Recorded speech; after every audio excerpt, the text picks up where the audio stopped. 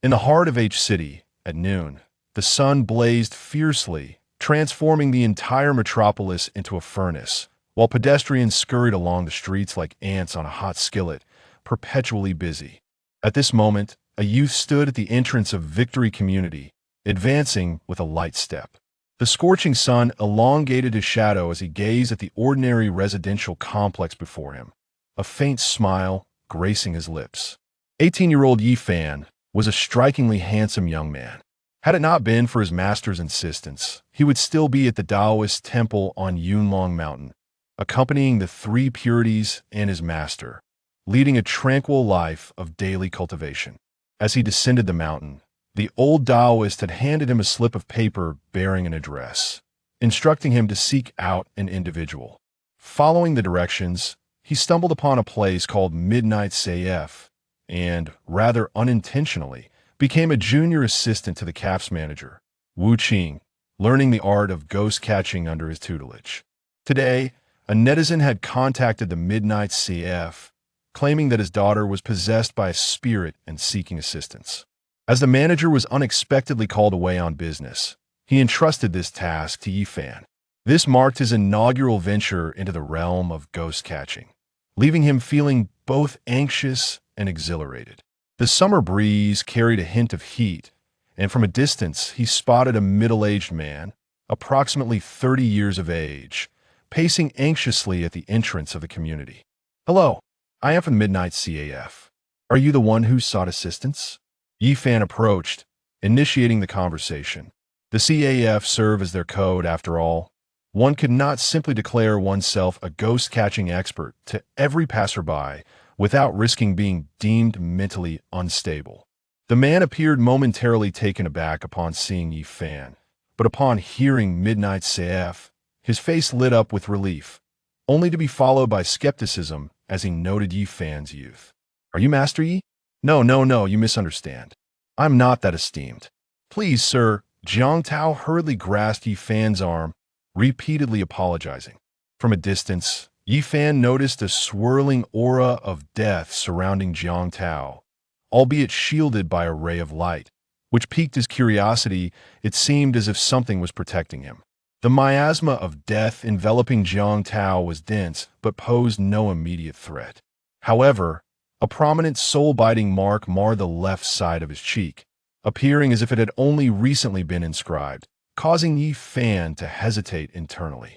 The soul-biting mark was a sinister emblem implanted by malevolent spirits upon humans, signifying that this particular spirit had attained a considerable level of power, capable of tracking its victim to the ends of the earth. "Unexpectedly, I have encountered a malevolent spirit," Yi Fan mused, gesturing towards Jiang Tao's cheek. "You bear the soul-biting mark. This is dire news." Jiang Tao's countenance shifted dramatically. He recalled that as he was descending, his daughter had unexpectedly kissed him on the left cheek, akin to a mosquito bite, leaving no mark or swelling. Dismissing at the time, he now stepped closer, gripping Yi Fan's arm with desperation. "Master, you are right. Just moments ago, my daughter kissed my left cheek. That must have been when the mark was placed. You must help me save my daughter." At this moment, Yi Fan's thoughts drifted to another concern. Given the current situation, it was evident that this spirit possessed its own consciousness, distinct from the ordinary remnants of ghostly souls. With his current level of cultivation, he felt an urge to retreat. "I'm afraid, sir, that the spirit you've encountered is formidable. I am not equipped to handle it. Perhaps you should seek out a more capable individual," Yi Fan replied, gently extricating himself from Jiang Tao's grasp, turning to leave. He sensed the unusual nature of the spirit from the soul-biting mark, and with the manager absent, he deemed it prudent to depart. Jiang Tao had previously sought assistance from various Taoist priests and monks, all of whom proved to be charlatans. Now, having finally encountered a genuine master, he was unwilling to let him go. Lowering his voice, beads of sweat forming even under the blazing sun, he implored, "Master, listen to me. If you can help me resolve this spirit's presence, I will pay you an additional 10 Thesano, 100,000. What do you say?" Yi Fan's heart leapt at the mention of 100,000. During his time on the mountain, He had suffered from hunger and cold, making money a rare treasure since descending. Regrettably, all finances were managed by the CAF owner, leaving him with a meager allowance of 700 yuan a month. If he succeeded this time, he would possess a substantial sum to enjoy leisurely pursuits, leaving ghost catching behind. He halted, clearing his throat. As the saying goes, saving a life is worth more than constructing a 7-story pagoda. I shall accompany you to investigate, but I must warn you, if I encounter a spirit that I cannot handle, I will not remain. Indeed, Master, please. Jiang Tao released Yi Fan's arm, leading the way. Master, you appear quite young. Where have you trained? Yunlong Mountain, 7 Stars Temple, he replied, referring to his master's temple, which had garnered a modest reputation in the vicinity. Master, you may not be aware, but I have a wife and a 7-year-old daughter. Lately, my daughter has been acting strangely. Her behavior and speech seem entirely altered. She even claims I'm not her father. I've been unable to sleep, sitting on the sofa through the night, and it has aged me significantly. As Jiang Tao spoke, he paused his stride. Yi Fan looked up to see a towering 20-story building, neatly aligned with another connected by a long corridor. Each apartment was designed for optimal cross-ventilation, with expansive south-facing windows allowing sunlight to flood in. Below, a small playground lay empty, a place once filled with the laughter of children, now eerily silent. In the sweltering heat of summer, the intensity of the sun was palpable, yet the building emanated a chilling aura. On the 16th floor, a thick veil of dark energy obscured one of the windows, blocking out the sunlight and casting a shadow even upon the 17th floor. Yi Fan cast a glance at Jiang Tao, his expression turning grave. You reside on the 16th floor? It is indeed ominous, such a powerful, malevolent spirit. Yes, my home is on the 16th floor. Have you discerned something? Yi Fan continued to scrutinize the 16th floor, feeling an increasing sense of unease. It appeared that something lingered on the 17th floor, entangled with the dark energy from the 16th, easily mistaken for merely a miasma of death. Suddenly, the jade pendant around his neck began to radiate warmth. This pendant had adorned him since childhood. His master had told him that it had been found with him, and over the years, it would emit heat whenever danger approached. Yi Fan pondered, his demeanor serious. Has anything unusual occurred in your apartment on the upper floors recently? Jiang Tao reflected for a moment. In recent days, he had been preoccupied with his own family's troubles, paying little attention to others. He recalled encountering a couple from the floor above as he descended the elevator, pushing an elderly man wrapped in a blanket down, his bare feet exposed. At the time, he had found it odd to see someone covered in a blanket during the sweltering heat, but his family's issues had overshadowed his curiosity. Just then, a middle-aged woman descended the stairs, passing by Jiang Tao. He quickly called out to her, "Excuse me, do you know if anything happened on the 17th floor?" The woman's expression soured as she glanced at Jiang Tao, her voice laced with annoyance. "Don't mention it. 6 days ago, an elderly resident on that floor passed away in his own home. They didn't even take him to the hospital. Such bad luck. I live right next door." With that, she hurriedly departed. Indeed, Yi Fan thought to himself, apprehensive that trouble was indeed looming. He stepped forward, seeking a spot where sunlight poured in most abundantly, producing a palm-sized compass gifted by the CAF owner. Crafted from small leaf rosewood, it was an excellent talisman for warding off evil. As he held the compass, directing it towards the sunlight, he discerned a wisp of red, ghostly energy mingled within the darkness between the 16th and 17th floors, his expression changing drastically. It appeared that the dense miasma from the 16th floor did not obscure the 17th, rather. It was the latter's own death energy that blocked the light. The sight of that red, ghostly energy filled him with unease. Jiang Tao, unable to comprehend Yi Fan's words, glanced between his own home and the upper floors, seeing nothing amiss. Yet, observing Yi Fan's solemn demeanor, he began to understand the gravity of the situation. After swiping his card, They entered a narrow corridor, approximately 10 meters long, adorned with white ceramic tiles, illuminated by ceiling light. As they stepped into the corridor, a sudden chill enveloped them. Initially, Yi Fan assumed the building was air-conditioned. Proceeding down the corridor, they reached the right side at its end, where the elevator awaited 2 households per floor, with stairs adjoining at the back. Jiang Tao hurriedly pressed the elevator button, which was stationed on the 17th floor, and it soon descended. Yi Fan, following closely behind, tapped Jiang Tao on the shoulder. When he turned around, Yi Fan cautioned, "If you wish to avoid peril, it is best to take the stairs." Jiang Tao appeared conflicted. "Master, if we take the stairs, we'll have to climb to the 16th floor. How long will that take?" Dinged at that moment, the elevator doors slid open, and Jiang Tao instinctively moved to step inside. However, as the doors parted, a chilling gust of air surged forth, revealing a nightmarish scene. Countless malevolent spirits clawed at him from the walls of the elevator, their forms twisting and writhing in a haze of ghostly mist.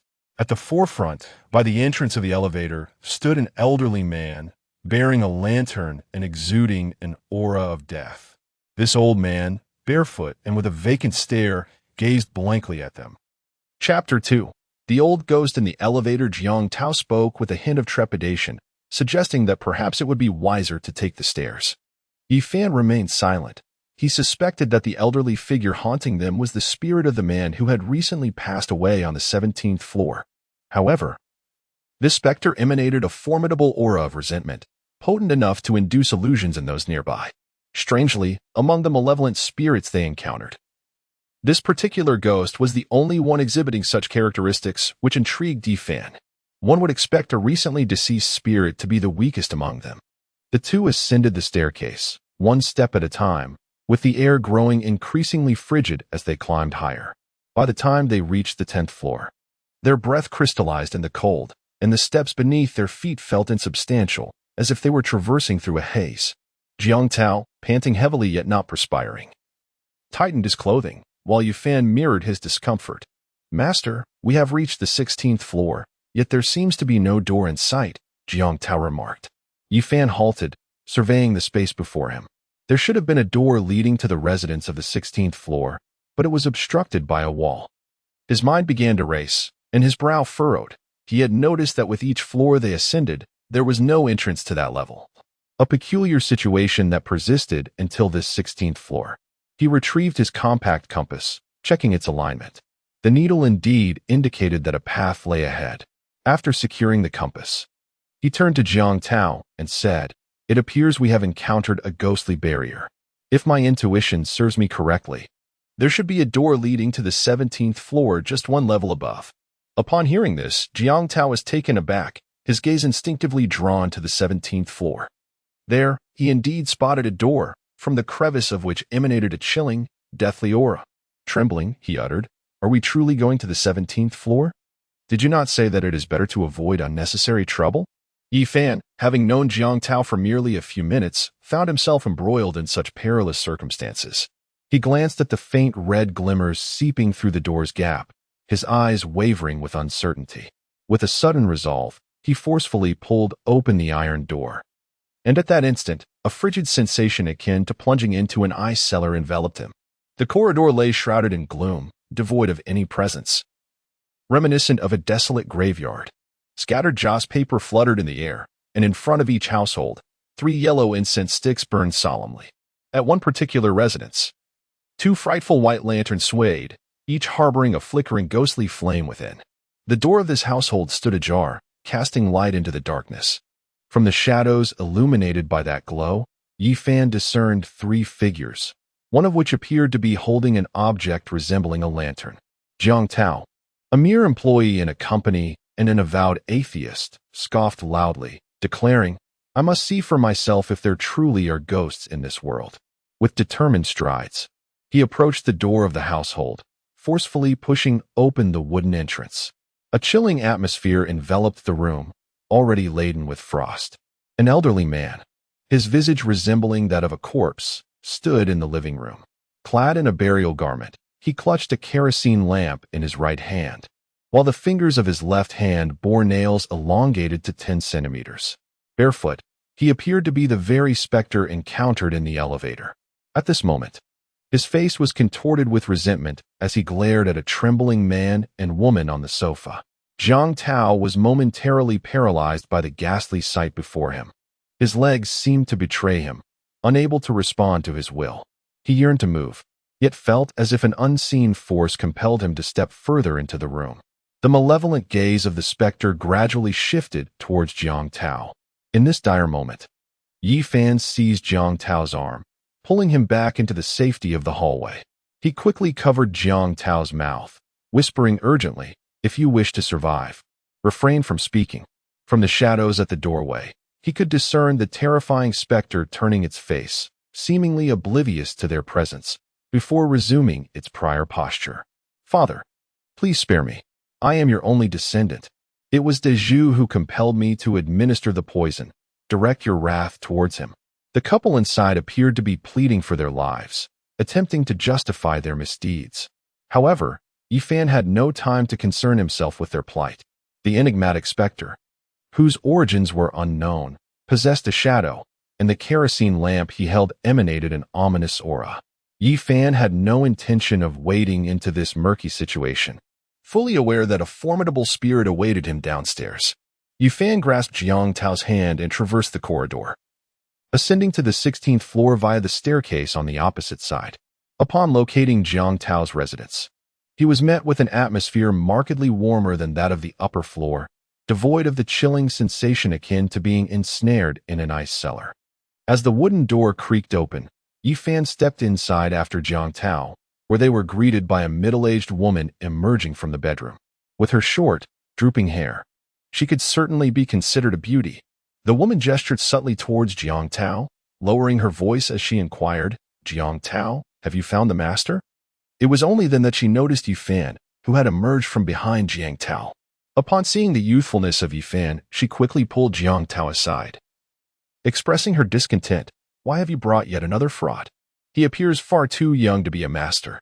"Do not speak nonsense. He is indeed a genuine master," Jiang Tao hastily reassured, inviting Yifan to take a seat and instructing his wife to prepare tea.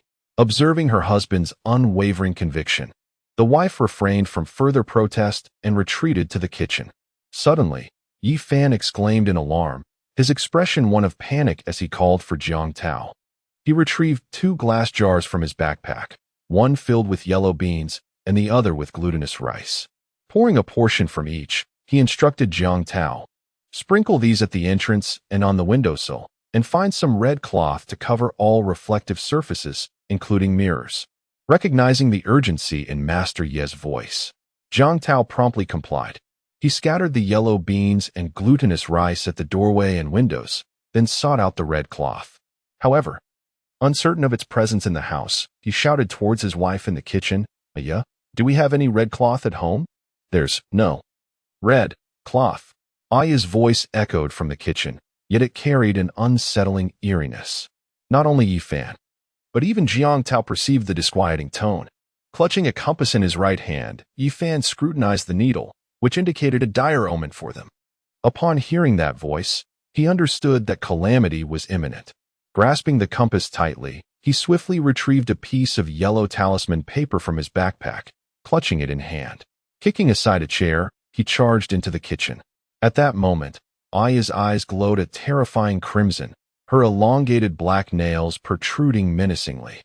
Her entire being was enveloped in a sense of death, as she cackled sinisterly, black liquid oozing from her mouth while she leered at the newly arrived Yifan. Whispering an incantation, Yifan pressed the talisman against Aya's forehead, and an array of dark mist erupted. Aya's eyes fluttered shut, her body slumping down, prompting Yifan to hastily support her. Just then, Jiang Tao burst in, his gaze fixating on the scene before him, anxiety etched on his face. "Master Yi, what has happened to my wife? She was possessed by a spirit just now, but she is fine now. Help her to the back room to rest," Yifan instructed, handing Aya over to Jiang Tao.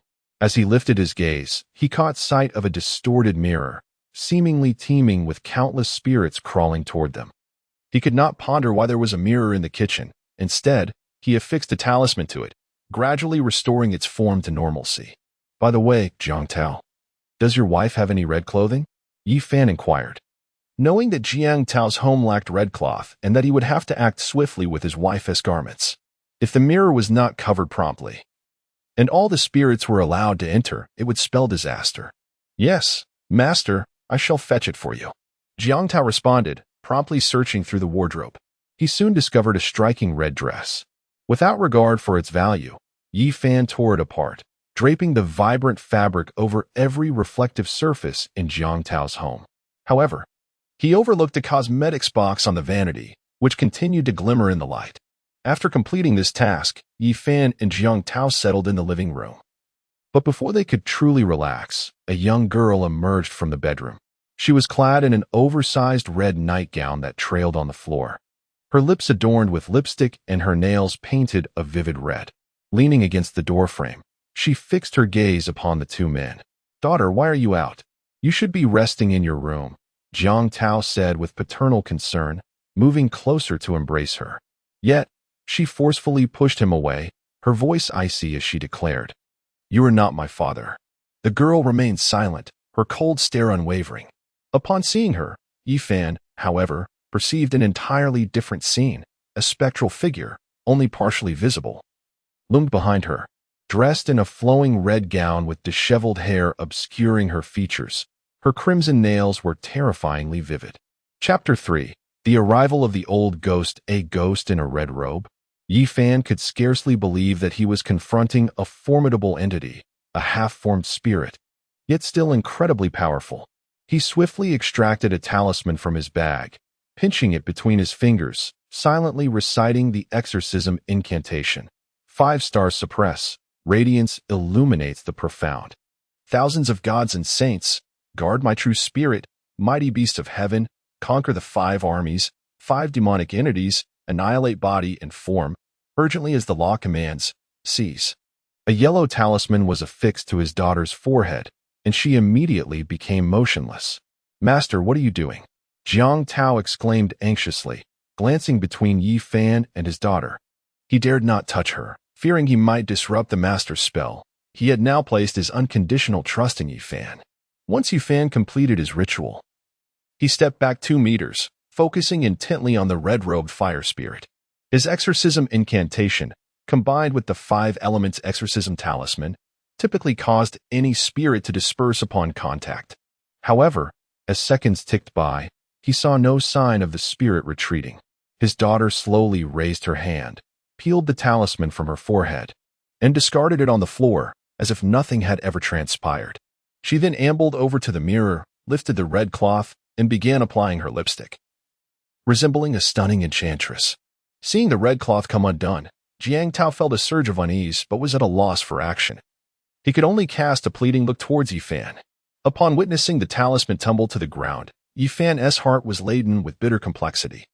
It was not the failure of his spell that troubled him, but rather the sheer uncertainty of the situation. The exorcism incantation paired with the 5 elements talisman should have obliterated an ordinary spirit instantly, even against a formidable entity, while it may not cause harm. The talisman would surely turn to ashes. However, his talisman was intact, cast aside in that place. There existed but one possibility. This entity, only half a spirit, was not the crimson-robed fire ghost. Otherwise, the 5 elements exorcism talisman would have reacted. But what, pray tell, was this creature? Cursed be it, Yi Fan muttered under his breath, calling out to Jiang Tao to seal the door. Yet, before Jiang Tao could react, a tremendous force burst through the door, unleashing a chilling aura that enveloped them. The old ghost they had encountered upstairs now stood at the threshold, its blood-red eyes glaring menacingly at the two of them, while the oil lamp in its right hand flickered incessantly, never extinguishing. Yi Fan felt an immediate sense of foreboding. The inevitable had arrived. Yet, he could not comprehend why this old ghost, evidently slain by his own son and daughter-in-law, had come to exact vengeance upon them. "Master, what shall we do now?" Jiang Tao stammered, his legs trembling at the sight of the approaching specter. He hastily grasped the adjacent sofa to steady himself. "Yi Fan, momentarily at a loss for words. Instructed Jiang Tao to retreat to the doorway of the bedroom. Suddenly, Jiang Tao noticed his daughter, seemingly unfazed, applying lipstick before the mirror. In a rush, he dashed forward, scooping her into his arms as he stepped back. Yi Fan, too, readied his 5 elements exorcism talisman, poised between his fingers. Prepare to strike at the old ghost at a moment's notice. The shift in the old ghost's expression did not escape Yi Fan's keen observation. He glanced from the ghost to his daughter, and it became apparent the old ghost's target was not them, but rather, your daughter. Jiang Tao hurriedly concealed his daughter behind him, his arms outstretched like an eagle shielding its chick, safeguarding his beloved from harm. Master, could there be a misunderstanding? My daughter is a stranger to that old ghost. Why would he seek her out? After pondering, Yi Fan glanced at the half-formed specter lurking behind his daughter. It appeared that the old ghost was indeed targeting the malevolent spirit residing within her. For reasons unknown, this wicked entity possessed only a fragment of a soul, suggesting it was no match for the old ghost. The old specter lingered at the entrance, a graveyard materializing behind him, where countless little spirits crawled towards him. It seemed that the oil lamp in the old ghost's grasp had become the sole beacon of light within that cemetery, illuminating the path for the approaching phantoms. An army of clawing, shrieking spirits appeared at the threshold, beginning their advance into the dwelling. Upon encountering the yellow beans and glutinous rice, they emitted a hissing sound, releasing a multitude of black mist. Their anguished wails sent chills down the spines of Yi Fan and the wooden figure beside him. This is dire, Yi Fan thought, realizing the old ghost was utilizing these little spirits to extinguish the divine essence of the yellow beans and glutinous rice. Once the last remnants of their sanctity were eradicated, there would be no stopping the old ghost. Watching in horror as the final yellow bean lost its divine quality, he instinctively took a step back, his voice laced with concern. He reached for his phone, intending to call the shopkeeper, but it persistently displayed out of service, leaving him unaware of the shopkeeper's whereabouts. As the last yellow bean succumbed to darkness, a swarm of little spirits surged forth into the room. Though their power was insignificant, being mere white shirt and yellow page ghosts, their overwhelming numbers posed a formidable threat. Yi Fan swiftly produced a yellow talisman, bringing his palms together before him, closing his eyes, and commencing the incantation of the ghost-slaying spell. The Grand Supreme Elder Lord commands me to vanquish ghosts, accompanied by my divine power, crowned with the celestial canopy. Shot in the boots of Kiegon. First, I shall slay the malevolent spirits, then sever the midnight specters. Which deity does not bow? Which ghost dares to oppose? Urgently, as the law commands, I summon thee. Upon opening his eyes, a glimmer of brilliance emanated from him as he scattered the yellow talismans around the 3 individuals, forming a faint circle of golden light that enveloped them. As the malevolent spirits encountered the talismans, they emitted piercing wails, dissipating into black smoke. Yet, for every spirit that vanished, numerous others surged forth, and the golden radiance of the talismans began to dim. Despite this, it was not a sustainable solution. The talismans would inevitably deplete. Anxiety gripped Yi Fan as he regretted wading into such treacherous waters, unwittingly ensnaring himself. He glanced at his phone again, but the shopkeeper's number remained out of service. The ancient specter had already entered the living room, its ghostly visage adorned with fangs, tinged with a sinister red hue. The oil lamp it carried emitted an eerie glow, while countless little spirits surged forth from behind it. Yi Fan realized that this oil lamp must be a formidable ghostly artifact. Shattering it would likely disrupt the old ghost's power. Jiang Tao struggled somewhat, for no matter the nature of the specter, it was still his daughter. After the daughter stepped outside, the little spirits retreated in unison, leaving only the old ghost bold enough to stand before her. She shouted at the old ghost, "You think you can catch me?" With that, she charged at him fiercely. The old ghost, with one hand free, attempted to grab her, but the daughter's strength was formidable, causing him to stagger backward upon impact. Seizing the opportunity, Yi Fan retrieved a cerulean talisman from his backpack. As he gazed at the talisman, a tremor coursed through his face. It pained him deeply. For this talisman was a precious artifact worth over 1,000 yuan, the purple azure divine thunder talisman. However, there was no time for hesitation.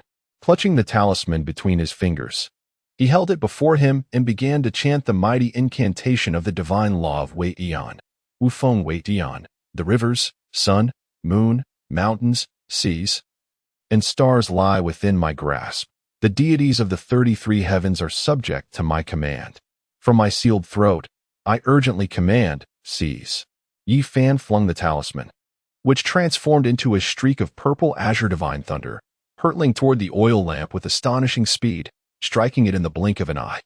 A crack appeared on the lamp, and behind the old ghost, the graveyard crumbled into disarray. Enraged, he let out a furious scream, and the few remaining strands of hair on his head morphed into long tendrils that flung the daughter away. His eyes burned crimson as he shot a glance at Yi Fan before vanishing down the corridor. Meanwhile, the little spirits, now bereft of their graveyard, began to scatter wildly, disappearing into the shadows of the house. As Jiang Tao witnessed his daughter being flung onto the sofa, he hurried over to check if she was injured. At that moment, Yi Fan also approached, casting a glance before reassuring Jiang Tao, "Your daughter is not in any mortal danger. She is merely asleep. I suspect that malevolent spirit has also succumbed to slumber. You should carry your daughter inside to rest. I have some matters to discuss with you." Jiang Tao nodded, aware that certain truths could not remain hidden forever. After gently placing his daughter in the bedroom, he returned to the living room, seated himself on the sofa, lit a cigarette, and offered one to Yi Fan, who declined, stating that he did not smoke.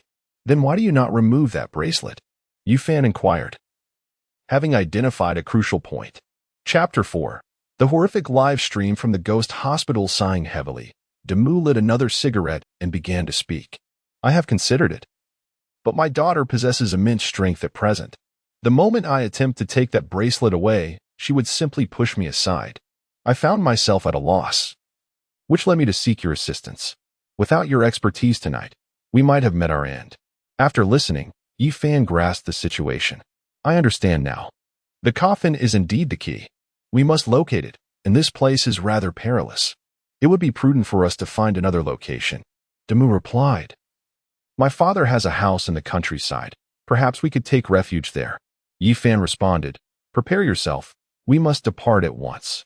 Demu gathered his wife and daughter into the car, quickly packed a few essentials, and upon Yi Fan's arrival, pressed the accelerator, heading straight for his ancestral home in the countryside.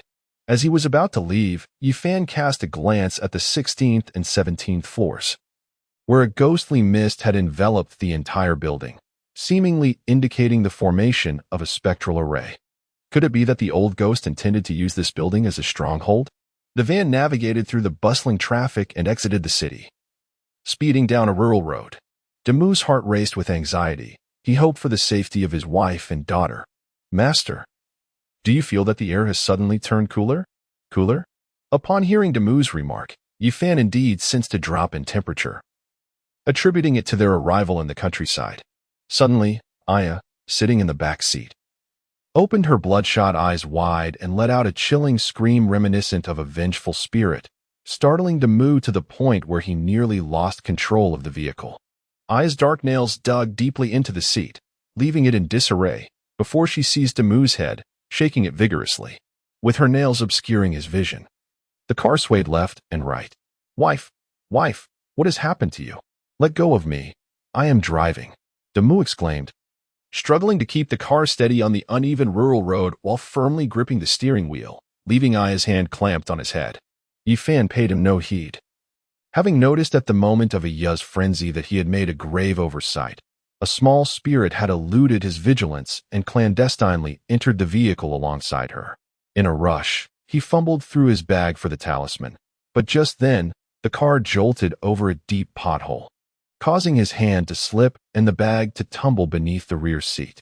He had no choice but to unbuckle his seatbelt, rise, and lean back to retrieve the fabric pouch. However, the vehicle's violent swaying made it exceedingly difficult to grasp. "Demu, could you drive more steadily?" "I can't reach the bag," he implored. Master, I can't see the road." Yi Fan ceased his chatter, concentrating solely on retrieving the pouch. At last, he grasped it.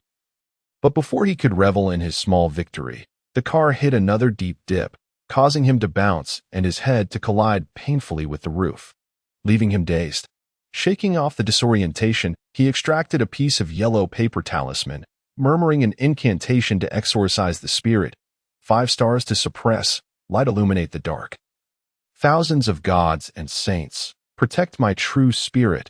Fierce beasts of heaven, subdue the 5 armies. 5 heavenly demons, vanish the body and shape, urgently as the law commands. Capture. He aimed to affix the talisman to Aya's forehead, yet the spirit controlling her seemed to possess its own will, aware of the talisman's potency. As the yellow paper approached, it deftly dodged, and compounded by the vehicle's relentless bumps, Yifan found it impossible to accurately place the talisman upon Aya's brow. With a thud, he struggled to sit up, his body and legs marred by numerous scratches from the underbrush, blood seeping from the wounds. Moving his limbs cautiously, he was relieved to find no fractures. He leaned against a nearby tree, laboriously rising to his feet, surveying his surroundings. This was a dense forest, overrun with weeds and small trees, interspersed with several graves. In rural areas, it is customary for people to bury their ancestors near their homes, with various types of tombs, long, earthen, rounded, and even concrete. Scattered around were a few wreaths and offerings of yellow paper, indicating that one grave was recent. Yifan noticed the inscription, "Here lies Zhang Qian, beloved daughter," accompanied by a brief account of her life, revealing her tragic demise at the tender age of 20. How unfortunate! The photograph displayed her youthful beauty. Yifan bowed respectfully before the grave, murmuring, "I apologize for my intrusion as I pass by. I hope for your understanding. Here are a few joss papers. May they serve as my tribute." After setting the papers ablaze with his lighter and scattering the ashes atop the grave, he oriented himself and began to ascend the slope. He recalled that it was from this very height that he had fallen. He wondered how Mu and his wife were faring. Darkness was enveloping the landscape, and the ominous presence still lingered. He needed to reach them swiftly, lest the consequences be dire. The incline proved steep, and by the time he reached the summit, night had fully descended. Yet, there was no sign of the vehicle or Mu. Had they realized his absence and departed? The light was dim, and relying solely on the moonlight, he could not discern the tracks left by the wheels. Thus, he gazed up at the stars to ascertain his direction and proceeded towards one of them, hoping to soon come across a dwelling. After approximately half an hour, a 3-story building came into view, accompanied by a sizable courtyard. Each floor housed 9 rooms, and on both sides of the courtyard, there were additional wing rooms, albeit devoid of any illumination, suggesting it belonged to a relatively affluent family. As Yifan approached, he discovered that Mu's vehicle was parked there, indicating that he too had lost his way or failed to find his bearings. Choosing to linger until dawn to continue his search. After all, without the presence of this master, his daughter remained in considerable peril. He opened the car door and retrieved his backpack, yet found that the scattered talismans around him had been torn to shreds and were rendered useless. Reluctantly, he salvaged a few intact ones to stow away in his bag. He then took out the antiseptic solution and bandages, along with cotton swabs, and tended to his wounds with a hasty wipe. He wrapped what he could in gauze, while smaller cuts were covered with adhesive bandages. These supplies were essentials he carried on every outing, as encounters with spirits often resulted in skirmishes and minor injuries. However, this time, the specter had dealt him a resounding blow, and merely surviving was a stroke of fortune. After dressing his wounds, he rummaged beneath the seat and at last found his phone beneath a blanket, only to discover it was broken, the entire screen devoid of light. With a heavy sigh, he lamented the loss of his 2,000 yuan phone, now rendered useless. He resolved to seek out Mu, who possessed 250,000, and insisted that he reimburse him for the damage, not to mention the injuries he bore. After gathering his belongings and closing the car door, he approached the entrance. The gate, a wrought iron affair, stood ajar, overrun with a tangle of weeds, while a thick chain lay severed on the ground. Yifan lifted his gaze, spotting a large sign hanging above. Faintly illuminated by the dim moonlight, he discerned the inscription, XX Mining Central Hospital. It dawned on him that he had stumbled upon an abandoned mining hospital, typically a modest establishment classified as a Level 1 or C-grade facility. Such hospitals lacked specialized departments like cardiology or general surgery, instead categorizing ailments broadly into internal and external medicine, treating all maladies indiscriminately. Given its diminutive size, the quality of physicians willing to work there was often subpar. The architecture of the building bore the hallmark of the Republic era, suggesting it had withstood the ravages of time. Pushing open the iron gate, Yefan ventured inside, eager to locate Demu and the possessed Ya.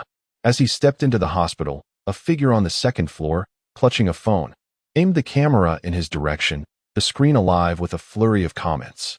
September. Fee alive, is it another ghost sighting livestream?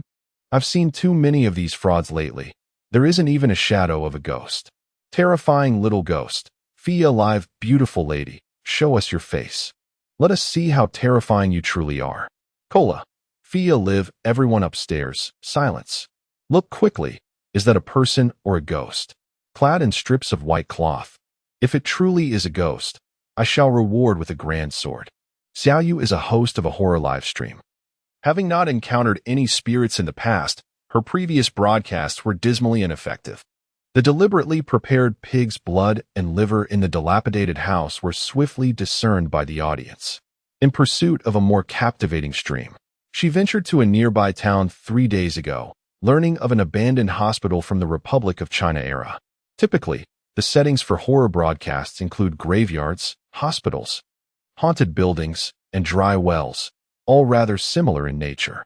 To bolster her courage for today's stream, she had taken a few swigs of white liquor before arriving. Ascending from the first to the second floor, the atmosphere was eerily quiet, devoid of any spectral presence. However, as she glanced out the window, she suddenly spotted someone entering. Uncertain whether it was a person or a ghost, her spirits lifted upon seeing comments offering a grand sword as a reward, prompting her to engage with her fans. Chapter 5. The female host Xiaoyu. Daniu, Fee live, what nonsense. That's obviously a person, undoubtedly a hired plant. I'm out of here. Cola, Fee live, everyone upstairs. Please be quiet. Look at the window glass. There's a shadow next to the host. Xiaoyu was engrossed in interacting with the barrage of comments and her fans when she suddenly heard someone mention a shadow on the window. Startled, she quickly glanced up, yet saw no ghostly apparition. Looking down, she noticed that Yefan had entered the building at some point, rendering him invisible. Xiaoyu patted her chest and addressed the comments. You all are such pranksters. There's no shadow. You nearly scared me to death. Suddenly, a large sword icon flew across the screen. Xiaoyu cheerfully exclaimed, Thank you for the big sword, Kale. Moi love you. Kale, Fia live love you, you big-headed ghost. Turn the camera around. There's a ghost behind you. Let me see it, and I'll send you a Lamborghini. Little ghost, Fee alive, oh my goodness. There really is a ghost behind you. It's coming at you with something sharp. Run, host. Little rascal, Fee alive host, quickly run. There's truly a ghost. Kale, Fia live, everyone upstairs. Shut up. Hurry up. Host, I want to see the ghost. A Lamborghini awaits. Xiaoyu felt a chill on the left side of her neck, as if someone were breathing near her ear, which frightened her. Could it be that she had truly encountered a ghost? Fear began to creep in, and she felt an urge to flee. However, she thought of the Lamborghini and decided it was worth the risk. With her flashlight in hand, she swiftly turned to look behind her. A piercing scream of 300 decibels reverberated throughout the entire hospital. Before her stood a colossal mirror, reflecting a girl in a mask gazing back at her. A sigh of relief escaped her. It was merely her own reflection, startling her to the core. How mischievous you all are. Xiaoyu remarked as she glanced at the barrage of comments on her phone, re-engaging with her fans. At that moment, Xiaoyu noticed a stack of newspapers on a nearby table, those vintage broadsheets from the Republic era, where the text was printed in a top-to-bottom format, now faded with age. She picked one up and brought it into the live stream, sharing it with her viewers. It turned out to be a news piece recounting a tragic tale. A concubine from a wealthy family who required a cesarean section due to a narrow pelvis. However, the head of the household, adhering rigidly to tradition, forbade the procedure. Consequently, the expectant mother perished in labor on the operating table. The attending physician, Dr. Hao, succumbed to public outrage and hanged himself from the rafters of the very operating room. Since then, the room has been haunted by the echoes of mothers' cries and the wails of newborns. Ding! 10 magnificent swords flew across the screen.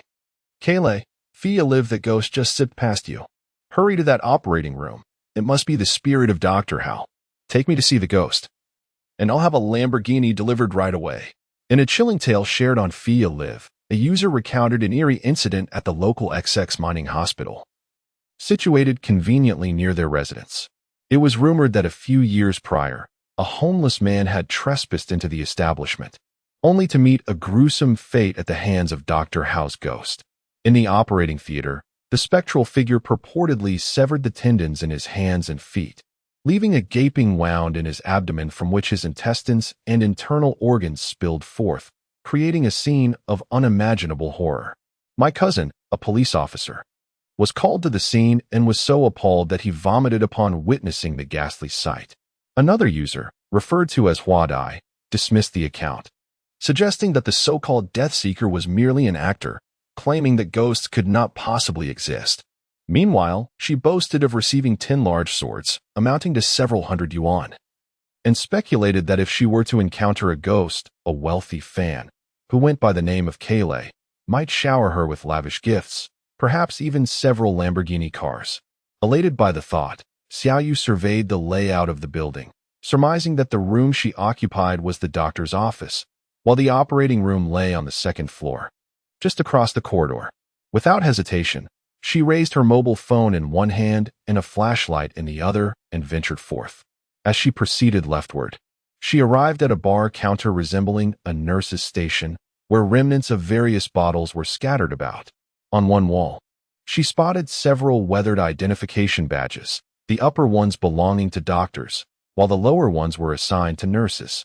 Another user, Xiaogui, expressed fascination, commenting on the striking appearance of Dr. Howe, exclaiming her desire to bear his children. Meanwhile, Dan Martin pointed out a striking resemblance between a nurse named Li Yin and a shadowy figure seen earlier at the window. As Xiaoyu gazed around the room while simultaneously observing the barrage of comments, a sense of trepidation began to take hold of her. Despite the absence of any apparitions, the fervent enthusiasm of her fans had conjured a palpable fear. As she ventured further, she stumbled upon a large, rusted metal box, reminiscent of a water station once intended for the families of patients, now long abandoned and devoid of water. To the left of this water station lay a room, marked by a sign that appeared to indicate a restroom. The door stood ajar, offering no glimpse of what lay within. Just as Xiaoyu contemplated turning away, a sudden sound emanated from a toilet, igniting a frenzy among the viewers. It's a ghost. There must be a ghost. Hurry, go inside. I'll donate 10 large swords if you do, proclaimed a viewer from the streaming platform. Upon reading the comments urging her to enter, Xiaoyu glanced back at the restroom door. The sound she had just heard echoed vividly in her mind. This desolate location had been bereft of water for many years. How could there possibly be the sound of a flushing toilet? Yet, wasn't she here to seek out the supernatural? Confronting a genuine specter would certainly be a test of her resolve. With a slight step forward and the anticipation of her fans weighing heavily upon her, she cautiously pushed open the wooden door. Creaking as it yielded, the door opened to reveal a 3-stall restroom, though all 3 stalls were obscured by barriers, preventing any view of the interior. The fans in the barrage began to stir once more, clamoring for her to unveil the stalls. Xiaoyu's breathing grew heavy. In the oppressive silence of the restroom, she could distinctly hear the rapid beating of her own heart. With a series of soft knocks, she cautiously pushed open the first wooden panel, revealing nothing but a desolate, open toilet. There was nothing else inside. She then proceeded to the next panel, which yielded the same emptiness. Could it be that the final panel held something? At that moment, even the barrage of comments had ceased, as if everyone was collectively holding their breath in anticipation of what lay behind the last panel. Xiaoyu felt a surge of anxiety. Come on, brothers. Where are your supportive comments? You're watching from home without fear, but I'm here in person. What if there really is a ghost? Taking a deep breath, she kicked the panel open, but in her overwhelming fright, she shut her eyes.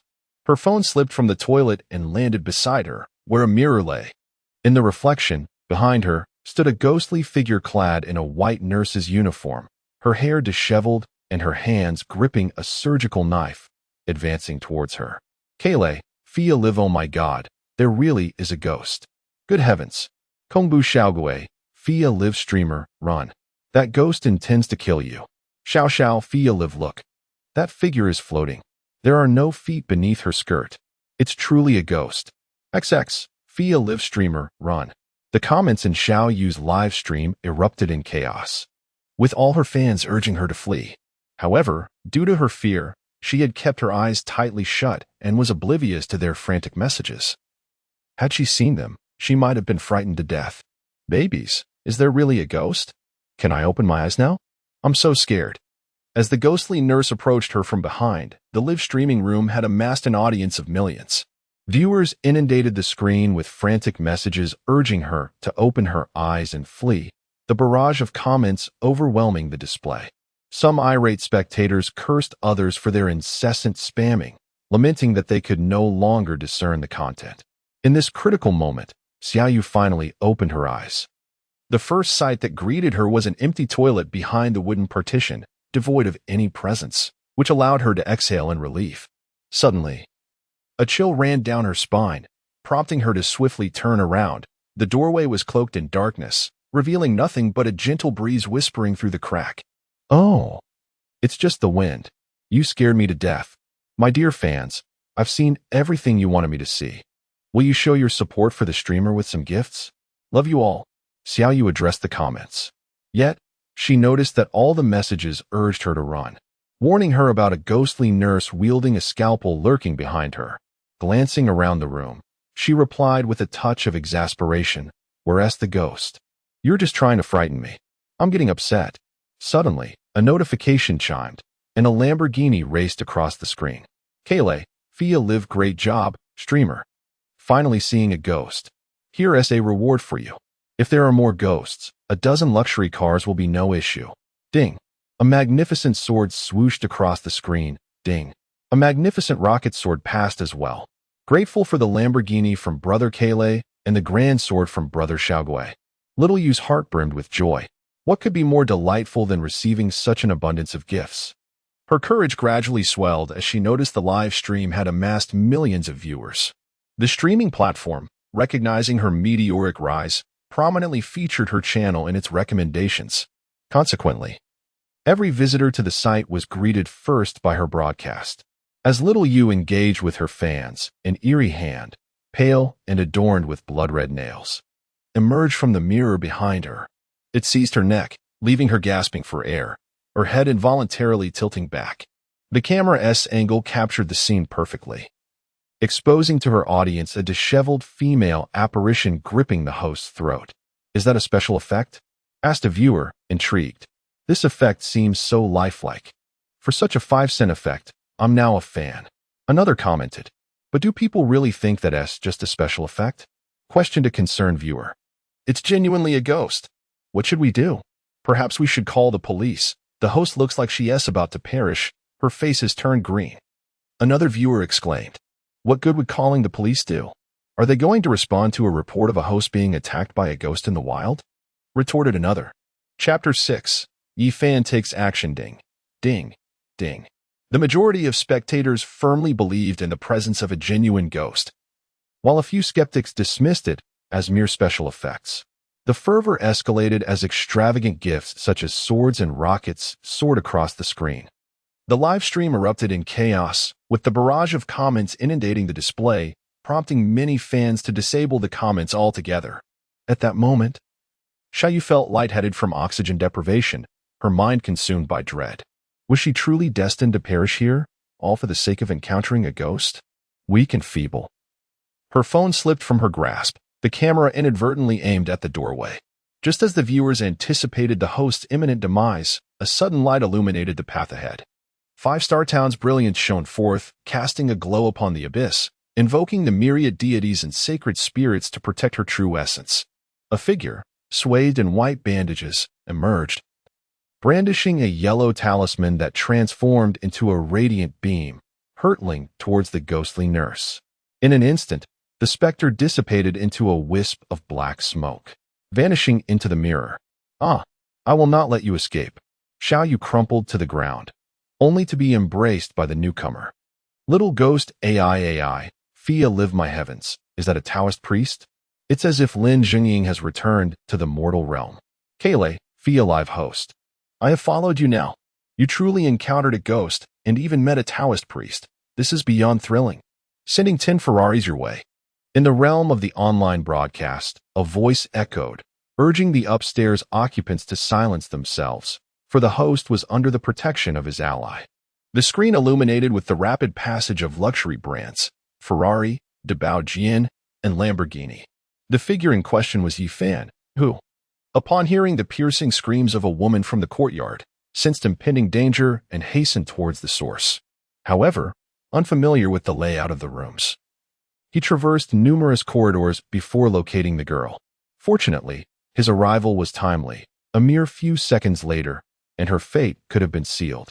Amidst the chaos, a phone lay discarded on the floor, its screen aglow with an abundance of comments. The current generation of young women, it seemed, sought excitement within the confines of live broadcasts.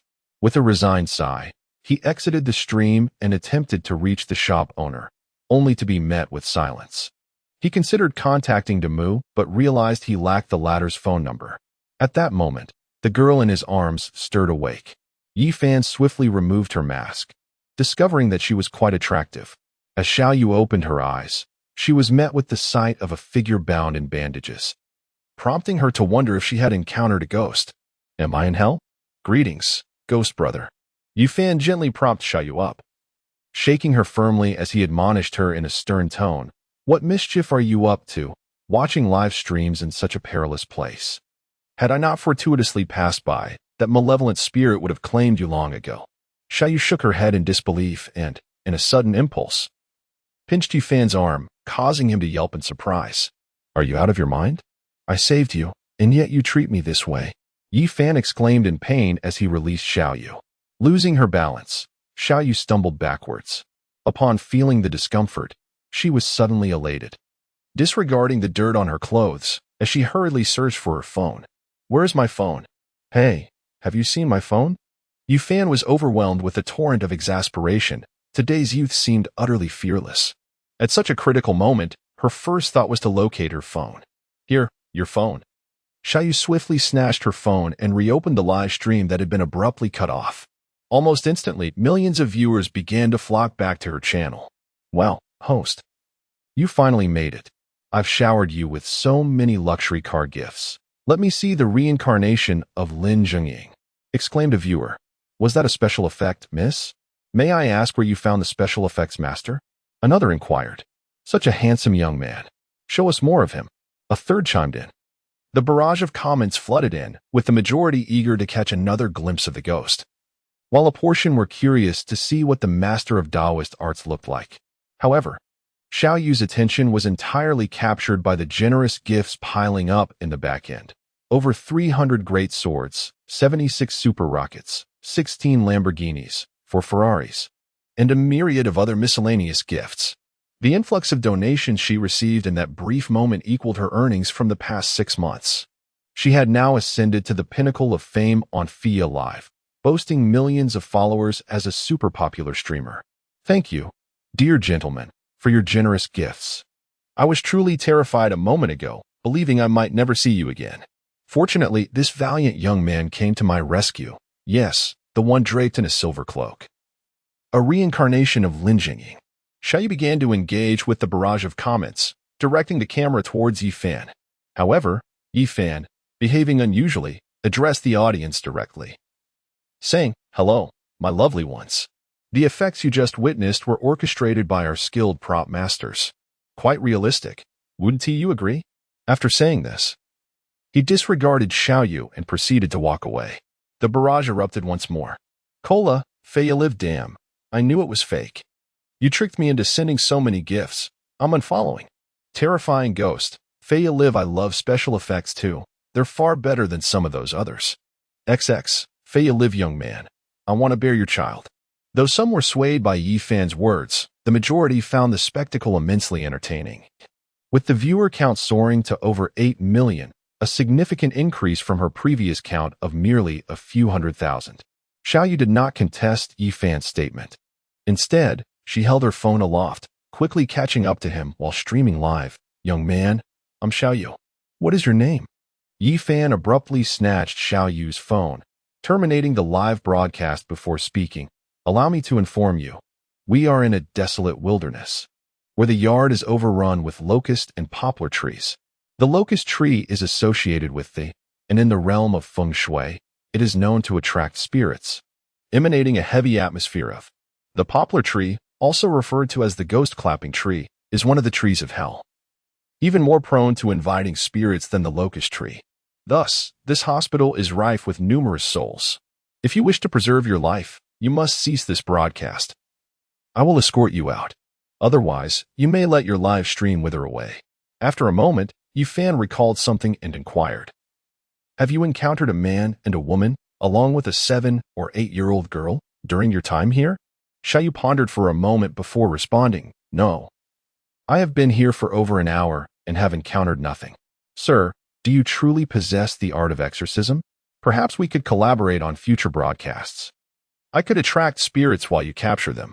Surely, we would achieve great fame, and gifts would rain upon us, making the prospect of becoming millionaires merely a matter of time." The emergence of Taoists dates back to ancient times, as they battled malevolent spirits, with numerous extraordinary individuals arising in their wake. Among them, the most renowned is the ghost catcher Zhang Kuei, who vanquished countless ghost kings, instilling fear within their ranks. Due to Zhang Kuei's bravery, he garnered the admiration of the Yin court, which oversees the rewards and punishments of the afterlife, eventually becoming a ghost messenger. His current title remains a mystery. The inhabitants of the mortal realm ultimately meet their demise. However, some formidable cultivators, upon passing, transition into the underworld, becoming ghostly emissaries. Through their arduous journeys in the realm of spirit apprehension, they ascend the ranks, with Lord Shui, one of the 4 great judges, rising to his esteemed position through relentless effort. He is among the few mortals who have transformed into high-ranking officials in the underworld, whereas the majority of such dignitaries, like the 10 great Yama kings, are native spirits of that realm. In earlier times, for reasons unknown, the 11 halls of Yama fled the underworld and descended into the human world, causing chaos and turmoil. The most notorious incident was the Ghost King War that transpired 15 years ago, during which the entire Taoist sect mobilized, yet they failed to subdue the Ghost King, suffering significant casualties. It is said that only through the deployment of a powerful artifact were they able to seal the Ghost King away. By the way, this place is filled with numerous rooms, intricately intertwined. Little you, let us split up and search. If you find my friend, call out loudly, and I shall arrive swiftly." Yi Fan turned to Little Yu, realizing the complexity of the rooms, and he had yet to locate the staircase to the 3rd floor. If Demu and the others were indeed present, they could only be on the 3rd floor. "I refuse. With so many spirits around, I shall not venture forth alone." Little Yu replied decisively. Yi Fan, feeling helpless, instructed, "Stay here and do not move. I have a plan." He retrieved a talisman from his backpack and chanted incantations. Humans are separated by heavy paper, while spirits are kept at bay by mountains. 1,000 evils cannot emerge.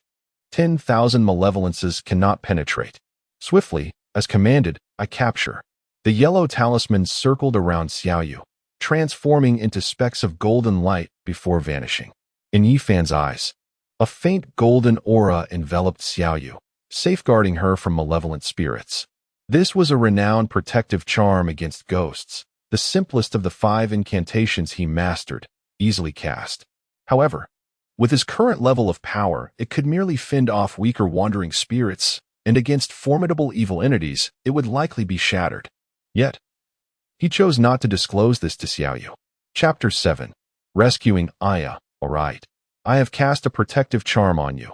Ordinary spirits cannot enter your body. Yi Fan stated after completing the ritual. He rummaged through his bag, noting he had 3 yellow talismans and 1 blue talisman remaining, which he needed to conserve. Upon hearing this, Xiaoyu leaped with joy, accidentally breaking a wooden plank beneath her with a loud crack. Playfully sticking out her tongue, she exclaimed, "Really? then I am invulnerable to evil spirits. I need not fear that ghost from before. Yi Fan nodded silently, contemplating that the space was small enough that even a powerful spirit would be easy to track by sound, enabling him to rescue Xiaoyu swiftly if necessary. The charming host, with an air of innocence, had just been labeled a deceiver, as a gentleman had previously stated that it was merely a special effect. Another viewer boldly declared that he possessed ample wealth and was unafraid to confront the supernatural, proclaiming a desire to encounter spirits, offering a Lamborghini for each one encountered. A playful spirit chimed in, suggesting that the host, presumably a young lady, should seize the opportunity to confront these individuals face to face. Young Yu ventured through room after room, her courage swelling with each step. She entered each chamber without a second thought, undeterred by Yi Fan's search for individuals, prioritizing the success of her live broadcast, which was an opportunity too rare to overlook. Soon, she arrived at the staircase, recalling Yi Fan's words, and resolved to ascend to the third floor, hopeful of uncovering his friend. As she reached the midpoint of the staircase, she aimed her phone toward the window above. Sensing a fleeting shadow moments before, both she and her audience held their breath.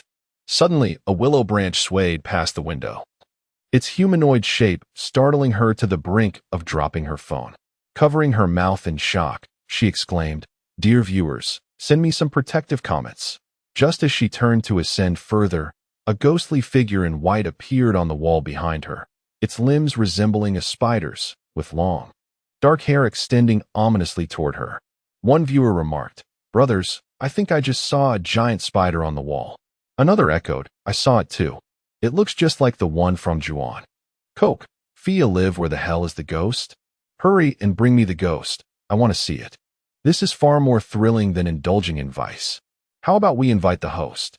Suddenly, countless strands of black hair began to entwine around Xiaoyu. But at the moment they made contact, an imperceptible golden light emerged from her body. The black hair, upon contact, dissipated into a plume of smoke and vanished. A chilling scream echoed behind Xiaoyu, startling her into a swift glance over her shoulder. Under the dim light of her phone, she saw nothing and assumed she had misheard. Shaking her head, she continued her ascent up the stairs. Carefully, she approached the water room, feeling an uncanny sense that something was stirring within the adjacent chamber. In a hushed tone, she whispered into her phone, "Babies, look at that room ahead. It seems there's a ghost. Shall we go ghost hunting?" The barrage of comments agreed, and small gifts began to flutter across the screen. Xiaoyu cautiously advanced towards the room, uncertain if it harbored a ghost or perhaps a mere large rat. Closer she drew, emboldened by the comments, and slowly pushed open the wooden door, striving to make no sound. Her heart raced as she noticed a dark silhouette in the corner of the room, appearing almost human. Its head bobbed slightly, emitting a series of unsettling crunching sounds as if it were gnawing on something. With a swift motion, Xiaoyu stepped forward, striving to gain a clearer view. In her haste, she inadvertently snapped a twig beneath her foot. The shadow in the corner abruptly halted, pivoting its head towards her. Xiaoyu beheld a horrifying sight that would forever be etched in her memory, a disheveled specter with bloodshot eyes glaring malevolently at her, its mouth gnawing on some unrecognizable flesh. Blood dripped onto the ground in a rhythmic patter, while its ebony nails clutched a tuft of bloodied meat. Overwhelmed by terror, Xiaoyu could no longer contain her fear and let out a piercing scream, igniting a frenzy in the live-streaming room. As comments and gifs flooded the screen, the figure, sensing the presence of the living, discarded its grisly meal and emitted a chilling wail, baring its blood-stained fangs as it lunged towards Xiaoyu. Unprepared for such a frightful encounter, she fell to the ground, trembling uncontrollably, her voice pleading, "Ghost, please, don't come closer." Meanwhile, Yi Fan had finally located the staircase leading to the third floor. Just as he ascended, he was met with Xiaoyu's blood-curdling shrieks, reminiscent of a pig being slaughtered. He hurried towards the source of the sound, and upon arrival, he found Xiaoyu seated on the floor, her phone raised, shouting frantically at the room before her. Suddenly, a shadow erupted from within that very room, lunging at Xiaoyu. Without a moment to spare, Yi Fan dashed forward, extending his right hand to grasp the shadow's left arm. With a swift motion, he pulled the figure toward him, biting into his own tongue, allowing blood to spurt onto his left hand, and he pressed it against the shadow's forehead. A fleeting glimmer of crimson light flashed by, and a swirl of dark, malevolent energy erupted from behind the shadow, struggling momentarily in the air before dissipating into a wisp of black smoke. The shadow then slumped to the ground, its strength utterly spent. Seizing the moment, Yi Fan cradled the shadow in his right arm, only to find himself collapsing onto the ground due to fatigue. The essence of carbon blood is akin to the vital lifeblood of a human. The blood from a man's tongue embodies the most potent yang energy. Given Yi Fan's background in martial arts from a young age, he possessed an abundance of yang energy, sufficient for a single drop of his vital blood to dispel malevolent spirits. However, his excessive exertion had left him somewhat weakened. From a distance, Yi Fan recognized the shadow as Iya, the wife of Demu, who was now possessed by a minor spirit. It was his duty to ensure her safety, especially with Xiao Yu in such perilous circumstances. Although he had the time to retrieve the yellow talisman paper, he lacked the opportunity to recite the incantation to exorcise the spirit, thus relying instead on the yang energy within his own vital blood to counteract the malevolence. His current level of mastery over the spiritual arts was still too shallow. Invoking any ghostly incantations required verbal recitation, unlike the formidable practitioners such as the shopkeeper, who could cast spells merely by silently invoking their names. At that moment, Xiao Yu regained her composure and raised her phone to live stream the event. However, before she could proceed, Yi Fan swiftly snatched the device from her grasp and hurled it out of the window with a fierce expression, warning her sternly, "I shall reiterate. Should you dare to broadcast me again, I will unleash the spirits upon you. Ah, my phone, my Orange Plus, you must compensate me for my Orange Plus, which cost me several thousand yuan." Xiao Yu, being a woman, instantly forgot that Yi Fan was her savior upon witnessing her phone being thrown. She rushed at him, scratching and clawing. Yi Fan furrowed his brow, one hand protecting the unconscious Aya in his arms, while the other pushed her away. After a few minutes, perhaps having exhausted her commotion, she finally noticed the blood at the corner of Yi Fan's mouth. "Oh no, you're hurt. Where did you injure yourself? Let me bandage it for you." Yi Fan replied irritably, "I was injured by your wild punches just now." Xiao Yu playfully stuck out her tongue and made a cute face, explaining, "I was just anxious. Who told you to throw my phone? If you didn't want a live stream, you could have just said so. No need to be so fierce." Yi Fan glanced at Xiao Yu's adorable face, internally scoffing, reminding himself not to be deceived by her charming exterior. Suddenly, Xiao Yu gasped, startling Yi Fan. She pointed at the person in his arms, asking, "Is she human or ghost? What about your friend?" Yi Fan inquired as he carried Aya into the adjoining room to inspect. He kicked a piece of flesh on the ground, still matted with fur, discovering it was a wild cat. He pondered the situation. It seemed Demu had realized he could not handle Aya, possessed by a spirit, and had likely taken his daughter into hiding. He held Aya in his arms and stepped out of the room, calling out towards several directions within the building, "Demu. This is Yi Fan. I have found your wife. Where are you?" "Demu, it's me, Yi Fan. Are you there?"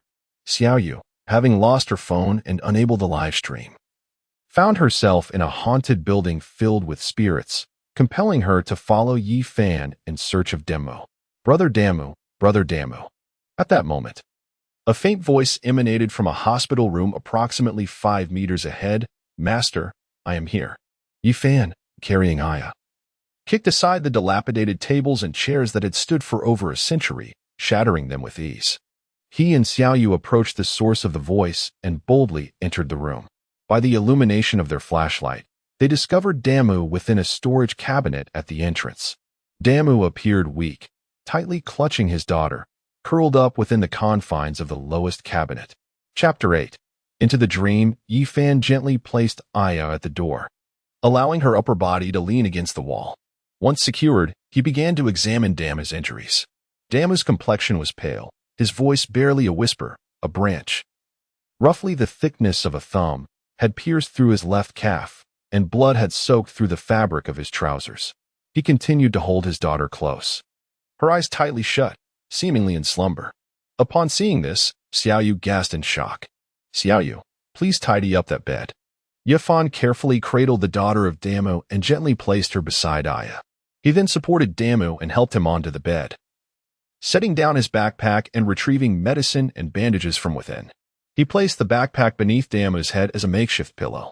Damu, having lost a considerable amount of blood, lay in a state of extreme weakness, necessitating urgent measures to staunch the bleeding. Upon inspecting the wound, Yifan discovered a resilient locust tree branch embedded 5 centimeters deep into Damu's calf, mercifully avoiding a complete puncture. The locust tree, known as the ghost tree, harbors a dense negative energy. Coupled with Damu's frailty, this malevolent aura had overshadowed his vitality, likely preventing detection by the lurking spirits. With resolve, Yifan grasped the branch and, with a swift motion, yanked it free. He promptly doused the wound with medicine and applied pressure with the bandage, wrapping it tightly around Damu's calf. The fabric quickly became saturated with blood, yet the bleeding had ceased. Damu, awakened by the pain, beheld Yifan tending to his injury, and noticed the spirited Xiaoyu peering curiously at him. Master, you've arrived. Who is this beside you? Damu inquired. Seeing Damu awake, Yifan smiled and replied, Ah, this is a reckless young streamer I discovered on the 2nd floor, foolishly broadcasting from this haunted building. It's a miracle she survived. Upon hearing this, Xiaoyu, instead of receiving praise, found herself being mocked. She clenched her small fists tightly, shaking them in front of her. Yet, realizing she was no match for him, she could only huff in frustration. Damu propped himself up, attempting to sit upright, and weakly inquired, Where is my daughter? And my wife? I tell you, someone interjected, but I have discovered your wife. Humph. Xiaoyu pointed at the 2 individuals leaning against the wall, lifting herself up high and casting a disdainful glance at Yifan, for he had often belittled her. Yifan, however, had no time to indulge her antics. After meticulously bandaging Damu's wounds, he assisted him in leaning against the headboard of the bed. He then tidied the other 2 hospital beds, placing several wooden boards atop them, before walking to the corner to gently carry Aya and her daughter, laying them down comfortably. Upon completing these tasks, he retrieved a roll of red string from his bag, fashioning it into a pentagram that encircled the 3 beds. He also produced a clay figurine of a Luohan, placing it on the fire position, and extracted a piece of talisman paper, reciting incantations under his breath. Finally, the yellow talisman transformed into shimmering golden specks, vanishing within the confines of the pentagram. With that, he let out a long sigh of relief. Xiaoyu squatted on the ground, propping her chin on her hands, watching him with wide, blinking eyes as if he were an alien. Hey, big brother, what are you doing? After finishing his preparations, Yifan clapped his hands and replied, This is a simple 5 elements ghost fire sealing array. The red string has been soaked in the blood of a black dog and a rooster. The mighty Luohan presides over the fire position. If any malevolent spirit approaches, it will unleash the true fire of Samadhi, turning ordinary spirits to ashes upon contact. Humph. Such a vigorous display of skill, yet the pay is a mere 250. The mischievous Xiaoyu turned her head away, for she remembered how this fellow had tossed her phone aside, still harboring a grudge in her heart. Yifan had no time to indulge in a war of words with her. He reclined on the last bed, calmly stating, I shall spend the night here, madam. Feel free to do as you wish. A shiver ran through her, causing her to tremble slightly.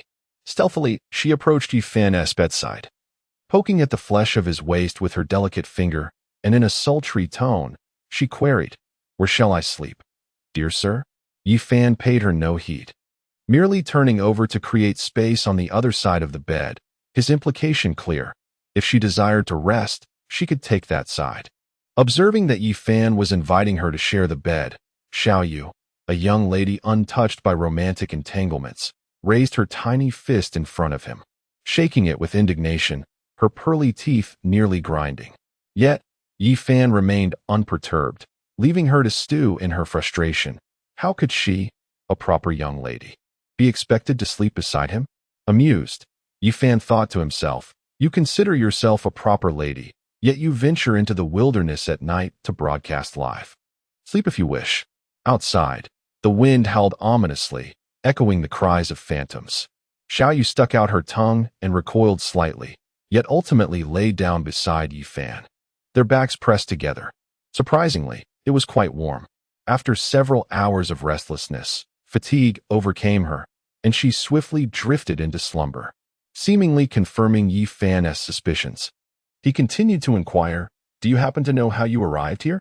Xiaoyu stretched her arm, rolled up her sleeve, and exclaimed, "Yi Fan, why are you so bothersome? How did I come here? Of course, I am. Strange. Why am I unaware of how I arrived here?" Although she struggled to comprehend her presence in this place, the abundance of delicious food made her cast aside such musings. Who cares? There's food to be savored. Young man, are you going to eat? If not, I shall devour it all. With that, she resumed her feast, indulging in large chunks of meat and apples. Yet her petite belly remained unperturbed. Yi Fan's mind stirred, and he furrowed his brow. He was not angered by Xiaoyu's words. Rather, they solidified his understanding of the situation. Enough, Xiaoyu. Cease eating. This is a dream. Everything here is illusory. He grasped Xiaoyu's arm, urging her to observe the breathtaking azure sky and the pristine grasslands surrounding them. Xiaoyu skeptically glanced at the sky, then at Yi Fan. In a flash, she pinched his arm. Yi Fan winced, instinctively preparing to cry out in pain. Oh, right. I am in a dream, so how could I feel pain? However, being pinched repeatedly by Xiaoyu left him feeling quite embarrassed. It is not painful, is it? Oh, how astonishing it is to realize that I am truly in a dream. Such a vivid dream. Does that mean I can do whatever I please? Goodness. Even though I typically present myself as a demure lady, my waist aches. Let me summon a few handsome gentlemen. Once Xiaoyu confirmed it was indeed a dream. She wiped her mouth, adjusted her trousers, and disregarded the delicious treats, instantly transforming handsome men into existence. In an instant, several well-built gentlemen emerged around her, beginning to perform. Xiaoyu, exhilarated, danced with joy, clapping her hands as her large eyes sparkled with delight. Where's that Dehua? Come forth and sing for me. Not far away. A stage materialized, and a figure resembling Dehua appeared, microphone in hand, commencing to sing, "I bid you farewell, under the merciless night." Yefan observed Xiaoyu's comical antics with a sense of resignation. Such is the nature of women. With a mere wave of his hand, all the surroundings vanished, leaving only him and Xiaoyu beneath a vast blue sky adorned with white clouds. After listening, Yefan simply smiled faintly. He flicked his wrist, and a chair materialized behind him. Sitting down, he spoke calmly, "Xiaoyu, do you realize that I have been observing everything you have done here?" Xiaoyu maintained her pouty demeanor, her cheeks puffed out. "And so what? Here, I fear you not." Upon hearing this, Xiaoyu immediately displayed a look of embarrassment, swiftly shedding her previous mischievous demeanor to transform into a genuine young lady. She cast several flirtatious glances at Yi Fan, then knelt before him, grasping his hands and shaking them playfully. With a hint of shyness, she exclaimed, "Oh, Yi Fan Gidge, I was merely teasing you earlier. This is truly my real self." Yet, deep within, Xiaoyu lamented, "Alas, my refined image is utterly ruined." Yi Fan, shaking off her grasp, replied calmly, "Enough. I have no time for your trivialities. Have you not realized that you cannot awaken? You are destined to be trapped here forever. Oh, truly, Yi Shao Gidge, you must devise a plan. I have millions of fans, my gifts, so many gifts." Xiaoyu resembled a heartbroken maiden who had lost her diamond ring, weeping inconsolably, though not a single tear fell. Yi Fan abruptly stood, causing the chair to vanish. The clouds above began to hasten their movement, while the grass beneath gradually withered. The sky transformed, and the vibrant blue and white landscape was replaced by a shadowy forest, ancient trees, graves, withered leaves, yellow paper, and paper figures scattered around them. This was indeed the cemetery that had just appeared before Yi Fan, and the newly dug grave loomed distinctly in sight. Xiaoyu gazed at the scene before her, feeling an unsettling fear. She inched closer to Yi Fan, clinging to his arm with unwavering grip. "You are unaware of your surroundings and the reason for your presence here. The only explanation lies in the realm of dreams. The only entity capable of transporting us both into this dreamscape is none other than a malevolent spirit. Yifan remarked while caressing his chin. Xiaoyu, still perplexed, widened her eyes in trepidation and inquired, "What is a malevolent spirit?" In this world, the supernatural beings can generally be categorized into ghosts, fairies, and corpses. However, malevolent spirits exist independently of these three classifications. They're a distinct form of life, representing a fourth category beyond viviparous, oviparous, and ovoviviparous beings. Their origins are diverse. For instance, a scarecrow, hanging in the fields for years, absorbs the essence of the sun and moon, along with the vitality of the living, thus transforming into a malevolent spirit. Similarly, a ghost, shrouded in confusion and absorbing the energy of death over time, may also evolve into such a spirit. Chapter 9. The Sephora Spirit. As Yifan spoke, he cast a glance at the tomb of Zhang Qian before him, smiling as he said, "Come forth, my dear. I am aware of your benign intentions, otherwise, with your meager abilities, a mere incantation from me could shatter this dream realm, leaving you to be utterly scattered." Moments later, a white figure emerged from the stone tablet, revealing a young woman clad in a flowing white gown, with bright eyes and pearly teeth, her slender waist and bare feet adorned with crimson nail polish. She epitomized exquisite beauty. Alas, she had met her demise at the tender age of 20, a tragic loss indeed. As Yifan was about to speak, Xiaoyu suddenly straightened her posture and declared, "You have indeed come to the right person. The esteemed individual beside me is none other than the renowned ghost-catching master, Yifan himself. No demon or ghost, no matter how trivial, can escape his grasp." The woman smiled faintly and replied, "I am most grateful, kind sir."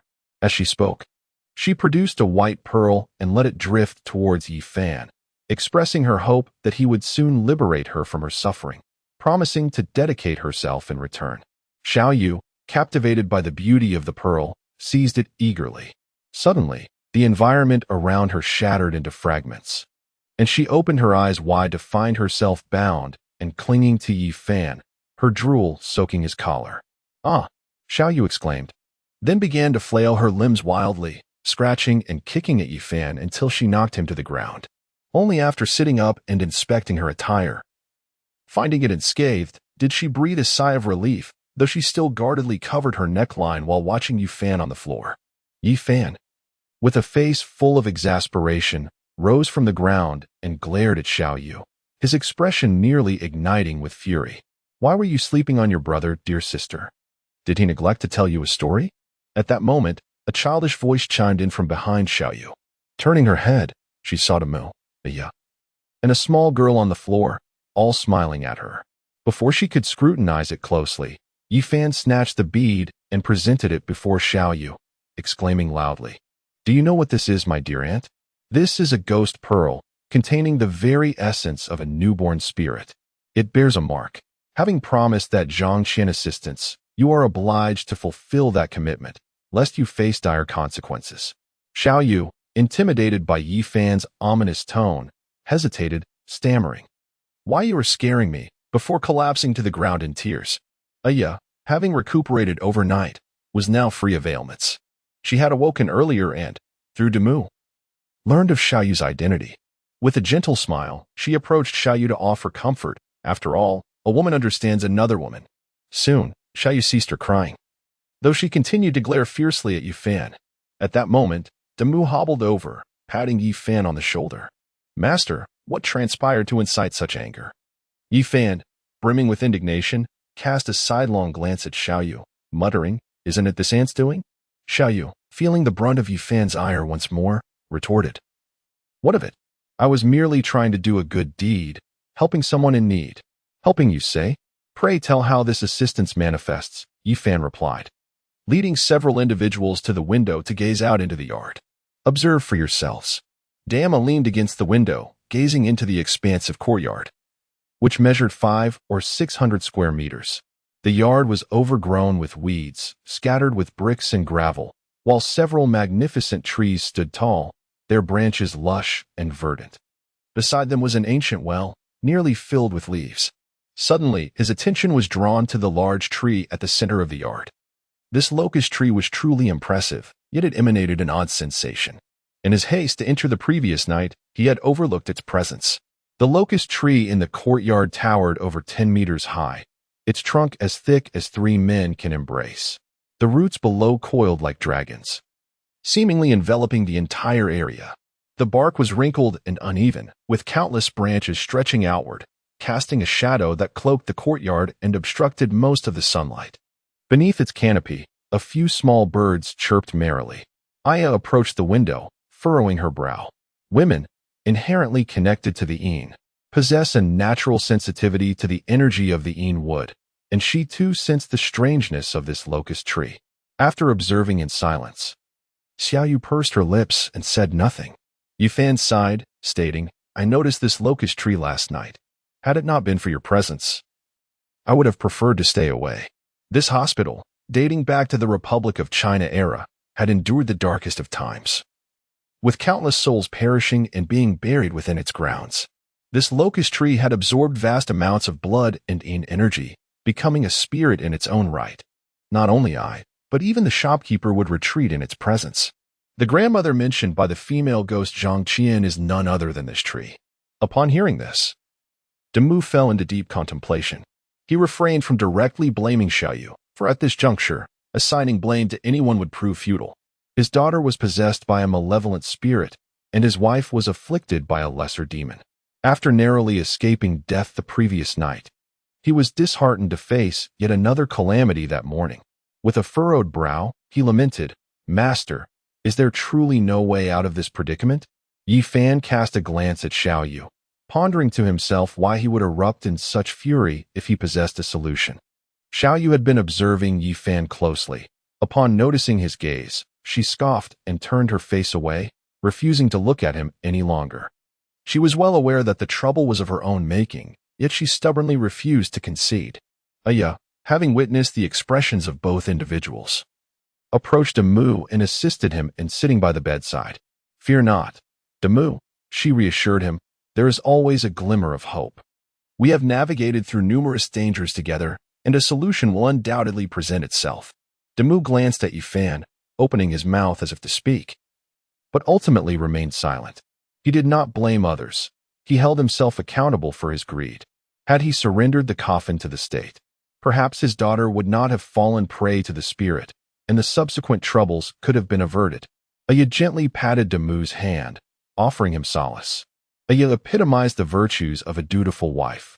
She looked at the lovely young girl before her and smiled, saying, "It's all right. We have faced perilous situations before. And besides, we have Master Yi with us." "Yes, it's this you fellow. What right does he have to act so grandiose without any real capability?" Xiaoyu interjected. Her finger pointed accusingly at Yifan, for she now regarded him as an adversary, having completely forgotten the events of the previous night when he had rescued her. Yifan cast her gaze away, disregarding her entirely. She needed to devise a means of escape, burdened as she was with the injured, children, women, and a young lady unperturbed by trifles. The locust tree, known as the Tree of the Five Eens, is a spirit among wood, heavy with the essence of darkness. Also referred to as the ghostly beckoner, it stands as one of the 3 great dark woods of the mortal realm. The cultivation of the locust tree resembles that of other botanical spirits, absorbing the quintessence of the sun and moon and exhaling spiritual energy. However, this method of spiritual advancement is exceedingly slow, requiring millennia to yield fruition. Yet, this particular locust tree, merely a century old, possesses such profound power, evidently having consumed a copious amount of human blood and souls. Upon absorbing human blood, it enhances its vitality, having relished the sweetness of such sustenance. It will undoubtedly seek to extract every drop of essence and spirit at its disposal. This explains why so many have perished within this hospital, leaving behind only a handful of malevolent spirits, for they were entirely devoured by the essence of the locust tree. Its powers have surged, allowing it to usher us in solely to feast upon our blood and souls, rendering our situation perilous. Yifan stood at the doorway, observing the locust tree below. Remarking that the 2 chattering birds had alighted upon its branches, never to take flight again.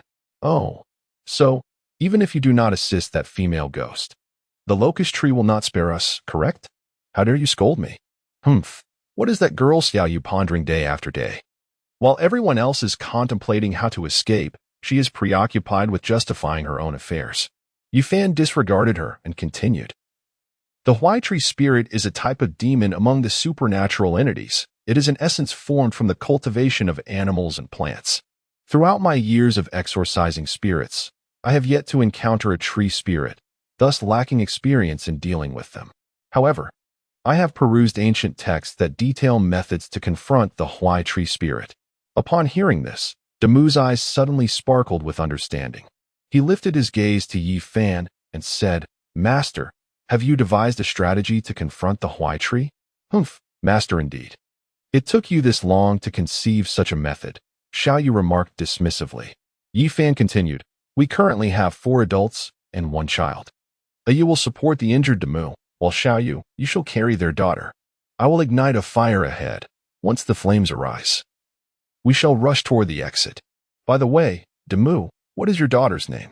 Aya and Demu nodded in acknowledgement. Her name is Linger. Meanwhile, Linger stood by the window, seemingly lost in thought, her condition uncertain, thus requiring vigilant attention. Should anything happen to Xiao Yu, he would need to be aware from behind. After delegating tasks, the group began to gather fallen branches, wooden planks, newspapers, and any other combustible materials strewn about the room. They piled a considerable amount of flammable items a meter away from the shade of the Huai tree on the ground floor. Yi Fan hesitated to venture into the tree's shadow, dismantling numerous wooden doors, wardrobes, and other items to cast them closer to the trunk of the tree. Yi Fan gazed upon the locust tree before him, its branches adorned with clusters of white blossoms that swayed gently in the breeze. Some petals had fallen onto the wooden planks beneath, blanketing them in delicate white. A slight furrow formed on Yi Fan's brow, an unsettling premonition stirring within him. Chapter 10. The incineration of the locust tree spirit. He swiftly summoned a few individuals to join him. 5 stood before a pile of firewood on the ground floor. Yi Fan felt a twinge of anxiety. He was uncertain whether a fiery assault would be effective against the sentient locust tree. Yet he refrained from divulging his doubts to the others, particularly to the timid Xiao Yu. The sun blazed high in the sky. Yet the courtyard of the hospital remained refreshingly cool, even somewhat damp. A glance at the time revealed it was already past 11 in the morning, the very zenith of midday when yang energy was most potent. Since its absorption of vital blood, the locust tree spirit had become a malevolent entity, inherently fearful of the sun's fierce rays. It would need to expend considerable energy to shield itself from the sun's onslaught, making this the opportune moment for them to act. In preparation for unforeseen circumstances, Yi Fan produced a red string soaked in black dog blood, tying a piece around each person's wrist. Even in the impenetrable darkness of night, he would be able to locate them through these crimson threads. He then fashioned a rudimentary vermilion bird fire array on the wall with the remaining red string. Due to his limited magical prowess and insufficient materials, this array was a simplified version, lacking substantial power. It might suffice against lesser spirits, but under the sun's brilliance, it could amplify the flames. After completing their tasks, Yi Fan gazed at the ancient locust tree spirit, its countless branches and leaves swaying as if welcoming their presence. His eyes gradually grew hazy, entranced by the undulating foliage, as visions of numerous beauties danced before him, and golden bars beckoned enticingly. Alarmed, Yi Fan vigorously shook his head, urging himself to avert his gaze from the locust tree. Everyone, take heed. Do not look at that tree lightly. This tree spirit possesses profound powers and can conjure illusions. He understood that the tree spirit's engagement signified its fear. Otherwise, it could easily ensnare them. Recognizing the opportune moment, he called out loudly, "Everyone, pay attention. According to our earlier arrangement, once I ignite the fire, I will signal you to flee without hesitation towards the courtyard." Observing the reactions of his companions, he nodded in satisfaction. He picked up a stack of newspapers from the ground and ignited them with a lighter. The flames spread rapidly, engulfing the wooden boards, becoming increasingly difficult to extinguish. In no time, the fire surged forth towards the locust tree, causing its branches and leaves to sway violently. Countless white locust blossoms began to fall. Each petal that landed on the firewood adhered tightly, attempting to hinder the flame's spread. Fortunately, he had drawn the vermilion bird fire array, which fueled the blaze vigorously. Some leaves curled from the heat, and a few branches ignited, crackling in the intensity of the fire. A fortuitous opportunity, Yi Fan mused, as he seized a sizable stone and called out to the others, "Prepare, run." He hurled the stone into the midst of the fire, causing the wood to scatter and flames to leap several meters high, igniting the branches of the locust tree above. Aya, supporting the large timber, hastened with all her might, while Xiaoyu, grasping Ling Er's hand, recognized the gravity of the situation and urged her to flee. Yi Fan remained behind, tossing stone after stone into the blaze, each time igniting the flames to new heights, making the locust tree's branches sway precariously. In his quest to further contain the locust spirit, he had gathered an ample supply of firewood, dismantling nearly every visible plank within the hospital's vicinity. The conflagration encircled half the courtyard, scorching the faces of all present to a deep crimson. Suddenly, the once clear sky darkened ominously, clouds obscuring the sun, casting a chilling pall over the hospital. The locust tree stretched forth its branches, resembling an embrace as it surged toward them. A fierce wind howled, causing the timber to creak ominously, for it appeared the locust spirit had attained a degree of sentience, employing the wind to extinguish the flames. Yet, aided by the Zhuchue's fiery array, the fire intensified, now fueled by a substantial influx of oxygen, blazing more fiercely than ever. After tossing in the final stone, Yi Fan seized a particularly fiery log and sprinted toward the courtyard's entrance, his stride swift and determined. However, upon reaching the base of the tree, he was rendered speechless at the sight of Demu and the others. Beneath the dimly lit locust tree, thick smoke enveloped the entire trunk. Yet a faint circle of dark mist swirled around it, preventing the flames from encroaching upon the tree. Meanwhile, Demu and the others found themselves unable to advance beyond the 2 meters before them, trapped in place and unable to approach the courtyard gate. A sense of foreboding washed over Yi Fan as he felt a sudden prickling on his scalp. The sky darkened ominously, and an array of terrifying presences permeated the air. Yi Fan observed the branches of the locust tree writhing like human arms, extending outward. One particularly robust branch elongated infinitely, striking towards the wall behind them where the Zhuke Lihua formation was situated. Alarmed, Yi Fan brandished a fire stick and aimed to ignite the advancing branch. But its speed was astonishing, lashing against the wall like a whip. The moment the branch made contact with the red cord, it released a torrent of black smoke, tearing a gash in the cord that fell to the ground, while the branch itself snapped and plummeted, igniting upon impact. The Zhuke Lihua formation was compromised. Instantly, the flames diminished significantly, teetering on the brink of extinguishment in the fierce wind. Yi Fan's expression shifted dramatically. The spirit of the locust tree not only possessed human-like intelligence but also cunningly feigned weakness to lure them into its range, preparing to ensnare them all. The scattered firewood, disrupted by the stones, further compounded their predicament. Observing his companions still rooted in place, Yi Fan's anxiety surged, prompting him to shout, "What are you doing? Hurry and run. I can barely hold on." As he called out, he hurriedly circled the tree, gathering the unburned wood and piling it together. However, it seemed that the few individuals did not hear his words, remaining stationary. Yi Fan felt a surge of anxiety within, yet found himself powerless. He needed to maintain the fire's blaze, for if it extinguished, their fate would truly be sealed. His face was darkened by soot, and several strands of his hair had been singed. He gazed at the individuals and then cast a glance at the nearby gate. Suddenly his expression shifted. Could it be? A mere stone's throw away, in the annals of history, there existed a singular locust tree spirit that had transcended its botanical essence, existing in a state of carefree freedom. Yet, this spirit had not absorbed blood essence or souls. Rather, it had diligently cultivated itself over millennia.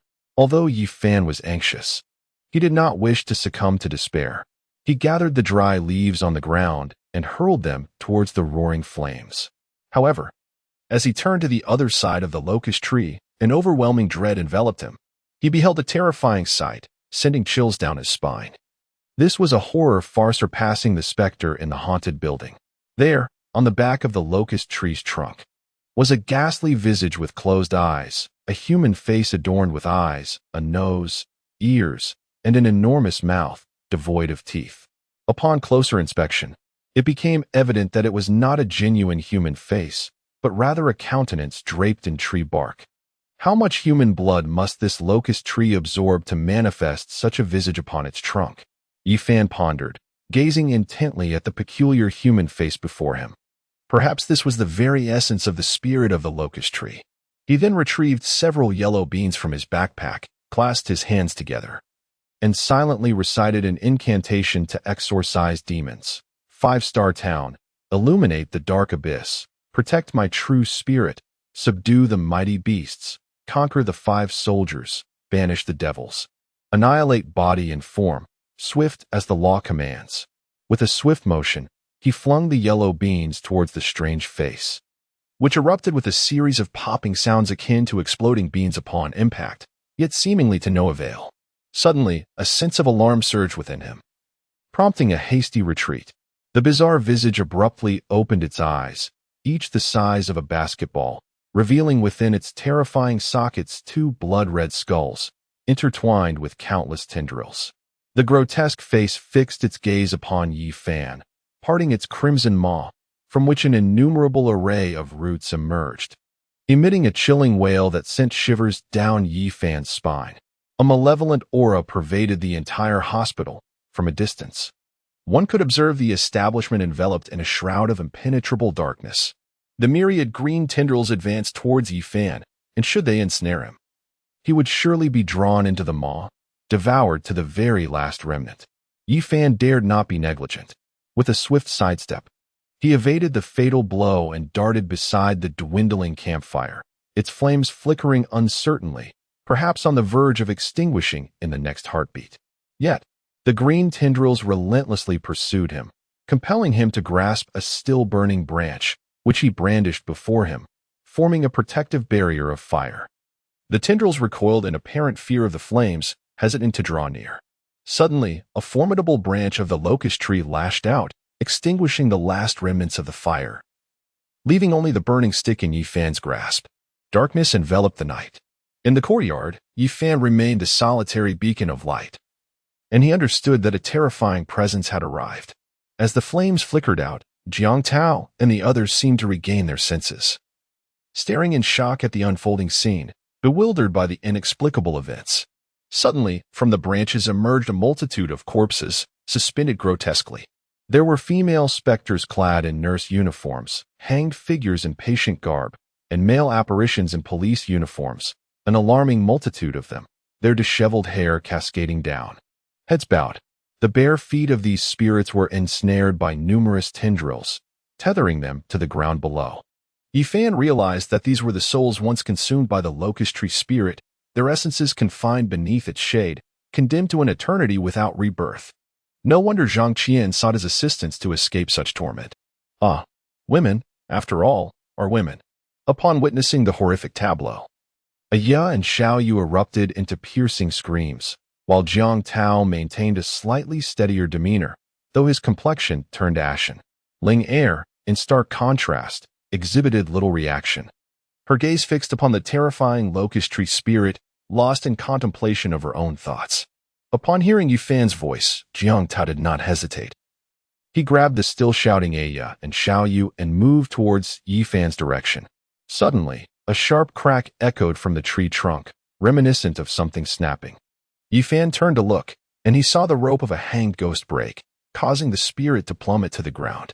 With a chilling sound, its limbs began to writhe, contorting into a spider-like position, its head twisting to face upwards, revealing a horrifying visage devoid of skin, flesh mangled as if gnawed by some creature. Chapter 11. Dream back to the Republic of China. Crack. Crack. Crack. More sounds of snapping echoed as one by one the hanged spirits fell from the tree, crawling towards Yifan and the others, reminiscent of the previous spirit. The canopy was teeming with these ghostly figures, moving in a manner akin to that of Sadako. Yi Fan discerned that these hanged spirits were mere ethereal entities, lacking physical form, and thus remained within the realm of the supernatural. Suddenly, several of the spirits lunged towards Jiang Tao and the others. Yi Fan sprang forward, wielding a fire stick with fervor. All the spirits that sought to approach recoiled, emitting piercing wails akin to the sound of nails scraping against a blackboard during childhood.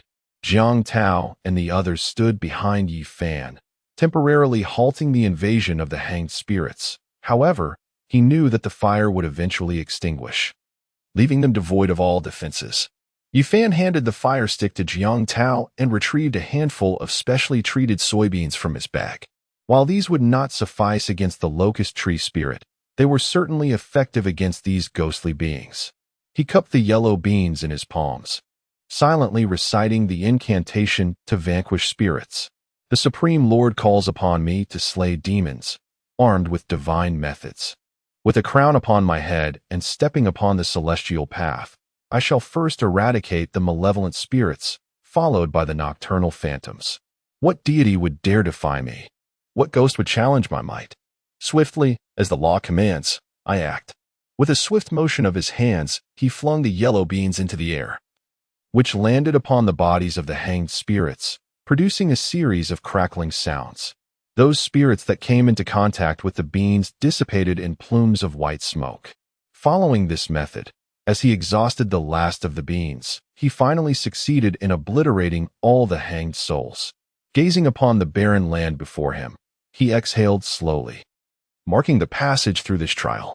The surroundings were engulfed in darkness, obscured by the locust trees. Nothing else was visible, not even the hospital, which had vanished. Occasionally, the air would be pierced by the chilling cries of vengeful spirits. Jiang Tao moved closer to Yi Fan, his voice tinged with concern. Master, what should we do now? Yi Fan remained silent, his expression grave, for he beheld an unsettling sight. One by one, more hanged spirits emerged from the tree trunks. This time in greater numbers, over 100. Their white garments and ghastly, lipless mouths were horrifying to behold. Yi Fan inhaled sharply, his mind racing with dread. How many souls has this locust tree consumed? Hundreds? Thousands? An unending tide of hanged spirits descended upon them, and he found himself bereft of yellow beans. The talismans he possessed dwindled to a single piece of both the yellow and blue varieties, and all other tools for exorcising spirits had vanished. It is all over. Yi Fan pondered deeply. When he descended the mountain, he had stolen a soul incantation from the old Taoist. However, the power of this incantation was immensely formidable, and with his dwindling magical energy, he was utterly incapable of invoking it. Even in his prime, it would have been beyond his reach. Yi Fan, hurry. Ah, they're all ghosts. Xiaoyu trembled with fear, her hand shaking uncontrollably as she shut her eyes tightly, unwilling to gaze upon the terror before her. As Yi Fan watched the approaching hanged ghosts, a wave of hesitation washed over him. He placed his right hand before him, inspecting it, his skin subtly twitched. As if he had made a resolute decision, he bit down on his index finger. Suddenly, a piercing shriek erupted beside him. He focused his gaze to find Ling, or more precisely, the malevolent spirit behind her. At this moment, the half-formed spirit seemed to awaken, clawing and gnashing, and Lingo appeared to grow in stature, breaking free from Xiaoyu's grasp as she charged toward the hanged ghosts. Upon witnessing her daughter rush forward, Aya instinctively reached out to grasp her. But Yi Fan intervened, gently advising her, "Sister-in-law, it's all right. Do not worry. I am here." After Linger dashed out, she confronted one of the hanged ghosts.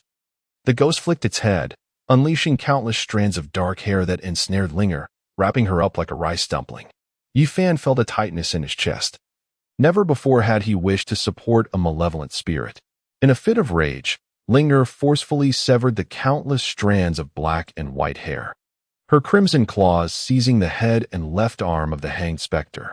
With a swift motion, she tore the limb away, casting it to the ground where it dissipated in a plume of black smoke. In a fierce display, she employed the technique known as Black Tiger Prowling the Heart, plunging her claws into the specter's chest, eviscerating it and reducing it to a swirl of dark mist. The other specters, witnessing this spectacle, converged upon her. Yet Linga stood as a sovereign among malevolent spirits, her claws dancing through the air, leaving behind ethereal afterimages akin to the scythe of death, shredding the advancing specters into mere fragments. Yi Fan watched in trepidation, pondering the origins of this fearsome entity. Aya and Xiao Yu were equally astonished, covering their mouths in disbelief, hesitant to utter a word. Before long, Lingo had obliterated all the specters, leaving only remnants in her wake. The locust tree spirit, sensing Linger's formidable power, ceased its summoning of specters, its branches beginning to tremble as countless white locust blossoms cascaded from the treetop. Beware! Do not touch those flowers, Yi Fan warned, yet a single petal landed upon his forearm, inflicting a searing pain that nearly caused him to release his grip on Linger. The group swiftly took refuge beside a wooden plank, hoisting it aloft to shield themselves from the relentless shower of blossoms, which fell like snowflakes in abundance. Each member was inevitably touched by the petals, their skin reddening as if seared by a glowing iron.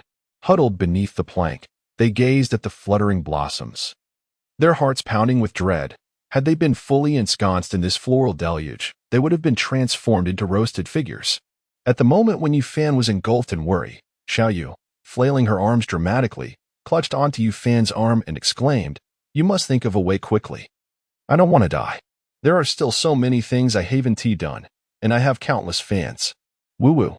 In a sudden outburst, Yi Fan delivered a sharp slap across Xiao Yu's face, leaving 5 distinct red fingerprints visible. He bellowed, "If you wish to perish, just step outside and don't drag us down with you." Xiao Yu, stunned by the blow, covered her face, her expression of grievance nearly bringing her to tears. Aya, being an adult, possessed a greater capacity for emotional endurance. Assessing the current situation, she pulled Xiao Yu closer and began to comfort her. Overwhelmed, Xiao Yu plunged into Aya's embrace, sobbing uncontrollably, nearly causing the wooden board beneath them to topple. The blossoms outside have ceased their descent, leaving a thick layer of white flowers upon the ground. Yi Fan gently lowered the wooden plank, gazing down at the fallen locust blossoms. He tentatively touched a flower with his fingertip, sensing that it had lost its earlier fervor after landing. He hurriedly reassured those around him that there was no longer any danger, but as he raised his gaze to address a few individuals, he noticed the surroundings were eerily vacant. The companions who had been by his side moments before had vanished without a trace. In a state of panic, Yi Fan scanned his surroundings, only to find that the locust tree had also disappeared. He now found himself in an alley of a quaint town, flanked by houses built of blue bricks reminiscent of the Republic of China era. Exiting the alley, he surveyed the desolate street ahead. A gentle breeze stirred a few leaves, while rows of shops and street vendors lined either side. The stall owners donned attire from the same historical period, each with heads bowed, swaying gently. Bright red lanterns hung high in the trees along the street, casting a crimson glow over the area, while a handful of pedestrians wandered aimlessly, resembling specters. Among them, a man clad in gray approached Yi Fan, his arms hanging limply at his sides, the tips of his shoes dragging along the ground. His eyes were vacant, dark circles encircling them, his complexion pallid and lips tinged with purple. Yet, Yi Fan could still discern the man's features. Had Xiao Yu been present, she would surely have gasped in horror, for this man's visage bore an uncanny resemblance to the likeness on Dr. Hao's identity badge. Yi Fan chose not to disturb these spectral figures, for he understood in his heart that they had been drawn into the ethereal realm by the locust tree spirit. Suddenly, at the intersection ahead, the jubilant sound of a swana echoed through the air.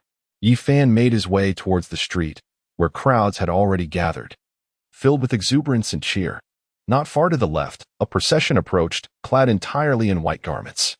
Leading the way were 2 individuals brandishing funeral staffs, hopping with vigor, their staffs slicing through the air with an imposing presence. Behind them were 3 musicians, joyfully playing the swana, and to their rear, a black coffin was being carried by 8 bearers. The stark contrast of the coffin against the sea of white was strikingly vivid. Most unsettling was the sight of a man seated atop the coffin. He was tall and formidable, adorned in gleaming white armor. His eyes closed and his complexion pale as a ghost, with lips tinged black. His elongated fingers, with nails as dark as night, were entwined firmly over his chest. exuding an aura of silent authority. Behind him trailed individuals holding white banners, inscribed with the characters for might on the left and valor on the right. From the right side, another procession approached, draped entirely in red. Leading this group were two striking women perched on stilts, one hand raised high holding a red lantern, while the other cradled a floral basket filled with crimson paper strips. Following them were three figures clad in red robes, rhythmically beating drums and gongs. Bringing up the rear was a vibrant red bridal palanquin, resplendent in its hue, within which sat a woman adorned with a phoenix crown, dressed in bridal attire. Her eyes were closed, her lips a vivid red, yet her expression remained impassive. Upon laying eyes upon the woman, Yi Fan was struck with profound astonishment. This lady was none other than the petite Jew he had previously slapped. How could this Jew be entwined with the ominous affair of a ghostly marriage? How might I rescue her? The formidable general appeared to be a force to be reckoned with. As the procession of white-clad figures passed by him, he discerned their faces, chiseled as if sculpted from stone, revealing that they were all mere paper figures. Just as the two factions were on the verge of collision, Yi Fan, despite Ju's carefree demeanor, could not abandon her, for they had endured hardships together. He reached into his bag, discovering two talismans remaining. After much deliberation, he withdrew the yellow talisman, clutching it tightly in his hand. Chapter 12. The formidable general. At that moment, he surged forth from the crowd, positioning himself before the white-clad cohort. With a swift motion, he leaped high into the air, his toes barely grazing the ground, palms pressed together, and bellowed. The Supreme Lord commands me to vanquish spirits, accompanied by my divine presence. Adorned with a celestial canopy and swift-footed as the stars, I shall first slay the wicked specters, and then sever the ties of the night's glow. What god would dare defy me? What ghost would challenge my might? Hasten, as the law decrees. The yellow talisman, resembling an arrow of the ethereal realm, transformed into a radiant golden light, hurtling towards the formidable general. Without glancing back at the outcome, Yi Fan bit his tongue, drawing forth a mouthful of blood into his palm. With the heavens and earth boundless, and the cosmos yielding to his will, he uttered a swift incantation, compelling a legion of spirits to retreat. Within his grasp lay the essence of the universe. This was the Thunder Palm, executed through the sacrifice of his own blood in lieu of magical energy. In an instant, it struck around the delicate figure, producing a series of explosive impacts. Bang, bang, bang, bang. The spirits surrounding her were obliterated, and as Yi Fan descended, a wave of dizziness overtook him, the consequence of his substantial blood loss. Shaking his head vigorously to regain clarity, he dashed towards the girl, seizing Xiaoyu's hand and fleeing in another direction. In that fleeting moment, he caught sight of the formidable general awakening, his pallid hand grasping the yellow talisman, crushing Yi Fan's spirit-slaying incantation into dust. Without daring to linger, Yi Fan sprinted outward, Xiaoyu remaining expressionless behind him. His blood still coursing through him, he pointed a finger at Xiaoyu's forehead, from which a plume of black smoke wafted away. As she opened her eyes and recognized Yi Fan, she immediately slapped him with force. Taken aback by this unexpected turn, he was caught off guard. Just as he was about to retaliate, Xiaoyu covered her face with both hands, crouching on the ground and glaring fiercely at him, as if to say, "What was that for? Who gave you the right to strike me?" Suddenly, the jade pendant on Yi Fan's chest began to radiate warmth.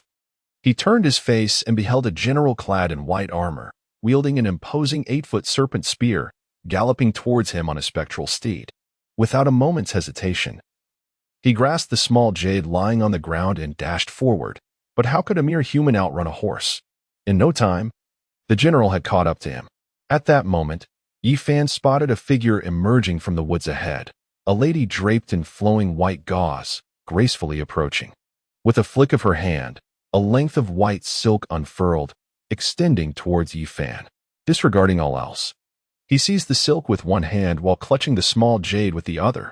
As the lady pulled on the silk, Yi Fan and the small jade were lifted into the air, soaring into the forest, vanishing from the general's sight. After a considerable interval, the trio descended beneath a grand tree. It was then that Yi Fan recognized the woman. She was none other than the ghostly figure from his dreams, Zhang Qian. Upon landing, The small jade wriggled free from Yi Fan's grasp, lost her balance, and tumbled to the ground, landing in a heap. "Oh dear, you wretched Yi Fan. You've nearly killed me," she exclaimed. Suddenly, her gaze fell upon the lady in white before her. "Ah, are you not the ghostly maiden from my dreams that day?" She wondered aloud. Then, glancing down at her attire, she gasped, "What on earth? Why am I dressed like a bride? Who was the scoundrel that dressed me thus?" With a fierce glare directed at Yi Fan, she accused, "Was it you who orchestrated this calamity, you despicable thief? You have tarnished my virtue." Yi Fan, however, was too fatigued to engage with her. Having lost a significant amount of vitality, he promptly seated himself to recuperate. Before Zhang Qian, a gentle smile graced her lips as she crouched before the young girl, saying, "Dear little sister, you have wronged the master. You and your companions have fallen victim to the dream induction technique of the locust tree, leading you into this secret realm of dreams. It was the ghost general who held you captive, and it was Yi Fan who, at the cost of his own vital essence, rescued you." Upon grasping the truth, Xiaoyu stealthily cast a glance at Yi Fan on the ground, her voice laced with skepticism. "Sister, is what you say truly the case?" Zhang Qian replied with a smile, "Indeed." With a disdainful huff, Xiaoyu retorted, "Well, I shall overlook your faults this time, and forgive you." Zhang Qian stifled a chuckle, choosing to remain silent thereafter. Moments later, Yi Fan, having finished his meditation, regained a modicum of strength, though his magical energy was nearly depleted. Here, in this dream realm, he found it impossible to replenish his power.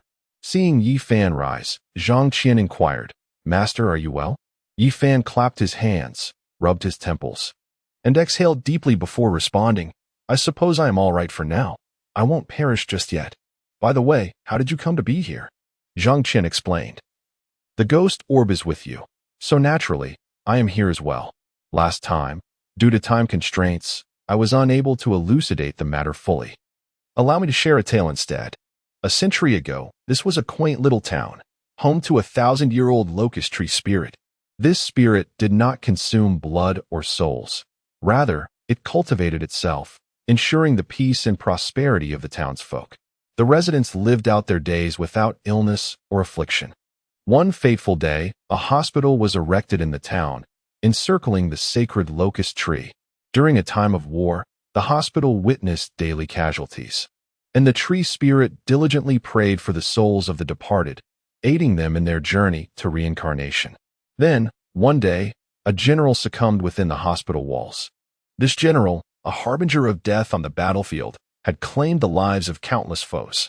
Upon death, he transformed into a vengeful spirit, one that even the locust tree spirit could not contend with. This malevolent general exploited the greed of humanity, crafting a narrative that the tree spirit had turned wicked. Consequently, the townsfolk, misled, felled the tree, leading to the unjust demise of the spirit. From that moment, the general's haunting presence went unchallenged. Yet, from the roots of the fallen tree, a sapling emerged, innocent and oblivious to the concepts of blood and spirit. From its inception, it feasted upon blood, its mind clouded by ignorance. Only after achieving a degree of cultivation did it come to understand the gravity of its actions, yet by then, it was too late. The sapling fell under the control of the vengeful general, compelled to siphon souls and distill the purest essence for the general's own nefarious purposes. Upon hearing this, Yi Fan remarked, "I see now, the locust tree embodies both fortune and malevolence. Who would have thought that this spirit possessed a benevolent side?" Zhang Qian continued, "In truth, the locust tree wished to spare you. However, it was ultimately discovered by that malevolent general, leaving it with no choice. Come with me, and I shall lead you to meet it." Yi Fan replied, "Very well. I am eager to encounter this locust tree spirit and observe how it confronts the celestial oaths. By the way, Miss Zhang, have you seen any of my friends?" Zhang Qian turned and walked deeper into the forest. "Your friends are unharmed. They have been safeguarded by the locust tree. Follow me." Yi Fan, casting a glance at Xiaoyu, followed Zhang Qian without further contemplation. The trio wove through the woods for quite a distance before arriving at a clearing. In the center of the clearing stood an elderly man leaning on a cane.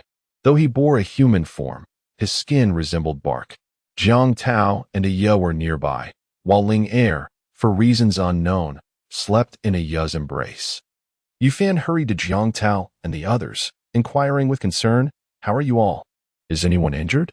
Jiang Tao smiled upon seeing Yifan and reassured him. "Rest easy, Master Yi. We are all well, thanks to this esteemed one." It was only then that Yifan turned to regard the tree bark elder before him, whose frail appearance belied any semblance of a seasoned tree spirit. Coughing twice, the aged figure resembling tree bark approached Yifan with a trembling gait, revealing a self-satisfied smile. "Young hero," he began, "you have quite overwhelmed my physical form. I can sense your inquiries. Though my father perished unjustly, I harbor no hatred towards them. Under heaven's decree, all beings are but mere ants, and every event adheres to its own intrinsic laws. While I am under the dominion of that ghostly general, I have preserved certain aspects over the years." As he spoke, he extended his withered right hand, revealing a black orb nestled in his palm. "This is the Earth Store's fate-ending pearl, a culmination of my lifelong cultivation. Yet, tainted by malevolent energies, it has become exceedingly sinister. I implore you, Mr. Yi, to carry it to Guangyuan Temple, where the luminous essence of the abbots may purify it. Thus, I may yet grasp a sliver of hope." Yifan gazed at the ominous Earth Store's fate-ending pearl, but refrained from taking it. Accepting it would bind him to another's karma, a notion considered quite perilous in Buddhism. Moreover, the pearl served as a treasure aiding dark practitioners, with the essence of a century-old locust tree, should it fall into the hands of a malevolent cultivator. Their power would swell, rendering them nearly invincible. "Why should I assist you?" Yifan queried. The tree bark elder smiled faintly. "You shall bear my karma, and I shall alleviate your burden, shielding you from the ghostly general and allowing your escape. Otherwise, in this space of ethereal dreams, none can withstand the ghostly general's might." Just as Yifan prepared to respond, a slender hand darted forth, snatching the pearl from the elder's grasp. "Wow, what a beautiful black pearl. Hey, Yifan, give this to me, and I shall forgive you for your previous transgressions." Yifan's forehead was suddenly adorned with 3 dark lines, as he contemplated delivering a swift reprimand to the oblivious young girl. "Xiaoyu." The bark-skinned elder smiled faintly, and with a gentle wave of his cane, several branches descended from above, entwining towards the group. "Do not resist. I shall escort you out. Once outside, head north and do not linger." Suddenly, a cacophony of wailing spirits erupted as a towering, ghostly general charged into the scene. Yifan, sensing the urgency, refrained from further hesitation and ascended along the branches. Glancing downward, he saw the bark-skinned elder transform into a small tree, extending countless branches to ensnare the ghostly general, binding him like a dumpling.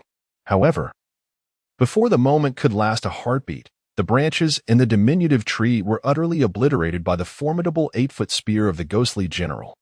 The general raised his gaze towards them, a faint smile curling at the corners of his mouth, leaving Yifan perplexed.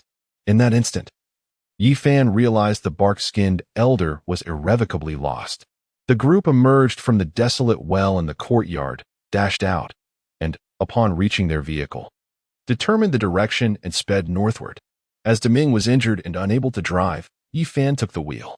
Behind them, the colossal locust tree was engulfed in fierce flames, consuming the entire hospital. Unbeknownst to Yifan, this conflagration simultaneously unraveled the barrier left by the ancient locust tree, allowing the ghostly general to soar from the inferno, vanishing into the southern horizon. Chapter 13. The Coffin Lid as a Door Panel at 3 p.m. In a quaint noodle shop in Tongguan Town, Yifan and his companions sat down to a long-awaited meal, their hunger palpable. Yet silence enveloped them as they indulged in their much-desired feast. Xiaoyu glanced at Jiang Tao and then at Yifan, cautiously inquiring, "May I have this pearl?" Initially, she anticipated that Yifan would reprimand her once more. However, to her surprise, Yifan responded affirmatively, "Yes." Believing she had misheard, she reiterated, I want this black pearl. I will take it, no gifts." Yifan, preoccupied with his meal, paid no heed to the pearl, as he was more than eager to avoid its burdens, particularly now that a fool was willing to bear its consequences. Jiang Tao and Aya, being adults? Listen to the exchange between the elder and Yi Fan without interjecting. After a while, once he had finished his meal, Yi Fan turned to Xiao Yu and remarked, "All right. I have safely brought you out. I have other matters to attend to. After this meal, we shall part ways." Once Xiao Yu had distanced herself, Jiang Tao inquired, "Master, what about the pearl? The consequences associated with that pearl are far too great. With my limited abilities, I cannot possibly bear them.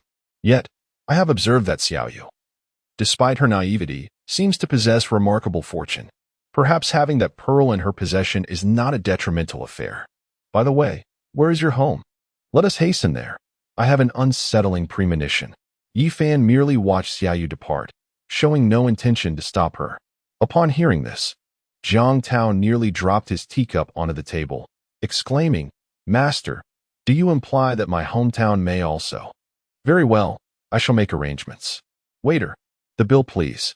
Yi Fan and Jiang Tao rented a van, hastening towards Jiang Tao's hometown. The previous vehicle was no longer operable. The entire front windshield had shattered. They soon arrived at a quaint village, Jiang Tao's ancestral home, where only his father and mother resided. The trio approached a particular household, with Yi supporting Jiang Tao as they reached the entrance. Jiang Tao looked up at the familiar abode, suddenly drenched in cold sweat. He crouched down, cradling his head, and in anguish uttered, "How can this be? How is this possible?"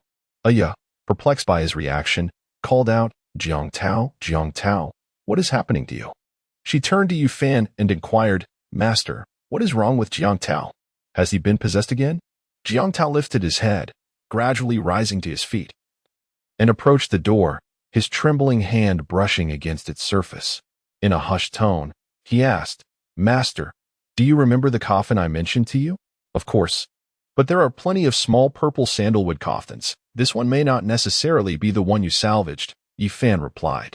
"Master, you may not be aware, but that coffin bore distinctive patterns, and the designs on this wooden door are identical to those on the coffin." "I cannot be mistaken," Jiang Tao insisted. Upon hearing this, Yi Fan released Ling Er's hand and placed both hands upon the wooden door. The moment he made contact, an icy sensation coursed through him, reminiscent of an open ice cellar. However, he felt no trace of malevolent energy emanating from the door. Logically, as it was a coffin containing a corpse, it should have exuded a significant aura of darkness. As Jiang Tao caught sight of his father, a tear nearly escaped his eye. "Dad, about this wooden door." His father fully opened the door, gesturing for several individuals to enter. "Oh, you mean this door? Just a couple of days ago, a strong wind damaged it. Coincidentally, someone had discarded a plank right in front of our house, and it appeared quite sturdy. So, I asked the carpenter to craft this door. What do you think? Doesn't it look rather good?" Jiang Tao felt a surge of anxiety. The wooden plank in question was the lid of a coffin he had sold to another party. How could it possibly be here? One must understand that this single coffin lid was worth over $1 million, and it was implausible that it could be so easily found. "Dad, did you happen to see who discarded this plank?" Jiang Tao's father shook his head. "No, at that time, the plank was just lying there all alone. So I brought it inside."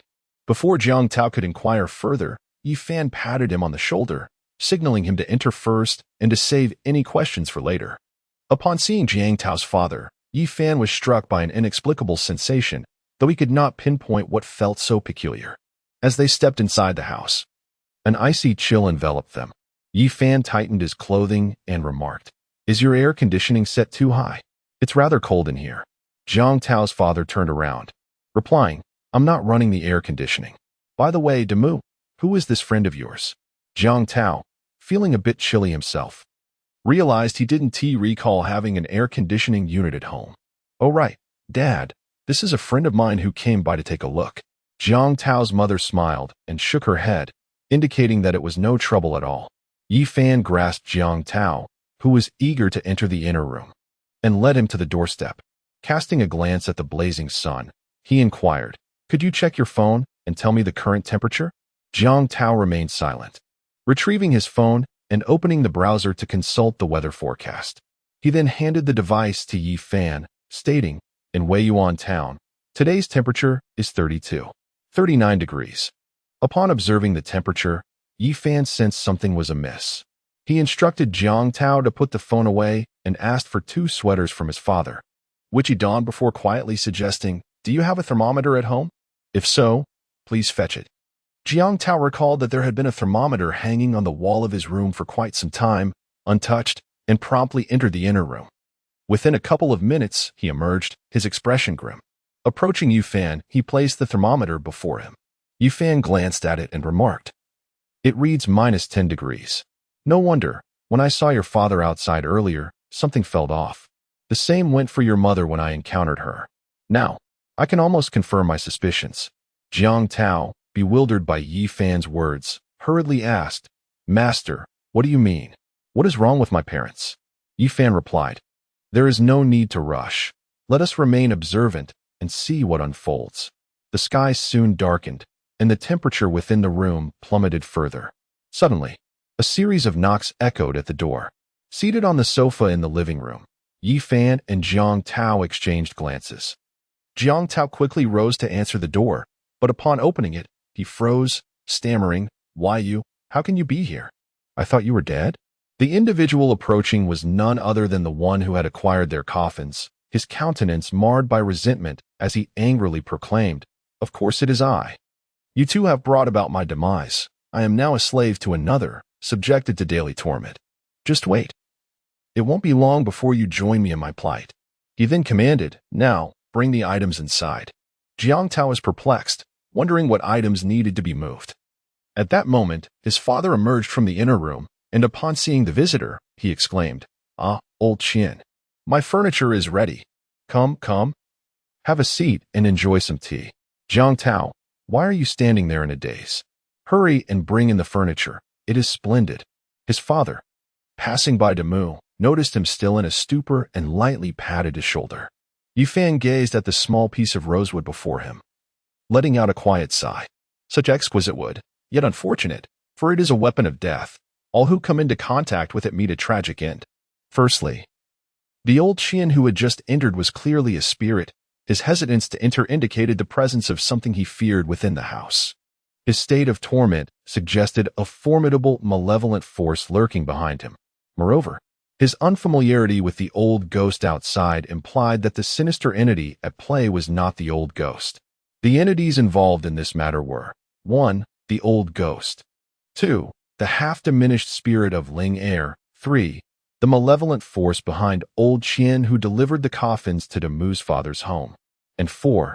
The visible figures of Jiang Tao and old Li, the latter of whom had remained unaccounted for, likely facing dire straits as well. Yi Fan gazed once more at Jiang Tao's father, who donned a thin garment and perpetually wore a smile, alongside Demu's mother. With a sigh, he lamented, "Alas, if the elder had not retrieved the coffin, perhaps the current calamity would have been averted." Chapter 14. The Game of Death. Yi Fan cast a glance at him and spoke slowly, "You must have contemplated this, yet you are reluctant to acknowledge it." Jiang Tao replied, "Could it be that my parents are truly deceased?" No, it cannot be so." Yi Fan stated, "Indeed. I have been in communion with spirits and corpses. The moment I laid eyes upon your father, I realized he had already passed. It is merely that they remain unaware. Furthermore, this place has been ensnared by enchantment, a realm between the mortal and the ethereal." Jiang Tao clutched his head in anguish, exclaiming, "It is all my fault. I should not have been so greedy at that moment. All of this is a consequence of my actions. Why must this malevolence be directed towards me? Why must it afflict my parents and my daughter?"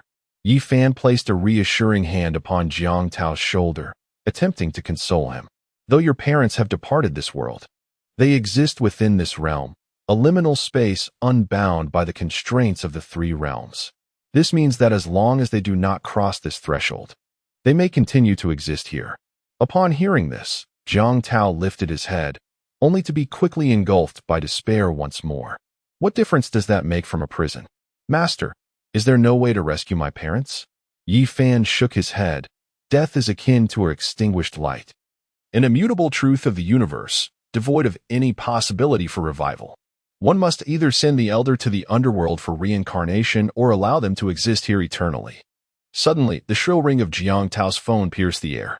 He fished out his mobile device, wiped away a tear, and glanced at the screen displaying a familiar number, his heart racing with excitement as he hastily answered, "Hello? Hello? Old Lee, I finally found you. Are you all right? I must tell you, many strange occurrences have transpired here."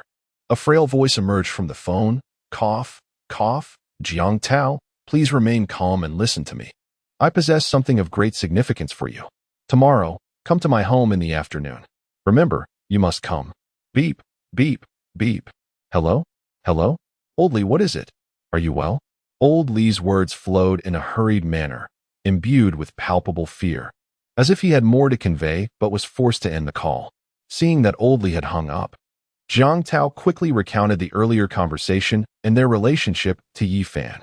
Upon hearing this, Yi Fan fell into deep contemplation, formulating a bold hypothesis.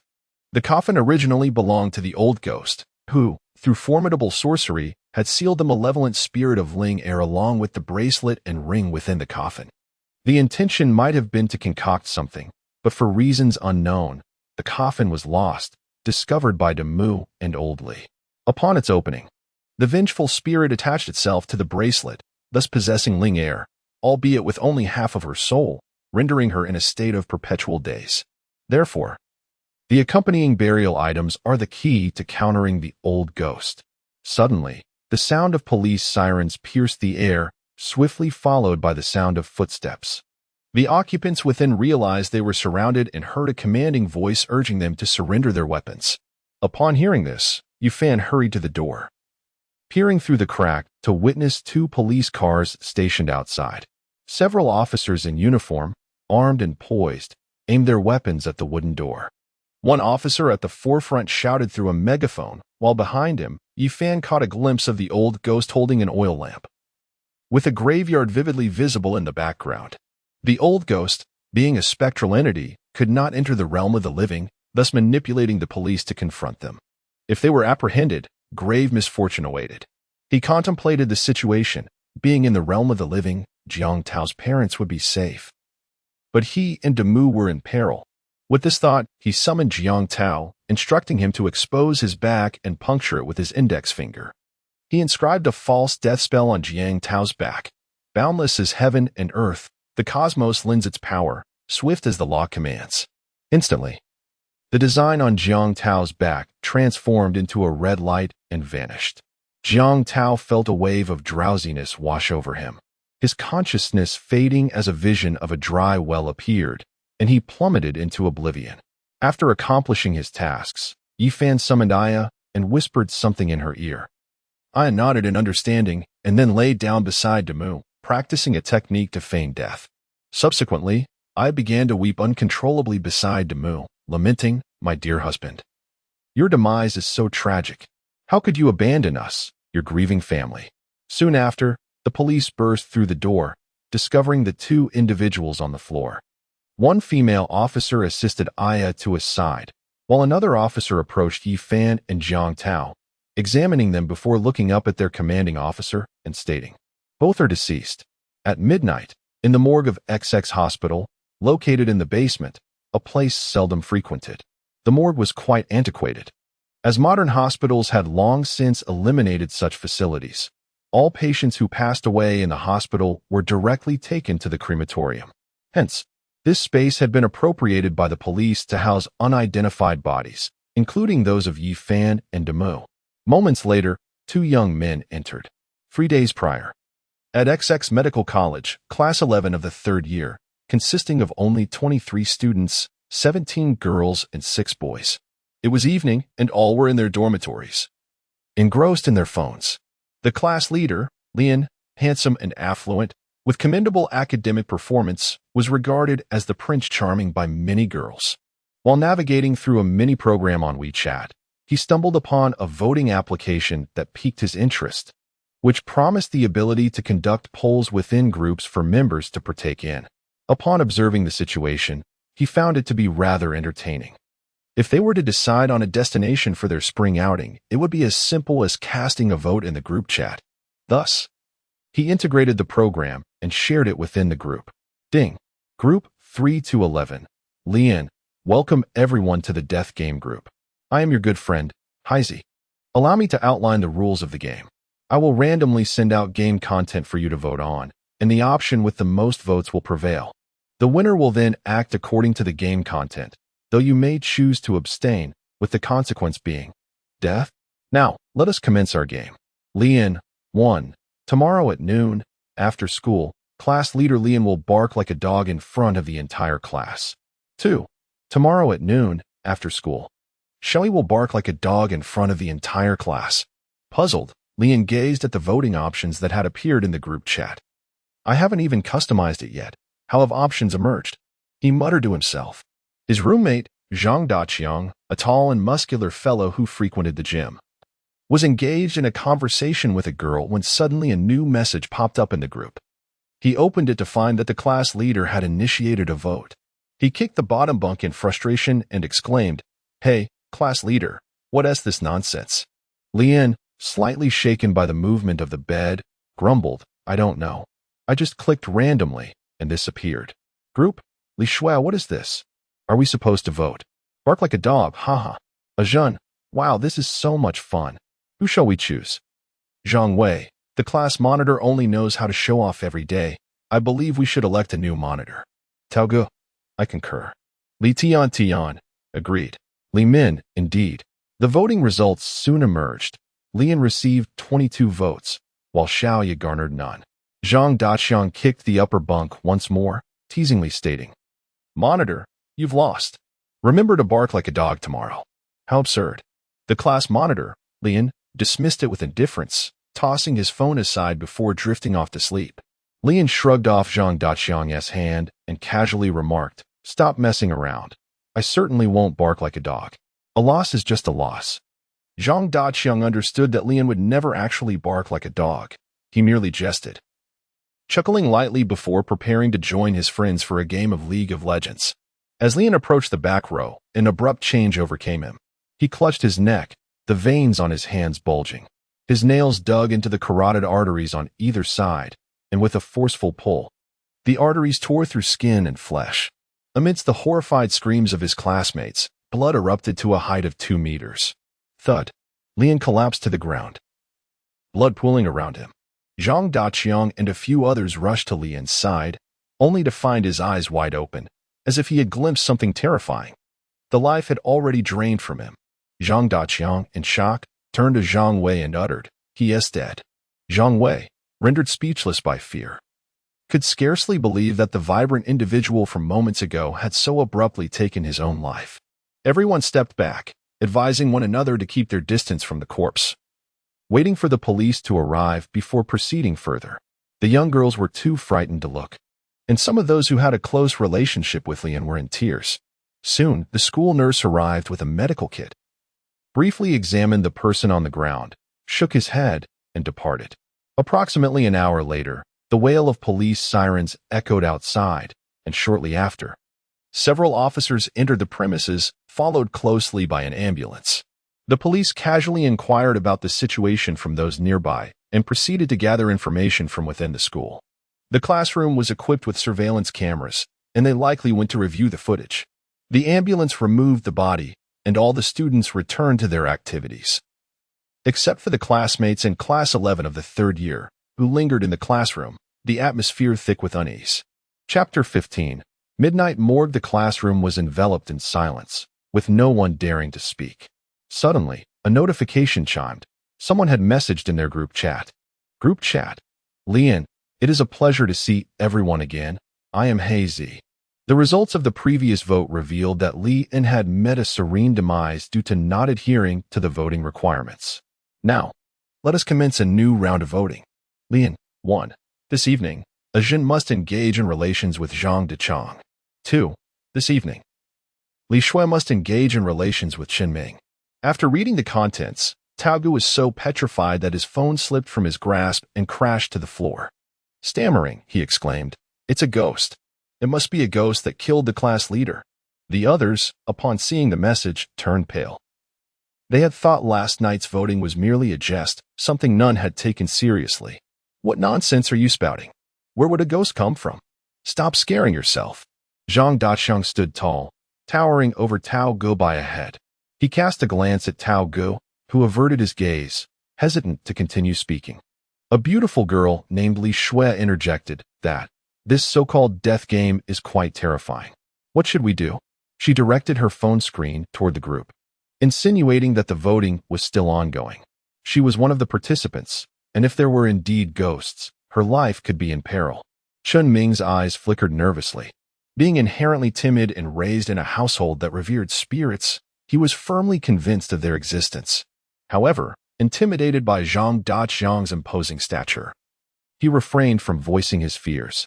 Zhang Daqiang snatched Li Shui's phone, tapped the screen once, and returned it to her, declaring, "What is there to fear? Everyone has voted for me. I refuse to believe in ghosts. If there truly are any, I shall crush them." With that, he swaggered away. The others exchanged glances, at a loss for words.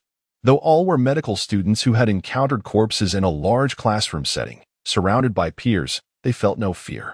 Yet, witnessing their class leader's lifeless form before them rendered disbelief impossible. A night passed without incident. The following morning, as everyone arose, they cast a cautious glance at Zhang Daqiang, only to find him unscathed, prompting a collective sigh of relief. In the group chat, Zhang Daqiang proclaimed, "I told you so, nothing happened. There are absolutely no ghosts. Yet you still doubt it." Zhang Wei replied, "Daqiang is right. It was my own cowardice." Group, Li Tiantian, just now. A Jin jumped off the building and died. Dechang felt as if struck by lightning. He and a few others hurriedly rushed towards the girls' dormitory. Upon arriving at the foot of the dormitory, they found a crowd of students gathered. Beneath building 3 lay a girl in pajamas, her face down, a pool of blood surrounding her. "It must be a ghost," Taoga shouted frantically. With a swift motion, Zhang Dechang slapped Taoga on the head, sending him to the ground.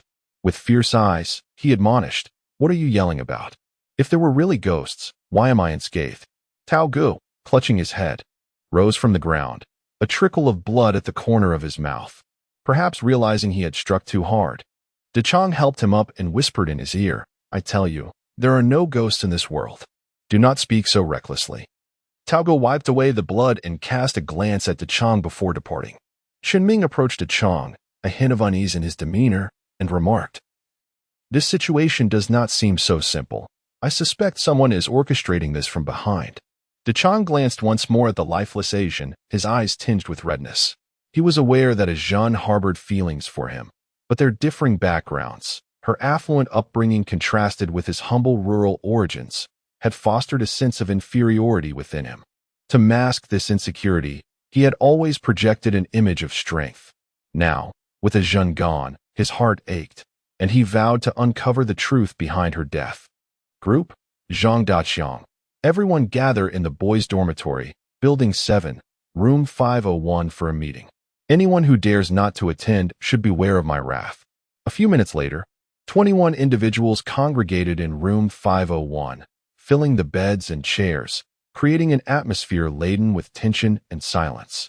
Zhang Daqiang cleared his throat and declared, "Now that Asian and the class monitor are both deceased, I suspect someone from our class is scheming. I hope they will step forward now, otherwise, when I uncover the truth." He clenched his fist, his intent unmistakable. "Ming, let us analyze the situation." First, the class monitor initiated a vote. And after everyone cast their ballots, the next day the monitor failed to act upon the results and met his demise. However, in the subsequent voting, it was clearly between Daqiang and Asian, yet only Asian has perished. I surmise this is unrelated to the voting. Rather, someone is manipulating us through this process. XX. Ming is absolutely right. I concur. XX. Should we inform the police about this matter? XX. What good would that do? They would probably deem us insane and lock us away, ruining our academic records. XX. So, what do you propose we do? As the discussion escalated with voices overlapping, no resolution emerged. Zhang Daqiang, seated on a stool, grew increasingly frustrated with the cacophony. He abruptly stood up, commanding, "Everyone, quiet down. Speak one at a time." At that moment, Brother Tao cautiously raised his hand. Daqiang glanced at him. "What do you wish to say? Speak." "Tao, pale-faced and trembling, stammered, I believe it is because the vote stated that a Jun must engage with De Chong, with a Jun holding the reins of power, while De Chong remains the passive participant. This implies that a Jin failed to comply, resulting in her demise, while De Chong remains unharmed. Upon hearing his words, the countenances of all present shifted dramatically. Even De Chong's face turned ashen. He slammed his hand on the table, seemingly poised to strike Tao. What nonsense are you spouting? Tao, do you dare to challenge me? I could end you right now. Witnessing De Chong's menacing demeanor, Tao raised his right arm to shield his face and retreated. Qinming hastily intervened to restrain the enraged De Chong, urging him to regain his composure before continuing, All right, everyone, heed my words. All occurrences in this world adhere to a certain order. Since Tao believes in the supernatural, let us entertain the notion that it may indeed be true. The beautiful Li Shui's complexion turned ghostly pale as she recalled that she and Chun Ming were also included in yesterday's vote. If the outcome had favored her, would she not also be doomed? If this were the work of a ghost, then were we not all fated for destruction? Perhaps we should exit the group, Tao exclaimed. Yes, let us leave the group and abstain from voting. Everyone hastily retrieved their phones, navigating to the group settings in search of the option to exit, only to discover that it was conspicuously absent. Qinming remarked, How peculiar that there is no option to leave the group. Is there anyone who can find it? XX replied, I cannot find it. Another voice chimed in, Neither can I. Perhaps we should request the administrator to remove us. Who is the administrator? Chun Ming hurriedly scrolled to the top of the contact list, his expression suddenly darkening. The group leader and administrators were all the class monitor, Lian, who had long since passed away. Damn it. Has anyone seen the monitor's phone? Zhang Wei replied. Lian's belongings were all taken by his family. They probably even burned his phone along with his other possessions. Li Shui suggested, Since we cannot leave the group or remove anyone, how about we simply refrain from voting? If we do not cast our votes, then no one can emerge victorious and consequently, no one will need to take any action. After contemplating for a moment, Chun Ming remarked, Hypothetically speaking, if it truly is a ghost, then this loophole would surely have been considered. If we abstain from voting, we may face a punishment, possibly directed at all of us who chose not to participate. Just as Chun Ming finished his statement, the incessant ringing of mobile phones echoed throughout the dormitory, casting a pall over everyone's faces. As they retrieved their phones, they discovered messages from the group chat, yet none dared to open them. All 21 of them were present, and with no one else sending messages, it could only be one person, the individual who claimed to be Hazy. Zhang Daqiang swiftly pulled out his phone, unlocked it, and opened the message without hesitation. Group chat. Lian. Hello everyone. I am Hazy. I am delighted to reconnect with you all. Unfortunately, the previous classmate, Ajin, did not adhere to the voting protocol and passed away peacefully. Below is another voting session. I encourage everyone to participate actively. Lian. 1. Qinming and brother Tao must spend a night in the morgue of XX Hospital. Xiao Yi and Li Min must spend a night in the morgue of XX Hospital. Zhang Daqiang furiously tapped on the screen. His messages filled with ire. Who the hell are you? If you have the guts, come out. I'll make you pay. You cowardly sneak, he continued. Curse your ancestors. Suddenly, Xiao Yi, seated on a bench, burst into tears, exclaiming, I don't want to go to the morgue. I don't want to die. Qinming glanced at Xiao Yi, then at Li Min and brother Tao. He took a deep breath and stood up, saying, Everyone, please cast your votes for me. I will spend the night in the morgue. According to Hazy, it should be fine. After all, he was a man, while Xiao Yi and Li Min were women. It would not be appropriate for them to go alone. He resolved to take it upon himself. At that moment, brother Tao, seated in the corner, suddenly shouted, I'm not going. If you want to go, you go alone. I refuse to go. Chun Ming replied, Be a man. I'm here with you. What do you have to fear?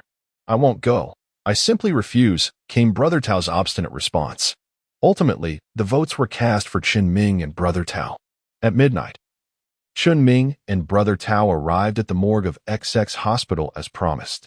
Brother Tao was restrained upon arrival, and they were locked inside the room. Chapter 16. Is Yifan a ghost? The morgue at midnight was dim and cold, encompassing roughly 50 square meters. A faint light illuminated 5 beds, but only 3 of them bore corpses. Tao, clad in a down jacket, huddled in the corner, casting furtive glances to the east and west. His complexion was as pale as parchment, and his lips, either frozen or stricken with fear, were tinged with a dark shade of purple. Despite his warm attire, he felt an intense chill. Qinming glanced at the 3 lifeless bodies before him. All were deceased. He lifted the white cloth, revealing the first corpse, a venerable elder, seemingly over 80 years of age. Judging by his attire, he appeared to be a vagrant, forsaken in death without anyone to claim him. The second body belonged to a middle-aged man, devoid of any visible wounds, suggesting he did not meet an untimely demise. The third corpse was that of a young man, whose premature death was a lamentable tragedy.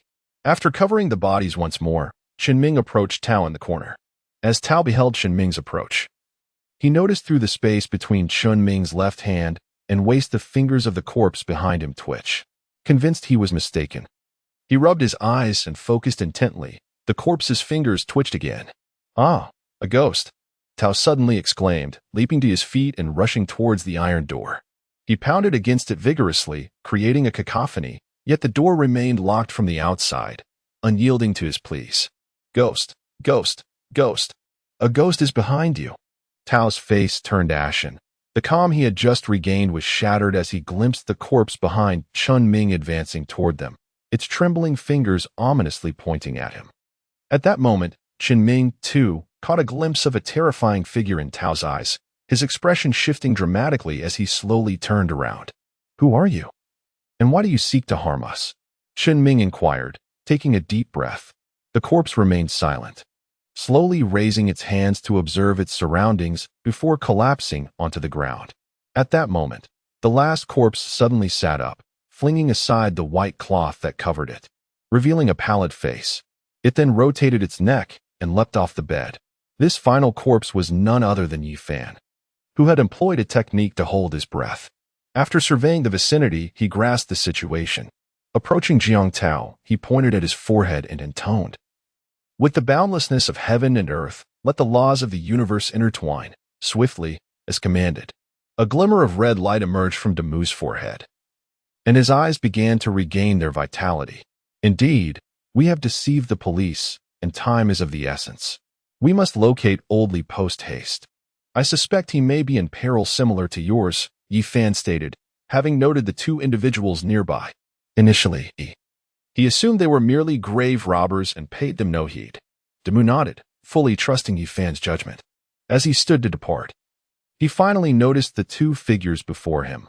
One, a bespectacled young man, appeared utterly astonished, while the other cowered in the corner, incessantly muttering about ghosts. Jiang Tao asked, "Who are you 2? Yifan glanced at the well-mannered individual and inquired, "What brings you here in such a state of idleness?" "This is the morgue, the place steeped in the densest of Yin energy." Upon hearing this, Qinming was overjoyed and promptly explained, "Master, you are unaware that my classmate and I may have encountered a ghost. We came here under duress." With that, he recounted the entire sequence of events to Yifan. Yifan furrowed his brow. While it was indeed possible for ghostly entities to commit such acts, he pondered why they would resort to such convoluted methods if they could eliminate students with such stealth. However, time was of the essence, and he had pressing matters to attend to. He cast a glance at Damu, silently inquiring whether to assist or not. Jiang Tao's expression revealed an internal struggle. He glanced at the trembling student in the corner, recalling his own past, those helpless eyes. With a sigh, he asked, "Master, do you know what malevolent spirit is at play here?" Yifan contemplated for a moment, then looked once more at the student in the corner, specifically at the entity perched upon his shoulder. "I believe it is not a ghost," he surmised, "but rather the mischief of some malevolent cultivator." Extending his right hand, he formed a claw-like grip and forcefully pushed Qinming aside, reaching for Jiang Tao. With innate energy, "May all evil be dispelled." As he did, he grasped a small paper effigy in his hand. The yellow paper figure seemed animated, struggling within Yifan's grasp and emitting a sound akin to a squeaking mouse. With a decisive motion, Yifan tightened his grip, reducing the paper figure to mere fragments that fell to the ground. Beneath a shadowy sycamore tree outside the hospital, a dark figure was surrounded by numerous small paper effigies fluttering about. Suddenly, he furrowed his brow and vanished into the darkness. Chen Ming's eyes widened in astonishment as he beheld Yi Fan plucking a small paper figure from the shoulder of Brother Tao, seemingly out of thin air. What was this? A master? What kind of entity was this? Yi Fan shook off the remnants of the torn paper and remarked, just a malevolent spirit, possessing a modicum of sorcery. Daring to cause mischief, utterly oblivious to its own mortality. Brother Tao, suddenly aware of the paper figure on his shoulder, was gripped by terror. In that moment, he recognized Yi Fan's extraordinary nature, crawling over to grasp Yi Fan's leg, pleading, "Please, save me, I beg you. I do not wish to die." Chen Ming looked at Yi Fan with eager anticipation. Anyone who could comprehend the situation at a glance must indeed be a remarkable master. His family had always believed in spirits, and after encountering Yi Fan, their faith had only deepened. At this juncture, Jiang Tao spoke up, assisting Brother Tao to his feet and earnestly assuring him, "Fear not, young one, Master Yi will aid you." He then turned to Yi Fan and said, "Since it is a malevolent spirit at play, Master, I implore you to lend them your assistance." Yi Fan pondered for a moment before responding, "Very well. I shall accompany you, but I can only assist you under the guise of a fellow townsman.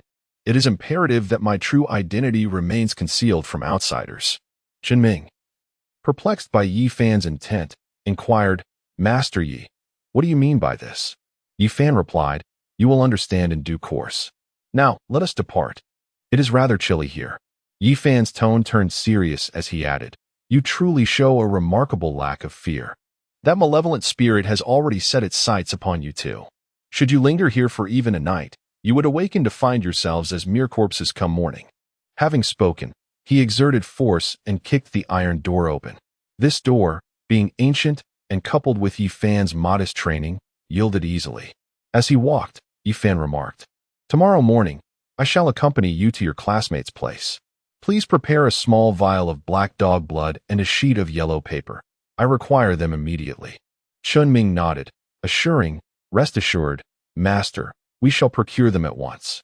He instructed Brother Tao to remain behind and dashed off alone into the night, leaving Yi Fan uncertain if he would succeed.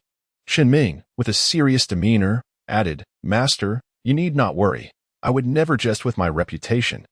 This will be authentic black dog blood, unless, of course, that dog has been dyed by someone else." Upon hearing this, Yi Fan tore the yellow talisman paper into rectangular pieces, channeling his mystical energy to begin inscribing upon them. Although the outcome was not as potent as usual, it would suffice to combat the malevolent spirit. Intrigued by Yi Fan's technique, Chen Ming inquired, "Master, why must it be black dog blood? Wouldn't regular dog blood suffice?" Yi Fan explained, "Ordinary dog blood is indeed acceptable, but it lacks the efficacy of black dog blood. Dogs are the embodiment of yang energy, corresponding to the 12 earthly branches and the element of earth, particularly yang earth. Black dogs possess the purest innate yang energy, capable of subduing yin forces. Furthermore, this black dog is a descendant of the celestial hound, Xiong Tian, who served the deity Erlang Shun, making it a natural nemesis of evil spirits." After finishing several talismans, Yi Fan carefully stored the yellow papers and arranged to meet Chen Ming and the others at the entrance of the medical college the following morning. He then took Demu to a nearby inn for rest. Time swiftly passed, and morning dawned. True to his word, Yi Fan arrived at the school's entrance, having left Demu at the inn, while Chen Ming awaited him at the gate. Upon seeing Yi Fan arrive punctually, Chen Ming's face lit up with joy as he approached with a smile. "Master Yi, you truly are a straightforward individual," he remarked. As they walked, Yi Fan inquired, "Do you remember the plan I shared with you earlier?" "Rest assured, it's all in my hands," Chen Ming replied confidently. The two took their seats in the back of the classroom. Zhang Daqiang glanced back at them before turning his head away, while the others remained oblivious to Yi Fan's arrival. Chen Ming, maintaining his composure, addressed the class, saying, "Do not be afraid. Look at me. I did not spend the night in the morgue, and I am perfectly well. There are no ghosts here." Suddenly, as Yi Fan sat beside him, He reached out and seized a small paper figure from Qinming's shoulder. The figure emitted a series of frantic squeaks as it was captured, and Yifan promptly crushed it in his hand. He then produced a yellow talisman he had prepared the previous night, declaring, with innate energy, "Let the myriad ghosts manifest." The talisman transformed into a beam of yellow light and soared out the window.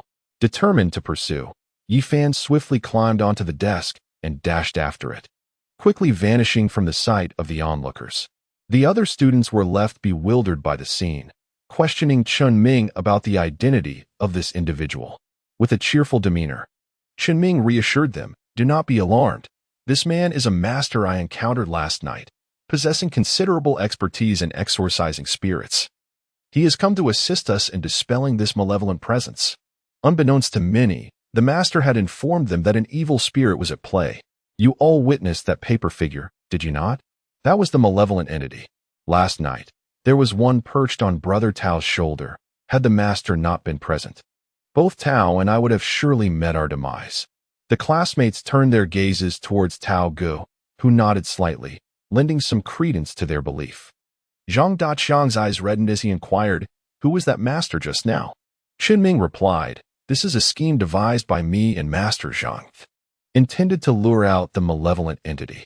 The master mentioned that such a malevolent spirit controls paper figures to commit murder, and it must be nearby. Surely, he has discerned the location of that spirit and has pursued it." In a fit of rage, Zhang Daqiang exclaimed, "Damn it, I will flay him alive." With that, he too dashed in the direction where Yifan had vanished. By the time the others arrived, the battle had already concluded. At the far end of the alley, Yifan stood, facing a humanoid creature composed entirely of paper figures, with a yellow talisman glowing on its chest.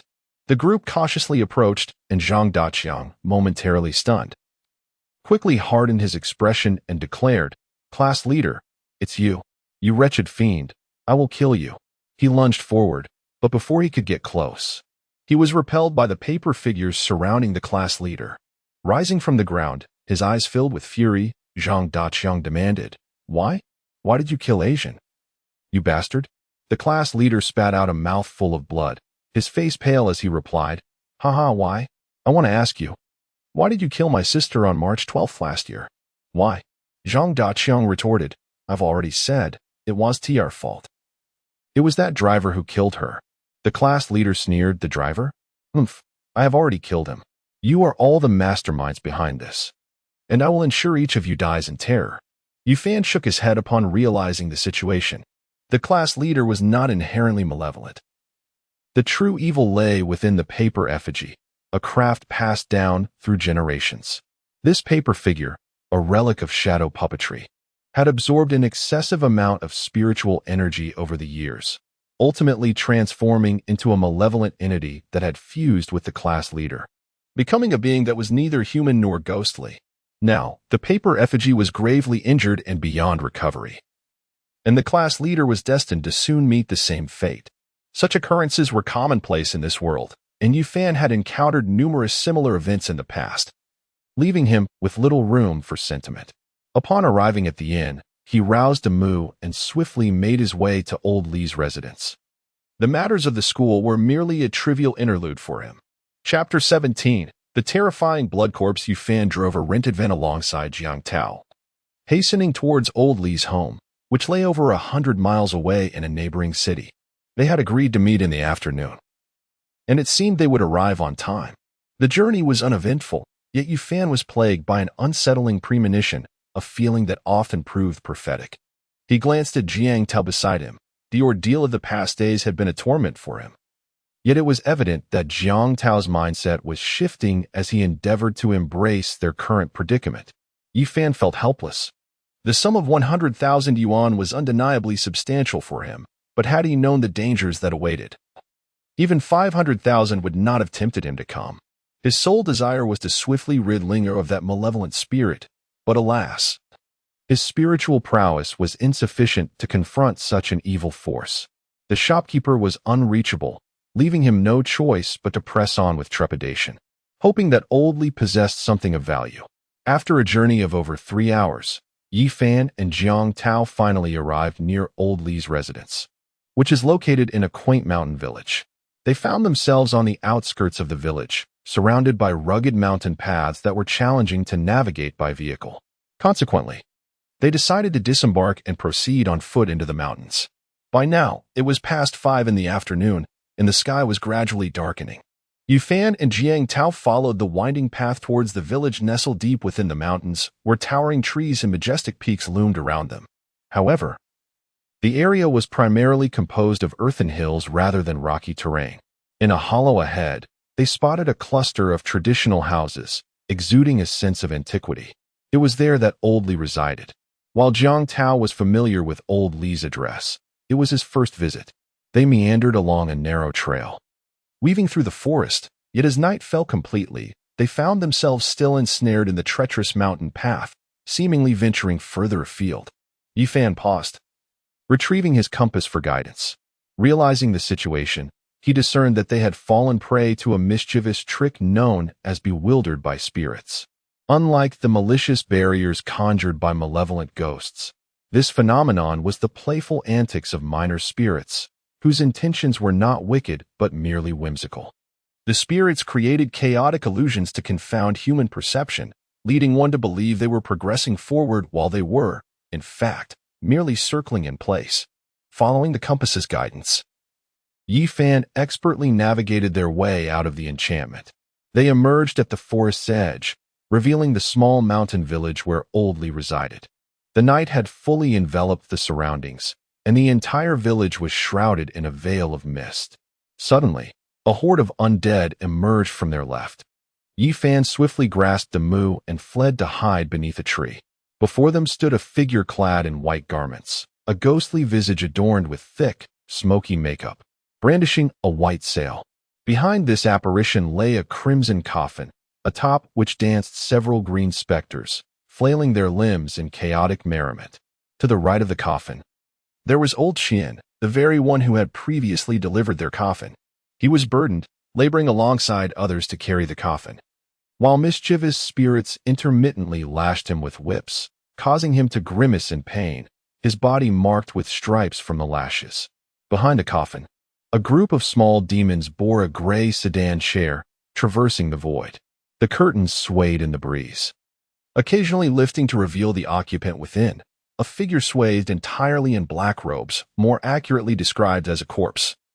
As Yifan sensed an overwhelming aura of death emanating from the sedan, the terror of this corpse rivaled that of the ghostly general. Yifan clutched his compass tightly, fearful of producing even the slightest sound. Although Jiang Tao was unaware of the corpse's dreadfulness, he too recognized that this was not the moment for bravado. Suddenly, in a fit of anxiety, Yifan's right foot pressed down too forcefully, snapping a branch beneath him. Though the sound was not loud in the hushed forest, it resonated like a thunderclap. The raucous spirits halted abruptly, turning their gaze towards Yifan.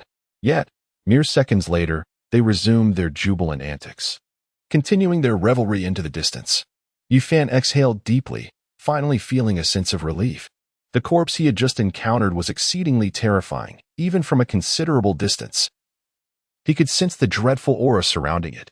The transformation of a corpse occurs when a person dies amidst a tempestuous night filled with thunder and lightning, and it is classified into 18 distinct types: zombie, blood corpse, shadow corpse, flesh corpse, skin corpse, jade corpse, walking corpse, exploding corpse, sweat corpse, hair corpse, wandering corpse, awakened corpse, armor corpse, stone corpse, fighting corpse, vegetable corpse, cotton corpse, and wood corpse.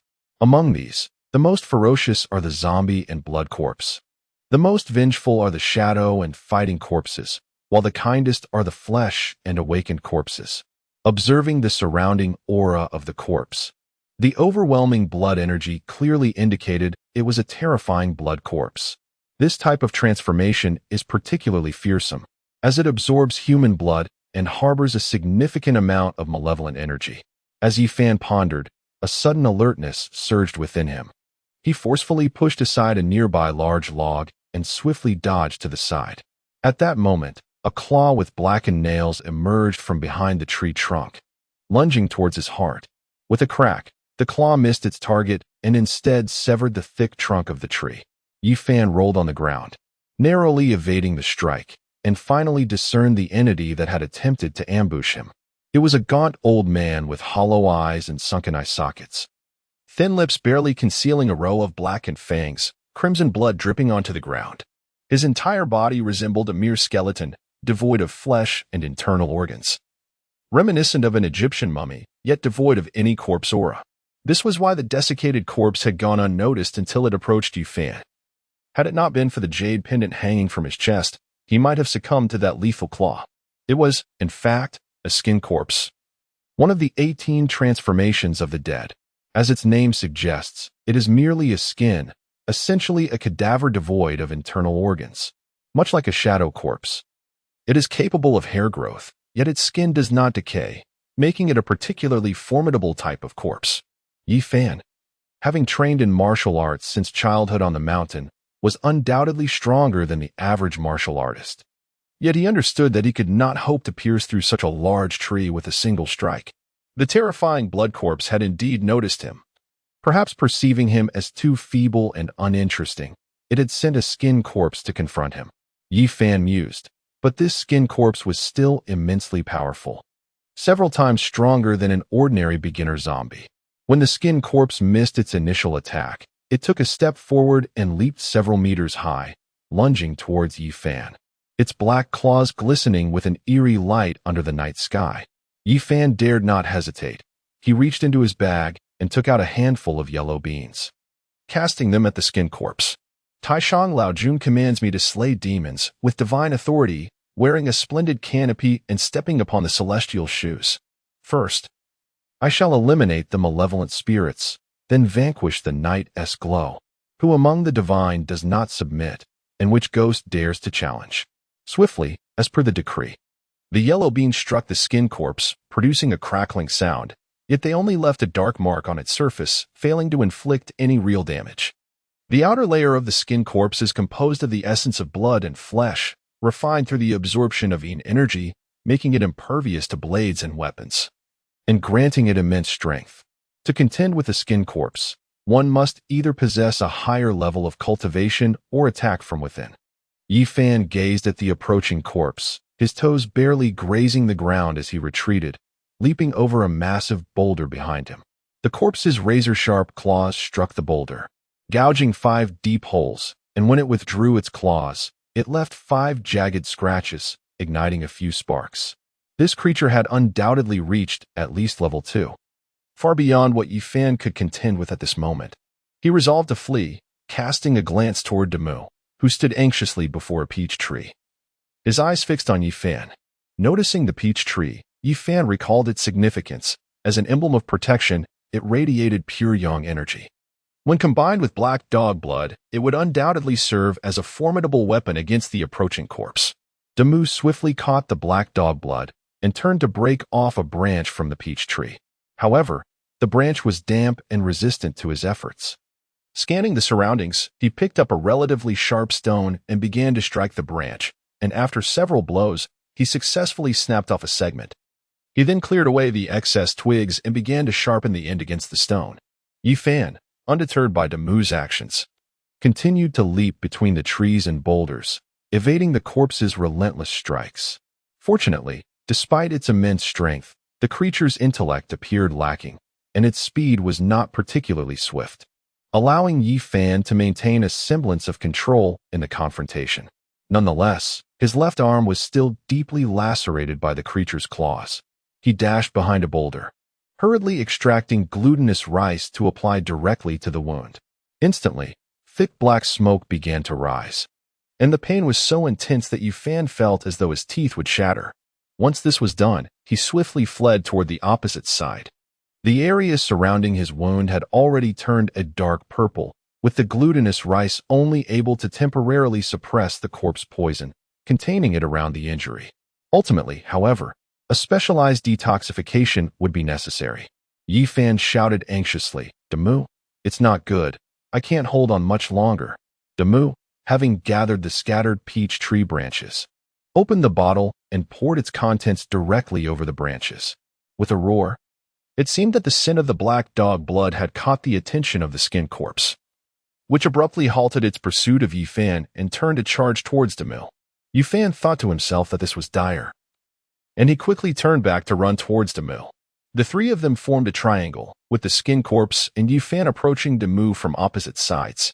Demille stood frozen, holding the peach branches, uncertain of how to proceed, as the skin corpse drew closer, its dark claws reaching out for him. Chapter 18. The art of borrowing corpses. In this critical moment, the skin corpse's claws stopped just 3 centimeters from Yi Fan's eyes as the peach branch pierced its heart. Countless tendrils of black smoke erupted from the wound, with no blood in sight. The skin corpse swiftly snapped the branch in two and lunged at Yi Fan with intent to strike. Yi Fan, clutching the broken branch, prepared to defend himself, knowing that a blow from those claws would likely shatter his arm. As the claws descended, Demille forcefully pushed Yi Fan aside, positioning himself directly beneath the lethal strike. Yi Fan sat on the ground, watching the impending claws fall, realizing for the first time just how powerless he truly was. Suddenly, a flash of fire erupted from a distance as a flaming arrow struck the back of the corpse, accompanied by a small glass vial. Upon impact, the vial shattered, releasing the acrid scent of gasoline. The corpse ignited instantly, thrashing about in a frenzy while emitting a haunting wail, quickly reduced to a pile of ashes amidst the inferno. Yi Fan gazed at the imposing figure of Demille before him, his expression a blend of confusion and contemplation, uncertain of what to articulate. At that moment, a young man approached from nearby, roughly the same age as Yi Fan, wielding a bow with several arrows slung over his shoulder. He stepped forward and inquired about Demille. The young man, introducing himself as Qian-san, secured his bow on his back and grasped Demille's arm, stating that his father had sent him to wait for them. Only? I feared he might have encountered trouble, Demille exclaimed with relief. Quickly, lead me to your father. Ecstatic, he prepared to move. Yi Fan, listening intently to their exchange, furrowed his brow. Just moments ago, he had witnessed the terrifying bloodied corpse dragging a coffin away, leading him to believe that old Qian was in peril. How then had he managed to evade such a horrific fate? He dismissed the troubling thoughts, knowing that upon meeting old Qian, the details of the situation would soon unfold. The trio ventured along a narrow path towards a house at the edge of a small village. As Yi Fan caught sight of the interior, a chilling aura wafted forth. Could it be that old Qian had transformed into a specter, waiting for their arrival? The young boy pushed open the door and said, "Please come in, Uncle Damo. And this friend as well. My father is waiting for you in the main room." After speaking, the boy entered the courtyard, gesturing towards the main room while remaining at the doorway. Damu, feeling anxious, hurriedly accompanied Yi Fan to the main room. The interior was dimly lit and sparsely furnished, with 2 solid mahogany chairs on either side. On the central wall hung a painting of Guanyin, the Bodhisattva of compassion, and before it stood an altar adorned with an incense burner, where several sticks of incense were alight.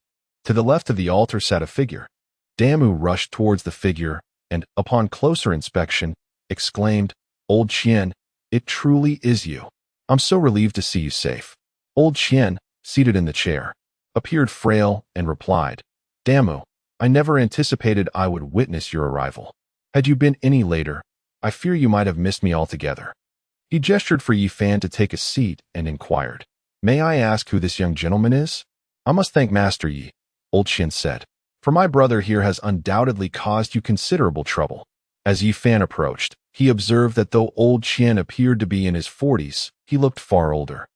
The skin on his hands was sagging, resembling that of an octogenarian.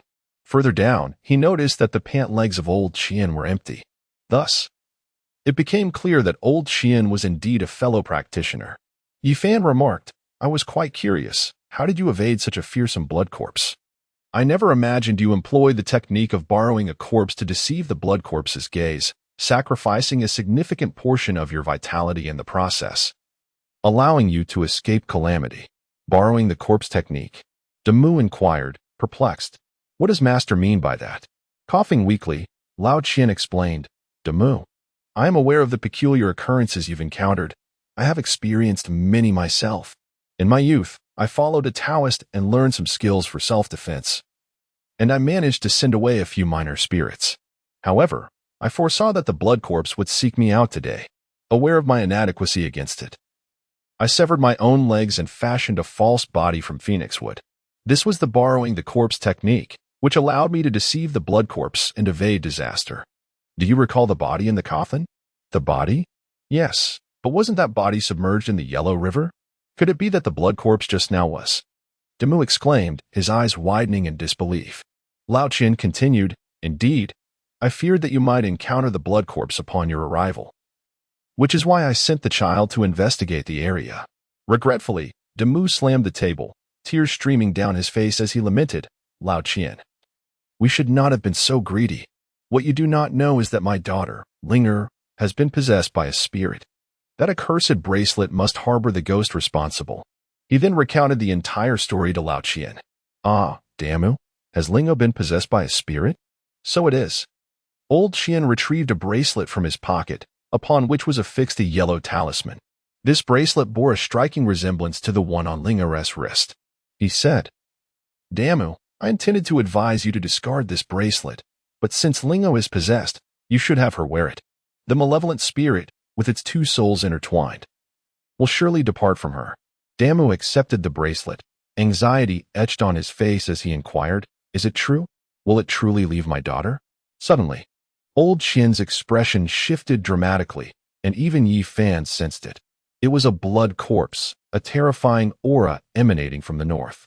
Old Qian pushed Damu's hand away and said earnestly, Damu, hold on to the bracelet tightly and flee. Go save your daughter. Damu, bewildered, asked, Old Qian, what is happening? What is going on? Yi Fan grasped Damu's hand firmly and declared, It's a blood corpse. It must have realized that Old Qian's body is a decoy and is making its way here. We must leave at once, or we shall all perish. No. Damu pulled away from Yi Fan's grip and rushed to Old Qian. Old Qian, I will carry you. Let us go. Old Qian forcefully pushed Damu's hands away, exclaiming loudly, I have but a few days left to live. You must go. You still have your daughter. That blood corpse is after me and will not pursue you. Hurry. Take my son and leave this place. Old Qian nearly shouted in desperation. Damu resolutely refused to release his grip. No, I must take you away. Yi Fan insisted as he grasped Damu's arm and hurried outside. Lao Qian, observing Damu's departure, chuckled, but his demeanor soon morphed into something sinister. You wretched creature. Even if it costs me my life, I shall ensure you suffer, he proclaimed, retrieving an ancient compass from a drawer and shattering it, extracting the needle within and placing it in his mouth. Tears streaming down his face, Damu fell to his knees. However, before they could step through the door, an old specter emerged from the shadows, still dragging his oil lamp behind him. Yi Fan, sensing the imminent threat, positioned himself protectively in front of Damu, producing a blue talisman poised between his fingers, ready to strike should the specter make any sudden moves.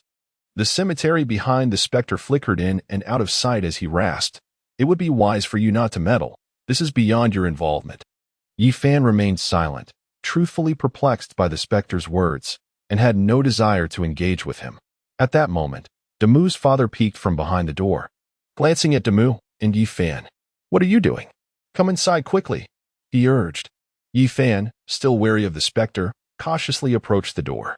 Once they entered, the malevolent grin of the old ghost vanished into the darkness. Upon entering, Damu called out, Linger, Linger. Suddenly, an untimely knocking echoed from outside. Open the door. We suspect you are harboring fugitives. If you do not open up, we will force our way in. Damu released Linger's hand and stood up directly. He approached Yi Fan and whispered, What shall we do now? Suddenly, the door burst open with a loud crash, and several uniformed officers stormed in. The leader immediately declared, I suspect you are involved in child trafficking. Yi Shui, take that little girl away for a paternity test. Damu was unwilling to comply, protesting, Officer, you must be mistaken. That is my biological daughter. How could she possibly be a victim of child trafficking? The leader paid him no mind. From their ranks emerged a tall female officer who approached Aya and attempted to take Ling Er into her arms. Concerned for his daughter's safety, Damu rushed over, trying to push the officer away, only to be struck on the back of the head with a gun by another officer, rendering him unconscious. As Yi Fan prepared to intervene, a young officer aimed his weapon at Yi Fan's head and rasped, "I advise you not to interfere, even if your master were here. He couldn't save you." Yi Fan watched helplessly as the officers carried Ling Er away. Just as the female officer reached the door, he suddenly noticed the bracelets adorning Ling Er's wrists as she clung to the officer's neck, and she flashed him a faint smile. Chapter 19. The Store Manager. Old Wu time passed swiftly, like a fleeting shadow, and in the blink of an eye, a month had slipped away. Yu Fan had always longed to master the true art of ghost catching, rather than the trivial techniques that anyone could learn. However, the shopkeeper persistently refused to teach him, insisting instead that he lift dumbbells. From initially lifting 15 pounds, he had progressed to an impressive 100 pounds, yet still failed to satisfy the shopkeeper's expectations. With a creaking sound, the door to the training room swung open, revealing the shopkeeper, who entered with an air of nonchalance, looking rather disheveled and lethargic. Wu Leiguai cast a glance at him, while Yu Fan, unable to discern Wu Leiguai's actions, suddenly felt a sharp kick to his backside, sending him sprawling to the ground in a most undignified manner. "What are you doing? Trying to slack off? Get back to lifting those dumbbells. Oh, and by the way, when you leave, make sure to check on that matter in Victory Community. How is it progressing?" Yi Fan rose, wincing in pain and rubbing his sore dairy, replying that the issue had already been resolved to the employer's satisfaction. "Is that so?" Wu Leiguai settled onto the sofa, a smile playing at the corners of his mouth as he produced a black orb, tossing it idly in his hand. Yi Fan's gaze sharpened, and he immediately realized the gravity of the situation. The black orb was none other than the earthly relic of annihilation. Without a second thought, he pinched his ears with both hands, approached Wu Leiguai, and, presenting his rear, plaintively exclaimed, "Wu Leiguai, you know everything." Wu Leiguai's swift, shadowless kick met Yi Fan's backside with remarkable precision, propelling him once more into the air. "The soul-gathering pearl?" Yi Fan approached, clutching his rear. A look of astonishment etched upon his face. How could this be? Was this the Earth Store's fate-breaking pearl? I had perused its introduction in a book.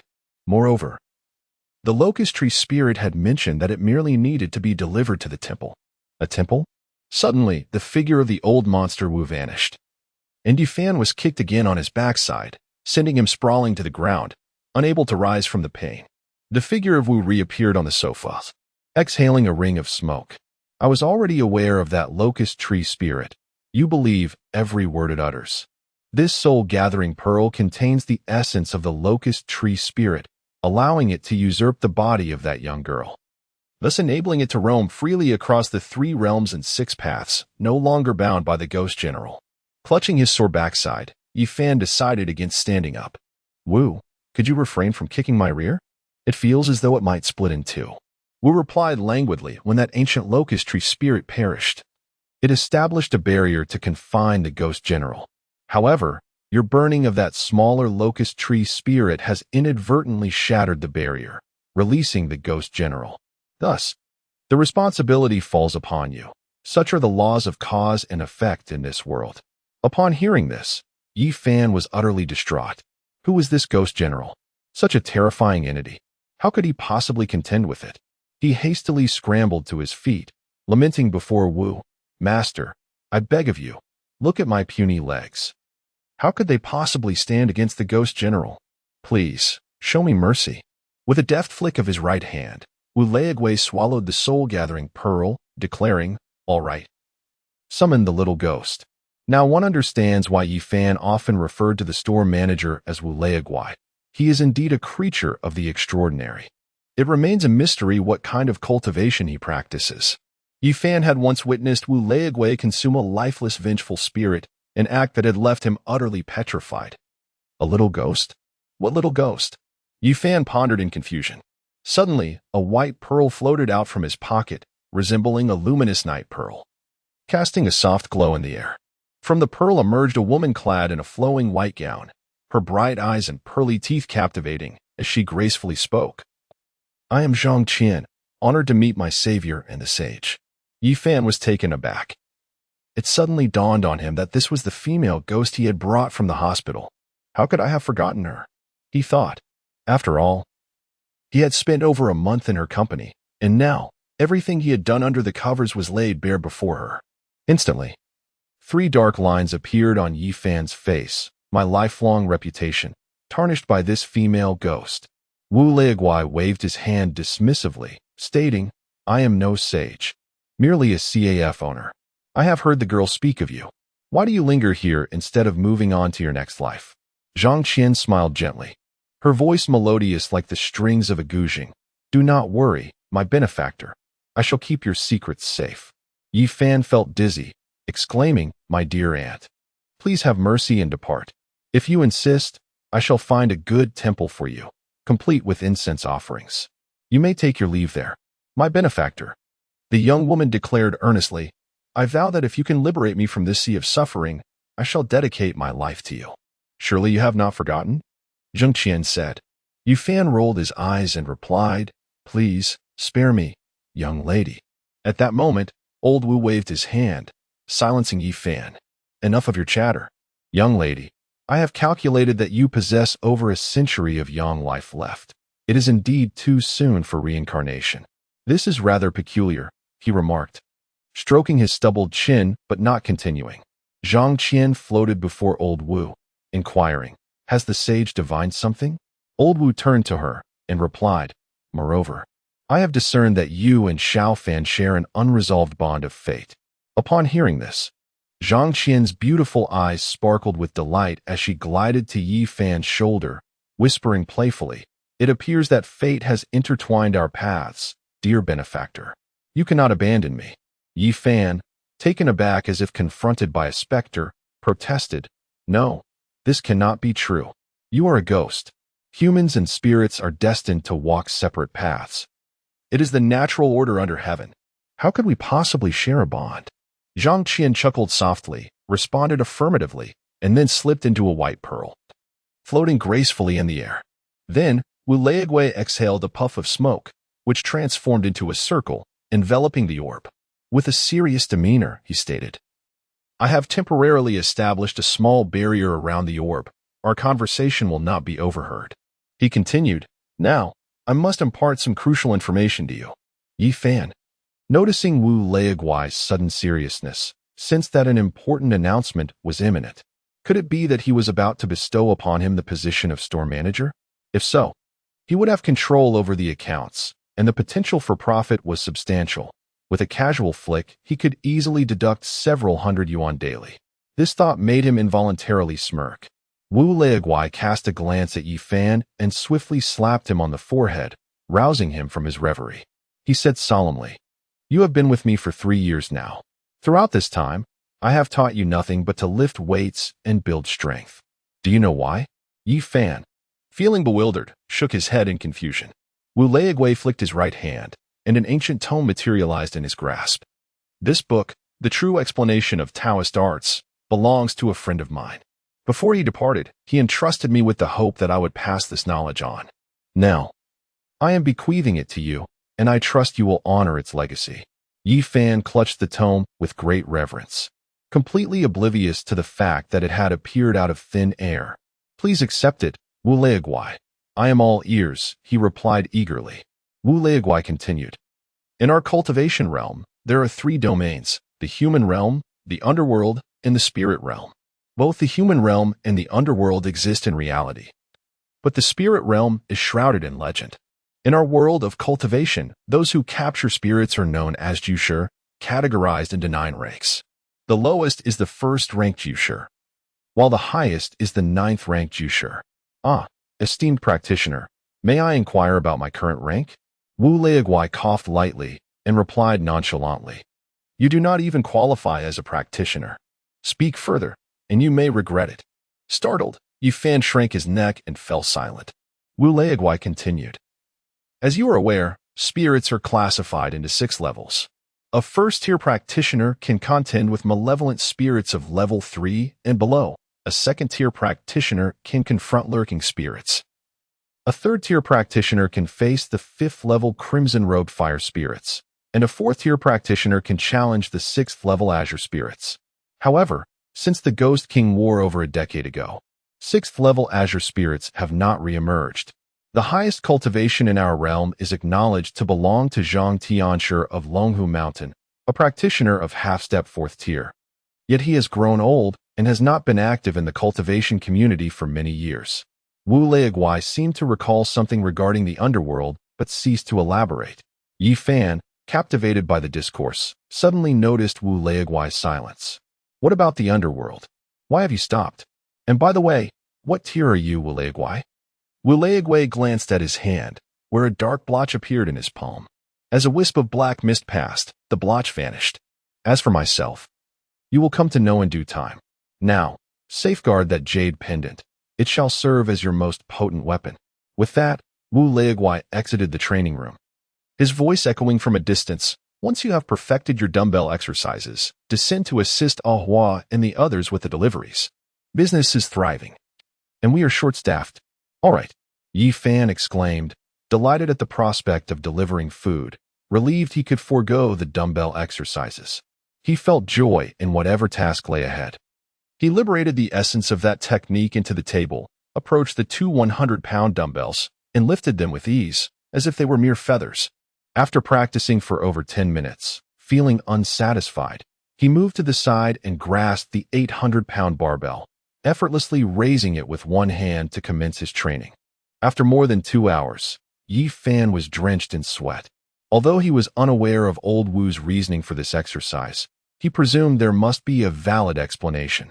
He walked to the shower, refreshed himself, and emerged with a towel drying his hair. As he removed the towel from his head, he was taken aback to see a woman in white seated on the sofa, gazing at him with a knowing smile. Well, I just stepped out as soon as your manager left, she remarked. I didn't want to interrupt you since you were so focused. Yi Fan sighed, feeling as if you were a deflated balloon. So, you witnessed everything? Indeed, she replied, her tone teasing. Yi Fan's voice suddenly rose in exasperation. You, being a young lady, could you perhaps exhibit a bit of modesty? There should be boundaries between men and women. What does that matter? She countered playfully. Haven't you heard the manager say? We still have an unfinished bond, and sooner or later, you will belong to me. Yi Fan felt as though he had encountered a female rogue. He was unafraid of ruffians, but a rogue woman was another matter entirely. Could you hand me the clothes on the sofa? Is it this blue outfit? She inquired. Yes, please pass it to me through the door's crack. Yi Fan, upon uttering these words, slightly ajar the door. And there he beheld a pristine white hand reaching in, clutching a garment. He hastily seized the attire and donned it before emerging from the shower room. Casting a fleeting glance at Zhang Qian, he remained silent and hurried down the stairs, eager to avoid any confrontation with this audacious woman. Chapter 20. Delivering Takeout. Yi Fan, feeling disheartened, arrived at the CAF on the ground floor.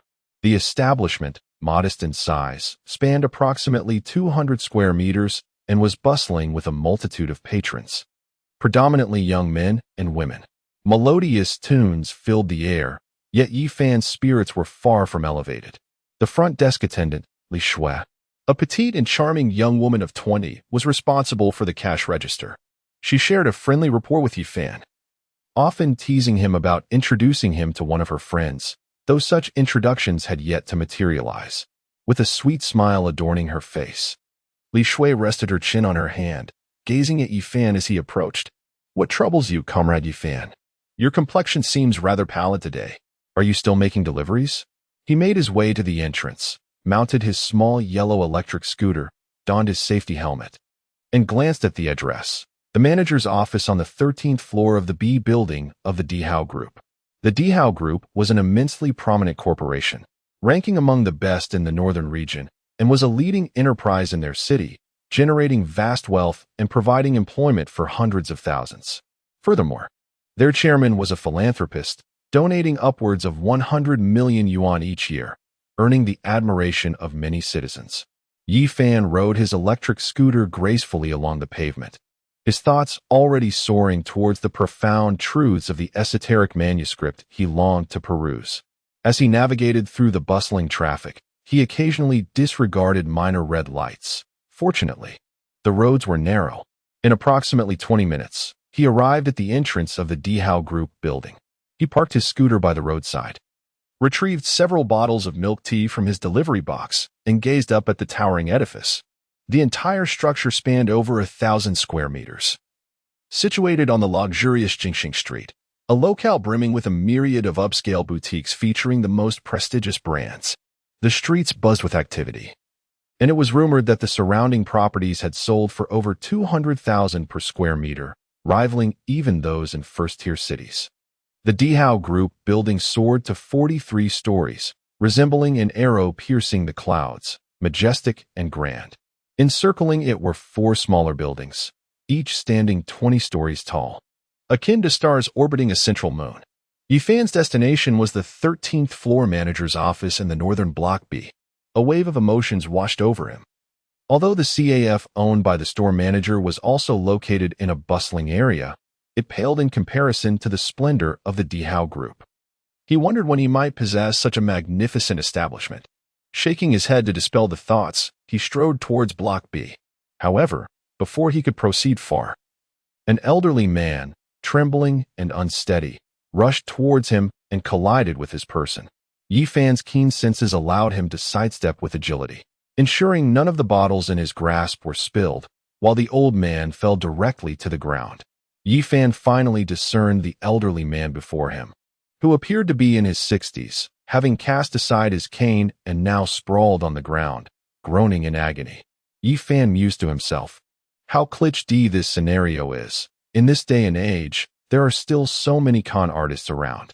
He held a few bags of coffee and halted about a meter away from the old man, inquiring, "Sir, are you all right?" The old man raised his trembling right hand, pointing at Yifan, and declared, You don't think you can escape. If you don't compensate me 100 or 80,000, I shall not let you off the hook. Yifan found this rather amusing. Had it been a younger individual with that fiery temper, he would have already delivered a swift kick. At that moment, a crowd began to gather, and a middle-aged man approached, seizing Yifan's arm and preventing his departure. He shouted loudly, "Everyone, come and see. This delivery person knocked someone down.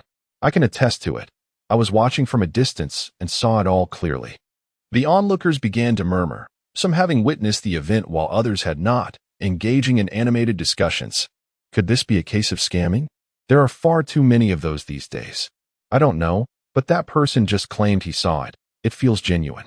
Yifan remained silent, casting a glance at the burly man who had seized him, clearly an accomplice intent on extorting money. The crowd's belief that Yifan had indeed knocked someone down grew stronger, and at some point, the old man had crawled closer, clutching Yifan's leg stubbornly. Yifan sighed and said, all right, I suppose I'm just unlucky. I was in a hurry to deliver coffee. How much do you want?" Upon hearing this, the elderly man on the ground instantly perked up, ceasing his groans of pain. He extended 2 fingers, indicating 20,000. Yifan feigned concern, responding, All right. 20,000 it is, but I simply do not possess such a sum." At that moment, a middle-aged man dressed in a suit stepped forward, approaching Yifan with a disingenuous smile, saying, "Young man, are you in need of funds? I have a quick lending solution that disburses within a minute, no collateral required. And the interest rates are even lower than those of banks." Yifan glanced at him, noting the unmistakable visage of a schemer. Is that truly the case?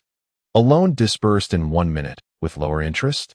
The man, with a conspiratorial air, produced his phone, opened an application, and pointed to it. All you need to do is download this app, complete the registration, and you can secure a loan. With installment payments, you merely need to pay 300 yuan each month. And the interest is just 10 yuan. Yifan scratched his head, dubious yet tempted to pull out his phone. Just then, a young girl squeezed in from behind him, tugging at Yifan's sleeve. Wait, I can attest that this young man did not collide with the elderly gentleman on the ground.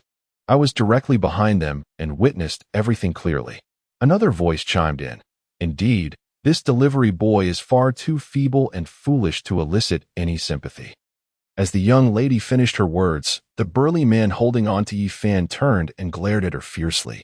Yifan, equally exasperated, remarked, "Oh dear, miss. Please don't disrupt me further. I am already quite troubled. If the coffee does not arrive on time, I shall incur a penalty." The young lady, infuriated, stomped her foot, and huffed before turning to leave. From behind, Yifan retrieved a mobile phone and a wallet, stepping aside to obscure the man's view. He urged the suited gentleman to explain the loan process. Following the gentleman's instructions, he entered his phone number and identification details, extracted his contacts, and within mere seconds, the loan was secured. "Oh dear," Yifan lamented, "I borrowed too much. I took 30,000 yuan. He cast a troubled glance at the suited man. The man, still wearing a cheerful smile, reassured him, "It's perfectly fine. Any amount can be borrowed." With that, he produced 3 stacks of cash from his bag and handed them to Yifan, saying, "This is your money." Yifan expressed his gratitude, taking 2 stacks and giving them to the elderly man, saying, "Here you are, sir. I have provided the money, so you must not hold on to me any longer." The elderly man, clutching the cash, sprang up with joy, exclaiming, "Yes, yes, yes." He then turned and dashed away, his gait betraying none of a frail old man. With coffee in hand, Yifan proceeded towards the Dihao group. The surrounding crowd began to disperse, and one individual remarked, "Alas, the world is in decline. This delivery man is far too kind, yet he has been taken advantage of." The companion beside him remarked, "Serves him right. The surveillance is right ahead. I didn't even inform him." Individuals like that ought to learn a lesson to avoid suffering greater losses in the future. Yifan approached a nearby trash bin and nonchalantly discarded both the phone and wallet into it. At that moment, the attractive young lady who had previously warned him came to his side and said, "Hey, I must ask, have you been stunned into silence? Why did you toss your phone and wallet as well?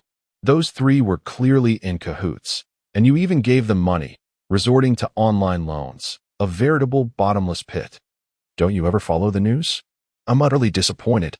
Yifan waved his hand dismissively and replied, "Of course, I noticed that."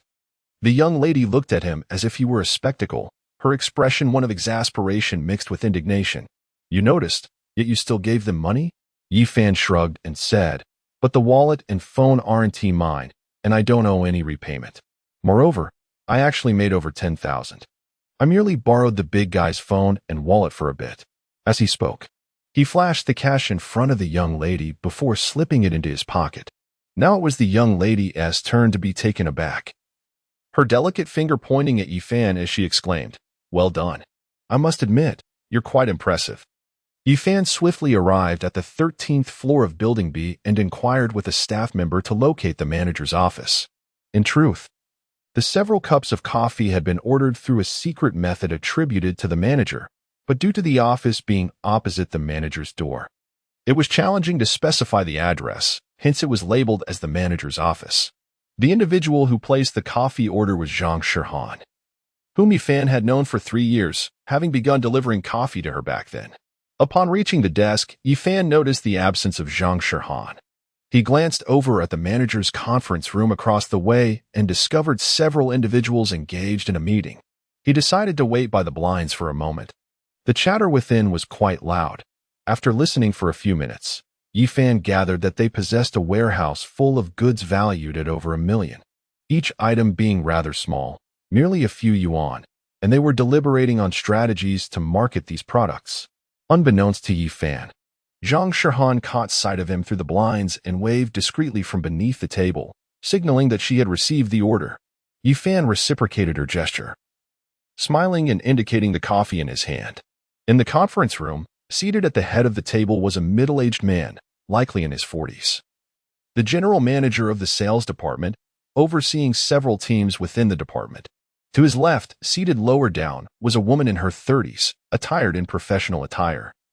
The manager responsible for this particular group, accompanied by 17 leaders, including Zhang Shihan. The general manager briefly scanned the proposal on the desk before setting it aside. "Well, I have reviewed everyone as plans. Let us discuss how we can most effectively market this product," he stated, clearly indicating his dissatisfaction with their submissions. Chapter 21. A leap from the rooftop. Manager Yang Tingting exchanged glances with a few colleagues and remarked, "Yes, let us hear your thoughts. Zhang, why don't you share your ideas on how we might proceed?" The general manager nodded, acknowledging the suggestion as a potential method. "Are there any other proposals?" It appeared that this suggestion had been dismissed as well, leaving the others dejectedly lowering their heads, for this was the best strategy they could conceive. Given the products they had seen, which were indeed quite diminutive and suited only for toddlers. Noticing the silence, the general manager nodded once more and declared, "Since there are no further contributions, we shall conclude this meeting." As several individuals exited the room, Zhang Shirhan followed closely behind. This young woman in her 20s, with prominent brows and expressive eyes, exuded the sophistication of a city dweller. "Yi Fan, you've arrived. Please hand me the coffee," she requested. Yi Fan smiled slightly as he passed her the coffee, whispering, "Is this truly how you all market your products? It's rather amusing." His remark did not sit well with the tall, handsome man behind Zhang Shirhan, who had originally proposed the plan. "Hey, you, a mere delivery guy? What do you know about sales? Don't spout nonsense here." Yi Fan was in a foul mood. Initially, he felt quite happy to see Zhang Shirhan, but that insufferable, foolish cat had ruined the atmosphere. "Brother, keep your foul mouth clean," he thought. Zhang Shirhan sensed the tension and quickly pulled Yi Fan aside, saying, "All right, let's all say a little less." Yi Fan forced a smile, choosing not to respond. The tall man remained silent, casting a fierce glare at Yi Fan before preparing to leave. "Wait," the general manager suddenly called out to them. With a faint smile, he approached Yi Fan and inquired, "What is your name, young man?" "Yi Fan," he replied with a shrug, wondering why this person had taken it upon himself to ask. Noticing Yi Fan's lack of courtesy, Zhang Shirhan tugged at his sleeve and whispered, "Yi Fan, this is our general manager. Please show some respect." The general manager maintained his smile and waved his hand dismissively, saying, "No worries. So, Yi, you mentioned our proposal is amusing. I wonder if you have any brilliant insights?" Yi Fan found amusement in the situation. A group of salespeople was asking for advice from an outsider. However, with Zhang Shirhan present, he intended to assert himself against these individuals. Just because you're at Dihao Group doesn't mean you can act superior. It's simple enough. Why not sell everything at once to a larger company instead of piecemeal? The general manager's eyes brightened, ready to respond, but the tall man interjected, "What do you know, delivery boy? Selling $1 million children's product to a single company is not as easy as you suggest." Yi Fan was so amused that he burst into laughter, exclaiming, "You are truly hilarious. Have you even tried it? You speak without action, a classic case of high aspirations but low abilities." However, the general manager suddenly interjected, "I believe our young friend has a valid point. Xiaosong, didn't you mention yesterday that your cousin's shopping mall is currently running some promotional campaign? Incorporate that plan and reach out to their company to see if we can sell these products to them." Instantly, Xiaosong's face lit up with joy as he eagerly nodded in agreement. It was clear that being entrusted with this plan meant it was effectively his, and he would reap a substantial portion of the sales commission. With a projected total of 1 million, he could potentially earn at least 80,000 in commission. Meanwhile, the previously mentioned tall man wore a grim expression. Originally, this $1 million product proposal was supposed to be his responsibility, and now it was being handed to a mere newcomer. How could he not feel aggrieved? Seeing that matters had come to a conclusion, Yi Fan bid farewell to Zhang Shirhan and prepared to leave. Unexpectedly, the general manager called out to him once more. Yi Fan, feeling somewhat irritated, replied, "If it weren't for the fact that I made 10,000 today and my spirits are high, I wouldn't waste my time engaging in this banter. I must say, sir, when will this end? I've shared the proposal. Surely you don't expect me to personally sell it? You represent the Dihao Group, after all. Surely you must know how to sell a product." The general manager smiled, saying, "Young man, you misunderstand. I merely wish to inquire if you have any interest in becoming a salesperson for Dihao." As Yi Fan stepped out onto the plaza in front of the Dihao Group building, the sun had completely set, and the entire square was aglow with lights, creating a truly picturesque scene. As he lifted his foot to approach the small electric scooter, suddenly, something fell from the sky, landing just 3 meters in front of him, startling him profoundly. Upon closer inspection, his brows furrowed. It was, astonishingly, the corpse of a woman. Clearly, someone had plunged from the heights of the Dihao Group, though it was uncertain from which floor. The body lay face down, clad in professional attire, unmistakably a white-collar worker. "Look, another person has jumped," one bystander remarked. "This marks the third incident this month. Indeed, all female colleagues. It's quite eerie. I wonder if they've encountered something unclean." "Hush, speak softly. If human resources catches wind of this, you'll surely be dismissed.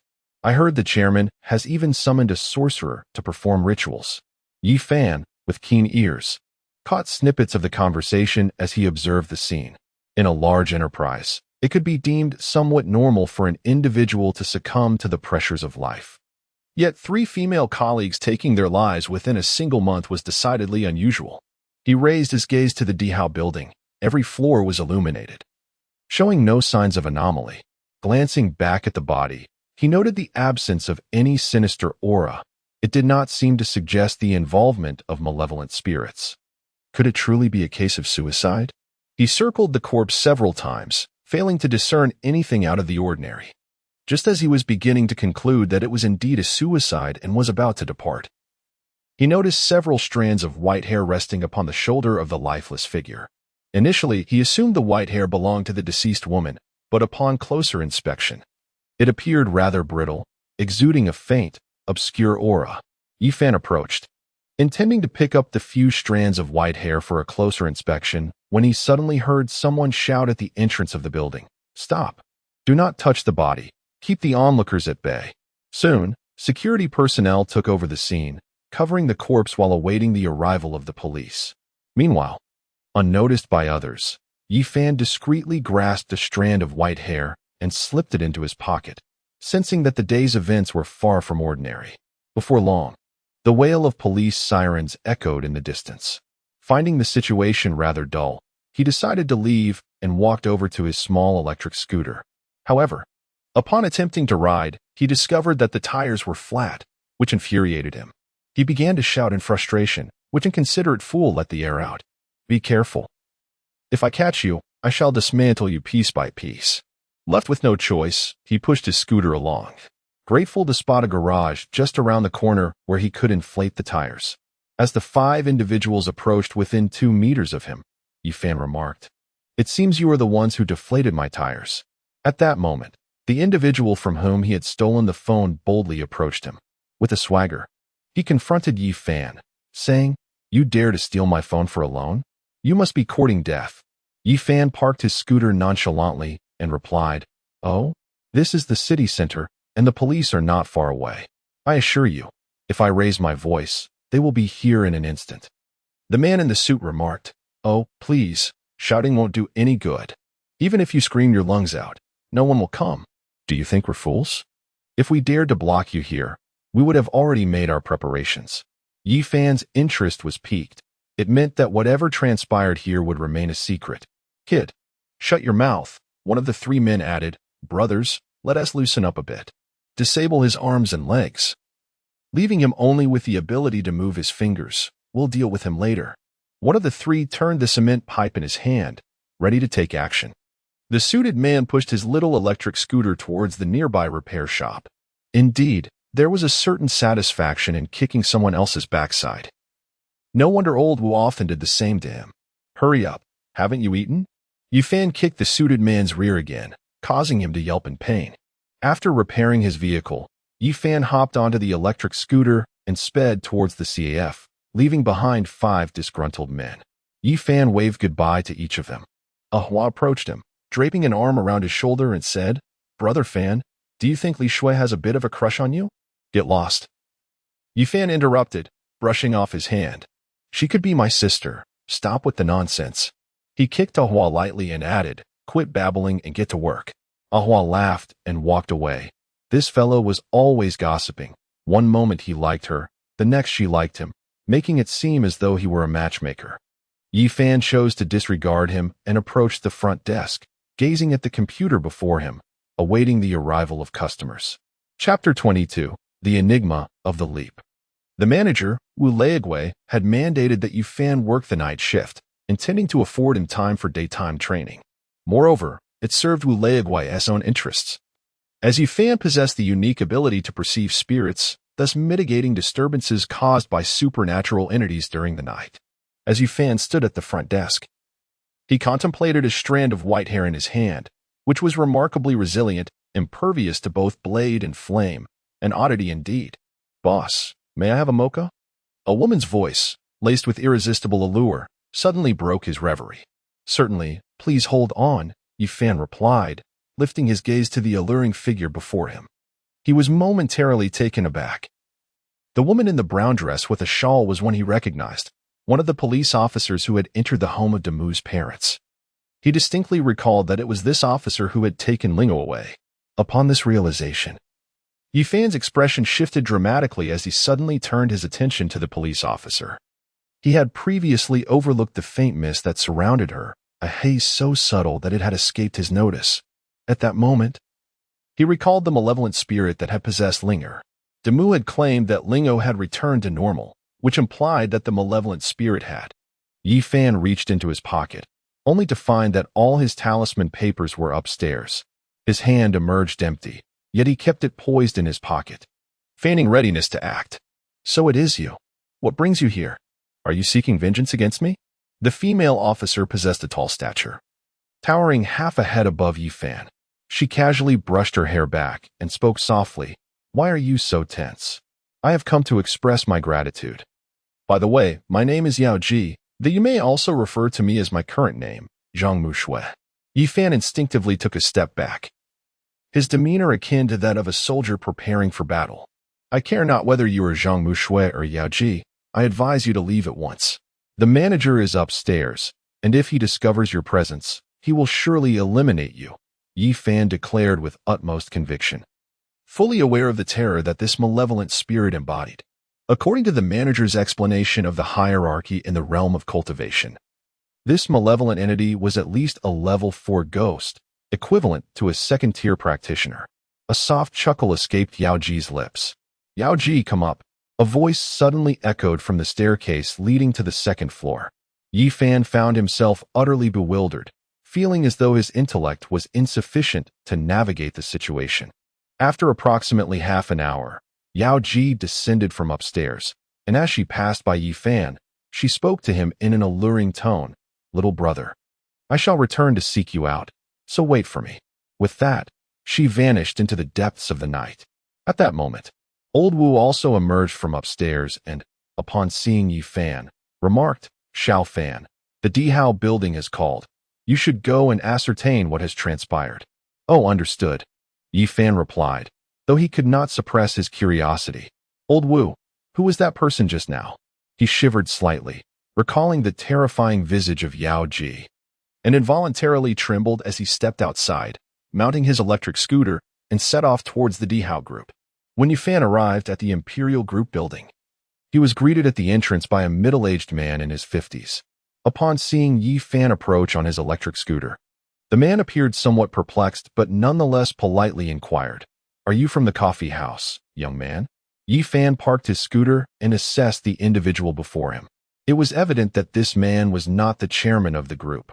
Although he exuded an air of authority, it was notably lacking in strength, resembling more of a subordinate. Yifan extended his hand and replied, "Yes, I am indeed from the coffee house. What brings you to me?"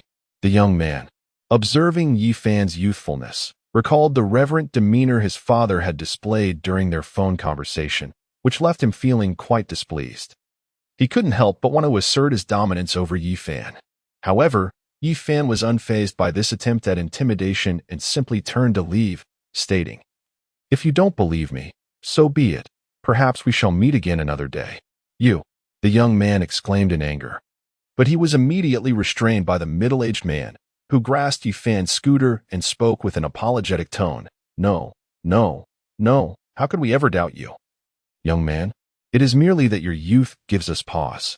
He recalled the chairman's explicit instructions to invite this individual, emphasizing the significance of the request, and surmised that the young man must possess considerable talent. "Humph," Yifan scoffed, leading the way forward. As he passed by the young man, he deliberately cast a disdainful glance, infuriating the young man further. "This way, please," the middle-aged man gestured courteously, adding, "My surname is Fu. Everyone calls me Uncle Fu. This beside me is the chairman's son, Ouyang Zheng." Yi Fan waved his hand dismissively, signaling that he understood and required no further introduction. Yet, within his heart, he felt a tumultuous stir. He had unwittingly encountered the scion of the Dihao group, a young man undoubtedly steeped in wealth. It was imperative that he devise a means to procure some funds from him. Meanwhile, Ouyang Zheng harbored a deep-seated resentment towards Yi Fan. Yet he felt constrained by his father's stern disposition, rendering him unable to voice his disdain. The trio ascended the elevator and arrived at the rooftop.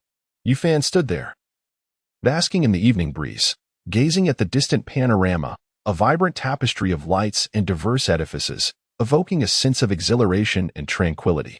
At that moment, Ouyang Zheng broke the silence, inquiring, "So, Yi Fan, does this building meet your approval?" Yi Fan inhaled deeply, sensing a surge in his own prowess.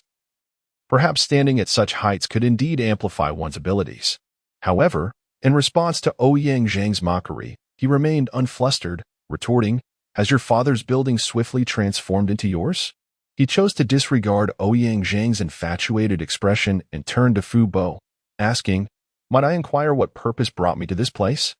Uncle Fu led Yi Fan to the edge of a rooftop in the east, gesturing towards the area as he spoke. "Young brother Yi, the situation is as follows. Although our company's employees face considerable pressure, they enjoy substantial benefits, which has, in recent years, prevented any incidents of individuals jumping from heights. However, a month ago, for reasons unknown, an employee did leap from this very spot. At the time, we dismissed it, compensating the family and allowing the matter to fade away. Yet, a few days later, another employee followed suit, prompting the chairman to take notice.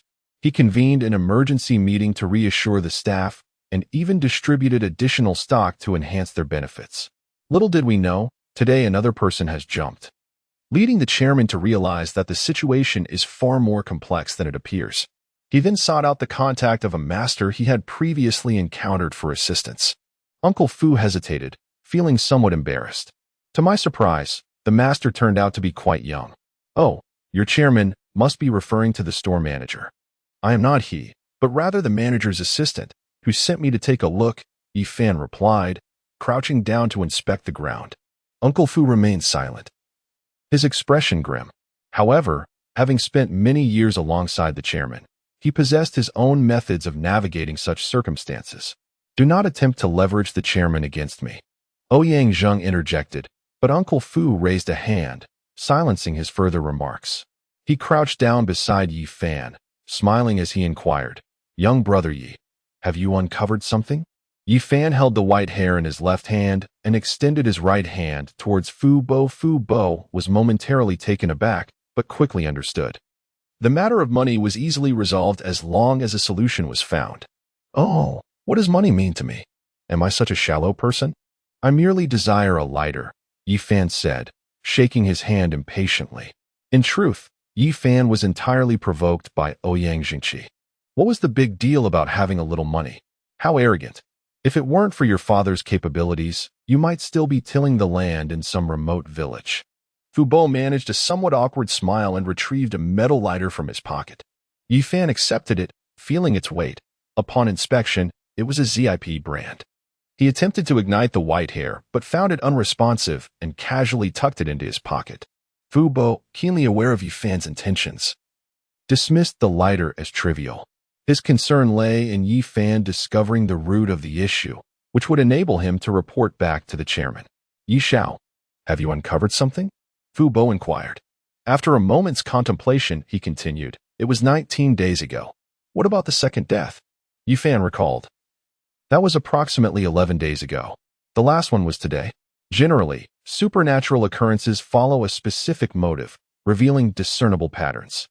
The interval between the first and second death was 8 days, while the gap between the second and third was 7. It was evident that the timeline was accelerating.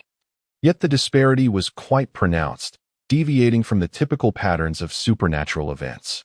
Yi Fan then pressed, "Are you certain there were only 3 deaths? Were there no other colleagues who perished?" At that moment, Uncle Fu's eyes brightened as he quickly remarked, "Indeed, after the second colleague's death, I stationed several security guards on the rooftop.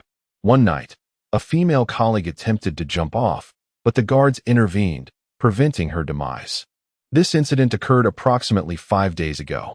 Yifan calculated that there were 8 days between the first and second deaths, 6 days between the second and third, and 4 days between the third and fourth.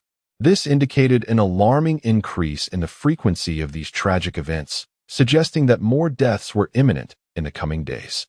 As Yifan pondered this, the sound of high heels striking the ground echoed from the staircase, hinting that someone was approaching the rooftop. Who could possibly be coming at such a late hour? Could it be the white-haired witch that the enchantress mentioned? Yifan quickly gestured for everyone to hide, and both Uncle Fu and Ouyang Zheng concealed themselves behind a nearby column. In less than 2 minutes, a woman dressed in formal attire emerged from the staircase. Clearly an employee of the Dihao group.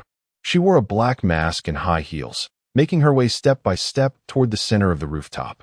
She squatted down, retrieved a stack of yellow paper money from her bag, and, after lighting it with a lighter, began to weep.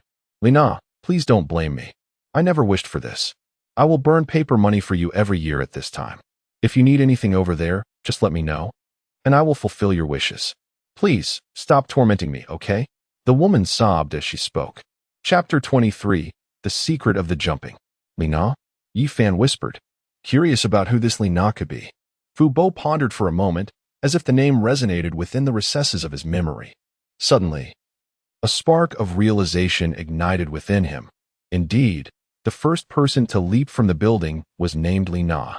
However, before he could articulate his thoughts, Ouyang Zheng, with unbridled urgency, dashed forward, pointing emphatically at the woman crouched on the ground. "Who are you? Why are you here to pay homage at this hour?"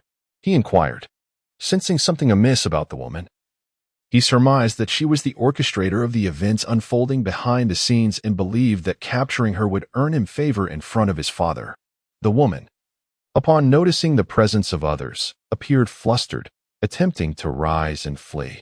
Yet, Ouyang Zheng was swifter, intercepting her path with ease. Yifan silently lamented Ouyang Zheng's folly. Wishing he had delayed his advance, perhaps he could have gleaned further valuable information. Now, they had inadvertently disturbed the situation, and he and Fu Bo were compelled to emerge from behind the pillar. The woman cast a glance at Yifan and Fu Bo, seemingly recognizing Fu Bo, her expression betraying a hint of evasion.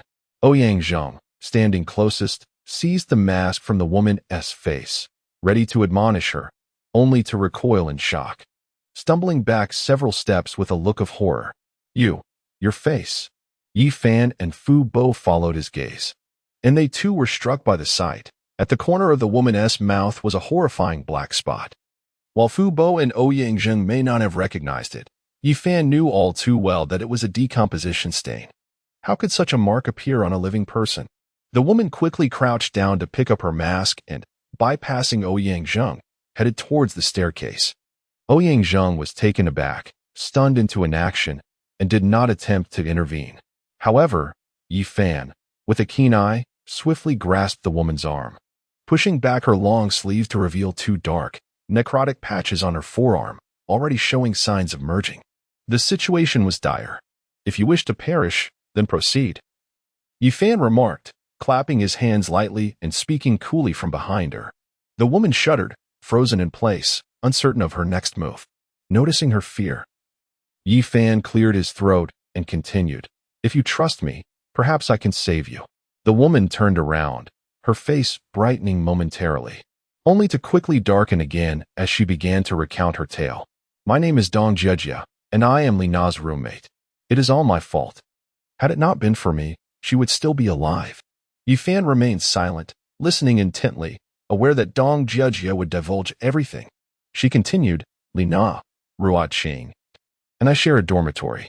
As you know, renting here is exceedingly expensive, so we share the cost.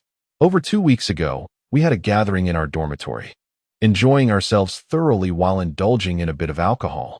In a moment of confusion, I inadvertently posted some revealing photographs online. The following day, when I discovered the situation, it was already too late.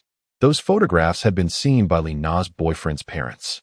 They presumed Lina to be a woman of ill repute and created a scene at the company, accusing her of being a harlot and demanding that their son sever ties with her. Consequently, the following day, Li Na took her own life by jumping from a building. I am acutely aware that all of this is my fault, though it was never my intention to cause her harm. Why must I suffer so? Yi Fan pondered over this, realizing that the deceased were all acquaintances from the same dormitory. Indeed, I am now the sole survivor. I am uncertain how much longer I can endure this, Master. You must save me. I am still so young, and I do not wish to die. Dong Jejia wept as she spoke, her tears soaking her mask. Suddenly, Dong Jejia seemed to recall something. I remember the night before the incident. I inadvertently noticed a peculiar hand resting on Li Na's shoulder. This hand was riddled with wrinkles, resembling tree bark. And what? Yi Fan felt a surge of urgency. This detail seemed significant. Dong Jejia, trembling with fear, continued. Moreover, that hand clutched a strange comb, which bore a plum blossom emblem on its back. Is this the very comb held by the aged hand you described? Yi Fan pointed towards Dong Jejia's shoulder. To his horror, he saw a withered hand, skin stretched over bones, devoid of flesh, with black, glossy nails. At that moment, the hand was combing Dong Jejia's hair, presenting a truly terrifying sight. Dong Jejia was startled, her body shuddering noticeably. She turned to glance at her shoulder, then back to Yi Fan. Her eyes filled with confusion as she remarked, Master, how can you jest in such a manner? I have been frightened enough these past few days.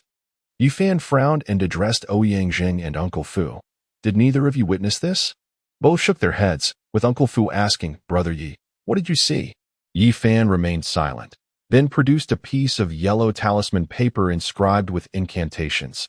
5 stars suppress the chaos, illuminate the dark, guard my true spirit. Subdue the mighty beasts, control the 5 soldiers, banish the demonic fiends, obliterate the soul and shape, swiftly as the law commands, capture. The yellow talisman floated towards the ghostly hand, but it appeared unfazed, merely swatting the paper to the ground. Yi Fan's expression soured. He had not anticipated such formidable power from this unknown specter. He stepped forward, reaching out to seize the ghostly hand, but to his surprise, it dissipated into a wisp of black smoke and fled up the staircase. Determined not to let it escape easily, Yi Fan charged towards the staircase, kicking open the iron door. Suddenly, a young woman holding a mobile phone appeared before him. This woman was none other than the acquaintance he had previously met, Xiaoyu. In his haste, Yi Fan collided directly into her. Ah, rogue! Scoundrel! Xiaoyu exclaimed, immediately retaliating with a flurry of punches and kicks. The familiarity of her gestures and the scent surrounding them brought back a wave of recognition. The terrifying little ghost, Fei Alive O. Isn't that the ghost-catching young man from before? Kaylee, Fei Alive, what is this? Are we looking at a black screen? Quickly, remove that. Butterfly, Fei Alive, hurry up. Host. We want to see the ghost catching. Let the young man catch ghosts. Yi Fan pushed Xiaoyu aside and exclaimed, Why are you here? What brings you to this place idly? He quickly glanced behind Xiaoyu, realizing that the ominous black smoke had vanished from his sight. Xiaoyu huffed, raising her phone high. Of course, I'm here to live stream. I heard this place is haunted, so I came. Hey, Yi Fan, are there any ghosts? Come on, interact with my fans. She turned back to the phone, saying, Babies, look. This is the young man who caught ghosts last time. He's back to catch ghosts again. Don't go anywhere. The excitement is still to come. Ouyang Zheng approached, casting a glance at Xiaoyu. Who are you? Are you the one causing the disturbances? Where's security? Fu Bo, have security apprehend her first, and then hand her over to the police. I suspect she is the mastermind behind this chaos. Xiaoyu, ever the instigator, brandished her phone and stood before Ouyang Zheng. Oh my, who is this? Looking all respectable, yet speaking nonsense. Babies, take a good look at this person's face. Let us expose him. Suddenly, Xiaoyu noticed behind Ouyang Zheng the woman named Dong Jejia, moving mechanically towards the edge of the rooftop. Stammering, she uttered, She is going to jump. No. Thought Yi Fan darkly. Turning his gaze, he noticed that Dong Jiejia's mask had fallen to the ground, and she was slowly crawling toward the edge of the rooftop. Ouyang Zheng, hurry, stop her. In this dire situation, only Ouyang Zheng was closest to Dong Jiejia. He too had sensed her unusual behavior and rushed forward, grasping her foot. Fu Bo followed closely, wrapping his arms around Ouyang Zheng to prevent him from being dragged down. However, Dong Jijia possessed extraordinary strength. With a swift kick, she dislodged Ouyang Zheng's grip, sending him tumbling to the ground. Expressionless and with a vacant stare, Dong Jijia stood up and continued her perilous crawl toward the edge. Fortunately, Yi Fan had arrived. His strength far surpassed that of an ordinary man. Yet, when he seized Dong Jijia's arm, an immense force nearly pulled him off the rooftop as well. Seeing Yi Fan thrown aside, Fu Bo resolved to act. If anyone else were to leap from their corporate building, it would spell disaster for their stocks.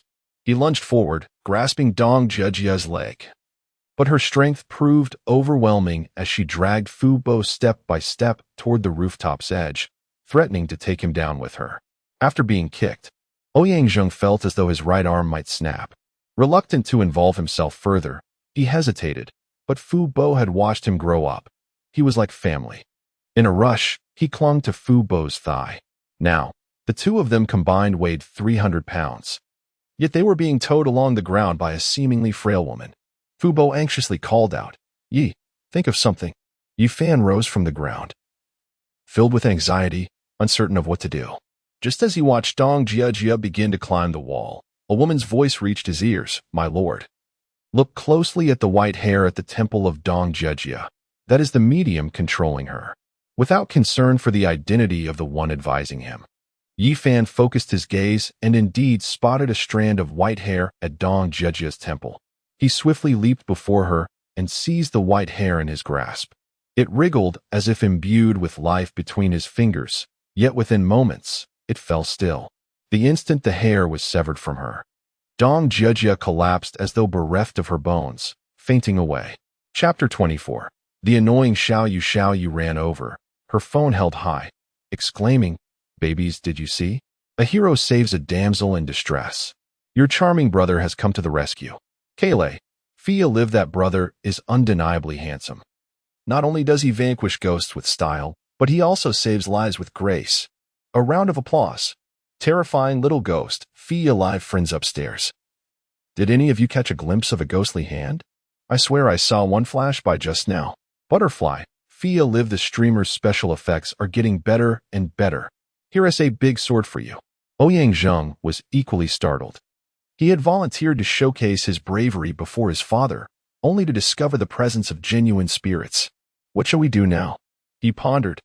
Yi Fan pondered for a moment, deducing that the third female colleague, in her struggle with the security guard, must have lost her white hair in the process, which allowed her to escape unscathed.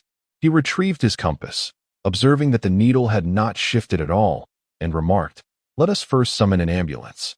I believe that malevolent spirit has departed. Tomorrow morning, we shall visit the hospital to see if there are any new leads regarding that woman." Fu Bo gasped for breath. Contemplating before he replied, "Young brother Yi, I have matters to attend to tomorrow and cannot accompany you. Young Master Ouyang will join you instead. I hope we can swiftly locate that accursed spirit.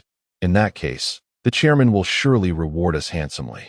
Yi Fan cast a sidelong glance at Ouyang Zheng, noting that the lad appeared considerably more subdued than earlier, which was somewhat more agreeable. Before long, the ambulance arrived, and they took Dong Jijia away. Yi Fan grasped Xiaoyu's hand, pulling her along as they exited. This scatterbrained individual seemed to appear wherever he went. Xiaoyu winced as he tugged on her arm, biting down on his hand with her silver teeth. Yi Fan yelped in pain, releasing her grip. "Are you a pig? Always pinching or biting?" "Humph. Who told you to hurt me?" Xiaoyu retorted, her displeasure evident. Yi Fan, wary of this whimsical character, resolved never to encounter her again in this lifetime. "All right, you may go now," he said, preparing to mount his little electric scooter. However, before he could start the engine, Xiaoyu had already hopped onto it. "What are you doing? Why are you on my vehicle? Get off at once." Yi Fan exclaimed. "I refuse. I shall follow you. By doing so, I might encounter spirits, and thus my live stream will flourish, attracting more fans and gifts. Eventually, I shall earn substantial wealth and purchase a new vehicle for you." "Considering how uncomfortable your old electric scooter is," Xiaoyu remarked, sticking out her tongue. Despite boasting over 10 million fans, She had not encountered a genuine spirit since her last live stream, leading to a significant decline in her viewership, with hundreds of thousands of followers lost. Recently, she had heard of a mysterious incident involving a suicide at the Dihao Group building, and to her surprise, she indeed stumbled upon something noteworthy. Although she did not see a ghost, meeting Yifan was a promising development. She believed that staying by his side would surely lead her to another encounter with the supernatural. However, Yifan abruptly accelerated, lifting the front of the vehicle, and Xiaoyu was unceremoniously ejected onto the ground. As she watched Yifan drive away, she shouted, "Yifan, you rascal! You can't escape from me." With that, she dashed after him. Yifan, feeling exasperated, thought to himself that this peculiar woman was once again on his trail. He pondered whether it had anything to do with the enchanting demoness. Clutching 3 strands of white hair in his hand, he fell into contemplation. A comb, a ghostly hand, and white hair, there must be a connection among them, yet he could not decipher the true nature of the entity behind it all. Never mind, he finally decided. I shall let things unfold as they may. Yifan tucked away the white hair and ascended the stairs to retrieve his volume of Taoist scriptures. Upon opening it, he discovered an array of Taoist techniques and diagrams of human acupoints, all essential for his cultivation of the true essence. The aforementioned text delineates that the path of cultivation is divided into 9 grades, each further subdivided into 9 levels. Ascending to a higher grade represents a significant qualitative leap. As described, reaching the 9th grade lay practitioner would bestow upon one the ability to traverse the heavens and the earth, rendering them omnipotent, akin to an immortal beings, free from the cycle of life and death, while remaining indomitable through the destruction of the 3 realms. Yifan observed this description with a sense of skepticism, deeming it somewhat exaggerated. The natural order of life, encompassing birth, aging, illness, and death, is a fundamental principle of the heavenly law. Thus, the notion of immortality seems implausible. Even the most accomplished Taoist masters, such as the renowned Zhang Tianshi of Longhu Mountain, who has reached the venerable age of 110, merely experience a slight extension of their lifespan. However, rumors suggest that Zhang Tianshi's time is drawing near, and the spirits below are beginning to stir. Disregarding such thoughts, Yifan's foremost aspiration is to cultivate himself into a first-grade lay practitioner and embody the essence of a true Taoist. According to the authentic teachings he has perused, he merely needs to attune himself to the ethereal energies of heaven and earth to achieve this status. Yet, he found himself perplexed, for he had long been capable of sensing these celestial energies without attaining the status of a first-grade lay practitioner. As he continued to read, he discerned the truth. In addition to sensing the heavenly and earthly energies, it is essential to open the 108 meridians throughout the body, allowing these energies to circulate in a complete cycle, thus forming a vortex of energy in the dantian. This process would enable the storage of spiritual energy for personal use, facilitating the release of formidable Taoist techniques without the need to utter cumbersome incantations. Determined to fulfill his intentions, Yifan meticulously committed the order of spiritual energy circulation to memory. With his eyes closed, he began to perceive the ethereal energies of the world. Before long, he succeeded in sensing the celestial qi, guiding it into the Tian 2 acupoint, the first and most challenging of the major points. After numerous attempts, he finally accomplished this feat. He then proceeded to the Huangji acupoint, the Shundao acupoint, the Nei Guan acupoint, and so forth. After tirelessly circulating the energy for over an hour, he successfully traversed the 108 acupoints of the human body. The qi had completed a full cycle, and now he faced the most crucial challenge: to guide the energy within his dantian into a swirling vortex akin to a celestial body. Contemplating this, he began to direct the qi, attempting to transform it into a fine thread. However, upon entering the dantian, the energies became a chaotic tangle. Sweat poured from Yifan's brow as he struggled to exert control over the unruly energies that fought against one another in disarray. He thought to himself how arduous it truly was to become a first-grade practitioner, yet he was resolute in his pursuit. Another hour passed. Despite the air conditioning in the CAF, his clothes were drenched in perspiration. Fortunately, It was midnight, and the establishment was devoid of patrons. Ahua, feeling bored, dozed off at a table, oblivious to Yi Fan's unusual state. Now, he had managed to guide a thread of qi into a small vortex. Amidst a tumult of erratic energies surrounding him, his task was to lead this thread of qi, gradually connecting it with the surrounding energies, akin to the game of snake. Yet infinitely more challenging. As time inexorably slipped away, over half an hour had passed, and the majority of the spiritual energy had coalesced into a swirling vortex. The situation had become considerably more manageable, as those feeble strands of spiritual energy began to autonomously attach themselves to the vortex. Only a final fragment remained. Yi Fan felt a surge of satisfaction in his heart, right at this critical juncture. Suddenly, a thunderous voice erupted before him. "Yi Fan, you scoundrel. I shall end your life." It was Xiao Yu, grasping Yi Fan's shoulders and shaking him vigorously. The abrupt disturbance shattered Yi Fan's concentration. The vortex collapsed with a resounding crash, dissipating entirely within his dantian, leaving no trace behind. Unbeknownst to him, a significant portion of the spiritual energy had entered the jade pendant around his neck. Opening his eyes, he beheld the furious and breathless Xiao Yu, akin to an enraged deity. In response, Yi Fan emitted a piercing shriek that surpassed Xiao Yu's in volume, rousing the slumbering Ahua from his rest. Xiao Yu had pursued him through several streets, inquiring of many passers-by, and at last, she found Yi Fan seated before the computer at the front desk. Eyes closed in meditation. Overwhelmed by a surge of unbridled anger, she circumvented the desk, dashed inside, and seized Yi Fan's shoulders, unleashing her frustration. To her astonishment, before she could utter a word, Yi Fan erupted with rage, startling her into silence, leaving her momentarily speechless. Yi Fan bellowed, "You wretched hag, have you lost your mind? Or is your backside festering? I see your teeth are quite white. Perhaps you share a lineage with dogs." Chapter 25. The Four Great Ghost Messengers. Why had never been scolded by YFN in such a fierce manner, not even in the past. At that moment, she found herself at a loss for words. With a carefree demeanor, she extricated herself from YFN's grasp and, gazing up at the ceiling, began to sing. "What flies above? Is it bird droppings or YFN? I sing to myself. Did you hear that? Wicked YFN." While singing, she occasionally cast furtive glances at him. However, she paid him no mind and continued her melodious tune, which, surprisingly, was rather pleasant. Observing her innocent appearance, YFN's ire was inexplicably stirred. At that moment, Ahu approached from afar and stood before Y with a lewd expression. "Esteemed young lady, may I inquire what you would like to drink?"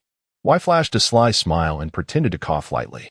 "This esteemed lady, no, this young lady desires some tiguanyin. Let him prepare a cup for me," she ordered, gesturing towards the irate YFN.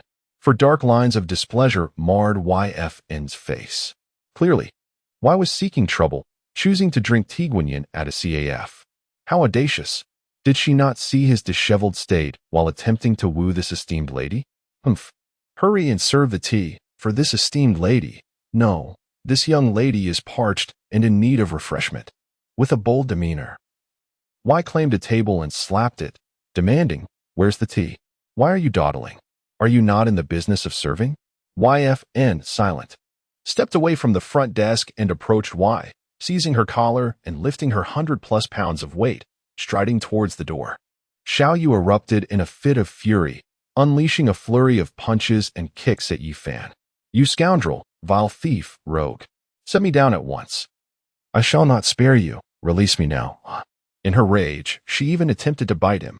Yi Fan, unfazed by her outburst, unceremoniously tossed her out of the CAF, shutting the door behind her and displaying a sign that read "Closed." Xiao Yu found herself sprawled on the ground, her limbs akimbo, while Ahua watched in disbelief. "Well, brother Fan, how can you treat a girl like that?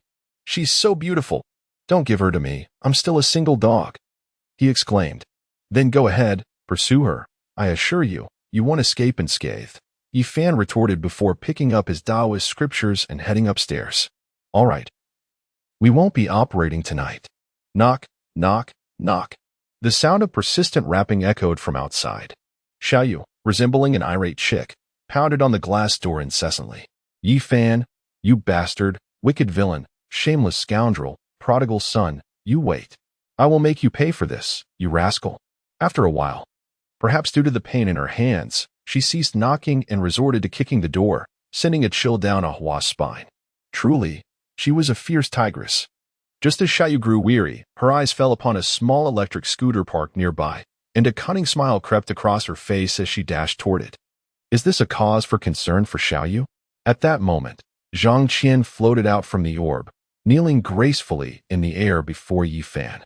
He opened his eyes to glance at her and remarked, "Is today a reminder from you?"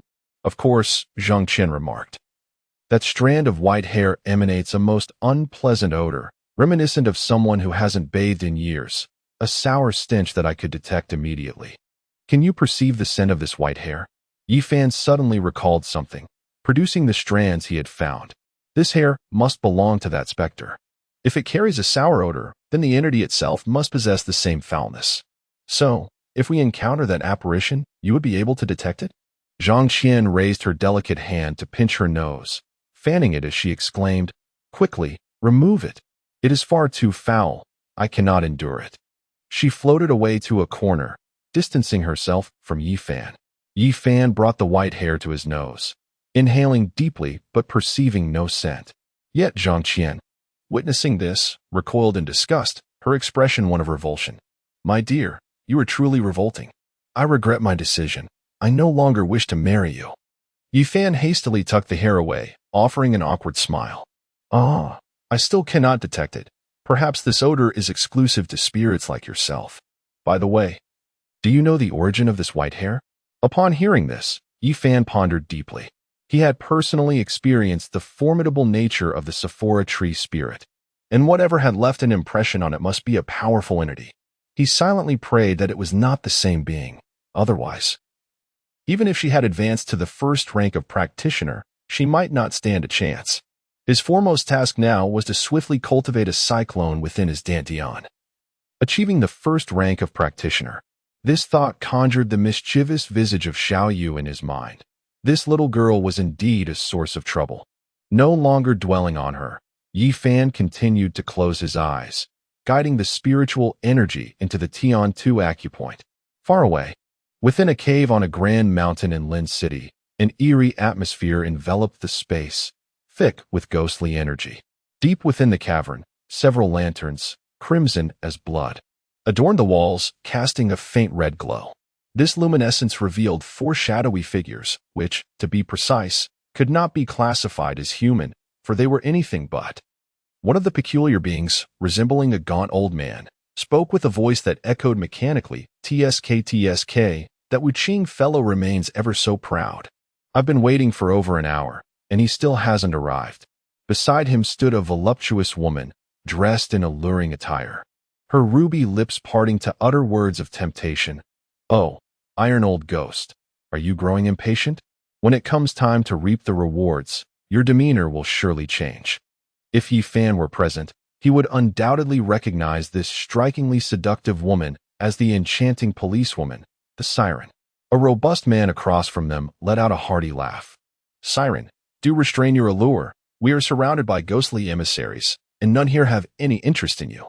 Besides, having been trapped in the underworld coffin for so long, you emerge with ambitions for the ghost catcher's position?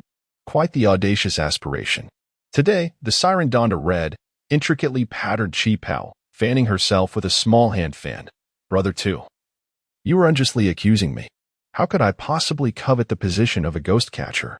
With my meager skills, I would be hardly fit to fill the gaps in their ranks."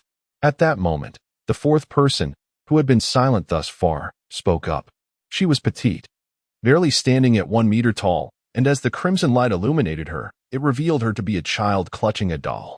In a sweet, childlike voice, she inquired, "Sister, have you found Wuqing? Together, the four of us are no match for that blood corpse. Without Wuqing, I fear we would be devoured to the last shred. Shuiyu, you ancient hag of 3 centuries, could you refrain from constantly possessing a child's body? Every time I see you, it infuriates me. I feel an overwhelming urge to consume you," the original iron old ghost remarked, extending his tongue to moisten his lips. Iron old ghost, who I choose to inhabit is none of your concern. As for you, with your perpetual appearance of an old relic, had this ancient man not lingered, you wouldn't even be in a position to possess anyone. Come if you dare. See if I don't peel your skin off, the child Shui Yu retorted. Her demeanor completely transformed from that of an innocent child. Enough of this bickering. Wu Qing has arrived, the old monster too declared. At the bottom of the cave, a black vortex began to manifest, expanding gradually until it was large enough to accommodate 2 individuals. A pair of black shoes stepped through the swirling darkness, followed by a figure clad in azure garments, adorned with a tall hat. Upon his entrance, countless malevolent spirits converged towards him, all consumed by his being. This individual was none other than Wu Qing. Regrettably, Yi Fan was not present, or he would surely be taken aback. Wu Qing cast a glance at the assembled company, and Iron Old Ghost and the others visibly recoiled a few steps upon his arrival. Wu Qing smiled faintly, exhaling a series of smoke rings from the cigarette held delicately between his lips. Do not be nervous. I shall not harm you. Humph. Blood, you emitted a cold snort. Remaining silent, after 3 hours of cultivating his spiritual energy, Yi Fan successfully formed a vortex within his dantian, the swirling energy resembling a star. The incoming spiritual energy would naturally adhere to this vortex. Overjoyed, Yi Fan opened his eyes wide and expelled a breath of turbid air, only to be met with a sudden nosebleed. At that moment, he noticed Zhang Qian, dressed in a low-cut blouse, seated before the mirror, sensuously arranging her hair. Instantly, Yi Fan averted his gaze, seeking tranquility as he opened the true explanation of Taoist arts. He had now truly become a first-tier practitioner, though only at the first level. He could easily contend with minor spirits. Fixing his gaze upon the true explanation, the first spell that caught his eye was one related to thunder and lightning, known as the Purple Cloud Divine Thunder Spell. This formidable incantation, when mastered to its pinnacle, could annihilate a ghost king. However, it appeared that only practitioners above the 5th tier could cultivate it. What he could currently practice was a subspell called the 5 Thunder Spell. Following the incantation, he swiftly cultivated a divine thunder of 1 centimeter in size in the palm of his hand. Gazing at the divine thunder, his heart swelled with ecstasy as he hurled it towards a dumbbell. With a resounding bang, the dumbbell was ravaged by lightning and was left with a small hole, approximately 3 centimeters deep. As Yi Fan laughed heartily, Zhang Qian was startled, causing her comb to fall to the ground and swiftly vanish into the bead in Yi Fan's pocket. Only then did her voice emerge. Oh my. You scared me to death. My dear husband, you are truly wicked. I shall not play with you any longer. Yi Fan chose to disregard Zhang Qian's words, for he had now acquired a formidable spell to deal with the skeletal comb spirit. He retrieved his phone, searched for old Wu's number, and dialed it, eager to share this splendid news with him. However, the call was persistently unanswered, which struck him as peculiar. Why was it that old Wu was unreachable every time he ventured out? Putting his phone away, he glanced at the time. It was already past 6 in the morning. He decided to rest a while before seeking out Ouyang Zheng, foregoing any morning rituals. He collapsed onto the sofa and soon fell into a deep slumber. A few minutes later, Zhang Qian floated out from the bead once more. Observing the peacefully sleeping Yi Fan, she admired his handsome visage, gently caressing his face with her delicate fingers. A faint smile graced her lips as she retrieved a towel from the bathroom, draping it over Yi Fan's form. Leaning down, she planted a soft kiss upon his cheek before lying beside him, closing her eyes, a gentle smile lingering on her face.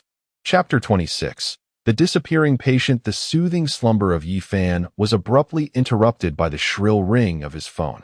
Rubbing his eyes, he noticed it was an unfamiliar number calling. Upon answering, a male voice greeted him. Hello, is this Yi Fan? This is Ouyang Zheng. Why haven't you arrived yet? It's already noon. Yi Fan was suddenly invigorated, springing up from the sofa. Having practiced late into the night, he had inadvertently overslept. He quickly exclaimed, I'm almost there. Just wait for me at the door. After hanging up the phone, he stood up and noticed a bath towel draped around him. Without giving it much thought, he rinsed his mouth and splashed some water on his face before dashing downstairs. He greeted Li Shui at the front desk, and rushed out the door. However, upon reaching his little electric scooter, his mouth fell agape in shock. The two wheels were completely missing, and the body of the scooter was splattered with colorful paint. Ah, which scoundrel did this? I shall have my revenge. Yifan's furious roar echoed at the entrance, while in a corner of the CAF, a sly girl was live streaming this comical scene on her phone. Wow, host, you're so wicked. How can you do this to our dear brother? He still has ghosts to catch, exclaimed Kayleigh via live. The upstairs folks know nothing. This way, the host can catch up with our brother. Otherwise, how can we live stream ghost hunting? Retorted the mischievous ghost via live. Yifan, akin to a lion whose mane had been ruffled, shouted and hurried to hail a taxi by the roadside. Driver, please take me to Dehao building at the fastest speed. Understood, just watch. Meanwhile, the sneaky figure from the CAF dashed out, hailed a cab, and instructed, driver, quickly follow that taxi ahead. Understood, just watch. The master's driving skills are truly remarkable. What should have been a 20-minute journey took merely 10 minutes. Upon alighting from the vehicle, Yifan was greeted by the anxious visage of Ouyang Zheng, who awaited him at the entrance. Master Yi, you have finally arrived. The hospital just called, informing us that Ruo Qing's condition is not looking favorable. We must hurry, or I fear the situation may take a turn for the worse. Ouyang Zheng now regarded Yifan as a master, even altering his form of address. He had contemplated that to make a good impression before his father, he must align himself with Yifan, ensuring that this matter was handled impeccably. This was also an intentional opportunity bestowed by Fu Bo, allowing him to engage with Yifan directly. Yifan was acutely aware of the gravity of the situation. It seemed that the malevolent entity harbored an urgent desire to claim another life, for it would not seek to kill again so soon after the previous victim had perished, especially in his presence. This was a blatant act of contempt towards him, one he could not overlook. Very well, let us proceed at once, he declared. Ouyang Zheng, accompanied by a driver and a dedicated vehicle, invited Yifan to take a seat. The two settled into the car, which sped towards the hospital. Upon arriving at Ruo Qing's bedside, Yifan, along with Ouyang Zheng and his two imposing bodyguards, was met with an unsettling sight. The bed was utterly vacant. How could this be? Ouyang exclaimed. Doctor, where has the patient gone? He seized a doctor conducting rounds, while his bodyguards loomed intimidatingly behind him. The doctor, visibly shaken, stammered out a mere 3 words. I don't know. Ouyang Zheng summoned the ward nurse once more, yet she too professed ignorance. However, this nurse was infatuated. Captivated by Ouyang Zheng's handsome visage and his affluent demeanor, persistently requesting his WeChat details. After wandering the ward for several minutes, Ouyang Zheng remarked to Yifan, could it be that Ruo Qing has recovered and walked away on her own? Yifan, stroking his chin in contemplation, sensed that the situation was more intricate than it appeared. He replied to Ouyang Zheng, my dear Ouyang, instruct your bodyguard to investigate the hospital's morgue. The oppressive energy there suggests that if a malevolent spirit has infiltrated the hospital, it would likely linger near the morgue. Meanwhile, you should seek out the doctors and nurses to inquire if they have seen Ruo Qing. I will ascend to the hospital rooftop to determine if she has been coerced by that spirit to leap from the building. Ouyang Zheng acquiesced to Yifan's directive, exchanging a few words with his bodyguard before they set about their respective tasks. Yifan dashed out of the hospital, discovering that the main inpatient building was an astonishing 24 stories high. He first explored the adjacent administrative and outpatient buildings, but found no trace of Ruo Qing, narrowly avoiding detection by security. Subsequently, he ventured into the hospital's landscaped areas, yet still found no sign of her. Casting another glance at the towering inpatient structure, he took the elevator to the 24th floor and located the staircase leading to the rooftop. Just as he was about to ascend, he received a call from Ouyang Zheng. Hello, Master Yi, we have found her. My bodyguard just reported that traces of Ruo Qing have been discovered near the morgue in the basement. Understood, I shall arrive at once. Yifan replied. Yifan hung up the phone, descended the staircase, and hastened towards the basement. However, the wait for the elevator at the hospital was exceedingly long. By the time his turn finally arrived, several minutes had elapsed. Upon reaching the basement, he chanced upon Ouyang Zheng, who was crouched on the floor, while his two bodyguards lay sprawled beside him. Yifan rushed over, inquiring, "Brother Ouyang, what transpired? Have they been attacked? Did you catch a glimpse of that apparition?" Ouyang Zheng replied, "Master Yi, I received a call from my bodyguards about 10 minutes ago. They mentioned seeing Ruoqing being escorted into the basement by an individual cloaked in black. Then, I heard them mention a ghost, and suddenly the call seemed to be dropped. I faintly discerned a particularly jarring voice say, 'Let us go, a life for a life. I will not deceive you.' After that, the line went dead. I dared not hang up and hurried here, only to find them lying on the ground." Yifan quickly examined the two bodyguards and realized they were not merely knocked unconscious, but rather ensnared within a dream realm. It appeared they were entangled in a dreamscape where something they desired lay hidden, preventing them from awakening. He noticed a faint spark of electricity emanating from his fingertips, which he directed to the forehead of the first bodyguard. With a soft crackle, a white strand of hair floated up from the bodyguard's brow, ascending into the air, turning to ash and vanishing. The bodyguard slowly opened his eyes, saw Ouyang Zheng, and immediately sat up. "Young master, do you remember what you saw when you called me?" Upon witnessing the bodyguard awaken, Ouyang Zheng hurriedly inquired. Once Yifan had employed the same method to revive the other bodyguard, he reassured them, "You are both safe now. You merely fell victim to that malevolent spirit's bewitchment. As mere mortals, it is unsurprising that you could not contend with the figure in the black robe. By the way, did you catch a glimpse of where that figure went?" The bodyguard pointed down the corridor, stating, "I saw them proceed towards the end of that hallway." Yifan then retrieved a piece of yellow talisman paper from his bag, a charm inscribed anew with the 5 thunder spell, possessing far greater potency than the previous incantation. He handed one to each of the bodyguards, saying, "This yellow talisman will ward off evil. Simply keep it close to your person, and it shall ensure that you remain unharmed by the black-robed figure. You must wait for me outside. This is no place for you to intervene." The two bodyguards exchanged glances. Being in the employ of the Ouyang family, they were bound to follow wherever the young master led. Ouyang Zheng examined the talisman before tucking it into his inner pocket, addressing the bodyguards, "You should express your gratitude to the master. This is a rare treasure, far superior to the protective charms you sought at the temple." The bodyguards, as if having received a precious gift, hurriedly concealed the talismans close to their bodies, repeatedly uttering their thanks. With that, Yifan strode down the corridor. The hallway was extensive, flanked by various rooms, storage spaces, utility rooms, and what appeared to be a resting area for the cleaning staff, as well as places for storing their belongings. The place is seldom visited, and coupled with its proximity to the morgue, it is shrouded in darkness. Perhaps the hospital is conserving electricity, as only a few lights are illuminated along the corridor. He attempted to open the first door he encountered, only to find it locked. The second door met the same fate, and as he continued down the hallway, nearly every door was similarly secured. Even those that were unlocked revealed nothing within. Eventually, he arrived at the end of the corridor, which culminated in a dead end, marked solely by the morgue. He pondered that if the man in the black robe had brought Ruoqing here, they surely would have entered this very morgue. Taking a deep breath, he regarded the ominous characters spelling morgue on the door, a sense of foreboding creeping over him. A chill emanated from the crack beneath the door, sending shivers down his spine. As a spark flickered at the tips of his fingers, he delivered a forceful kick to the morgue door, which swung open with a resounding crash. Should he encounter the man in the black robe, he was determined to deliver a fierce blow. The morgue was eerily silent, save for a few bodies draped in white cloth and a man in jeans standing in the center. The anticipated figures of the man in the black robe and Ruoqing were conspicuously absent.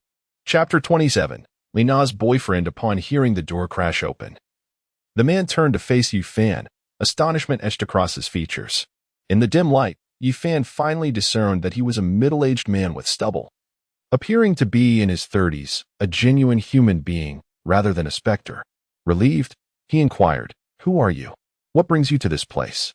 The individual appeared to be acquainted with Yifan, offering a smile as he approached, extending a hand and stating, "You must be Yifan. I am aware of your reputation. I saw you when I was with the Dihao group. You are the expert summoned by the chairman to handle the suicide incident, correct?" "Quite youthful, indeed. By the way, I am Xiaoyu, a local police officer assigned to this case. Yifan refrained from shaking Xiaoyu's outstretched hand. Although he had confirmed that this was a human, he remained cautious, mindful of the possibility of encountering malevolent practitioners, and maintained a distance of 1 meter as he inquired. "How can I trust that what you say is true?" Xiaoyu exited the morgue, retrieving his police badge from his pocket and presenting it before Yifan, who then recognized him as a genuine officer. Xiaoyu continued, "I am also Lina's boyfriend. You must find that quite surprising. In this world, what exists is the truth.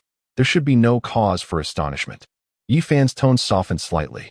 Just as he was about to respond, 3 security guards rushed over, demanding, "Hey, who are you? What are you doing here?" Xiaoyu promptly produced his badge once more, asserting, "I am a police officer, here to investigate."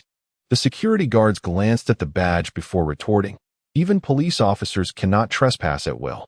This is a morgue, a place for the deceased within the hospital. If any body goes missing, it becomes a complicated matter with the families of the deceased. We kindly ask you to leave." Xiaoyu intended to voice her thoughts, yet was halted by Yifan. He found the situation rather peculiar. It was a remarkable coincidence that he had only just arrived when security personnel appeared. Had the hospital security become this diligent? Reluctantly, he and Xiaoyu decided to leave, acknowledging that they were in a private area without a search warrant. As he reached the far end of the corridor, he was taken aback to see Ouyang and his 2 bodyguards sprawled on the floor. Yifan hurried over to investigate, only to discover that all 3 had lost consciousness, and the talismans he had given them were still nestled in their arms. A sudden realization struck Yifan. The security guards who had passed them earlier had not come out with Ouyang. He turned to Xiaoyu and said, "Officer Xia, please keep an eye on Ouyang and his companions. He is the heir of the Dihao group, and it is imperative that nothing happens to him. I must check the morgue. Those security guards are undoubtedly up to no good." Yifan berated himself for being so inept, having failed to notice such a straightforward ruse designed to distract him while they slipped past. He dashed towards the morgue, flinging the door open, only to find the same security guards lying on the ground, their fates uncertain, while the 3 bodies that had previously been covered with white sheets had vanished. Looking up, Yifan noticed the ventilation shaft ajar, large enough for an adult to pass through. Damn it, that malevolent entity must have been here just moments ago, eluding his senses. Logically, an entity capable of bypassing his awareness would have to be more powerful than he. Yet, why would it divert his attention just to escape? Yifan found himself utterly perplexed. At that moment, Xiaoyu approached from the corridor, his gaze lingering on the items within the morgue, a frown etched upon his brow. Yifan, observing Xiaoyu, attempted to glean some insight from his eyes. Regrettably, he discerned nothing. Yifan inquired, "Officer Xia, you have yet to inform me of your purpose for coming here." Xiaoyu looked up and replied, "Do you suspect me? It is not surprising. I had been monitoring Ruo Qing closely. I believe she is undoubtedly tied to the forces behind this situation." Today, she abruptly sat up in bed, her eyes devoid of color, resembling a marionette. Recognizing this as a prime opportunity, I followed her to this basement, where I also encountered individuals from the Dihao group. The figure clad in black robes led Ruo Qing into the morgue. Initially, I intended to inspect the bodies, but then you walked in, and shortly after, I was escorted out by the security personnel. Yifan stroked his chin, deep in thought. As a troubling realization dawned on him, he had overlooked the fate of the deceased women's bodies.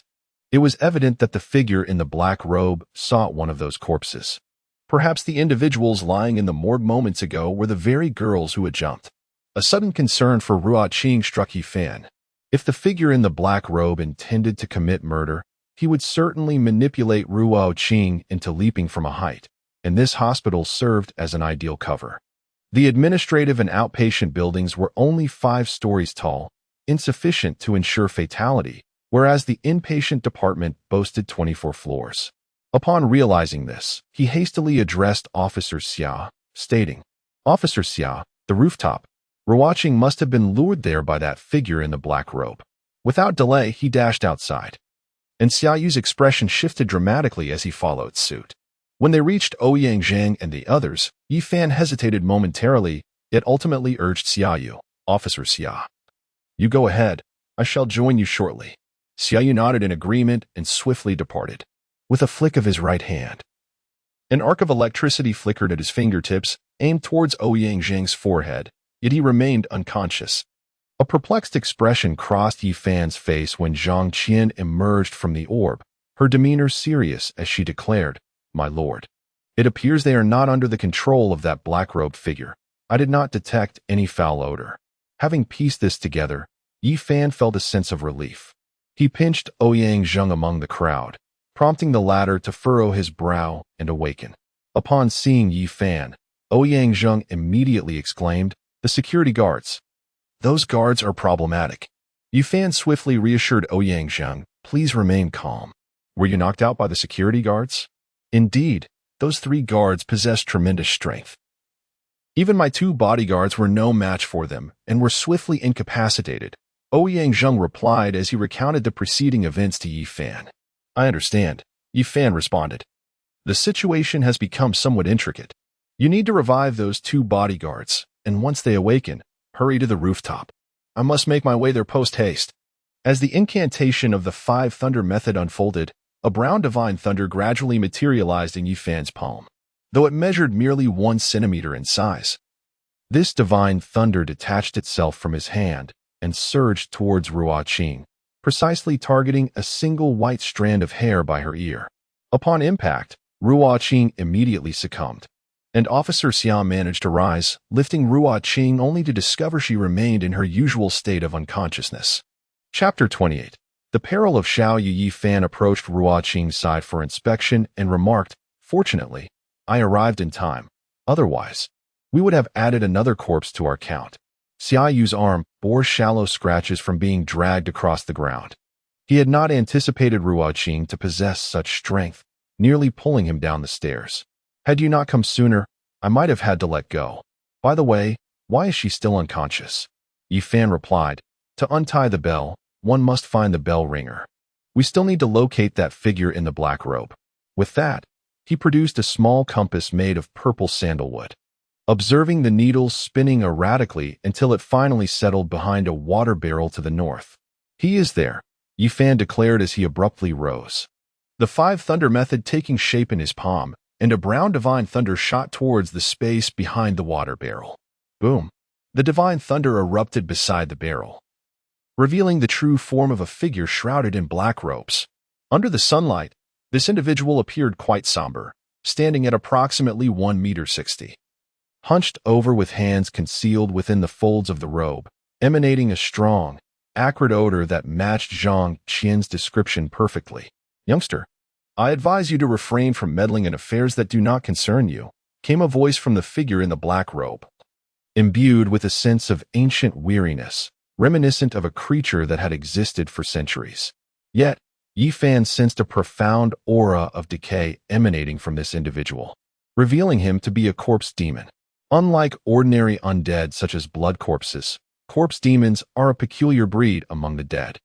They are not mere corpses, but rather humans who have lived for hundreds of years, having practiced dark arts that render them neither fully human nor ghostly.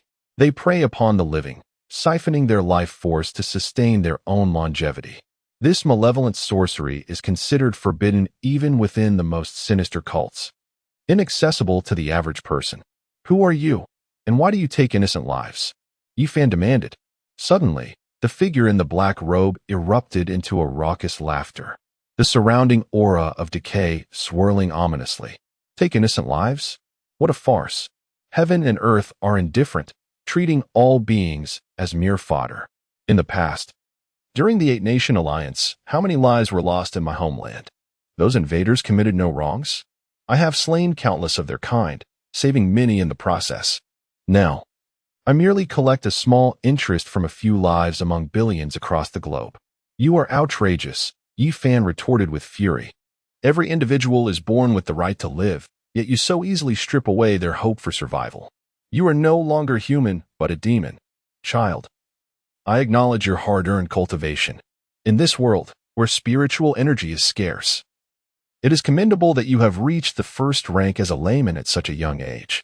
I had intended to spare you, but you have overstepped your bounds," came the hoarse voice of the figure in black. Suddenly, two gunshots echoed from beside Yufan. It was Xiaoyu who had fired his weapon. Upon seeing the figure cloaked in black, anger surged within him as he sought to avengely gnaw and fired directly. However, the bullet merely passed through the black-clad figure, striking the wall behind him. Xiaoyu was taken aback, bewildered by the bizarre phenomenon of a being impervious to bullets. The black-robed man abruptly straightened, his voice transforming into something terrifying. "You seek death, boy," Yi Fan observed as the figure raised his right hand. A gnarled hand resembling tree bark suddenly appearing around Xiaoyu's neck, lifting him off the ground. Xiaoyu's face flushed crimson from the lack of oxygen. Not to be outdone, Yi Fan clenched his fist, summoning lightning to envelop his right hand, and struck at the black-robed man's ghostly grasp. With a resounding bang, Yi Fan was pushed back several steps, while the black-robed figure only staggered back a couple of paces. Yi Fan was astonished to discover that despite his rigorous training, which had endowed him with immense strength, he was still no match for this corpse demon. It was no surprise, as such beings were renowned for their formidable power. However, upon striking the black-robed man, the lightning emitted a cloud of black smoke, indicating that the Five Thunder technique was effective against him. Yi Fan felt a surge of joy within him, noting the swirling energy in his dantian had diminished significantly. The rapid consumption of energy from the technique was evident. He estimated he could still unleash a similar attack 3 or 4 more times. With quiet determination, he began to channel the energy, drawing from the essence of heaven and earth into his right fist. A bolt of divine lightning, larger than the palm thunder, manifested at his fist's core, wreaking havoc around him, reminiscent of Sasuke's Chidori.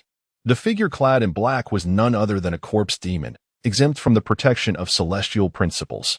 In fact, some of these entities would even attract divine retribution, drawing down bolts of heavenly fury. Thus, there truly existed no formidable corpse demons in the world. Those that did were swiftly eradicated by the very laws of nature. The corpse demon, unwilling to linger, swiftly appeared at the iron door of the staircase. Upon attempting to flee, Yi Fan was taken aback to see Xiaoyu, holding a mobile phone and engaged in a live broadcast at the iron door.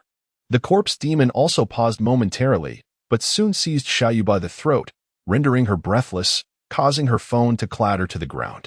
The demon then turned, rasping, "Should you dare pursue me, I shall ensure this young woman relocates her head." With that, it leapt down the stairs. Yi Fan, witnessing Xiaoyu's outstretched hand, felt a surge of urgency but found himself powerless. At that moment, Xiaoyu approached Yi Fan's side, having observed the entire scene, and anxiously inquired, "What shall we do now?" Gazing at Ruo Qing, Yi Fan declared, "I will pursue the corpse demon," and dashed into the corridor. He scoured the entire hospital, including the morgue, yet found neither the demon nor Xiaoyu. His anxiety mounted, for although he had only encountered Xiaoyu a handful of times, her vivacious spirit was undeniably endearing. He remained on the rooftop of the hospital throughout the night, acutely aware that for a corpse demon to siphon human lifespan, it must compel the individual to embrace death willingly. Alas, Yi Fan lamented inwardly, realizing that he had been ensnared in a misperception. The previous individuals had met their demise by leaping from heights, thus creating a fade of suicide.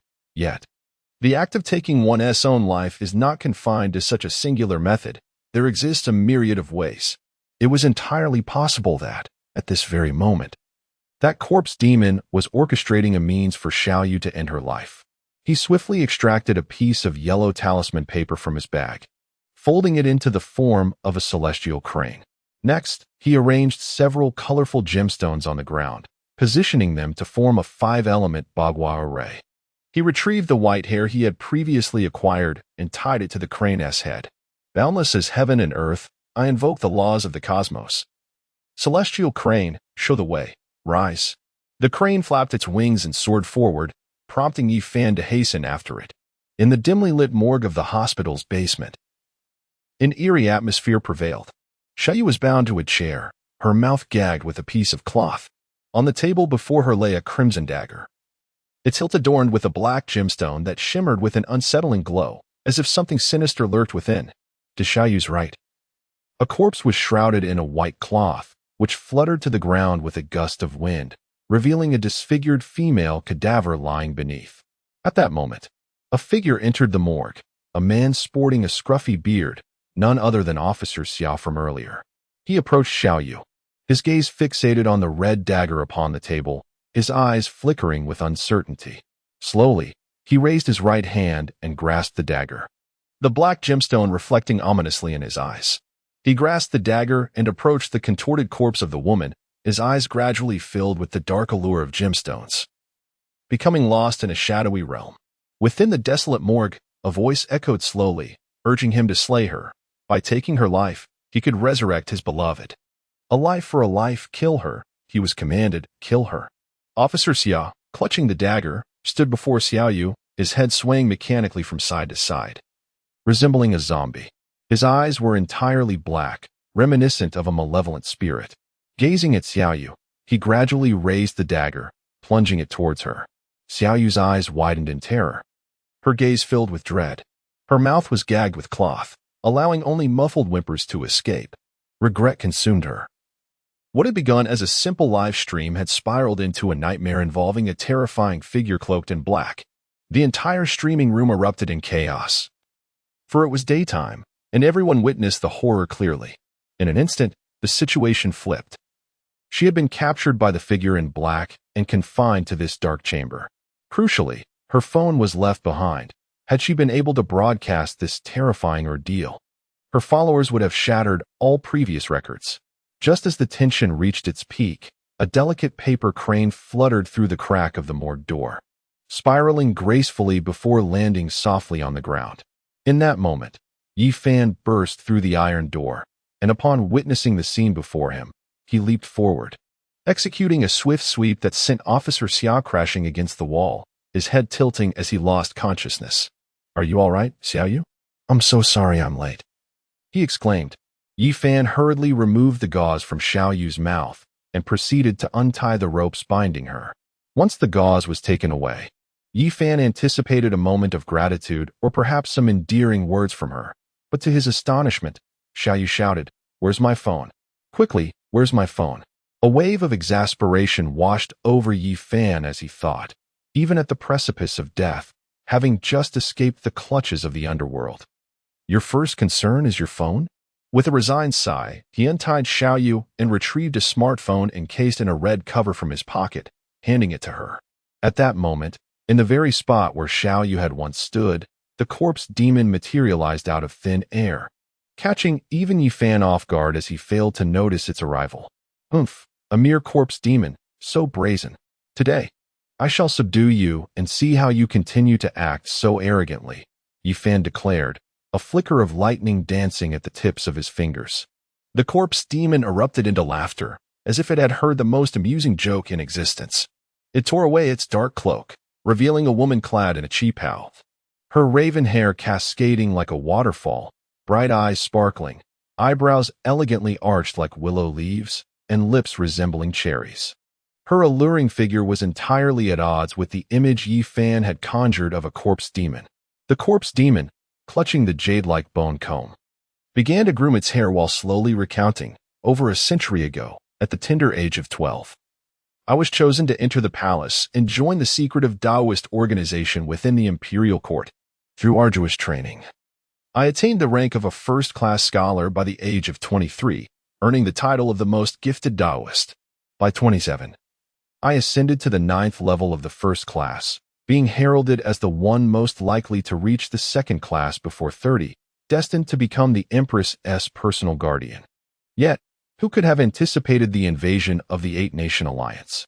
In a single night, the Taoist legion was shattered, many perished, while others were slain. It was only through the captain's desperate protection that I narrowly escaped death.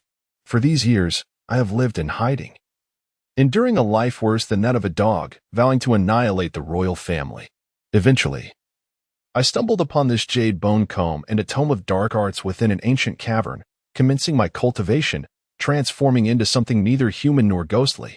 However, I later discovered that by extracting the essence of young maidens, I could regain my youth. Alas, this has rendered my cultivation progression nearly stagnant. Yet it suffices to deal with a mere child like you.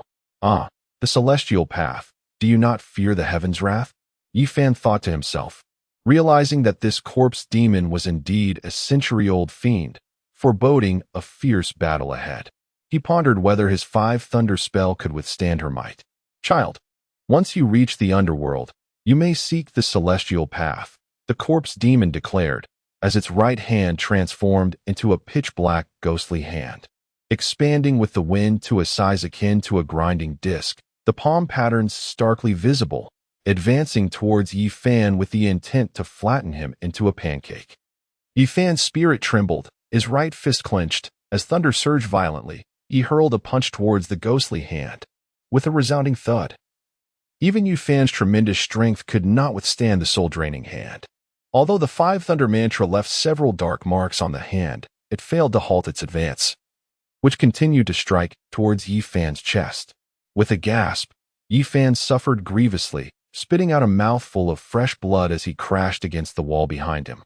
Collapsing downwards, the 9th level of the first-class scholar was indeed beyond his single level's capacity to counter. Blood trickled from the corner of his mouth, staining the jade pendant on his chest. Suddenly, the corpse demon let out a heart-wrenching scream. Gazing in horror at her palm, where a piece of flesh was dissolving amidst swirling black smoke, the jade pendant on Yi Fan's chest emitted a soft glow, gradually rising and suspending itself before him. The brilliance intensified, blinding both Yi Fan and the others, lasting for approximately 5 minutes before slowly dissipating. In its place, a pitch-black long sword hovered before him. Yi Fan stared at the immense dark sword, sensing as if it were beckoning to him, containing his excitement. He wondered if this was his weapon. It appeared remarkably heavy. As he grasped the hilt, a profound connection surged through him, as though the sword was inherently his. It felt incredibly weighty, at least 1,000 G. Suddenly, he remembered the shopkeeper's insistence that he practice his strength daily. Could it be that the shopkeeper had foreseen that the jade pendant would transform into this formidable sword? As Yi Fan pondered, the concealed Xiaoyu at the doorway, holding her phone aloft, gazed wide-eyed as her live stream reached an unprecedented peak. "Goodness, what is that? A sword without a blade? It resembles Lin Lei's heavy sword," exclaimed Kaylay on Fia Live. "This special effect surpasses domestic productions 100-fold. I'm a fan now. A Lamborghini for you," added the butterfly boy, upon witnessing the heavy sword. The corpse demon experienced a sense of eerie familiarity, as if she had encountered a description of it within the journal of a deceased skeleton in that ancient cave. A wave of trepidation washed over her, prompting the soul-snatching hand to strike once more, aiming a palm towards Yi Fan. Observing the incoming attack, Yi Fan thought to himself, perfect timing. Gripping the heavy sword tightly, he unleashed a sweeping strike, directing the blade towards the enormous hand. However, now endowed with an immensely powerful heavy sword, Yi Fan was eager to test it against an opponent. He launched a ferocious assault on the corpse demon, employing every conceivable maneuver, slashes, sweeps, thrusts, and jabs.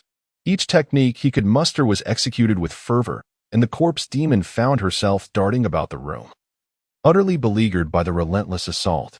With each wound inflicted, it seemed she aged a fraction more. Had she not possessed a physique as resilient as iron and gold, she would have succumbed to the heavy sword's onslaught long ago. "Enough. I concede, you are superior. This officer and the young lady are yours. Let me go," the corpse demon pleaded, cradling her arm. She appeared far less youthful than before, her skin now marred with wrinkles and her once dark hair increasingly flecked with white. "Do you wish to flee now? It is too late. Succumb to my tempestuous onslaught and turn to ashes." Yi Fan brandished his obsidian greatsword, sweeping it toward the corpse demon with a fierce howl. The expression on the corpse demon's face was one of dismay. A dignified 9th-level practitioner was being forced into retreat by a mere 1st-level novice. Yet that heavy sword possessed an innate counter to her malevolence. Each encounter left her feeling as though she were facing a demonic overlord, rendering her powers utterly ineffective. If not for this, why would she dread such a fledgling? No, she could not afford to prolong this confrontation any further. Otherwise, the vital essence she had painstakingly gathered would be squandered here, leaving her in dire straits. Her gaze dimmed. It seemed she must resort to her trump card, a technique she had discovered within the ancient caverns, recorded in the skeletal remains notes. This art of earth evasion required a third of her vital essence, yet such a loss would grievously weaken her, reducing her to below the 5th level. However, at this moment, she could no longer afford to be prudent. Biting her tongue, she let a drop of vital essence spill into her palm, pressed her hands together, and chanted the incantation, Earth Magic, Evasion. Just as Yi Fan's great sword danced with vigor, the corpse demon melded into the wall, her form dissolving into a mist of crimson. Once the blood mist dissipated, she vanished without a trace. Yi Fan stood momentarily stunned, and in his grasp, the great sword transformed into a jade pendant, which he then hung around his neck. Suddenly, Xiaoyu burst through the door, enveloping Yi Fan in an embrace and planting a kiss on his lips, leaving him momentarily bewildered. Yi Fan, you are simply too handsome. Do you know what the viewers in my livestream are saying? They proclaim you to be a celestial being descended to Earth, with Lin Jingyin in the world, causing the little ghosts to flee in terror. At that moment, Xiaoyu strolled over to Xiaoyu, pouting playfully as she delivered a swift kick to his backside. That's what you get for scaring me. Now you're in trouble. Just wait for your lawsuit. Chapter 30. The 5 Ghosts Sealing the Yang Formation. By the way, Yi Fan suddenly recalled something and inquired, Xiaoyu, weren't you captured by that man in the black robe? How did you end up here? And why did he want to kill you? Xiaoyu pondered for a moment. I remember that after the black-robed man captured me, he bound me here, and for a long time, no one came. Then, this person arrived. He said nothing and simply attempted to kill me. Oh. He seemed particularly interested in that corpse. She gestured towards the body nearby, which was not covered by a white cloth. Corpse? Yi Fan approached the lifeless figure, contemplating. This corpse must belong to Li Na, his girlfriend. Previously, the 2 bodyguards of Ouyang Zheng had heard the phrase a life for a life, which was likely directed at Officer Xia. He attempted to save his girlfriend, falling into the trap set by the black-robed man. Alas, there is no such thing as a resurrection technique in this world. Even if it existed, what would return would merely be a reanimated corpse. With a sudden crash, the door of the morgue swung open, and Ouyang entered, flanked by his 2 bodyguards. Upon spotting Yi Fan, he anxiously inquired, Master, Ruoqing and Dong Jiajia have regained consciousness. Could it be that the specter has captured them? Yi Fan shook his head and replied, the specter has managed to escape. However, it appears to have employed some arcane technique, which undoubtedly inflicted harm upon itself. In the near term, it should refrain from further malevolence. Meanwhile, not far from the hospital, in a secluded corner of a park, a mist of blood materialized, revealing the disheveled figure of the corpse demon, who collapsed to the ground. Clutching her chest, she expelled a copious amount of blood, her complexion turning ashen, transforming into the visage of an elderly woman, frail and decrepit. Damn you, Fan. Just wait. I shall exact my revenge. Leave the matter of vengeance to me. A voice interjected. Suddenly, a dark void emerged near the corpse demon, and an old man holding an oil lamp materialized, unmistakably the ancient specter, yet evidently far more formidable than when Yi Fan had encountered him. The corpse demon gazed at the slowly approaching elder, her eyes brimming with terror. The power he exhibited surpassed even her peak strength. In a desperate bid, she turned to leap away, but as she soared into the air, fiery serpents emitted from the oil lamp ensnared her, bringing her crashing back to the ground. Release me. Who are you? The corpse demon struggled on the ground as the old ghost observed with a smirk. To release you, a century-old corpse demon, would be folly. You are the finest material for cultivating the 9 sons of King Kong corpse. How could I possibly let you go? Haraha. Behind the old ghost, a graveyard emerged, and countless little spirits surged forth, dragging the corpse demon into the depths of the cemetery. The old ghost stepped into the black void, and the park once again returned to its former tranquility. Meanwhile, 100 miles away, a great mountain was shrouded in a malevolent aura, where the essence of ghosts and blood ran rampant, reducing the flora to ashes. The luminous moonlight could not penetrate the shroud of blood. Suddenly, an aura ascended in that space, adorned with intricate patterns, forming a grand array, the 5 Ghosts Sealing Sun Formation.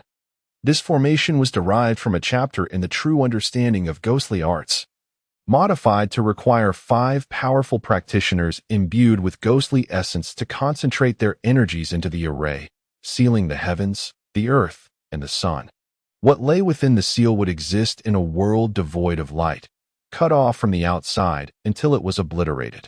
However, at this moment, the 5 ghosts sealing sun formation appeared precarious, its radiance significantly dimmed. From within the grand array, 4 figures surged forth. It was the Iron Old Ghost, the tainted old monster, Blood Phantom, and the Demoness, all of whom now bore weak auras, indicating they had sustained grievous injuries. They gazed down at the array, their eyes reflecting a profound alarm. Blood Phantom's childlike voice broke the tense silence. What do we do? The Blood Corpse, having ingested some unknown spirit treasure, has inexplicably grown even more formidable. The 5 ghosts sealing sun formation we arranged with ghostly instruments is utterly ineffective against this blood corpse. At this moment, Iron Old Ghost's aura is exceedingly feeble, weaker than the 3 of them combined. One of his arms is broken, and his chest has been pierced through. In a hoarse voice, he uttered, "No more struggle. We must retreat. This blood corpse has reached level 5, and I am too injured to continue fighting. Farewell, everyone." With that, he transformed into a streak of black and soared into the distance. What about Wu Qing? Someone pondered. He remains trapped within the formation. If we abandon him, he will stand no chance against the blood corpse.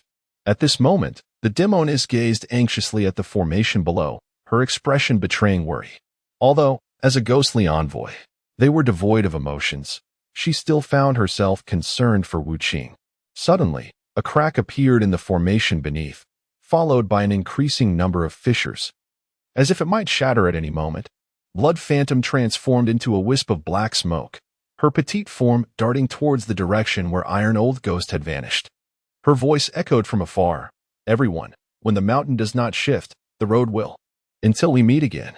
2 Old Monster observed the disappearing figures of Iron Old Ghost and Blood Phantom, a faint smile gracing his features. He remained silent, clasped his fists towards the Demoness, and vanished into the horizon. The Demoness lingered for a while longer, but Wu Qing still had not emerged. Finally, she gritted her teeth, and tendrils of black mist began to swirl at her feet before she too disappeared from the spot. Not long after her disappearance, the 5 ghost sealing sun formation erupted violently, and a towering figure ascended into the sky, draped in a blood-red cloak. His crimson eyes scanned the surroundings before the cloak enveloped him, transforming him into a mere point that vanished from sight.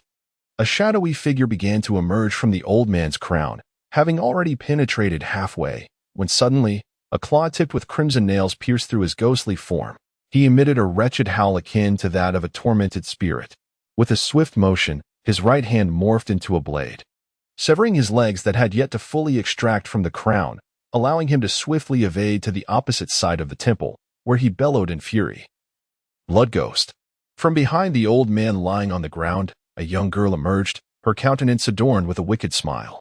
Glancing at her own claws, she languidly remarked, "Iron Old Ghost, allow me to devour you. Consuming you will bring me one step closer to that ghost hunter." Her childish laughter echoed throughout the temple, but her expression turned grave as she continued, "Under normal circumstances, I might have hesitated. But now he is struggling for his own survival and has no leisure to concern himself with me.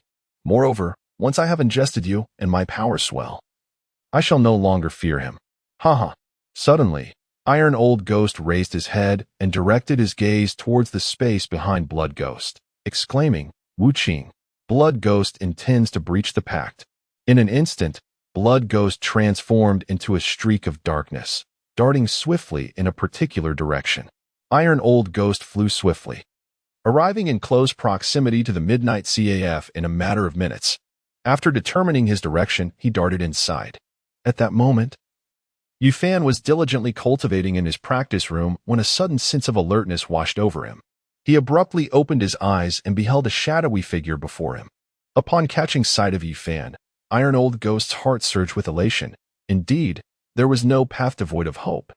He sensed a tremendous amount of energy emanating from Yifan and charged directly towards his chest. Before Yifan could react, the jade pendant at his chest emitted an overwhelming force, drawing iron old ghosts' remaining soul into it. With a clang, an iron talisman fell from the air, striking the ground with a metallic resonance. Chapter 31. The Yin Spirit. Yi Fan's expression shifted dramatically. He hastily removed his clothing, inspecting himself thoroughly, and even peered into his dantian, finding no anomalies. Only then did he breathe a sigh of relief. He picked up the jade pendant from around his neck, examining it closely, but found nothing amiss. It merely appeared more polished than before. The entire episode, from Iron Old Ghost's entrance to his disappearance, transpired in less than a second. Meanwhile, Zhang Qian, who had been lounging on the sofa engrossed in her phone, suddenly sensed a faint trace of yin energy. Mistaking it for a minor spirit, she barely had time to discern its nature before it vanished. Zhang Qian floated over to Yi Fan, scrutinizing him from head to toe. "Darling, what just happened?" Yi Fan, equally bewildered, shook his head in confusion. "I'm not quite sure. It seemed like a reckless little ghost was captured by my jade pendant." "Oh, what is this?" Yi Fan picked up the iron plate from the ground, which resembled the ancient tokens of official messengers. "Ah, there is a character for messenger inscribed upon it. Could it be a ghost messenger? This could spell trouble. My jade pendant has seemingly swallowed a ghost messenger. If the Underworld were to discover this, they would surely flay my skin. But what is there to fear? As long as they remain unaware, all will be well. By the way, my dear husband, this Luban is quite formidable.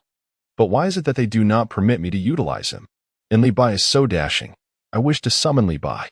Zhang Qian's gaze shifted back to her mobile phone, completely disregarding the preceding events. Yi Fan pondered her words. Indeed, if they remained oblivious, it would suffice. He tossed the token onto the nearby table and resumed his cultivation. Ever since his encounter with the corpse demon, he had realized that his strength was still insufficient. Countless streams of spiritual energy from heaven and earth flowed into his body through the Tian 2 acupoint, circulating throughout his meridians before entering the cyclone in his dantian. This gray cyclone continued to expand. Once it reached a certain magnitude, star nuclei began to manifest around the cyclone. 2 nuclei had already formed, though the second was still quite diminutive. Yi Fan understood that he had attained the second level of the first rank. He had not anticipated that battling the corpse demon would expedite his mastery over the spiritual energies of heaven and earth.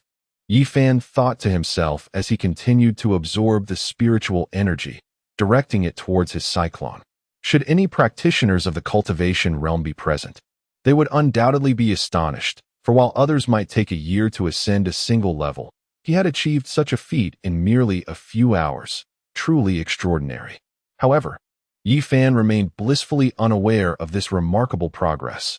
After completing his cultivation, Yi Fan cast a glance at Zhang Qian, who was engrossed in her game of Honor of Kings, her enthusiasm evident. A sense of exasperation washed over him, ever since she had discovered the wonders of her smartphone. She had become utterly captivated, and her recent obsession with the game left him wondering if she would soon fall for League of Legends as well. Choosing to disregard her, Yi Fan decided to rest, feeling fatigued. The following morning, Yi Fan rose early. With the absence of Old Wu, he found himself in a position of authority, free to pursue whatever he desired. He planned to explore the antique street today.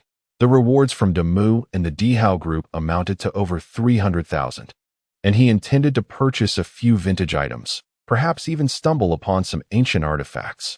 The antique street was located in another district, a mere 30-minute journey from the Midnight CAF. He hailed a taxi and set off toward his destination, while the foolish girl Zhang Qian remained at home, still lost in her game. It was Saturday, and with schoolchildren online, she had suddenly discovered the joy of gaming. The antique street buzzed with activity, teeming with people. Stalls abounded, along with fortune-tellers, vendors hawking ancient turtle shells, and individuals clad in Taoist robes peddling their wares, the majority of whom were elderly, in their 50s or 60s. Yi Fan, being as young as he was a rarity among them.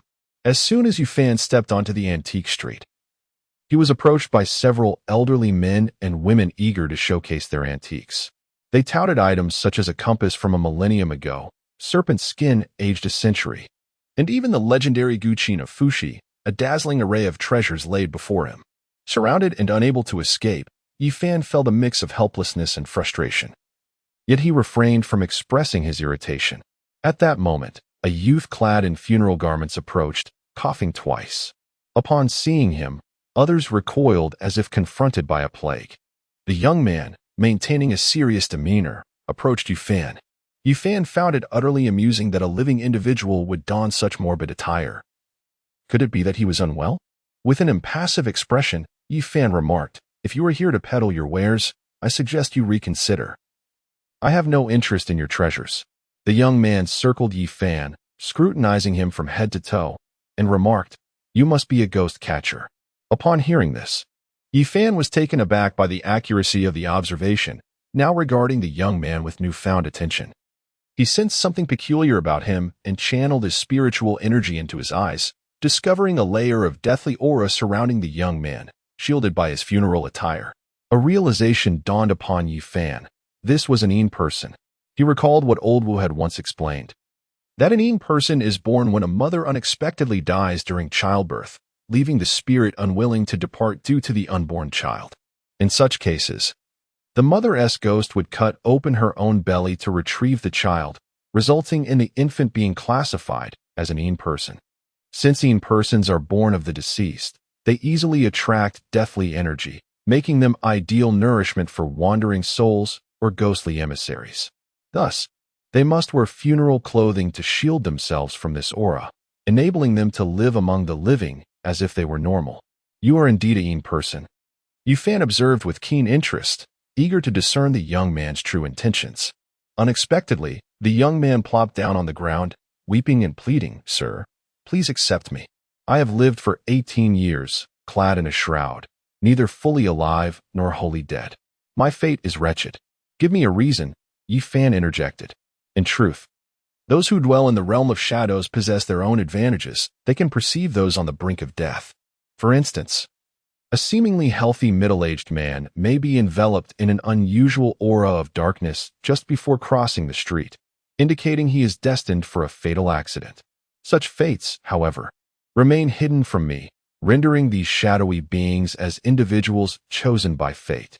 In ancient times, there were those who specifically nurtured such beings, but alas, they often defy the celestial order and meet premature ends.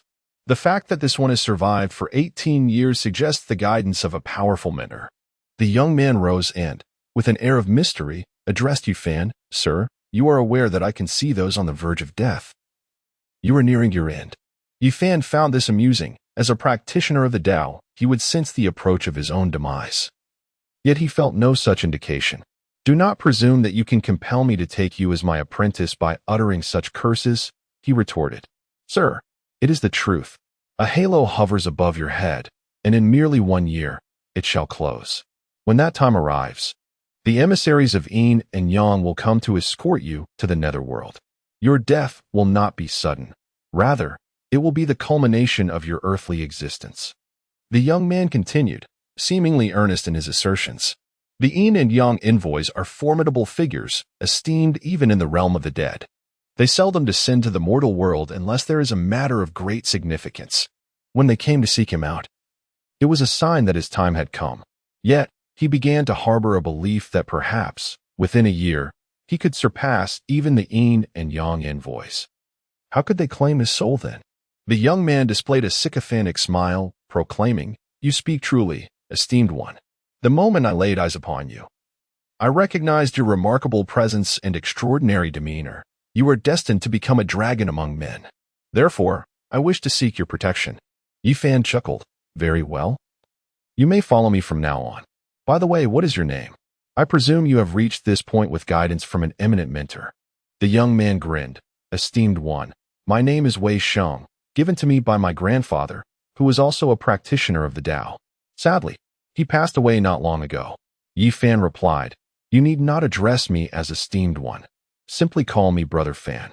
Come, you have spent quite some time here. Introduce me to this place." Chapter 32.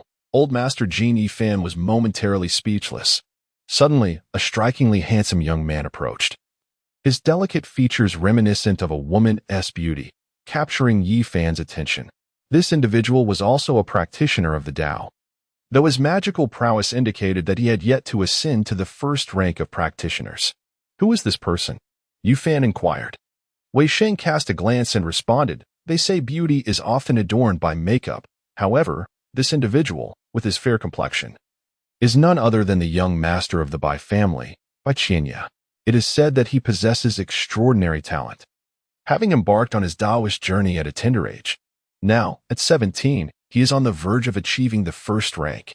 The Bai family, as Yi Fan well understood, is one of the three prominent families in the realm of cultivation. In the secular world, the Bai, Li, and Wang families command respect, while the esteemed sects consist of the Longhu sect, Qixing Temple, and Qianfu Monastery. The head of the Bai family is a bona fide second-grade recluse, which speaks volumes about the family's esteemed status. Bai Qianya's remarkable achievement at the tender age of 17 undoubtedly indicates the family's significant investment in him. Standing there, Bai Qianya appeared to be awaiting someone. Soon, a black Hummer came to a halt beside him, and several imposing figures clad in suits emerged. Among them was a middle-aged man who treated Bai Qianya with utmost courtesy, inviting him into the vehicle. Wei Sheng then remarked, "Some possess ample connections, while we can only rely on our shadows." The individuals who disembarked from the Hummer were none other than the young master of the Jinding group, Jin Hao. It was rumored that the patriarch of their family was afflicted by malevolent spirits and faced imminent demise, hence the need for an exorcist. At that moment, one of the burly men shouted, "We need a capable practitioner to assist. 5,000 in cash." The remuneration was substantial, yet the surrounding crowd seemed disinterested in joining the fray. With a contemplative expression, Yi Fan stepped forward, followed closely by Wei Sheng. Upon reaching the Hummer, the man glanced at Yi Fan but said nothing, merely gesturing for him to enter the vehicle. However, Wei Sheng was halted, stating, "We only need one." This discontented Wei Sheng lowered his head in determination, then lifted it to assert, "Do you not understand? The person inside is my elder brother." The burly man frowned, casting a glance at Jin Hao.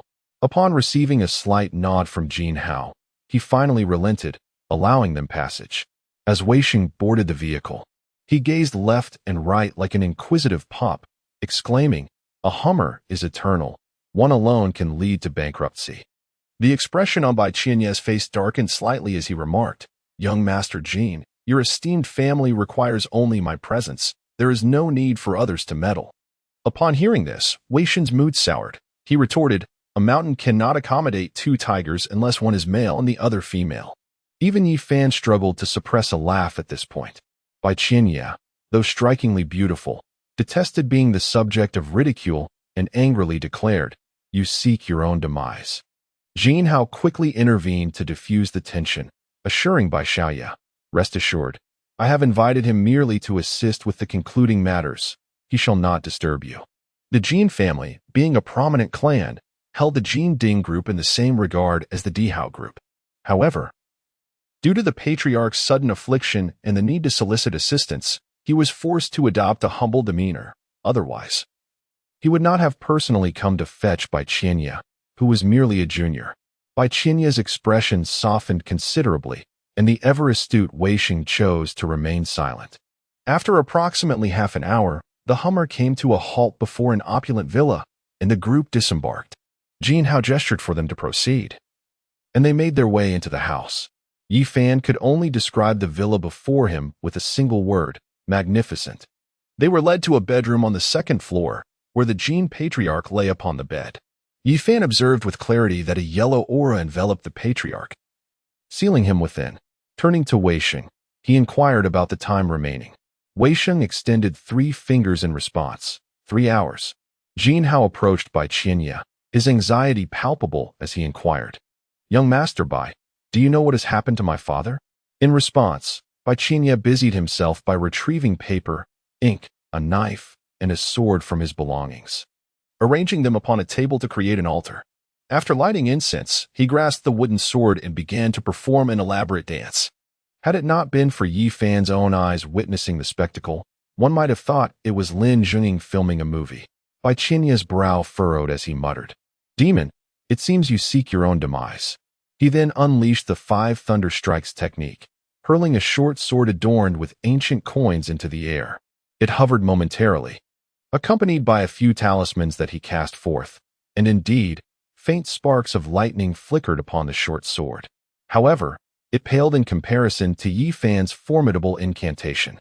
The short sword abruptly froze mid-air, its tip aimed at the clan leader, and shot forth like a piercing arrow, only to halt abruptly at the bedside.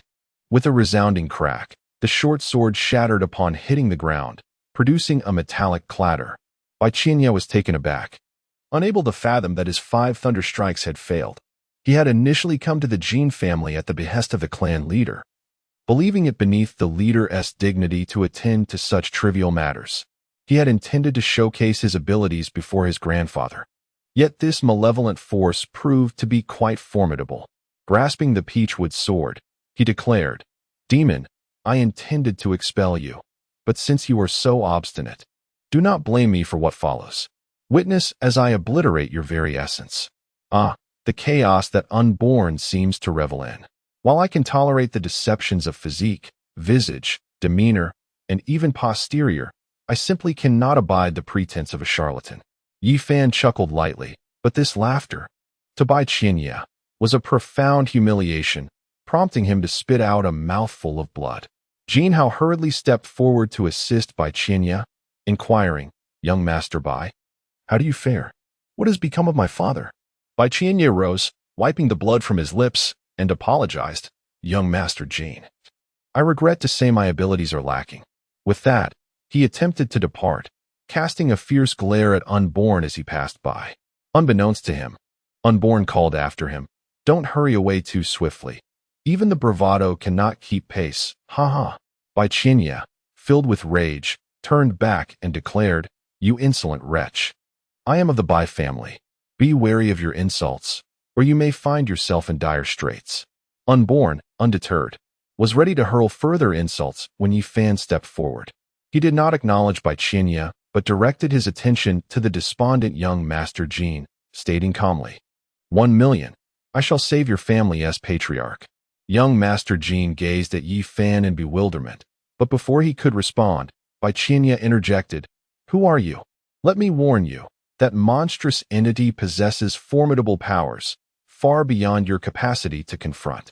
Beware, for it may cost you your life."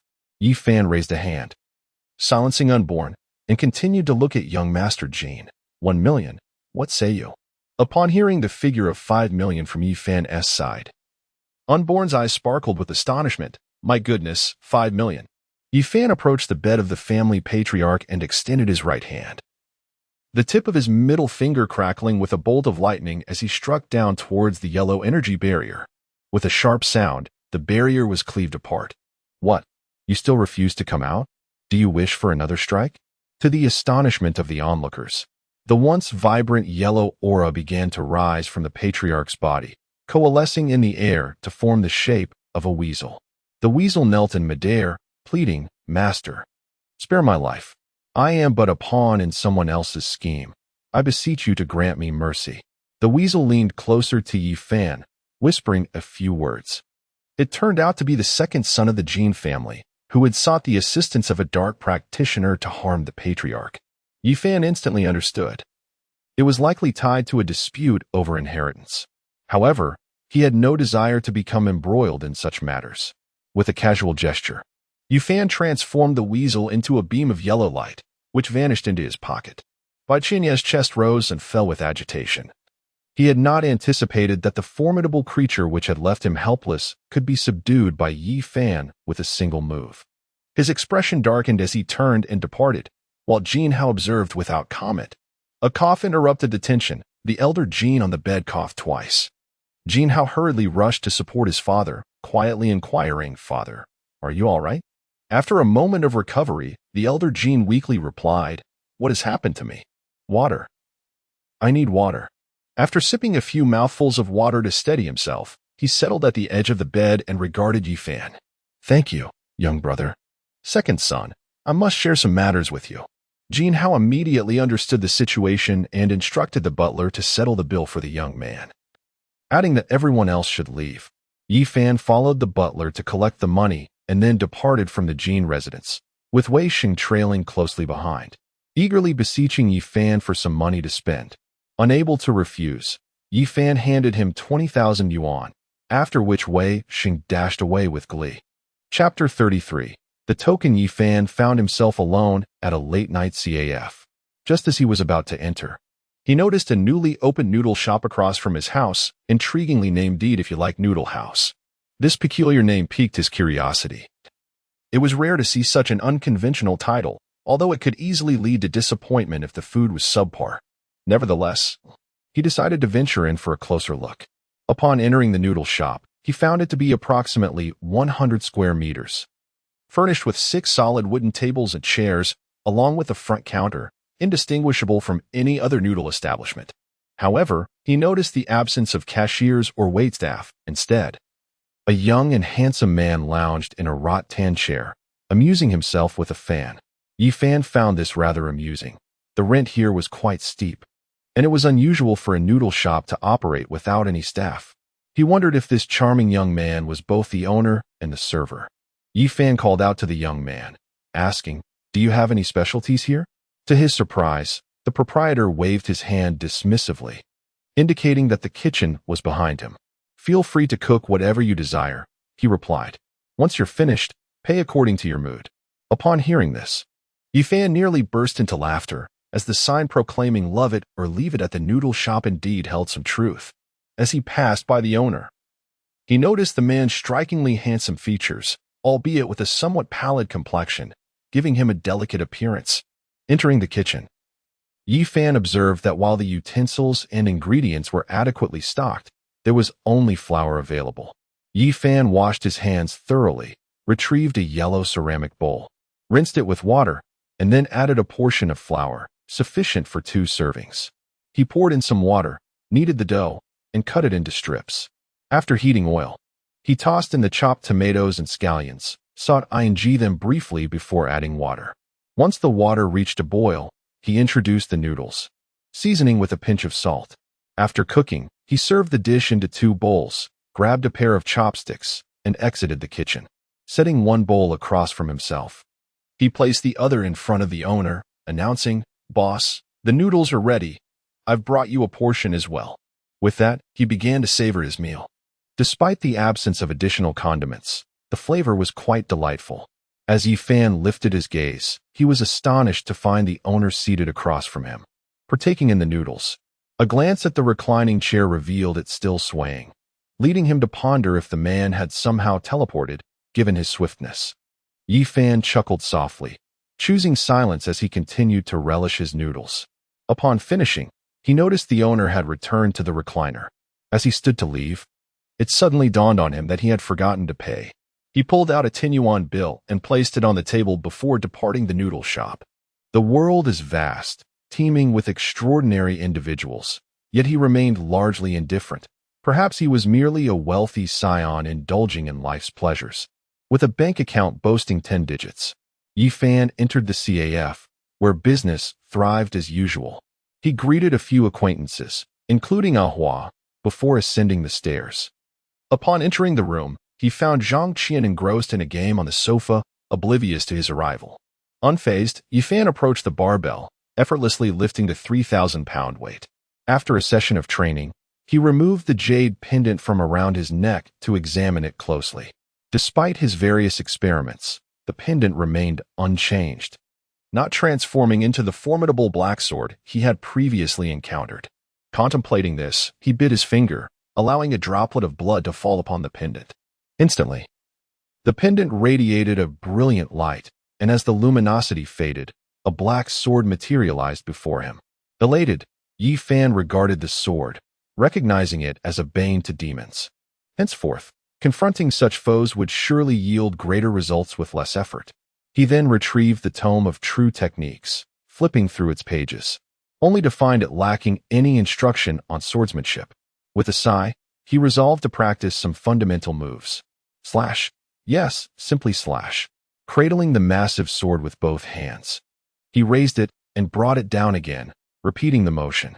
The most rudimentary techniques often hold the utmost significance. During his inaugural sword practice, He found his hands trembling slightly upon lifting the sword, and as he struck down, the blade swayed downward due to its weight. Yi Fan understood that if he could not master even the most basic swordplay, the dream of becoming a hero was nothing but folly. As time ticked away, he continued to cleave the air with unwavering determination. 2 hours had elapsed, yet his movements remained unchanged, though the wrists of his hands began to ache. An additional hour passed, and finally, he found himself devoid of sensation in his wrists, as if they had succumbed to numbness. At that moment, he relinquished the greatsword, which transformed into a jade pendant, gracefully adorning his neck. Upon halting, Yi Fan did not seek rest. Instead, he settled into a meditative posture, entering a state of cultivation. At this juncture, he felt an extraordinary clarity of mind and a sense of serene contentment. The Tian Tu acupoint expanded, allowing the celestial essence to flow in effortlessly, traversing several vital meridians.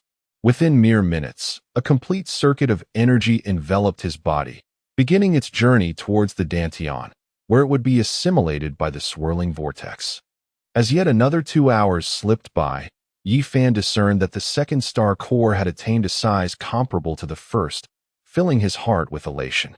He began to envision the grandeur of a ninth-grade sage, soaring through the skies with unparalleled freedom. Exhaling a breath of stagnant energy, he opened his eyes, feeling refreshed and invigorated. At that moment, Zhang Qian glided over, tossing him an iron token. "My lord," she said, "while you were in your cultivation, a woman came by. She threw this token to you and departed." Puzzled, Yi Fan picked up the token and inquired, "Xiao Qian, what manner of woman was she? Did she mention why she gave me this token?" Zhang Qian, biting her nails in contemplation, replied, "I recall choosing Lu Ban at that time, but they kept berating me. Then I activated the voice feature and spoke a single sentence, and they immediately treated me with great kindness, even gifting me a skin." Yi Fan was left speechless. He inquired about the messenger who delivered the token, but it seemed that the individual had departed without uttering a word. "Ah, right. It appears she said nothing before leaving. That woman was incredibly beautiful." After a moment of contemplation, Yi Fan's first instinct was to liken her to a mesmerizing enchantress, for her aura was truly captivating. He examined the token in his hand, noting its resemblance to the insignias used by the Imperial Guards on television, and he discovered an archaic inscription on its reverse side. Could it be an antique? It certainly appeared to possess significant value. Chapter 34, The Ghost General from Hell. As Yi Fan toyed with the token, an abrupt chill enveloped the room. A black void materialized before him, resembling an endless abyss, instilling within him an overwhelming sense of dread. A ghostly hand emerged from the darkness, followed by a towering specter clad in ominous black armor, his face obscured by a shadowy mask. He exuded a formidable presence, even more potent than the valiant General Yi Fan had previously encountered, with an aura steeped in death. In his grasp lay an unremarkable scroll. Yi Fan felt as though he stood before a colossal creature of darkness, having never encountered such a terrifying apparition. It felt as if his very essence was ensnared, rendering his legs immovable as he stood frozen in place. "Where's Wu Qing?" The ghostly general spoke in human tongue, devoid of any emotion. Yi Fan struggled internally, sensing his core was encased in ice. Summoning all his strength, beads of cold sweat trickled down his forehead as he managed to utter a few labored words. "I do not know." At that moment, the gaze of the ghost general suddenly fell upon the token in Yi Fan's hand. A suffocating aura of death emanated from the ghost general as a pitch-black hand lunged toward Yi Fan, accompanied by a chilling voice that intoned, "Human, the one who steals the token shall die." That terrifying black hand descended like the harbinger of death, overwhelming and reaching for Yi Fan's face. Aware of his inability to contend with such a formidable specter, Yi Fan resigned himself to his fate. Just as he believed his demise was imminent, an unexpected turn of events unfolded. The pressure that had engulfed him vanished entirely as a figure clad in white appeared before him, holding a folding fan and standing with an air of grace. With the weight of dread lifted, Yi Fan collapsed onto the ground, beads of cold sweat cascading down his face like pearls. He wiped his brow and gazed at the two figures before him, realizing that he was no longer in a position to speak. The ghost general's emotionless voice resonated once more, Dongfang Bai. Is this a matter you wish to interfere with? It was then that Yi Fan discerned their acquaintance.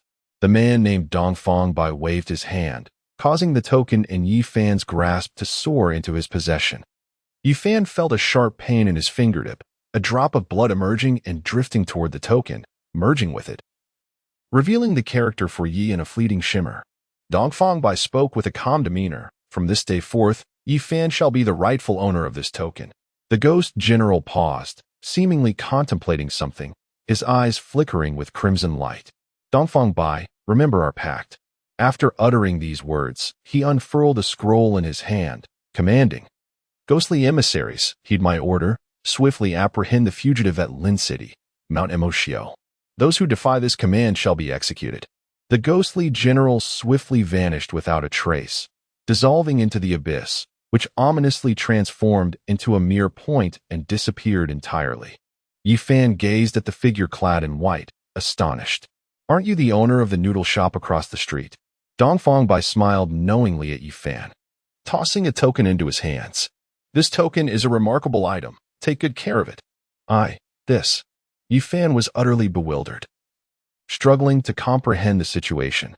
Dongfang Bai continued, "Your noodles are quite commendable, which places me in your debt. Consider this a repayment of that debt. The arrest warrant I just issued is an opportunity for you to shine. There are benefits beyond your imagination. And do come by for some noodles when you have the chance." With that, he turned and descended the stairs, leaving no room for Yi Fan to respond. Yi Fan glanced at Zhang Qian, who was still trembling in the corner. "Xiao Qian, do you know what just transpired?" After a long moment, Zhang Qian finally regained her composure and floated towards Yi Fan. "I was terrified just now. My dear, I think I should just reincarnate. Being by your side is too perilous." "All right, let's pretend I never asked," Yi Fan thought. He surmised that the ghostly general must have originated from the underworld. Yet he remained uncertain about Dongfang Bai's true identity. For now, he seemed more ally than adversary. He examined the token closely, noticing a faint character for leaf on the reverse side. Before he could fully grasp its meaning, a sudden force drew him in, and darkness enveloped him as he vanished into the token. Zhang Qian was left in the room, wide-eyed and bewildered, but soon resumed her gaming in honor of kings. With a sudden thud, Yi Fan collapsed to the ground as the haze before his eyes dissipated. Bewildered, he surveyed his surroundings. He found himself atop a small hill, encircled by stones and trees, the evening twilight casting a dim ambience. Brushing off the dust from his attire, he stood up, only to notice three figures materializing around him. One was a burly man known as Tu Leaguai, another resembled a child, the bloodthirsty Yu, and the last was the alluring, seductive Yaoji, whom he recognized. As they appeared, their gaze fixated on Yi Fan. Yu darted forward, hovering at Yi Fan's waist level, sniffing him curiously. In her high-pitched voice, she inquired, "Are you new here? Why do you exude such a strong aura?" With a swift movement, Yaoji lunged at Yu, her claws poised to strike. Yu, sensing the threat, countered with a palm strike and leapt onto a nearby boulder. "Yaoji, what are you doing? Are you suggesting this boy is your consort?" "Humph." Yaoji remained silent, landing gracefully before Yi Fan, casting a complex glance at him. "Stay close to me," she instructed. Suddenly, the burly Tu Leaguai interjected, "All right, everyone, let us maintain our composure. This mission is evidently no simple task. The higher-ups have dispatched the four of us together, indicating that our target is quite formidable. With a newcomer among us, it would be wise to conserve our strength for when we confront him." Giggling, you seemed particularly exhilarated by the prospect, leaping effortlessly onto a tree. "What is there to fear? He is merely a fleeing criminal. Once he shows himself, we shall devour him whole." Although Yi Fan did not fully comprehend the words of the demoness, he could sense the gravity of the situation. He had already encountered an abundance of peculiar occurrences today, and he was unperturbed by the prospect of yet another. First, he encountered a rare specter. Then he dined at a strange noodle shop, followed by an encounter with a little ghost bearing a death warrant. Subsequently, someone had tossed him a ghostly token, likely the demoness herself. Finally, he narrowly escaped death at the hands of a sinister ghost general, only to be rescued by the enigmatic Dongfang Bai. Even if the adversary was formidable, he could accept it. The burly figure, Tu Leaguai, shifted his gaze to Shui Yu and inquired, Shui Yu, where is Tai Laogui? Without hesitation, Shui Yu replied, of course, he resides within my belly. What, Tu Leaguai, do you seek vengeance on his behalf? You truly devoured Tai Laogui? Tu Leaguai laughed heartily. What a jest. You dare to consume him? Should the authorities investigate? Shui Yu, skipping playfully, leapt to another tree. Her childish voice abruptly aged. By the time they discover my deed, I shall have already become a ghost catcher. What I have to fear?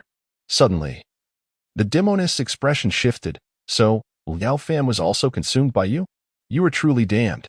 With her right hand clenched, a black whip materialized, ensnaring towards the blood phantom perched upon the tree. Blood Ghost appeared to harbor a deep-seated trepidation towards the long whip, swiftly maneuvering to the opposite side of the air. Demonist, what are you doing? Liao Fan departed alongside Wu Qing. How could I possibly have the opportunity to slay him? The demonist remained silent, her intention still veiled. While the nearby Tu Laogui struck the ground with a forceful punch, causing Yifan to feel as though he had triggered a seismic tremor of magnitude 6. Silence. He bellowed. Whoever dares to make a move will meet their demise. A mere failure of the mission and its consequent punishment is the worst that could ensue. Upon hearing the mention of failure and punishment, both the demonist and Blood Ghost visibly shuddered, promptly falling silent. The demonist was taken aback. Tu Laogui, who usually kept a low profile, was now exhibiting a power that surpassed her own significantly. Meanwhile, Blood Ghost's expression darkened noticeably. Yi Fan observed the unfolding events with quiet contemplation, being the weakest in terms of cultivation among those present. He understood that his survival hinged on either heeding the demonist's words and remaining by her side or maintaining a prudent silence. This seemingly allied relationship was fraught with the potential for internal strife. The child known as Blood Ghost evidently possessed a ruthless disposition, unhesitating to eliminate even his own companions. As night deepened, the sun had long set beyond the horizon, and darkness enveloped the land. Blood Ghost and his two companions grew increasingly tense. Yifan sensed that the criminal they had spoken of was about to make an appearance. Chapter 35. Devoured by a ghost, a terrifying explosion echoed through the air as a shadowy figure burst forth from the small mountain ahead of Yifan and his companions. The surrounding darkness roared with the cries of countless spirits. In his grasp, he wielded a large, pitch-black blade, radiating a malevolent aura far more potent than the combined presence of the four of them. Upon seeing the sword, Tu Laogui's expression shifted dramatically. How could this be? The ghost Chi-Blade, Blood Spectre, and the Enchantress also turned pale at the revelation. The Enchantress remarked, "This is troublesome. No wonder he was able to injure the Hell Warden. He possesses that cursed sword." The group, realizing the gravity of the situation, swiftly drew their ghostly weapons.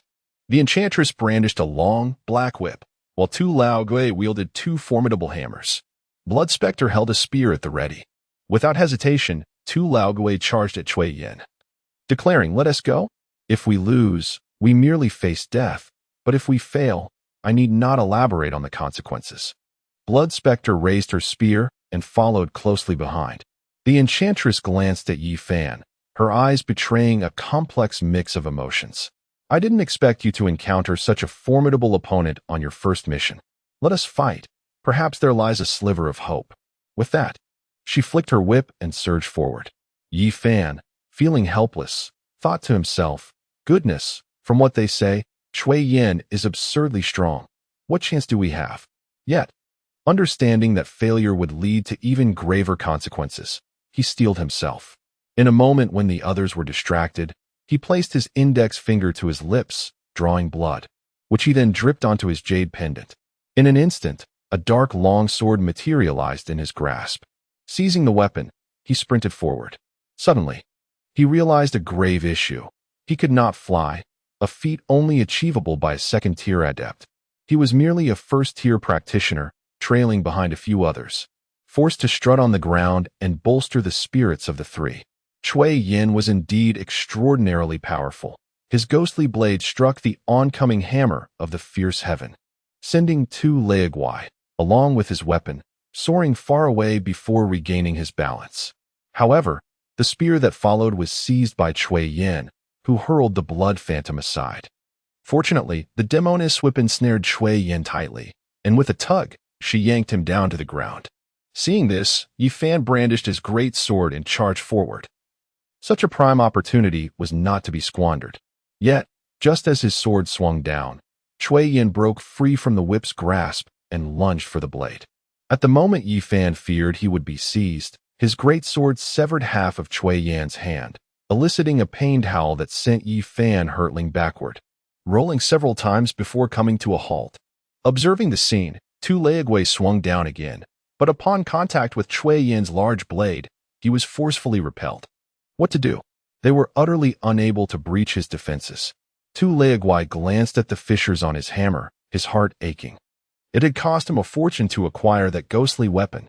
Meanwhile, Blood Phantom gazed greedily at the great sword in Yi Fan's hands.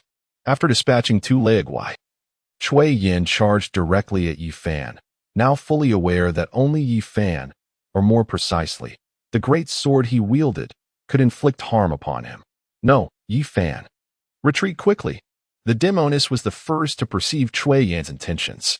With a swift motion, she extended her hand, and her long whip lashed towards Yi Fan. But it was already too late. Cui Yin, with his blood-red eyes wide open and mouth agape, devoured Yi Fan whole, while the arriving whip struck nothing but air. Humph. Incompetence comes with a price. If he is dead, then he is dead. We must focus on dealing with Cui Yin, remarked the old monster Tuesday suddenly. A pill materialized in his hand, which he promptly swallowed. His aura began to surge, and his form expanded, muscles bursting forth, his power doubling in strength. Brandishing the formidable heaven hammer, he charged towards Cui Yin with a fierce howl. Blood Ghost and the demoness exchanged glances, each producing a similar pill. Gritting their teeth, they consumed them as well. Blood Ghost transformed into a gigantic infant, sprouting 3 heads and 6 arms, each grasping a weapon, while a massive bone spike emerged from the demoness' back, resembling a scorpion's tail. The trio surged towards Cui Yin, their figures flickering through the air like lightning. Indistinguishable to the eye, they darted into the mountains, shattering several large trees, yet Cui Yin maintained a relentless grip over them. As the effects of the pills began to wane, anxiety crept into their hearts. Meanwhile, Yi Fan, swallowed by Cui Yin, did not meet an immediate demise. He found himself in an immense space, devoid of boundaries, filled with swirling phantoms. At the center of this realm loomed a colossal gray sphere. Each time a ghost approached the sphere, it was drawn in, causing the sphere to expand incrementally. Yi Fan inwardly chastised himself, realizing the folly of pretending to be a formidable presence. Now he found himself in peril, at risk of being engulfed and potentially transformed into a mindless specter, akin to the drifting souls that floated in the air, ultimately to be absorbed by the ominous gray sphere. He plunged his great sword into the ground, discovering its softness, pondering whether he was treading upon something reminiscent of a human stomach. With this thought, he brandished his sword, slashing at the ground vigorously, panting from exertion, creating numerous gashes that rapidly healed over. Leaning on his sword, he gasped for breath, and then set his sights on the enormous gray sphere. Charging towards it with his sword raised, cursing, "I'll make you suffer. Just watch me strike you down." He thrust his sword forward. With a resounding bang, the gray sphere burst open like a deflated balloon, sending Yi Fan hurtling away from the blast of dark energy. Meanwhile, the 3 figures outside, the demoness and her companions, were nearly depleted of the power of their pills. In their moment of despair, Cui Yan's body erupted in a cataclysmic explosion, unleashing a torrent of vengeful spirits that sent the demoness and her companions crashing to the ground, each spitting blood and exhibiting signs of severe injury. Yi Fan, too, fell to the ground with a thud, grimacing as he rubbed his aching backside, glancing around in a state of euphoric relief, exclaiming to himself, "By heavens, I have finally escaped." The demoness approached him, concern etched on her face, and asked, "Yi Fan, how are you? I thought you were lost when you were swallowed just now." Shuiyu and Tu Laogui appeared not far from Yi Fan. Yet it was evident that the 3 maintained a distance, each harboring distrust towards the others. Shuiyu inquired, "What shall we do now? The effects of the exploding spirit pill have waned, and our powers have significantly diminished, rendering us utterly incapable of confronting that criminal." Tu Lao Guai also fell into deep contemplation. After a moment, Yifan remarked, "Who was this Chui Yin in his former life? And what endows him with such formidable strength that even the likes of you are unable to contend with him?" Shuiyu's youthful voice echoed once more, "Youngster, speak plainly. And if you have something to say, say it. Be cautious with your words, lest I decide to devour you." The demoness interjected, "Yifan, you are unaware of the full story. Chui Yin has consumed numerous souls along his path, greatly enhancing his magical prowess. Meanwhile, we as ghostly envoys are merely equivalent to your human second-grade practitioners. We were initially capable of confronting him, but the ghost chi blade he wields is a weapon of the Underworld's guardians, which possesses a certain restraining effect on our ghostly forms, thus rendering us powerless." Shuiyu's eyes flickered as he cast a glance at Yifan and the demoness. With a determined grit of his teeth, he soared off in another direction.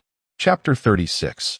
The former identity of Chui Yin. Once Yifan noticed the departure of the two, he promptly produced his token and asked, "Demoness, tell me truthfully, is this token not that of Wu Lao Guai?" Upon receiving a nod from the demoness, his complexion paled dramatically. The Ghost Envoy token was undoubtedly of paramount importance to a Ghost Envoy. The imminent threat posed by the Ghost General made this abundantly clear. He hastily inquired, "Then where is Wu Lao Guai? Has something befallen him? Speak." Suddenly, Yifan recalled to ask, "Who was Chui Yin in his past life?" "I am uncertain. The information merely states that there exists a malevolent spirit named Chui Yin, without providing further details. However, that is of little consequence," the enchantress declared, producing her token and sweeping her hand across it, causing a vortex to materialize upon its surface, through which she sought to uncover Chui Yan's identity during his mortal existence. Shortly, a few lines of text appeared on the token, revealing Chui Yin, male, born in 1974, deceased in 2017, head of the family residing at Unit 1, Floor 1. Number 1-1, Jingxing Street, Tietia District, H City. The enchantress stowed away the token and inquired, "Yifan, what is your interest in this Chui Yan's information?" Yifan, astonished by the words that floated before him on the token, pondered the intriguing capabilities of such an artifact. Nevertheless, he voiced his contemplation. Chui Yin was originally sentenced in hell. Logically, he should lack the absolute strength to escape its confines. Otherwise, countless malevolent spirits from hell would have emerged. Upon hearing this, the enchantress acknowledged the soundness of Yifan's reasoning. Indeed, the 18 layers of hell are each guarded by sentinels. If your assertion holds true, it implies that someone from hell aided him. "Perhaps," Yifan replied, "we should investigate his residence to discern what transpired." He contemplated two possibilities. One, that someone in hell had erred and, to evade punishment, released Chui Yin as a scapegoat.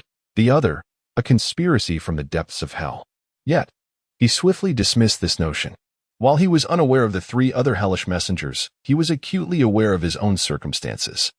He had unwittingly become a messenger of the Underworld, and it was improbable that they intended to assassinate him.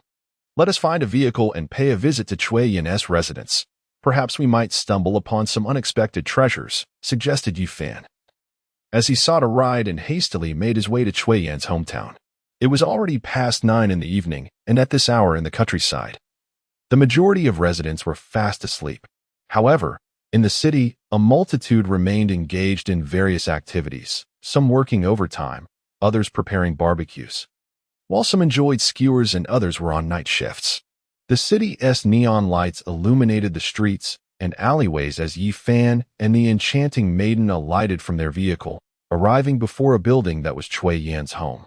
This was an ordinary residential complex. Although the greenery was well maintained, the streets and buildings appeared somewhat aged, likely having stood for over a decade. The structure was a low-rise, with no more than 6 stories, thus lacking an elevator. Upon reaching the stairwell, Yifan paused to pick up a piece of paper from the ground, holding it up to the dim light of the corridor. It turned out to be a sheet of yellow paper money. A few steps further, he discovered several white paper notes. Both the stairwell and the walls were coated in a layer of gray dust, accompanied by unsightly black grime. An old, discarded bicycle rested haphazardly nearby, alongside forsaken tables and chairs, along with a collection of tattered shoes and rags, all of which were ensnared in cobwebs and emitted a foul odor, indicating that no one had tended to the area for quite some time. Navigating past the refuse, they arrived at the entrance marked number 1. The aged red wooden door bore an inexplicable abundance of red paint, and a glimmer of light seeping through the cracks suggested that someone was inside. Faintly, the sound of a woman weeping could be discerned.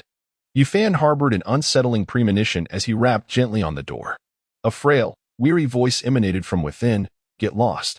Even if it means death, I shall appeal. If you dare, go ahead and kill me. You scoundrels, may your entire family suffer. Just leave, and do so far away." Yufan exchanged a glance with the enchanting creature at his side. It was evident that the elderly individual mistook them for someone else. Yufan, therefore, spoke up. "Greetings, Venerable Elder. I'm a close friend of Chui Yin from his days past. We have come to offer our assistance. Begone. You think you can deceive me? Dream on." The voice retorted. Although it sounded frail, there remained a certain resolve. It appeared this family had indeed fallen into dire straits. Yufan attempted to respond once more, but was interrupted by the enchanting creature, who gestured for him to remain silent. She gently tapped on the door and spoke softly. "Dear aunt, we are not adversaries. Chui Yin once aided us, and we heard of your misfortunes, so we have come to help." The elderly person inside fell silent, but cautiously opened the door a crack, allowing a faint glimmer of light to illuminate Yufan and the enchanting creature. Perhaps it was the benign appearance of the two that prompted her to fully open the door, though she still inquired with caution, "Who are you? What brings you here?" At last, Yifan beheld a woman in her 60s or 70s, her garments inexplicably smeared with crimson paint, akin to that which he had observed on the wooden door earlier. Her hair was disheveled, as if she had recently been embroiled in a scuffle. The deep creases on her weathered face spoke of a life steeped in hardship and resignation. "Greetings. I sincerely apologize for disturbing you at such a late hour. May I inquire about what has transpired?" The enchanting lady spoke politely, her demeanor contrasting starkly with that of the elderly man before her. Yet her smile had an infectious quality that warmed Yifan's heart. It dawned upon him that even a ghostly envoy could possess such gentleness, he mused. The old man scrutinized the two before him, sighed deeply, and said, "I appreciate your presence, but you ought to leave." As he moved to shut the door, Yifan halted him.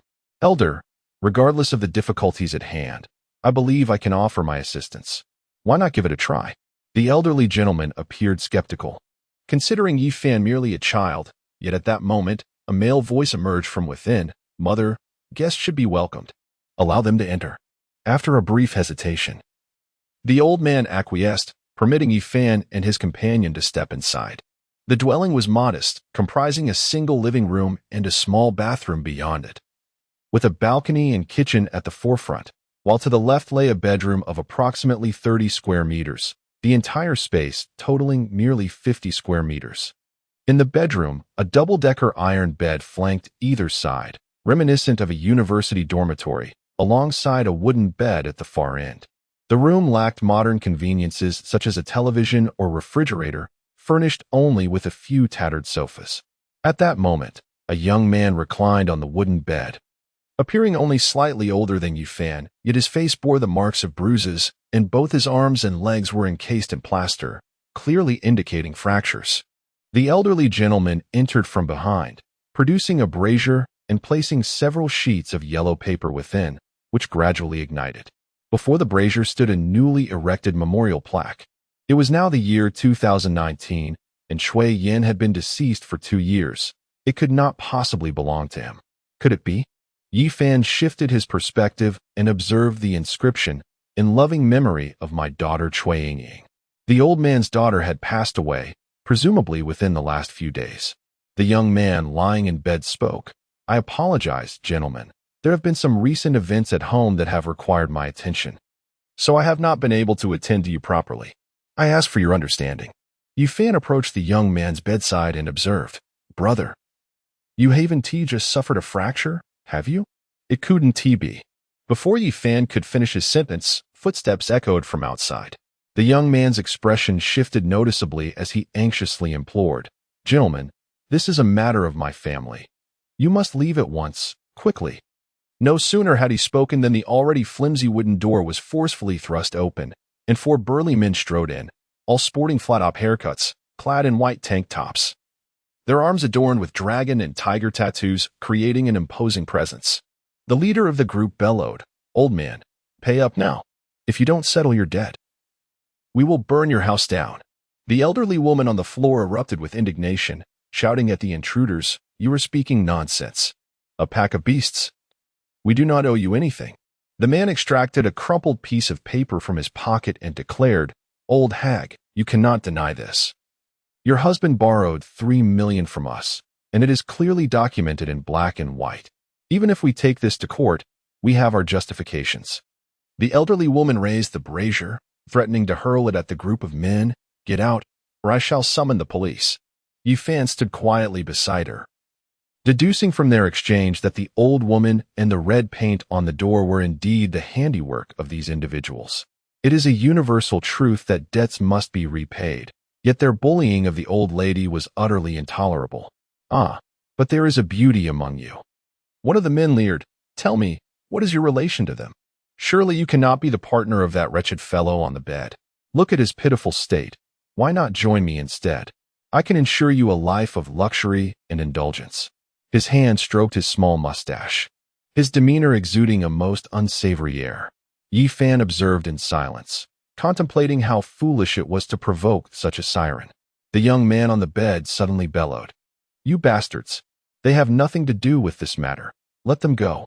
A slightly portly man stepped forward from behind, retorting, "Leave? No one leaves today. Either repay the debt, or we shall set your house ablaze."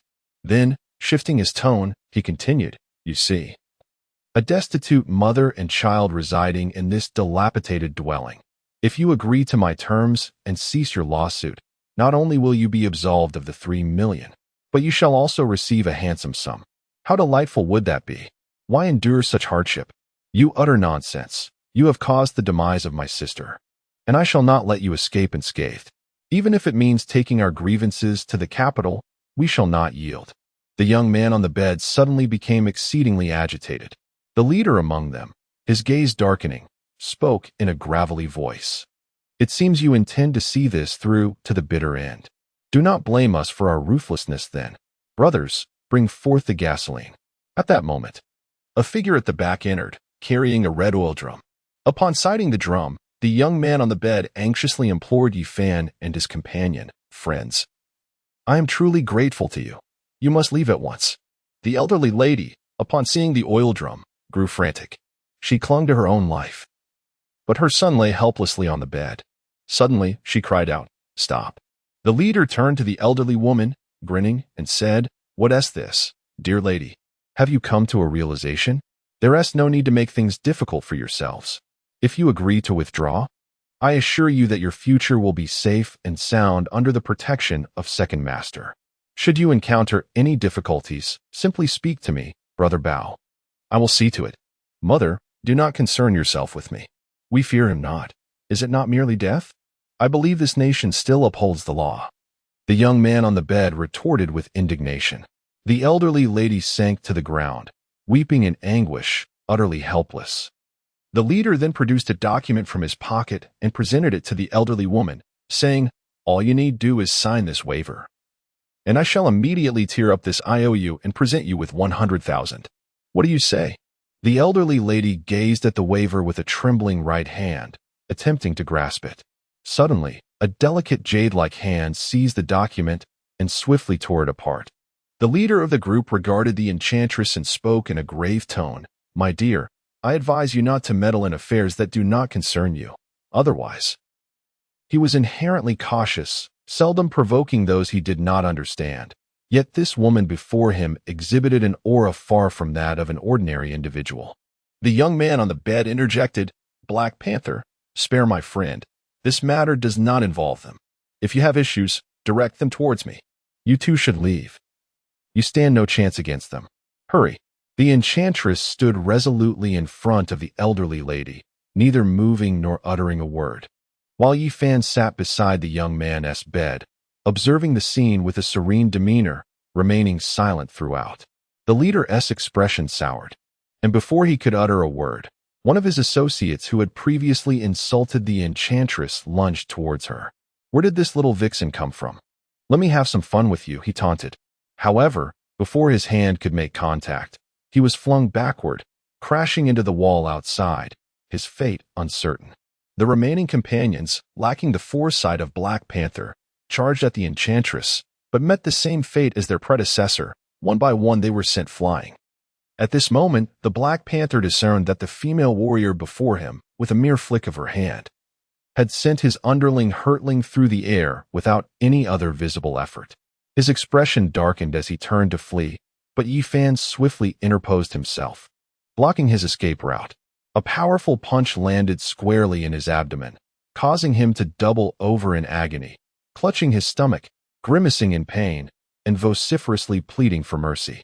Yi Fan, observing the astonishment of the two women, smiled and remarked, "I wonder if this means I can be of assistance to you?"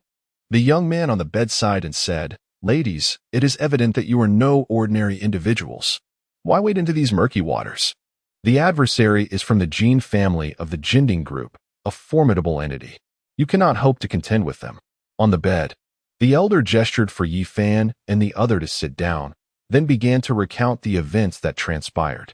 "My name is Cui Yang. Cui Yin is my father. In his lifetime, my father served as the steward for the Jin family, and we resided in their villa. Moreover, the second son of the Jin family married my sister. We once lived a blissful life, but after my father's passing, our status within the Jin family deteriorated day by day, compelling us to move out. To our dismay, the second son of the Jin family took a mistress who, in her pursuit of power, ordered poison to be administered, resulting in my sister's untimely death. Upon learning this, I caused an uproar at the Jin family estate, which led to my current state. My mother has sought justice everywhere, yet the second son has silenced her with money, preventing any legal action against him. Now, their threats have escalated, as they send people to intimidate us. Alas, I shall not yield. I am determined to avenge my sister." Chapter 37. The Jin family villa. Yi Fan left some money for Cui Yang and his mother before departing with the enchanting maiden. He had acquired the information he sought and needed to contemplate the next course of action. As they walked down the street, Yi Fan inquired, "What are your thoughts on this matter, enchantress?" She pondered for a moment, her delicate brows slightly furrowing, and replied, "I cannot say for certain. But I know that if Cui Yin becomes aware of the events unfolding in his family, the Jin family will undoubtedly face annihilation." Suddenly, the enchanting demoness seemed to have an epiphany and remarked, "Yi Fan, do you mean to suggest? But that seems implausible. The realms of the living and the dead cannot communicate. Even the paper money burned as offerings cannot reach the underworld. It is merely a delusion of humanity." Yi Fan replied, "It appears we are on the same wavelength. Our foremost objective now is to anticipate that Cui Yin will most likely head to the Jin family residence. We should lie in wait there. It may yield unexpected results." "Indeed, let us go at once," the demoness affirmed. The two of them took a taxi, heading straight for the Jin family's villa. They arrived around 10 o'clock in the evening. As Yi Fan gazed upon the villa he had visited before, it was now shrouded in a thick veil of ominous energy, yet amidst this darkness, a glimmer of golden light flickered faintly. "This is not good. We have arrived too late. We must hurry," Yi Fan called out. They traversed the courtyard, making their way to the third floor of the villa. Upon reaching the third floor, they beheld Cui Yin wielding a ghostly blade, furiously slashing at a golden barrier before him. The ghostly energy and golden light divided the room into two distinct realms. It became clear that the primary members of the Jin family were cowering within this golden shield, atop which rested a golden bell, evidently a potent artifact from the Buddhist pantheon that had saved their lives. However, the frenzied Cui Yin appeared exceedingly weak. Seizing the moment, Yi Fan summoned his black heavy sword, striking towards Cui Yan's back. The sword crackled with lightning, forming a net of energy that completely severed Cui Yan's escape route. The black-whip dance of the enchanting lady transformed into a fiery serpent, striking towards Cui Yin. Sensing an approaching adversary, Cui Yin swung his blade backward, managing to parry most of Yi Fan's sword strikes. However, he still sustained a wound to his chest, from which a multitude of phantoms emerged. Aware of his inferiority, Cui Yin let out a long howl, breaking through the roof and soaring into the distance. In that moment, the enchanting lady, with a swift flick of her long whip, pursued him, vanishing from the spot. Yi Fan, unable to fly, awkwardly sheathed his heavy sword and approached the trembling members of the Jin family. At this moment, the golden barrier surrounding them was riddled with cracks. Had it not been for Yi Fan and the enchanting lady's timely arrival, it would have surely collapsed soon. Inside the golden barrier stood 6 individuals, including the Jin family patriarch and Jin Hao, while the others were mere acquaintances to Yi Fan. Upon spotting Yi Fan, Jin Hao was filled with joy, assisting the patriarch out from the shimmering golden light. The golden bell transformed into an ancient, delicate chime, falling to the ground and losing all its sanctity. Jin Hao, seeing Yi Fan, expressed his gratitude. "Master Yi, thank you for your rescue. I truly do not know how to repay you." Meanwhile, the other individuals remained collapsed on the ground, clearly shaken. Yi Fan merely cast a casual glance at Jin Hao before locating a chair, placing it before the group, and sitting down with an air of interest as he observed them. Jin Hao and the others appeared somewhat bewildered, uncertain of what to say. After a minute of silence, it was Yi Fan who broke the quietude. "Esteemed guests, this golden barrier is quite impressive. From where did you acquire it?" "Needless to say, my Jin family is a prominent clan, and we naturally possess many treasures," Jin Hao replied. As the head of the family, Jin Hao had yet to respond when one of the striking women spoke up, her tone haughty and dismissive of Yi Fan. Jin Hao shot her a sharp glare, prompting her to awkwardly fall silent. He then turned to Yi Fan with a smile, apologizing. "I beg your pardon, my sister-in-law tends to be rather blunt. This golden bell was discovered years ago during our exploration of an ancient tomb. Initially, we did not perceive its significance and treated it merely as an antique. Who would have thought it would spontaneously emit a protective light, safeguarding us? To be candid, Master Yi, if it weren't for you, we might have faced grave peril." Yi Fan waved his hand and, with a serious demeanor, inquired, "Do you know who the spirit we encountered earlier was?" Jin Hao replied, "Master Yi is aware. Might I ask if you could remain here for a few more days? We would be most grateful." Upon hearing the name Cui Yin, Jin Hao visibly paused. "Master Yi must be mistaken. Cui Yin was our former steward, who passed away 2 years ago. How could he return as a spirit to wreak havoc in our home? Moreover, we treated him well during his lifetime." Yi Fan noticed that when the name Cui Yin was mentioned, one of the middle-aged men on the ground turned pale, and the loquacious, beautiful woman beside him appeared utterly terrified. Yi Fan then addressed Jin Hao. "Young Master Jin, do you have a brother?" Jin Hao quickly confirmed, "Yes, I have a brother named Jin Tian." He then turned to the middle-aged man on the ground, instructing, "Second brother, come and pay your respects to Master Yi. If it weren't for Master Yi and his companions, we might have perished. Do not forget to express your gratitude." Jin Tian approached Yi Fan, whispering his gratitude. "Thank you, Master Yi." However, the stunning woman beside him interjected, "So, Master Yi, how much do you want? I shall employ you as my bodyguard. Simply state your price, for there is nothing my family's second master cannot afford." Yi Fan found amusement in the folly of this brainless woman and chose to disregard her, turning his attention to Jin Tian. "The second master, is it?" Jin Tian quickly smiled nervously. No, just call me Jin Tian, Master Yi. That is how the servants address me." Jin Hao's expression darkened. While he did not fully comprehend the situation, his position as the family head was a testament to his experience. He glared at Jin Tian, demanding, "Second brother, tell me, have you been concealing any heinous deeds from me? You squander your days in frivolity, lacking any scholarly pursuits." Jin Tian pleaded, "Brother, I would never dare." At this moment, the alluring woman spoke again. "What is there to fear? We have ample funds. We can hire a few Taoists. If that fails, we can seek the assistance of the Bai family's head. He is a great cultivator and can easily handle these malevolent spirits." "Silence," Jin Hao bellowed. The beautiful woman replied, "Am I mistaken, brother? There is no need to curry favor with this Master Yi. Tomorrow morning, I shall seek the Bai family's head. He will undoubtedly be willing to assist us. We even possess half a jade spirit pill, which is of no use to us. We might as well offer it to the Bai family head as a gesture of goodwill. I commanded you to be silent, you foolish woman. Jin Hao roared once more. The enchanting woman, feeling somewhat embarrassed, chose not to speak further. Yi Fan observed them with a cold gaze, and, once their discussion concluded, remarked, "Since you have made your decision, I shall take my leave. I hope you will still be standing in this world by tomorrow night." With that, Yi Fan waved his hand and walked out. After Yi Fan's departure, Jin Hao addressed the middle-aged man supporting the elderly Jin patriarch. "Li Butler, come here and tell me. What trouble has the second son gotten himself into to end up in such a predicament?" Li Butler cast a glance at Jin Hao, hesitating and unsure how to respond. "What? Does my word no longer hold any weight? Or do you also wish to become like Cui Yin?" Jin Hao continued. Only then did Li Butler reveal the actions of Jin Tian and his wife.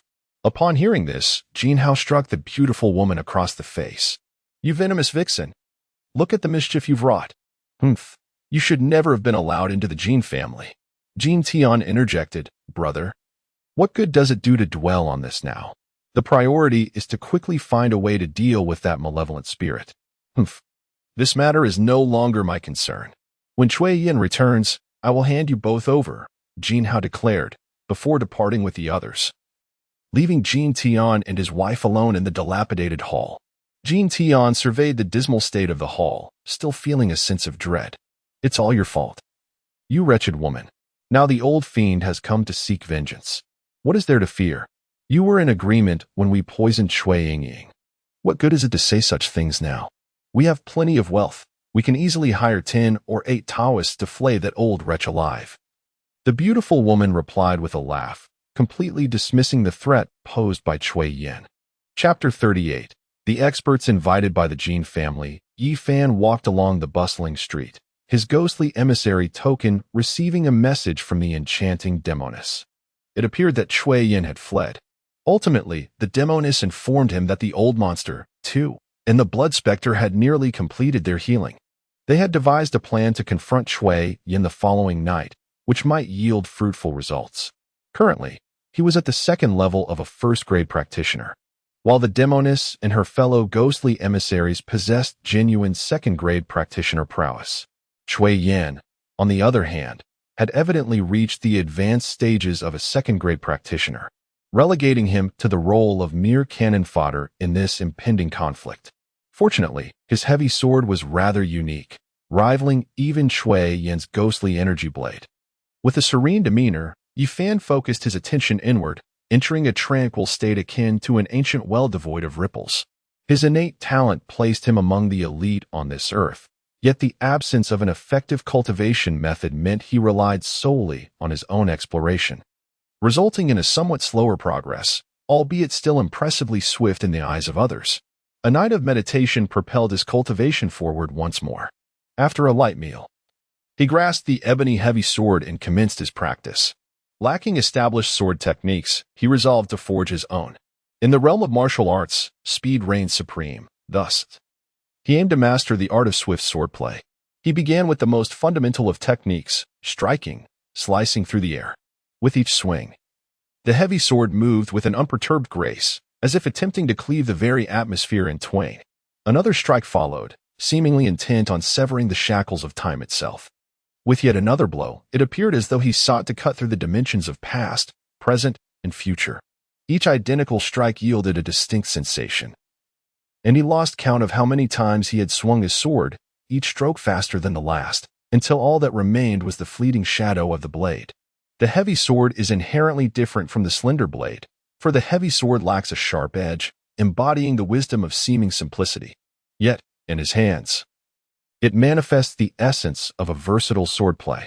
The character for versatile features a horse on the left, symbolizing swiftness, while the dual X on the right signifies a cross slash, illustrating the act of slicing through the air with the sword to create an oblique cross. By harnessing the sword's energy, he can execute this cross slash. As long as the sword strikes swiftly, it can catch an opponent unawares. After 5 hours of sword practice, he has begun to master the art of the swift blade. Even when confronted by faster entities, he has meticulously aimed his strikes at them. The 5 Thunder Spell, a formidable incantation he has studied to combat these entities, is categorized into 4 levels: entry, minor achievement, major achievement, and perfection. Currently, he finds himself at the entry level. It is said that upon reaching perfection, one can summon the purple-blue divine thunder, capable of annihilating both heaven and demons, enforcing divine retribution. As a cultivator, he once believed that mastering powerful spells was sufficient for exorcising spirits. However, upon encountering Chui Yan, he realized his grave misconception. While incantations are effective against lesser spirits, confronting formidable entities necessitates not only potent techniques but also agile movement and martial prowess. He intends to consult the enchanting lady afterward to learn her methods of cultivation. When Yi Fan next opens his eyes, it is already past 8 in the evening. His mastery of the 5 Thunder spell has advanced to the point where he can conjure lightning, enveloping his heavy sword with it to unleash the Thunder Sword Strike, which he had initially tested on Chui Yin with promising results. Suddenly, the ghostly talisman vibrates. Upon inspection, he discovers it is the enchanting lady summoning him. The message indicates a gathering at the back mountain of the Jin family villa, where Blood Spectre and the Old Monster 2 will also arrive. Yi Fan, not daring to delay, hastens toward the back mountain. When Yi Fan arrived, the enchanting demoness and her 2 companions had been waiting for quite some time. Shui Yu gazed at Yi Fan, a glint of ferocity flashing in her eyes. "Are you prepared to meet your demise, young one?" Yi Fan's expression shifted slightly. The inevitable had come to pass. Among the 4, he was the weakest, and Shui Yu and her companions would undoubtedly make his experience intolerable. He turned to the enchanting demoness, who averted her gaze, as if she too felt helpless. Tu Lao Guai, hefting his formidable heaven hammer, spoke, "Newcomer, do not say we haven't given you a chance. Your cultivation is far too feeble. After much deliberation, we have decided to employ a formation of 4 against 3 to confront Chui Yan. We shall establish a grand array with our 4 ghostly artifacts on the periphery to seal off the space and prevent his escape, while the 3 of us will wield magical implements to form the inner triangle formation, working in concert to unleash unparalleled power. Your primary task is to lure Chui Yan here. Do you comprehend?" Shui Yu chuckled softly, her amusement unspoken, while Tu Lao Guai continued, "Very well then, Yi Fan. Proceed to prepare at the Jin family estate.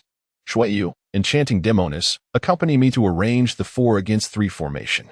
I have a few matters I wish to discuss with you both." Yi Fan made his way to a large tree beside the Jin family villa. Under the cloak of a moonless, tempestuous night, the atmosphere grew ominous as dark clouds gathered overhead. Observing the Jin family villa, he noted an increased number of guards stationed at every corner, their presence subtly palpable. It seemed they were cultivators. Yet their aura was so faint that not even a first-grade practitioner could be discerned among them. A gentle breeze swept across Yi Fan's neck, causing him to shudder involuntarily. Suddenly, he sensed a wisp of dark energy swirling around him, emanating from behind the towering tree in which he stood. Gradually, countless tendrils of darkness slithered through the underbrush like great serpents, making their way towards the Jin family villa. Yi Fan hastily restrained his own aura, confining it within a 1-meter radius around himself, which was the extent of his control. One particular wisp of darkness brushed past the crown of the tree he occupied, nearly detecting his presence. Yi Fan realized that Chui Yin had arrived. He concealed himself and observed quietly, keen to discern what the Jin family had prepared. All the dark energy converged upon the roof of the villa, gradually coalescing into a shadowy figure. As soon as the silhouette took shape, a figure sprang forth from one corner, exclaiming, "Who dares to disturb my presence at Guang Yuan Temple?" Clad in a golden robe and wielding a golden scepter, the individual intoned a chant, removed the prayer beads from around his neck, and hurled them towards Chui Yan. The prayer beads expanded in the wind, and by the time they reached Chui Yan's head, they had grown to the size of a large bowl, spinning rapidly before crashing down in the form of a golden swastika. Yet this was not the entirety of his assault. The abbot of Guangyuan Temple cast off his golden robe and flung it at Chui Yan, ensnaring him like a dragon coiling around its prey. Master Pudu, I have come to assist you. Suddenly, from another corner, 7 Taoist priests emerged, each bearing a peachwood sword on their backs and holding a whisk in hand. The leader waved his whisk, causing the swords behind them to soar into the air. The 7 took flight upon their swords, stepping into the formation of the 7 stars and the heavenly gang. As the swords in the air split into 2, then into 4, and finally multiplied into countless blades, they coalesced into a grand sword net. The cosmos was limitless, and the universe lent its power. In urgent unison, the 7 chanted. The myriad swords wove together into a net that gradually descended upon Chui Yin. With each descent, a sword would pierce through him. A triumphant smile spread across the faces of Master Pudu and the 7 Taoist disciples as Chui Yin found himself ensnared and unable to move amidst their onslaught. Just as the beads and the myriad swords were about to descend upon him, Chui Yin suddenly opened his blood-red eyes and let out a ferocious roar, shattering all incoming attacks. His cassock tore apart, and the beads disintegrated into ashes. The 7 Taoist swords fell as if devoid of souls, plummeting to the ground. The Taoist disciples and Master Pudu spat out blood, their bodies reeling backward, on the verge of collapse. Meanwhile, the 7 disciples fell beyond the villa's periphery, lying on the ground, uncertain of their fates. Yufan's eyes flickered as he observed the astonishing sword technique. He leaped down from the tree, rushing toward the Taoist disciples. In the dim light, he discovered that they were not dead. They had merely been shaken to the core, temporarily unable to recover their energies. Yifan began to search the bodies of several individuals and, indeed, discovered an ancient tome on the eldest among them, an incomplete manuscript on the art of sword control.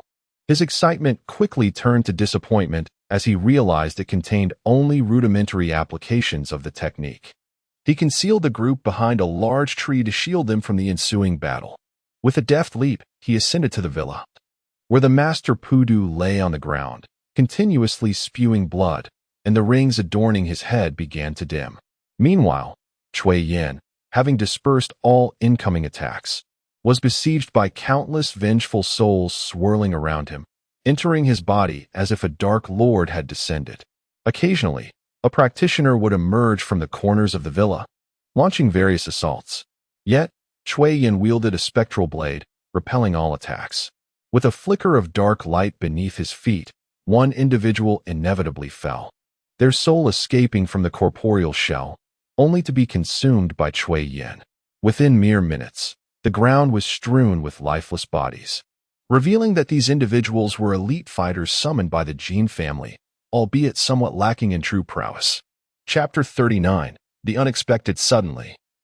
A brilliant flash of golden light erupted within the villa, causing the entire structure to tremble, startling Yi Fan into believing it was an earthquake. Peering through the window, he beheld an elderly man clad in white, wielding a demon-slaying staff, engaging Chui Yin in a fierce clash before retreating, his expression a tumult of uncertainty and distress. In the realm of high-level combat, every strike was lethal, and with this encounter, he quickly gauged the formidable strength of the spectral adversary before him. Realizing it was beyond his capacity to confront, he retreated to Jin Hao's side, a hint of regret in his voice. "Young man, this specter is exceptionally formidable.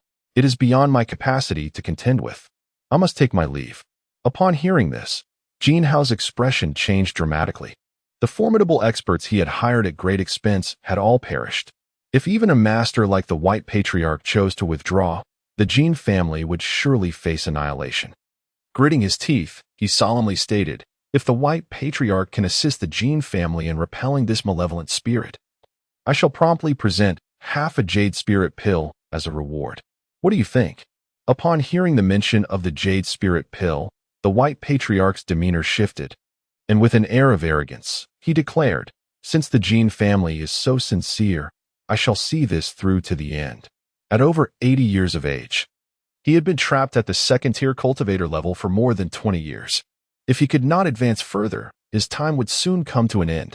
The Jade Spirit Pill, however, contained a wealth of spiritual energy that could help him break through barriers. Perhaps, in his lifetime, he might even attain the third-tier cultivator status. Suddenly, The White Patriarch's demon-slaying staff began to emanate golden light, its brilliance intensifying as his aura surged. With a thunderous shout, he unleashed the demon-slaying Holy Slash, a colossal staff imbued with unparalleled strength, aimed at striking Cui Yin. Cui Yin's blood-red eyes betrayed no emotion as he countered with the Ghost Chi blade, effortlessly shattering both the staff and the golden light with a single blow. The White Patriarch's expression shifted in shock as he staggered, spitting blood. He had not anticipated that Cui Yin had grown this powerful. The second strike swiftly followed, aimed at his chest. He pressed his palms together and silently chanted an incantation. A golden-hued tortoise shell, imbued with luminous energy, materialized in his hands, pushing against the oncoming blade. With a resounding crash, the golden tortoise shell shattered, just as before. Yet it afforded him a fleeting moment to retreat. Nevertheless, the malevolent blade still carved a deep wound into his chest, exposing bone. Seeing the dire situation, the head of the Bai family swiftly dodged, crashing through the roof and fleeing into the distance. Today, he had suffered significant losses, not only failing to acquire the Yuling pill, but also losing his magical artifact, the demon-suppressing staff, while sustaining grave injuries. Cui Yin paid no heed to the fleeing Bai family head. As long as the Jin family remained, he would not withdraw. Step by step, he advanced towards the Jin family members, each stride causing their hearts to tremble. If even the formidable head of the Bai family had been repelled, who could stand against this specter? Jin Hao found himself contemplating Yi Fan's suggestion to surrender the second son. Yet, he pondered, would such a concession ensure the safety of his entire family? Just as Cui Yin was poised to strike, several men clad in black arrived, escorting Cui Yin's old companion and Cui Yang. Each of them brandished a firearm, aimed squarely at Cui's mother and Cui Yang. Upon seeing this, Jin Tian's face lit up with joy as he exclaimed, Cui Yin, if you dare take another step forward, I shall execute your companion and your son. Cui Yin stood momentarily stunned, seemingly at a loss for words, his anguished roar echoing skyward, surrounded by swirling malevolent energy. Cui Yang was also struck dumb at the scene. Stammering, Dad, is that you? Is it truly you, Dad? It's me, Xiaoang. Do you remember me? At that moment, Jin Tian spoke again, Cui Yin. The only way to save your wife and son is through your own demise. Otherwise, you shall descend into hell to keep them company. Jin Tian roared, his fury unabated. At this juncture, he could no longer afford to hold back. It was a matter of either your death or mine. Cui Yan's ghostly hand, with its pitch-black nails, lifted his left hand, poised to grasp at the heavens. Indeed, if you perish, I shall release them. I stand by my word, Jin Tian shouted, his eyes growing increasingly frenzied. Cui Yang struggled desperately against the burly man's grip, but to no avail. All he could do was scream, Dad, no. I am not afraid of death. Kill them all to avenge the fallen barrier, Dad. He attempted to shout again, but was struck on the back of his head by the burly man, rendering him unconscious. Just when everyone believed that Cui Yin would truly take his own life. Indeed, even Yi Fan thought so. Suddenly, a dark claw, exuding a ghostly aura, pierced through the chest of the man holding Cui Mu, tearing out his heart. Blood spewed from his mouth as he fell dead. Behind him, a small, gaunt specter emerged unexpectedly, seizing another burly man and, with a gaping maw, devoured him whole. Last night, this very small specter had supported Cui Yang and Cui Mu, and now it turned to Cui Yin with a wicked grin, proclaiming, Elder brother, I have not failed you. We can unleash a massacre now. The expressions of the crowd shifted dramatically. What had once seemed like an assured victory now faced an unforeseen twist. To their astonishment, Cui Yin was not alone in this place, but had brought a subordinate along, catching the Jin family off guard. Jin Tian and the exquisite woman beside him were particularly struck with fear, collapsing to the ground in sheer terror. In a moment of uncontrollable rage, Jin Tian lunged towards Cui Yin, seizing him by the throat, desperately attempting to cry for help, yet no sound escaped his lips. Cui Yin opened his mouth wide, and a multitude of arcs surged forth, racing towards Jin Tian, invading his very essence and tearing through him. Jin Tian's soul was mercilessly twisted. his anguished cries morphing his expression into a grotesque visage of torment. Yi Fan understood that Cui Yin was employing spirits to torment Jin Tian, intent on prolonging his suffering rather than granting him a swift demise. Suddenly, Yi Fan noticed that the steward was cradling a child in his arms. According to his research on the Cui family, Cui Yingying was known to have a son, yet the child was nowhere to be seen within the Cui household. Uncertainty clouded whether this child was indeed hers. Seizing the opportunity while Cui Yin was preoccupied with Jin Tian's torment, Yi Fan stealthily approached the steward. The steward, standing alongside Jin Hao, was elated to see Yi Fan's arrival, though he masked his joy with restraint, for Yi Fan had signaled for silence. In hushed tones, Yi Fan inquired whether the child in the steward's arms was Cui Yingying's son. Upon receiving an affirmative nod, Yi Fan gestured for the steward to relinquish the child to him. The steward readily complied, as they were bereft of any bargaining power. Yi Fan had become their last flicker of hope for survival. Once Yi Fan gently held the child, he quietly made his way to join Cui Yang and the others, casting his gaze over the unfolding scene. At this moment, Cui Yin had extracted Jin Tian's soul, tormenting it in his grasp, while his underling held Jin Tian's wife, a stunning beauty, viciously gnawing at her. The scene was grotesquely bloody, and the cruelty of his methods far exceeded even that of Cui Yin. Chapter 40. The conclusion. As Yi Fan roused Cui Yang from his stupor, he called out to Cui Yin amidst the chaos. Cui Yin, surrender yourself. You have avenged your grievances. Should you persist in your wickedness, you shall be condemned to the 18 layers of hell, suffering eternal damnation. Release your hold. Cui Yin, clutching Jin Tian's soul, abruptly turned, unleashing a furious roar. His underling, releasing his prey, raised his bloodied visage and sneered. TSK, who is this brat? I advise you to mind your own business. Yi Fan then addressed Cui Yang beside him. If your father truly slays everyone, the heinous acts he commits will attract powerful specters to apprehend him, and he will face severe punishment in the afterlife. I believe you would not wish to witness such a fate for your father. Cui Yang wrestled with his emotions, harboring an intense loathing for the Jin family, wishing for their complete annihilation, yet he could not bear the thought of his father facing such dire consequences. He remained indecisive. Yi Fan then glanced at Cui Mu, who was crouched on the ground, clutching her head and weeping. This was far from the outcome he had envisioned. Brother, kill them. Once we depart from here, we shall revel in freedom, his whimsical underling proposed. Cui Yin opened his blood-curdling mouth and bellowed at Yi Fan. With a slight exertion of his grip on Jin Tian's soul, Jin Tian was crushed in agony. His soul obliterated, he was destined for eternal oblivion. Raising the ghostly blade in his hand, he advanced step by step towards Yi Fan, his consciousness somewhat clouded, yet he retained the awareness of his family. The towering, ghastly figure of Cui Yin loomed before Cui Yang. He extended his left hand, yearning to touch his son. But the chasm between the living and the dead deterred him. Fearing he might harm his son, his outstretched hand lingered in the air, surrounded by swirling malevolent energy. Stop. Cui Yin, keep your distance from your son.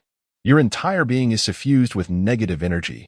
You risk dissipating the positive energy within him, and he may fall ill and perish, Yi Fan shouted from a corner. Upon hearing Yi Fan's words, Cui Yin anxiously retreated, halting at a considerable distance from Cui Yang. Yi Fan then turned to the distant Elder Jin, saying, Elder Jin, what do you think of my proposal?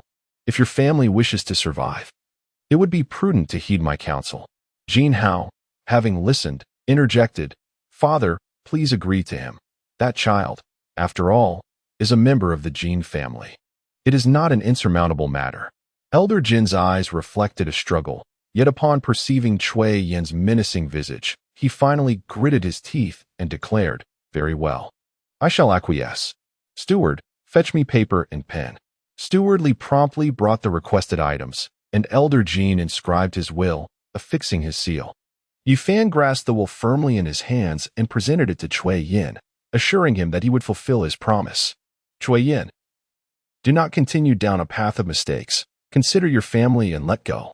Gradually, Cui Yin's formidable ghostly form diminished, transforming into the visage of a frail old man, reminiscent of his mortal self. The ominous sword, exuding a spectral aura, clattered to the ground, producing a sound akin to metal striking stone. Yifan exhaled in relief. If the task could be accomplished so effortlessly, he welcomed it, for the frenzied Cui Yin, armed with that ghostly blade, was exceedingly formidable. Just as the onlookers believed the crisis had passed, a pitch-black blade suddenly erupted from Cui Yan's chest, shattering a dark orb within. No, Cui Yang bellowed, recklessly charging toward Cui Yan. Yifan attempted to restrain him, but failed. It was revealed that the formerly diminutive ghost, once a subordinate, had seized the ghostly sword from the ground, and, in Cui Yan's moment of inattention, had shattered his ghostly orb. The ghostly orb was the essence of a spirit's soul. The very wellspring of their power. If it were to be shattered, the soul would vanish into oblivion. Countless vengeful spirits erupted from Cui Yan's chest, struggling to escape his grasp, but the small ghost suddenly opened its maw wide and devoured the spirit's whole. Almost instantly, its body began to swell, its belly expanding as though countless hands were pushing from within. Yifan retreated swiftly, for this little ghost was evidently a ruthless entity, and he had no desire to take unnecessary risks. Suddenly, the little ghost's belly deflated, and with a satisfied belch, he brandished the ghostly energy blade, transforming into countless wraiths and soaring into the sky, fleeing into the distance. Yifan set down the child and hastened outside the villa, calling out, "Yao Ji, he is coming. Prepare the formation." At that moment, a four-pointed star formation emerged at Yao Ji's position, ensnaring the fleeing little ghost within its bounds. "No," came the terrified voice of the little ghost from afar. Yifan understood that this ghost had consumed Cui Yin and numerous tormented souls, undoubtedly requiring time to assimilate them. The moment of vulnerability would be his weakest, the perfect opportunity for annihilation. Yet, unexpectedly, the little ghost chose to dart towards the ambush set by Yao Ji and the others. As Yifan had anticipated, the originally intended 4-in-3 formation for Cui Yin effortlessly extinguished the little ghost, causing a pitch-black ghostly energy blade to fall to the ground. Yifan recounted the events that transpired within the villa, allowing the trio to finally breathe a sigh of relief. Yao Ji remarked, "I see now. I never imagined so much could happen in such a short span. I suppose we have fulfilled our mission. I wonder how many points we will receive from above?" Shuiyu stood beside Yifan, and with a childlike voice, exclaimed, "Well done, lad. You saved us considerable effort. By the way, what shall we do with this ghostly energy blade? It is a fine item indeed." Tu Lao Guai placed the ghostly energy blade before him and stated, "Though this blade is indeed valuable, it is the exclusive weapon of the Guardians of Hell. If you desire it, I can bestow it upon you." Shuiyu chuckled softly, choosing not to respond further. The enchanting lady expressed her agreement, and Blood Shadow extended a hand in affirmation as well. Yifan, without further contemplation, acquiesced. The old monster nodded towards the sky and soared into the distance, while Blood Shadow cast a peculiar glance at Yifan before skipping towards the Jin family villa, her intentions shrouded in mystery. The enchanting lady turned to Yifan and said, "Let us walk and converse. Is it possible for you to traverse the Underworld?" Yifan voiced his curiosity, for the Underworld was an enigmatic realm to him. It appeared that the matter was far more complex than merely the death of humans and the reincarnation of souls. Such power. Might the elixir of immortality be attainable? Yifan inquired, sensing that a grand gateway had swung open before him, a portal connecting to the ancient future. "I cannot say," the enchanting lady replied. "My authority is somewhat limited, but theoretically, the realm of chaos should permit it. How should I utilize this token?" Before Yifan could pose another question, she transformed into a wisp of black smoke and vanished from sight. Yifan produced his token and infused it with his magical energy, discovering a space of 10 square meters within, albeit devoid of any contents. He then checked his points, which stood at 0. It seemed that the old monster had yet to submit the task, leaving him without a single point. Upon returning home, he first visited the noodle shop across the street, only to find that Dongfang Bai was absent, and not a soul occupied the establishment. This absence struck him as peculiar. Who exactly was Dongfang Bai, who had rented a storefront in such a costly location, yet chose not to conduct any business? Truly, It seemed a case of foolishness amidst wealth. Chapter 41. The elixir within the finger bone. Not long after, the jade-like finger bone suddenly levitated, drifting towards Yi Fan. It circled around him several times, as if contemplating something. Eventually, it surged directly towards Yi Fan's head, only to be intercepted by a jade pendant that absorbed it within. The empty room was left with 3 words, truly unfortunate. Meanwhile, Yi Fan, lost in slumber, was abruptly awakened. He opened his eyes and glanced around, finding nothing amiss, and soon fell back into sleep. The following morning, upon rising, Yi Fan noticed that the finger bone on the table had vanished. He decided to inquire with Wei Xing, but found the latter absent from home. After searching around, he also discovered that Zhang Qian was missing. Pondering that perhaps she had gone out to enjoy herself with Wei Xing, he proceeded to the bathroom to wash up. Suddenly, he heard a sigh.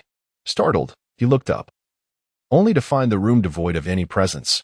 Shaking his head, he resumed washing his face. Again, he heard another sigh, this time distinctly realizing that someone was speaking. "Who is it? Who's there?" Yi Fan muttered softly, scanning the room, yet encountered no one. "Young man, stop searching. I'm right on your neck," came the reply. "On my neck?" Yi Fan murmured to himself, hastily feeling around his neck but finding nothing. He then glanced into the mirror, seeing nothing unusual. At that moment, he noticed the jade pendant on his neck, now appearing more lustrous than before. He picked it up, toying with it in his hand. "Is it you who has been speaking?" "Not me. Who else could it be?" "Young man, let me tell you. Never mind. I suppose it is my misfortune to encounter him. However, your aptitude is truly lacking.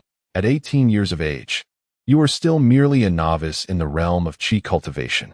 How infuriating it is for a dignified, revered one like myself to be associated with you." "Qi cultivation? Revered one? What are those? Why are you within my jade pendant?" Yi Fan inquired. "Young man, you do not even know what qi cultivation is? Where are you? In the wildlands? Do you not recognize the significance of this jade pendant?" The man continued to question. Yi Fan replied, "This is Earth, a planet that humanity has cultivated over thousands of years into a civilized world, not the wildlands. Furthermore, the pendant was a relic left to me by my parents. What is this Earth? I have never heard of it. To claim civilization after merely a few thousand years is truly laughable. I have been in seclusion for hundreds of years. Young man, listen well. I am the chief alchemist of the Zhongzhou dynasty from the continent of Tianqi, known as the Medicine Sovereign." Yi Fan responded, "I do not comprehend what you are saying." The Medicine Sovereign fell silent. Years ago, he had been betrayed by his subordinates and cast into the chaotic currents of time. Fortunately, he had obtained a piece of celestial bone in his early years, which allowed him to survive amid the turmoil, albeit exhausting his last remnants of spiritual power. He had no knowledge of how long he had drifted in the chaotic currents, only recently awakening. To his surprise, upon awakening, he was drawn into this inexplicable jade pendant, which felt like a prison from which he could not escape. It seemed that this place was a backward planet, reminiscent of a primitive era, the Medicine Sovereign mused. "Very well, young one. You may henceforth address me as the Master of Medicine. Your foremost objective is to grow powerful and liberate me from this cursed jade pendant. Are you a spirit of the artifact?" Yi Fan, having perused novels, contemplated the possibility of such a being. "Perhaps, but your aptitude is woefully inadequate. And given your advanced years, you have squandered the prime of your youth for cultivation. You will require a copious amount of spiritual herbs to compensate. Pray tell, Master of Medicine, what do you mean by cultivating qi, and what is a respectable one?" Yi Fan sensed that he had encountered a remarkable individual, one who might offer him substantial assistance. He inquired, "How did you come to assume your current form?" That matter is of no concern to you. What you must focus on now is learning the art of alchemy from me, to make up for the years you have wasted." Yi Fan asked, "Is alchemy the creation of elixirs for immortality? You are rather ambitious. Even I, a distinguished 8th grade alchemist, cannot produce such elixirs. Dream on. Listen well. On the continent of Tianqi, apart from warriors, weapon masters, and formation masters, there exists a unique profession known as the alchemist. Whether it be enhancing prowess, prolonging life, healing wounds, or mending souls all require the use of elixirs. Consequently, we alchemists have become highly sought after by various powerful factions, enjoying a status of immense prestige. Yao Zun paused momentarily before continuing, elucidating that becoming an alchemist is a formidable endeavor. Firstly, one must possess an aptitude for the fire element. Although you may not be of the fire element, your rare affinity for the lightning element shares a remarkable synergy with fire. With time, you can find a source of fire essence to refine. However, merely having a fire affinity is insufficient to qualify as a competent alchemist. One must also possess formidable spiritual strength, known as soul perception or the ability to shape one's soul. In essence, it requires the application of one's soul to manipulate the fire essence and the materials for refinement, and the demands for soul perception are exceedingly stringent. The final and most crucial aspect pertains to the alchemical materials themselves. As the adage goes, a skilled cook cannot make a meal without rice. The quality of the materials directly determines the caliber of the elixirs produced. Naturally, the higher the quality of the materials, the more advanced the elixirs crafted. If one possesses divine-grade materials, even consuming them raw can yield extraordinary effects. Thus, soul perception, fire essence, and materials are all indispensable. Lastly, it is imperative to note that mastering the timing during the alchemical process is of utmost importance. If the timing is excessive, the elixir may reduce to ashes. If insufficient, it may remain in liquid form, rendering all efforts futile. Therefore, mastering the timing is a fundamental skill that every alchemist must acquire. To achieve this mastery, one must possess robust soul perception, which in turn necessitates formidable strength to provide a continuous foundation of spiritual power. Those who emerge from such stringent conditions are undoubtedly the Armée de la Armée among alchemists, which in turn renders advanced alchemists the most esteemed symbols along the path of cultivation. Yifan felt somewhat perplexed yet grasped the general sentiment. Becoming a competent alchemist is incredibly challenging. What should we do now, Master Alchemist? I shall outline a few materials for you to procure, and then I will teach you to concoct a fundamental elixir. Pay heed, the master instructed. Yifan quickly produced paper and pen, diligently noting every herb mentioned by the master: Qingguang grass, oceanic mysterious herb, unmatched poison bud, heavenly spring water, windblade sand, and mountain-penetrating fruit. These 6 herbs constitute the recipe for the spirit-gathering liquid, a rudimentary concoction. Should you manage to create this spirit-gathering liquid, you shall be regarded as a novice alchemist. Upon hearing this, Yifan felt overwhelmed. He had never even heard of these herbs, let alone procure them. Once you have located these herbs, summon me again. I have expended considerable spiritual energy conversing with you and must now rest, the master said. Master Alchemist. Are you still there? Master Alchemist. Yifan lamented, realizing that the master had indeed succumbed to slumber. However, the question of how to procure the necessary materials loomed large, a matter of great significance. Indeed, how could I have overlooked this? Yifan channeled his magical energy into the token, revealing a balance of 500 points displayed upon it. Uncertain whether this amount was substantial or meager, he noticed a swirling vortex materializing above the token. The vortex expanded until it could accommodate the size of an adult, before finally ceasing its growth. As he stood within it, he felt an overwhelming aura of death, unmistakably of the underworld. A sense of trepidation began to arise within him. After all, the opposite side was the enigmatic realm of the afterlife, a place he had never ventured into before. He pondered whether this experience would be exceptional or peculiar. Suppressing his anxiety, he took a step forward and felt an immediate darkness envelop him. When his vision returned, he found himself in a grand hall reminiscent of a quaint tavern.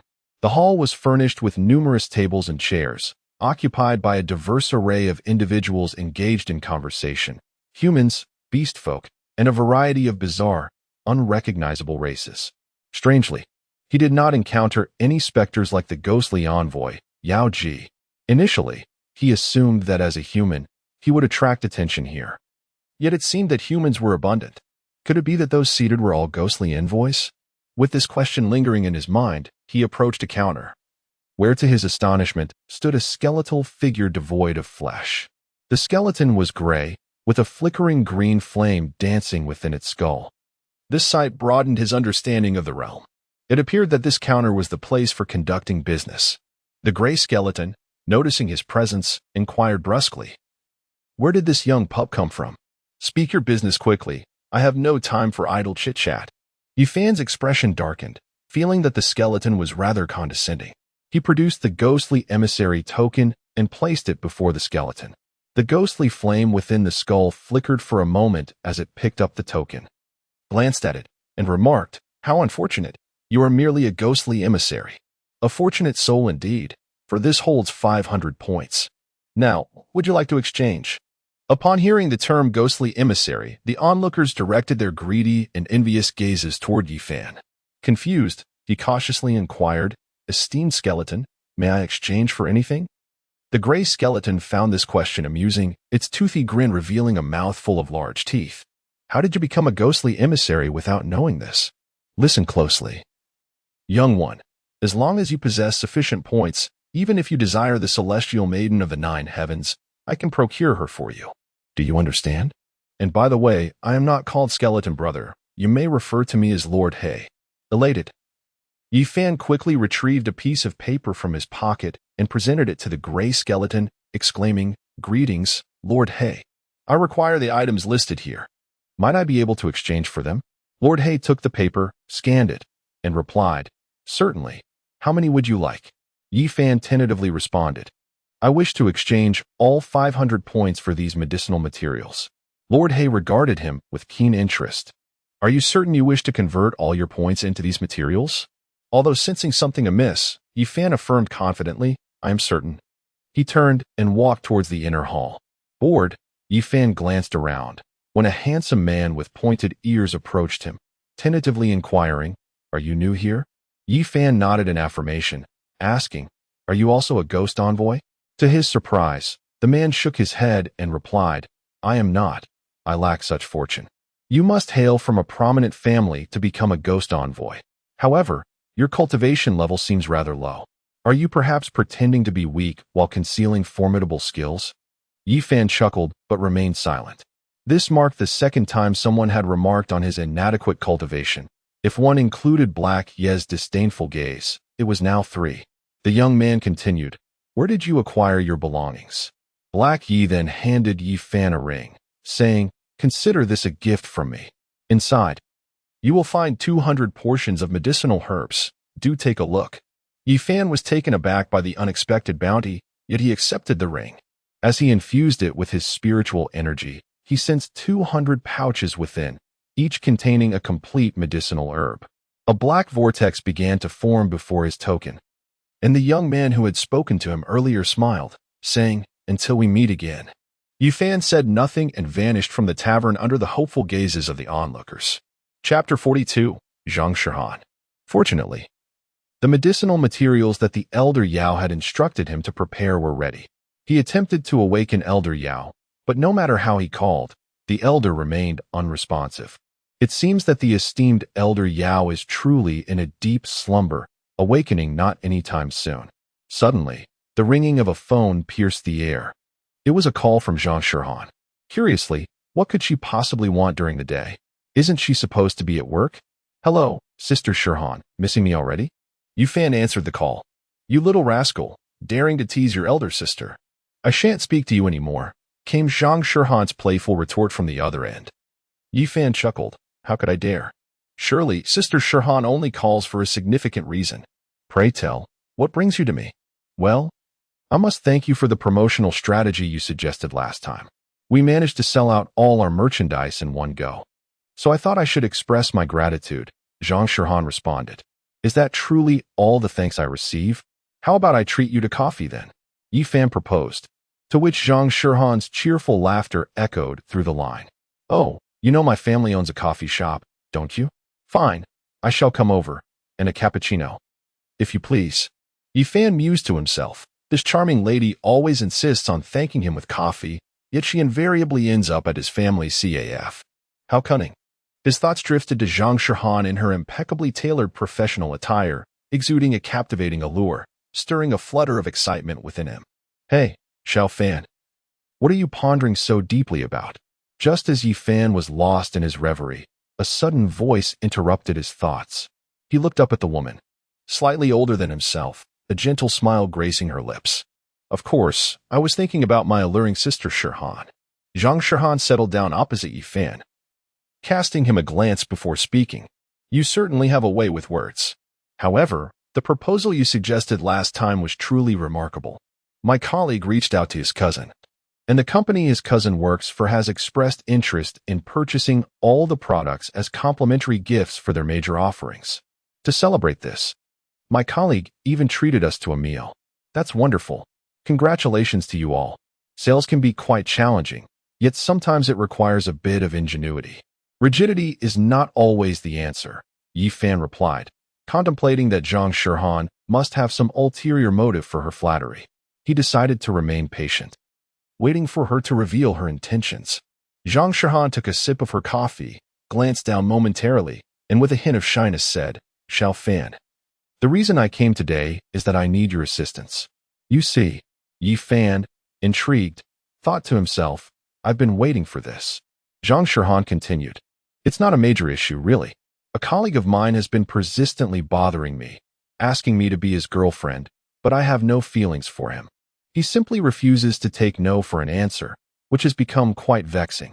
Yi Fan's eyes widened in surprise as he stood up and slapped the table, startling Zhang Shirhan. Sister Shirhan, there's no need to be afraid. Just say the word, and I shall go teach that fellow a lesson. Let us see if he dares to disturb our beautiful Shirhan again. Zhang Shirhan, feeling exasperated, lightly slapped Yi Fan's arm and exclaimed, You startled me. What do you mean by giving me a beating? With your slender arms and legs, I merely wish for you to pretend to be my boyfriend to dissuade him. All you seem to know is how to fight. Are you not afraid of your manager reprimanding you? Yi Fan adopted an expression of understanding and resumed his seat. Why didn't you say so earlier, Sister Shirhan? I thought it was something serious. No worries, I'll take care of it. Then it's settled. I'll meet you at 8 this evening. Do remember to dress nicely. I cannot have you bringing shame upon me, Zhang Shirhan said decisively, finishing her coffee in one gulp before standing up and heading towards the door, completely disregarding the bill. Yi Fan chuckled to himself, aware that Zhang Shirhan had high standards. Otherwise, she wouldn't have remained single for so long, and it was unlikely she would ever take an interest in him. To her, he was probably just a younger brother, and being seen as a brother was certainly preferable to the suitors pursuing her. After 5 hours, he sensed a significant increase in his magical prowess. Though still at the second level of the first rank, he felt that an elevation to the third rank was imminent. Upon arriving at the CAF's entrance, he found Zhang Shirhan waiting for him.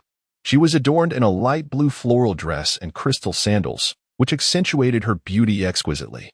Sister Shirhan, you look truly stunning today, Yi Fan remarked sincerely as he approached her. Of course, I look beautiful. Do I need you to tell me that? Let us go. They have already arrived, Zhang Shirhan replied, prompting Yi Fan to nod before hailing a taxi toward Yuhua KTV. Although it was summer, the evening breeze in the northeast carried a hint of coolness. Yi Fan and Zhang Shirhan soon arrived at the entrance of the KTV, but the driver's skills seemed lacking, nearly resulting in a collision with a nearby sports car. They hurriedly paid and exited the vehicle before Yi Fan and Zhang Shirhan could move away. The door of the luxury car swung open, and a female voice called out, Oh, is that you, Zhang Shirhan? Turning to look, they saw a sensually dressed woman descending from the opulent car. She continued, Ah, Shirhan, why did you take a taxi? You should have told me. I would have had how you come to pick you up. Zhang Shirhan nodded somewhat awkwardly and replied, Oh, you. It's no trouble. It's quite convenient for me. And not far at all. Yi Fan frowned slightly, sensing the underlying hostility in Yu Yu's words, yet he refrained from voicing his concerns as she was a friend of Shirhan's. At that moment, a man and a woman emerged from the back seat of the car, exchanging smiles with Zhang Shirhan as a form of greeting. The driver then stepped out, revealing a tall young man, nearly 6 feet 3 inches, with a handsome face and an affable demeanor, seemingly the epitome of a prince charming for many girls. Upon seeing Zhang Shirhan, the young man's face instantly brightened, but he quickly added, Shirhan, please don't misunderstand. I encountered them along the way and simply offered them a ride. As he spoke, Yu Yu's expression noticeably shifted, becoming somewhat awkward. Zhang Shirhan paid no heed to what the man had said, merely responding with a calm demeanor. How you? It's quite all right. I am indifferent. Suddenly, she intertwined her arm with Yi Fan's and addressed everyone. This is my boyfriend, Yi Fan. Yi Fan, please greet everyone. Hello, everyone. It is a pleasure to meet you. I look forward to your kindness. Yi Fan smiled and waved at the crowd. However, when Zhang Shirhan introduced Yi Fan as her boyfriend, Hao Yu's expression darkened noticeably, and his gaze towards Yi Fan was laden with hostility. Yu Yu scrutinized Yi Fan and disdainfully remarked, Pa, where did this bumpkin come from? Dressed so frumpily? Yi Fan found her presence irksome and retorted, before you hurl insults, perhaps consider your own standing. I may not be perfect, but I am genuine. What about you? Dressed in garish attire, reeking of cheap perfume, and yet you approach men. Has anyone even spared you a glance? Yu Yu's face turned a shade of green with anger, rendering her momentarily speechless. At that moment, a woman approached, adorned with light makeup, yet her inherent air of superiority was unmistakable. All right, everyone, let us keep our comments to a minimum. We are here to celebrate my birthday today. Let us head inside, for the cake has already arrived. Yi Fan chose to remain silent. Yu Yu glared at him with fury, flinging her bag over her shoulder, and strode towards the KTV in her high heels. Zhang Shirhan tugged at Yi Fan, leading him forward. The man among the couple behind them approached Hao Yu and remarked, Young Master Yu. How could this fellow Yi Fan possibly compare to you? Zhang Shirhan's interest in him surely indicates she is not of good character. No sooner had he uttered these words than Hao Yu delivered a sharp slap to his face, retorting, Silence. I will not permit you to speak ill of Shirhan. With that, he continued on his way, leaving the man nursing his bruised lip, spitting in disdain, though he refrained from further comment as he followed along. The proprietor of this KTV establishment bore the surname Zhang, and the venue was typically overseen by a woman known as Hongjia, who held a favored status in the eyes of the owner and was not to be trifled with. Upon noticing Hao Yu and his companion's arrival, Hongjia rushed to greet them, exclaiming, Ah, young Master Yu, you have returned. Allow me to indulge in your presence. You have grown even more handsome. Dressed in a form-fitting crimson gown and sporting striking red lips, Hongjia exuded an alluring charm. Unperturbed, she summoned the manager, instructing, Shaoli, prepare a spacious and luxurious private room for our young Master Yu, and ensure he is well attended. Understood, the manager replied, leading the way to an opulent room. Upon entering, they found the space beautifully adorned with flowers, balloons, and an abundance of beverages. Yi Fan surveyed the lavish scene and shook his head, recognizing the extravagance on display. Amidst the joyous revelry, filled with singing and dancing, a girl named Yu Yu persistently gravitated towards Hao Yu, inviting him to sing and dance. However, Hao Yu seemed indifferent to her advances, his gaze fixated solely on Zhang Shirhan. In a corner, Yi Fan and Zhang Shirhan refrained from participating in the festivities, merely observing the merriment of others. During this time, Hong Jie made an appearance, bringing with her a bottle of red wine, toasting several of the attendees, particularly Hao Yu. Before departing, she graciously gifted a bottle of exquisite wine, which Yi Fan estimated to be worth no less than 8,000, if not 10,000 yuan. Their group was accustomed to spending tens of thousands on each outing, being regular patrons of the establishment, so Hong Jie's gesture was indeed fitting. The room was filled with revelers, and one short male remarked, Look at how esteemed our young Master Yu is. Even Hong Jie has come personally to greet him and offer a toast. Another boy chimed in, Indeed, who is Hong Jie? She is the star of Yuhua KTV, and it's rare to even catch a glimpse of her, let alone receive a toast. He continued, I've heard that Hong Jie is the mistress of the head of the Ouyang family from the Dihao group. It's no wonder everyone shows her respect. The head of the Ouyang family, I've heard of him. He built the Dihao group from scratch. In our H city, when he speaks, no one dares to contradict him, not even the Jin and Li families, who were considered among the top 3 clans. The group, including Hao Yu, comprised merely the scions of small companies and lesser families. While they could maintain a facade of grandeur before the common folk, in the presence of truly prominent families, they were inconsequential. What of it? Isn't it still a toast from our esteemed Yu Shao? Upon hearing this, Hao Yu felt a surge of pride. A self-satisfied smile gracing his lips as he cast a few pointed glances toward Yi Fan and Zhang Shihan, as if to say, "Look at my prowess." He raised his wine glass and approached Yi Fan, saying, "So, little brother, how do you find the hospitality? Is the food and drink to your liking?" He had been seeking a chance to humiliate Yi Fan, and such an opportunity was not to be squandered. The one who had received a slap from Hao Yu was named Zhang Xiaoyang, his loyal follower, who immediately chimed in, "Who is Yi Fan? I wonder which corner of nowhere he emerged from, dressed in clothes worth no more than $10. If it weren't for our Yu Shao, he would never have the privilege of such indulgence." Yi Fan furrowed his brow but refrained from responding. He was not inclined to lose his temper over the words of a petty individual, for that would render him no better than a fool. However, Zhang Xiaoyang, having taken a slap from Hao Yu earlier, had directed all his animosity towards Yi Fan. Grabbing a bottle of wine from the table, he exchanged a knowing glance with his female companion, who then approached Zhang Shihan, inviting her to join in a karaoke session. Reluctantly, Zhang Shihan acquiesced, leaving Yi Fan alone in the corner. "Well, young man, I presume you have never graced such an opulent private room before. No, in fact, you've likely never even visited a KTV. Do you see this?" Zhang Xiaoyang lifted the bottle of red wine, exclaiming, "This is a Jekis, worth over 10,000. You can't even afford a drop. Hurry, indeed. Once this village passes, you want to find this establishment again, country bumpkin."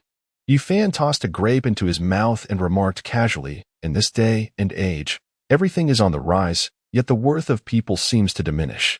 Is your entire family feasting on excrement, spewing filth from their mouths? I advise you to keep a low profile. It's not that I'm afraid of you, but rather your foolishness is alarming. Do you comprehend the meaning? Allow me to elucidate. It equates to 205 plus 38 plus 2. Zhang Xiaoyang slammed his palm on the table. "You're quite arrogant, aren't you?" Yi Fan remained unfazed. "I have no desire to crush your spirit. Perhaps you should consider visiting a zoo to find a job suited to your talents. Running amok in the streets like this, you might find yourself on the wrong end of a police bullet." Zhang Xiaoyang, seething with indignation, raised his hand to retaliate when suddenly, a girl burst into the room. She rushed to Zhang Xiaoyang's side, tugging at him as she exclaimed, "Yang Gu, someone outside is bothering me. You must help me deal with him." Upon hearing this, Zhang Xiaoyang's anger flared. Feeling humiliated by Yi Fan, the thought that someone dared to harass his girl spurred him into action as he dashed outside. Yi Fan took another bite of watermelon, observing the group that had rushed out. If one were to engage in such bravado skillfully, it could be termed as wisdom disguised as folly. However, if executed poorly, it could spell disaster. Following the girl's directions, Zhang Xiaoyang soon spotted a portly, drunken man loitering by the restroom. Without hesitation, Zhang Xiaoyang delivered a swift kick to the man's groin and followed up with a flurry of slaps. "How dare you harass someone under my protection? It appears you are courting death." The drunken man, once dazed, was jolted awake by the blows. Clutching his groin and rolling on the ground in agony, he gazed at the individual before him, spitting out a mouthful of blood and phlegm. "Kid, do you know who I am? How dare you treat me this way? Come on, let's settle this." "Oh, you wish to seek revenge, do you? Let me inform you. I am in room 201. If you have the guts, come at me."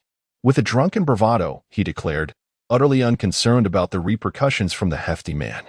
He thought to himself that even Hongjia had to show respect to young Master Yu in this place. Who would dare to touch him? The hefty man struggled to rise, wiping the sweat from his brow, and shuffled away, turning a corner and entering a spacious private room filled with many patrons. Among them, Hongjia was entertaining a young gentleman over drinks.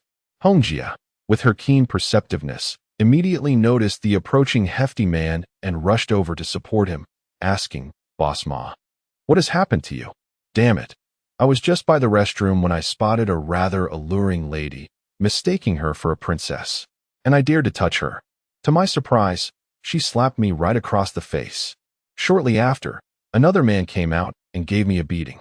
Truly, what a stroke of bad luck," he lamented, adding that he was from room 201 as he sank into the sofa, seething with anger.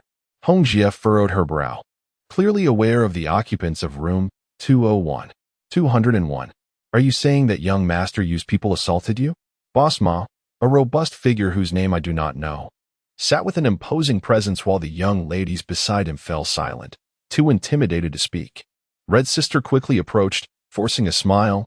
Ah, young master Ouyang. They are merely the second generation rich from a few small companies and families, their fortunes perhaps amounting to several tens of millions.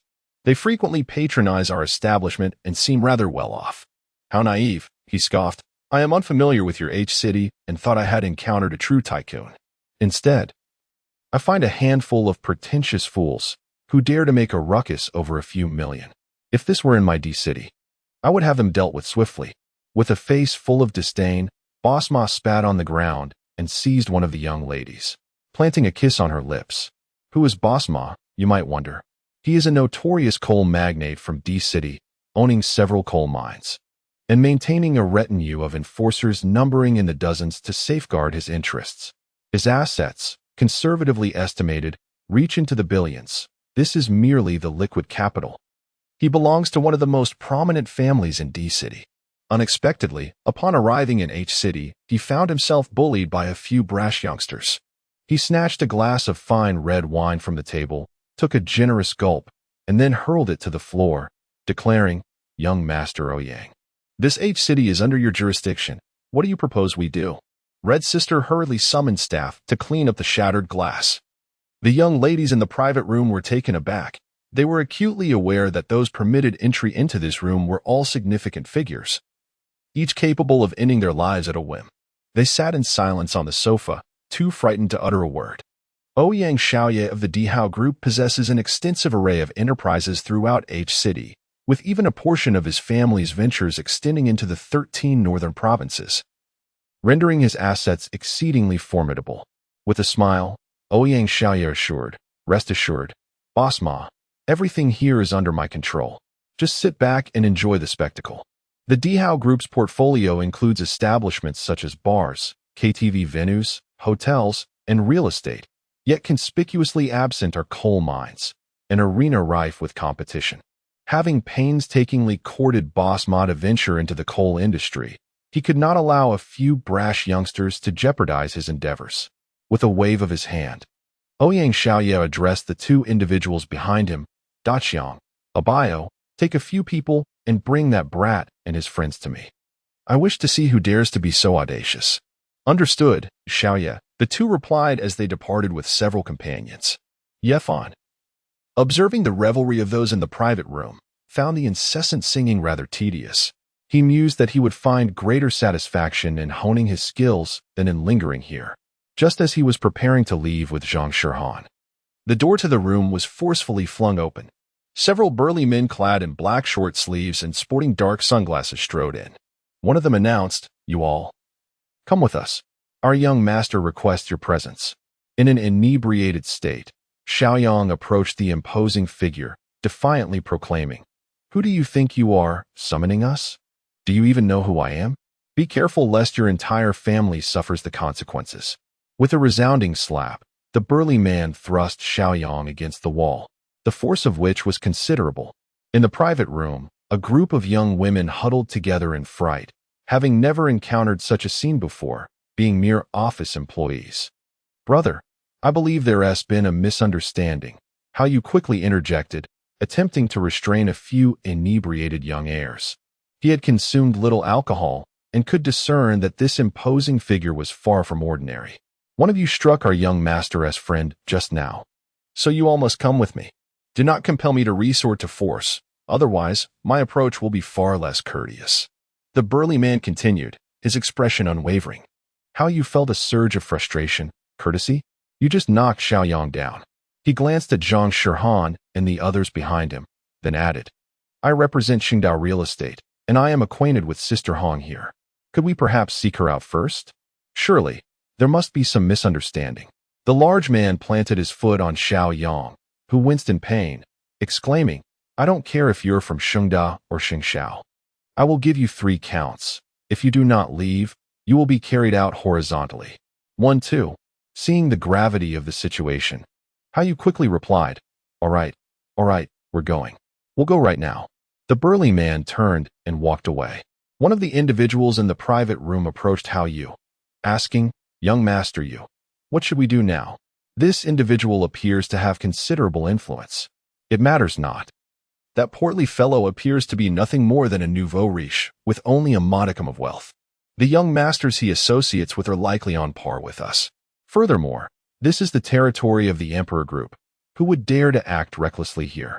Hao Yu remarked nonchalantly, as his family is associated with the Shengda real estate, a family that ranks among the top 10 in H City, thus he held no fear of them.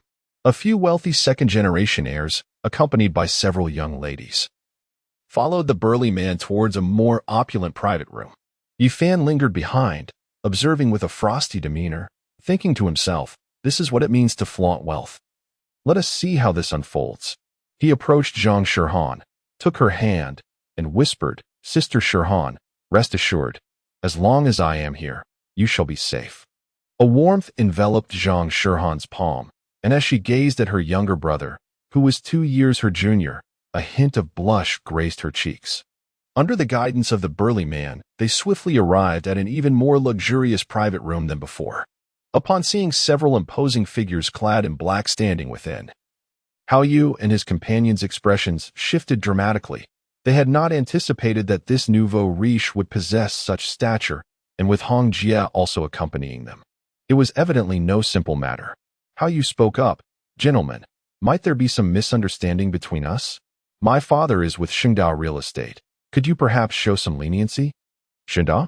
I believe I have indeed heard of that company. It appears to be quite respectable," young Master Ouyang remarked, hardly acknowledging Hao Yu and his group. "Humph.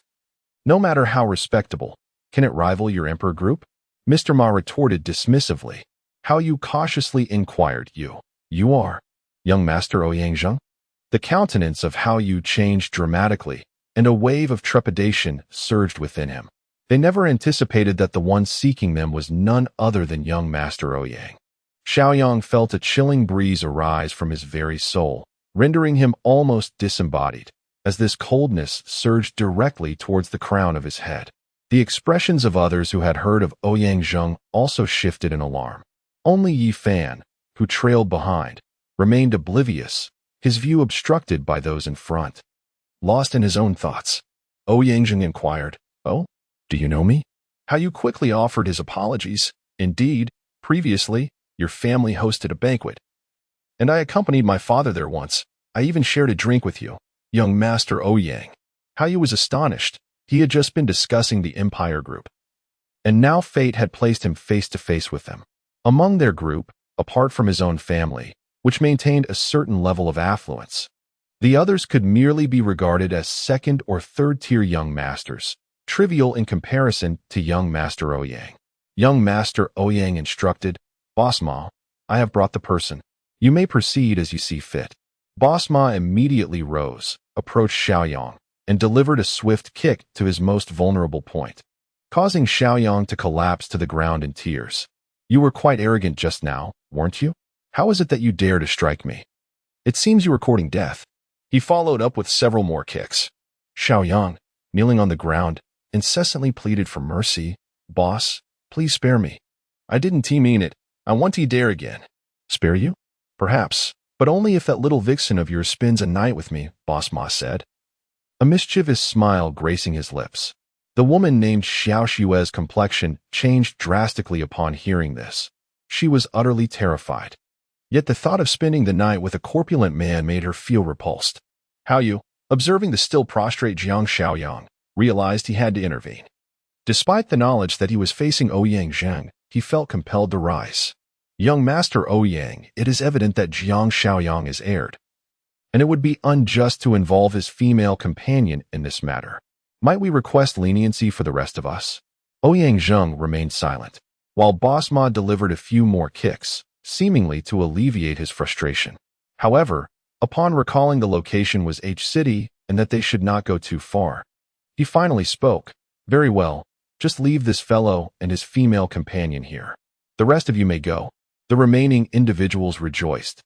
They had little concern for Jiang Xiaoyang, as he had brought this upon himself. Their sole desire was to escape, for as the saying goes, When it does not concern you, stand aloof. Although Hao Yu felt a pang of discomfort, he recognized that this was the reality of the situation and signaled for everyone to leave hastily. Suddenly, the birthday girl exclaimed, "How can we leave them behind? What are we afraid of? We live in a society governed by law. If necessary, we can simply call the police." Hao Yu immediately sensed trouble. This foolish woman failed to grasp the gravity of the situation. Even if she wished to alert the authorities, it would be prudent to wait until they were safely outside. As anticipated, Ouyang Zheng waved his hand and declared, "What this lady says is quite right.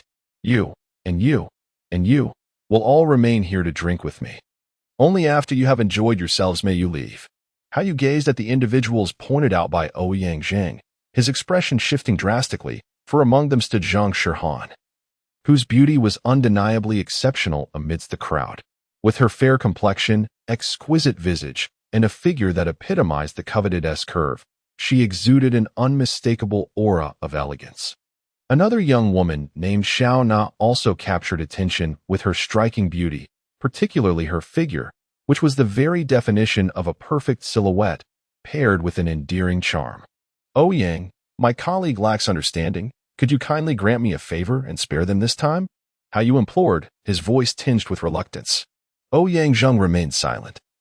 But beside him, Hong Jia approached the group, smiling as she remarked, "Oh, you Xiao, they are merely being asked to stay for a few drinks. What is there to fear? Do you not trust me?" Hao Yu's gaze wavered. While he could easily forsake others, Zhang Shihan was someone he ardently wished to pursue, making it imperative that he did not let her go. Yet, facing Ouyang Zheng posed a significant dilemma.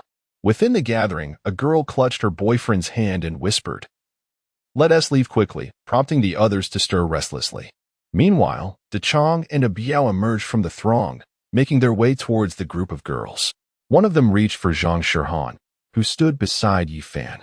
However, as his hand neared her, he suddenly froze. Ouyang Zheng noticed the shift in his demeanor and inquired, "Biao, what is the matter? Yi master?" Upon hearing Abayo's words, Ouyang Zheng immediately rose from the sofa and approached Yi Fan, exclaiming, "Master, when did you arrive? Why didn't you inform me?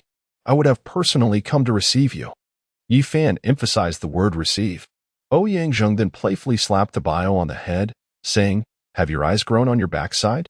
You didn't even notice Master Yi's presence. You can forfeit this month's salary." Zhang Shihan looked at Yi Fan with surprise. She was aware of who Ouyang Zheng was, but did not expect him to come over and respectfully address Yi Fan as Master Yi. The scene astonished Hao Yu and the others, who could hardly fathom that the person they had mocked for so long, Yi Fan, had such a significant background.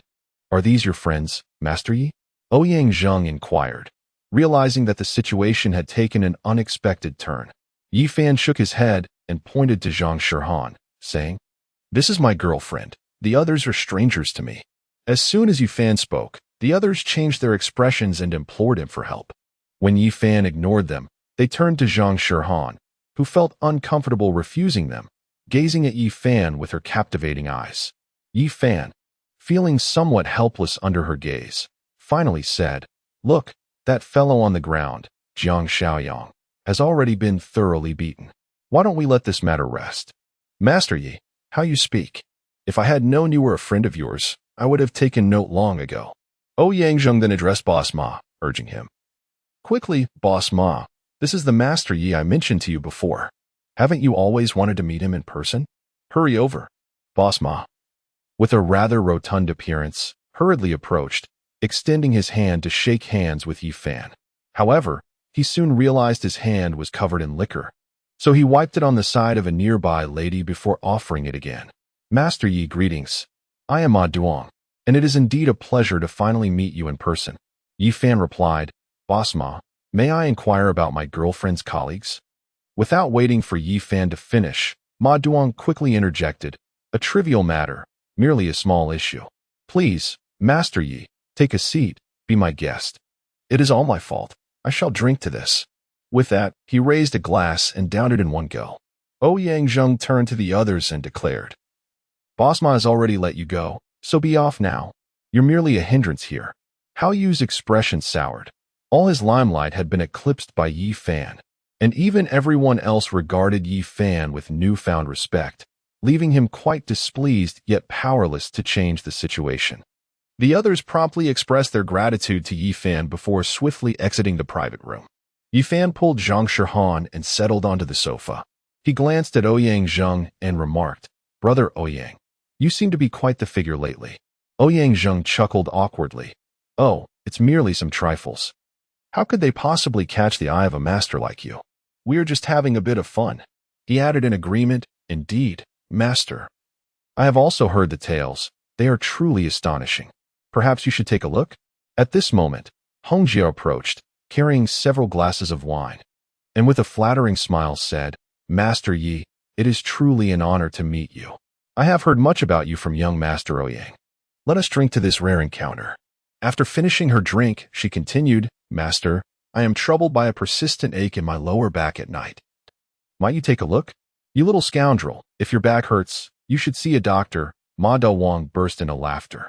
Zhang Shihan pinched Yi Fan's waist fiercely. Yet this small gesture did not escape the notice of the others, who erupted into laughter. Chapter 45. The mysterious ancient tomb. Yi Fan and Zhang Shihan strolled down the street, their hands still intertwined.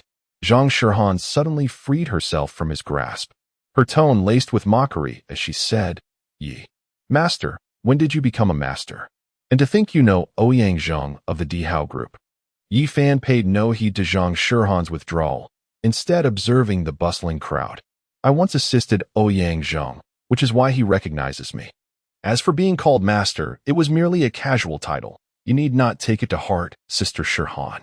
"Hey, kid," Zhang Shihan exclaimed suddenly, planting a kiss on Yi Fan's cheek.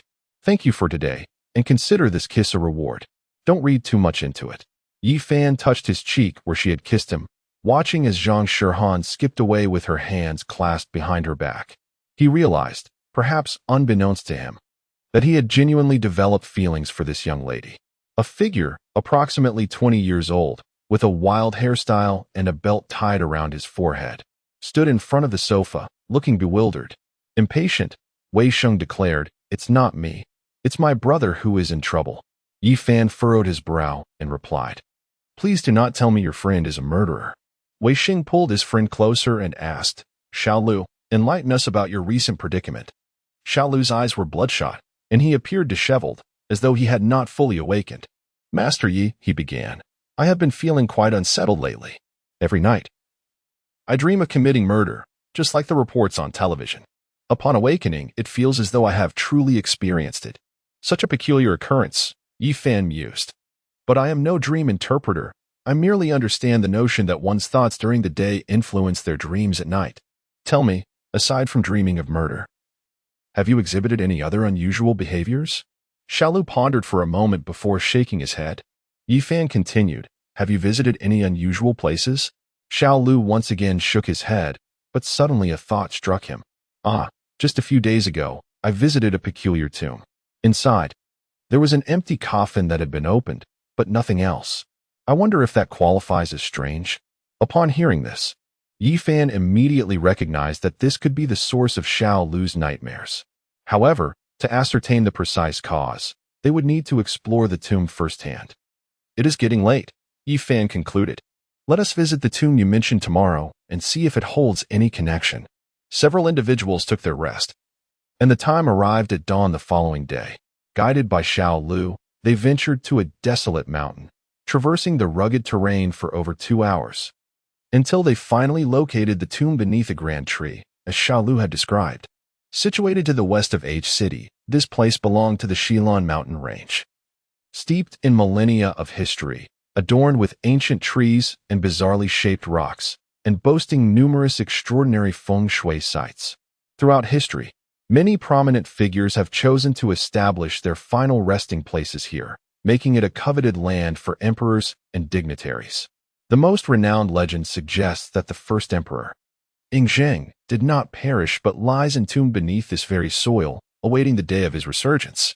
As Yi Fan gazed at the entrance of the Tomb Raider's tunnel, he realized that Xiao Lu was, in fact, a grave robber. However, he surmised that he was not alone in this endeavor, as Xiao Lu had concealed certain truths. Maintaining his composure, Yi Fan, along with Wei Xing and Xiao Lu, cautiously stepped inside, while Zhang Qian had already hidden herself within the ghost pearl.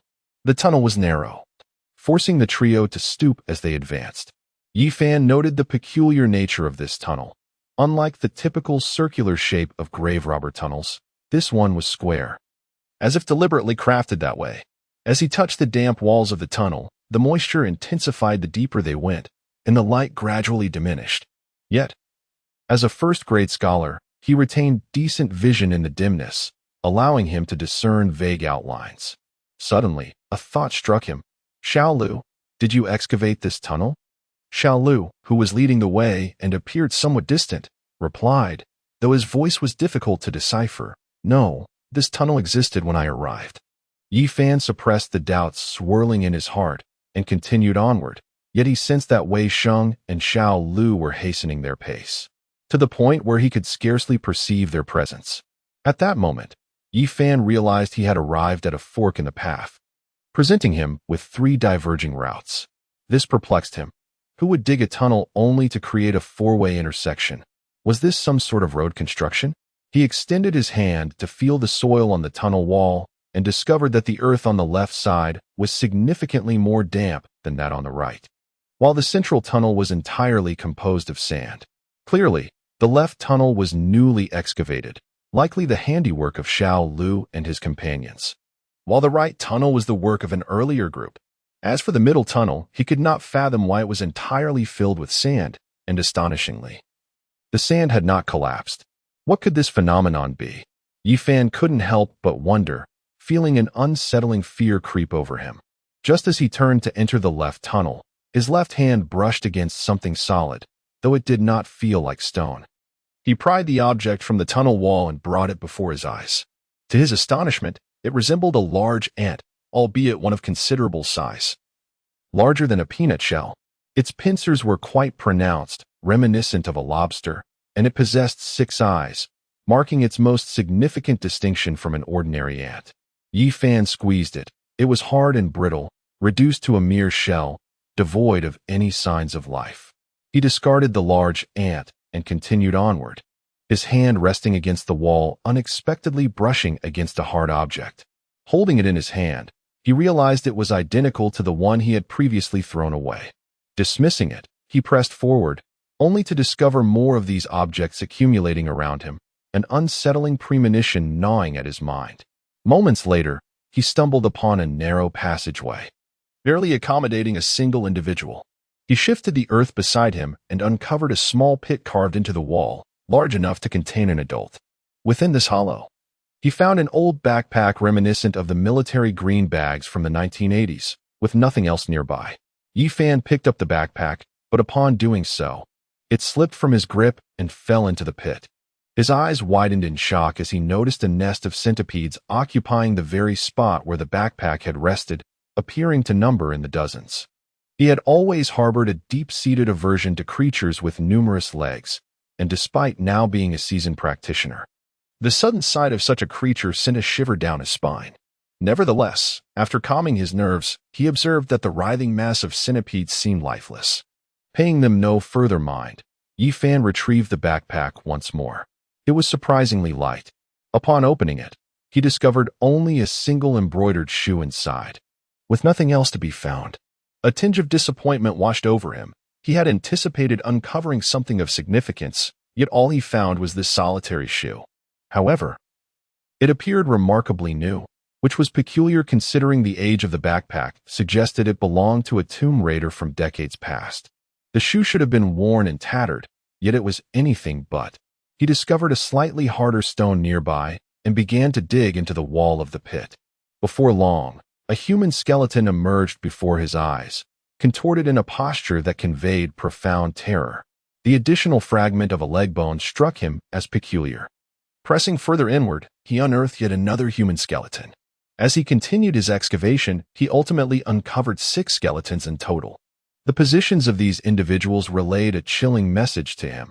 They had been desperately striving to escape, as if something sinister was pursuing them. A sense of foreboding enveloped Yi Fan. These remains had lain undisturbed for decades. What calamity had befallen these people, who had all met their demise in this very spot? Who had interred them here? With these unsettling questions lingering in his mind, Yi Fan resolved to disregard them for the time being. He needed to find Wei Xing and Xiao Lu, who were still ahead.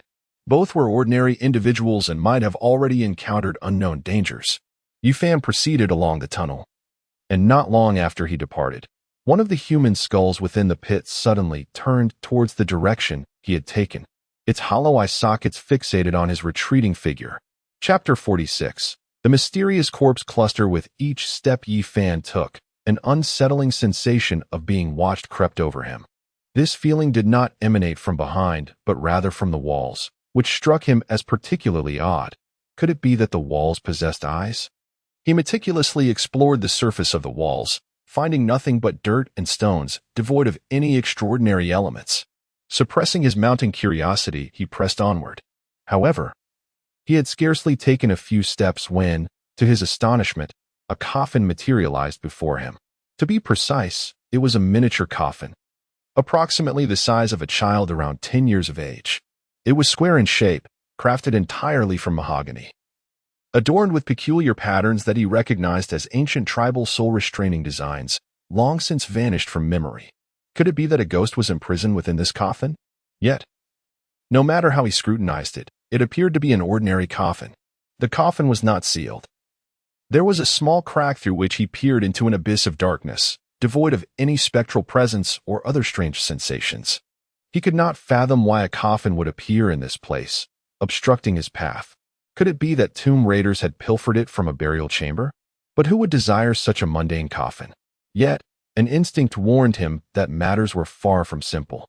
Just as he leaned in to examine the coffin more closely, a skeletal hand emerged silently from the shadows at his right shoulder, unnoticed by him as he continued to inspect the coffin obliviously.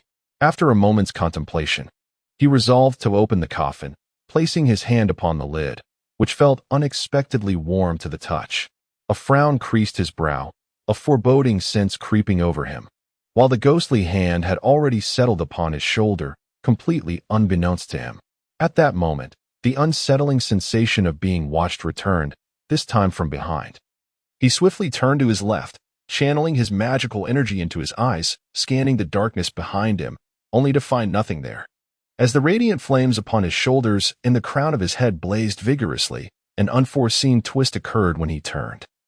The sunlight ablaze on his left shoulder unexpectedly extinguished, while a ghostly hand silently began its ascent towards the left side.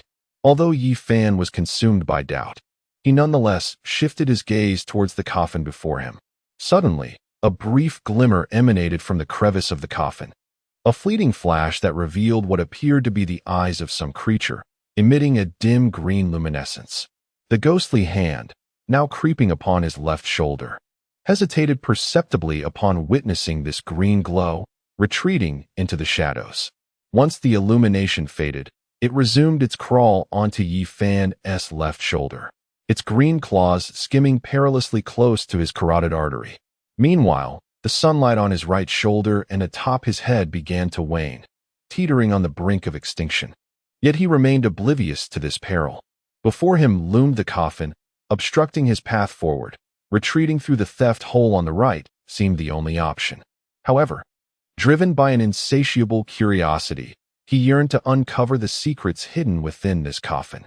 His right hand once again descended upon the lid, only to be met with an unexpected chill. With a slight exertion, the lid gradually receded, unveiling the interior of the coffin before him. Channeling his mystical energy into his eyes, he beheld a radiant beam emanating from them, capturing every detail within the coffin. At the instant he discerned its contents, his heart quivered in astonishment. It was none other than himself. A delicate embroidered shoe appeared in one corner of the coffin, yet it was merely the left shoe. He had previously discovered the right one. How could such an embroidered shoe be found within the coffin, particularly one that appeared to be quite worn? While the fabric pouch he had encountered earlier was remarkably new. In the center of the coffin's base lay a deep, dark hole, its depths obscured by shadows. He carefully extracted the embroidered shoe, glancing around. The flowers adorning it seemed extraordinary, as if he had encountered them before. Suddenly, a revelation struck him. He had indeed seen these flowers within the pages of an ancient tome. They were the Manjusaka flowers, known in legend as the blossoms that flourish along the banks of the Yellow Springs Road in the Underworld, where the flowers are manju and the leaves are sawa. The Manjusaka blooms for a millennium, only to fall for another millennium, with flowers and leaves forever separated. Love exists beyond the realm of causality, fated to intertwine, yet eternally barred from union. The flowers and leaves remain unseen by one another, longing and cherishing, yet perpetually lost to each other, the leaves whispering softly. As if to validate his thoughts, he swiftly retreated, soon locating the pit filled with the bones of the deceased that he had stumbled upon earlier. However, his countenance changed dramatically, a wave of dread coursing through him. The army green fabric pouch he had discarded was nowhere to be found. He dug deeper into the pit, yet still found no trace of the pouch. Alarmed, he advanced rapidly. The sunlight on his right shoulder and crown waned, threatening to extinguish, while the ghostly hand on his left shoulder lingered ominously, its intentions unclear. He returned to the coffin, only to discover that the embroidered shoe he had previously found had vanished without a trace. His gaze shifted, shrouded in silence. As he stared at the gaping hole at the bottom of the coffin, and without hesitation, he leapt down. During his descent, he suddenly noticed numerous holes in the walls, each containing a miniature coffin, all in a state of disrepair, some barely held together by decaying planks. Upon this revelation, he swiftly grasped the wall at the edge of one of the openings, as the shaft itself could accommodate only 2 adults. His feet found precarious purchase on the edges of 2 wall openings, rendering him seemingly suspended in the abyss. He glanced into the adjacent cavities, revealing shallow recesses no deeper than a meter, where the miniature coffins had deteriorated beyond recognition, exposing the corpses within to Yi Fan's gaze. A thought crossed his mind. Such severe decay implied that these wooden planks must have endured for centuries. If a body lay within, it should have long since reduced to mere bones. Yet, he was taken aback to find the diminutive corpse still possessed flesh, albeit desiccated, with long hair cascading from the head, coiled around the skull. Observing the fingers, he noted the nails were exceedingly long, curling in a manner that suggested they must measure at least a meter. Nail growth is notoriously slow, particularly in later stages, and such length would require a minimum of 10 years. However, this corpse appeared to be around 10 years old, perhaps even younger. Even assuming the nails had been left untrimmed since birth, such length was implausible. The only conceivable explanation was that the hair and nails continued to grow post-interment. This thought filled him with revulsion. He brushed aside the hair and discovered that the skull of the corpse was unlike that of a normal human. It was relatively elongated, with a slightly pointed nose and exceptionally high cheekbones. In contemporary terms, it could be described as a deformity. The most striking revelation was the presence of 2 arms beneath the hair, attached to the shoulders, albeit shorter, measuring only about half the length of the forearms, which had previously been obscured. Could this be the reason for its premature demise, leading to its burial here? Just as he was about to delve deeper, he caught a glimpse of an object beside the corpse, a relic approximately 20 centimeters in length and 5 centimeters in width, resembling the exoskeleton of a centipede. This reminded him of the millipede carcass he had encountered upon entering. Could it be the same? This skin was pressed beneath the skull, and the centipede appeared to have emerged from that very skull. With that thought, he turned the skull to the side, and indeed, he discovered a small hole at the occipital region, through which the centipede could have entered. It seemed that the brain matter within this skull had been entirely consumed by the centipede, he mused. He continued to descend, and around the walls of the pit, he found an array of holes, each housing a minuscule coffin. In his mind, he silently counted. There were astonishingly over 100. He had opened several other coffins for inspection, each containing similarly deformed children, identical in hair and nails, and each left with the remnants of centipede skin. However, he noticed 2 empty coffins, which he had dismissed at the time, assuming the bodies had decayed into dust. Having perceived the gravity of the situation, he could not help but feel a chill run down his spine.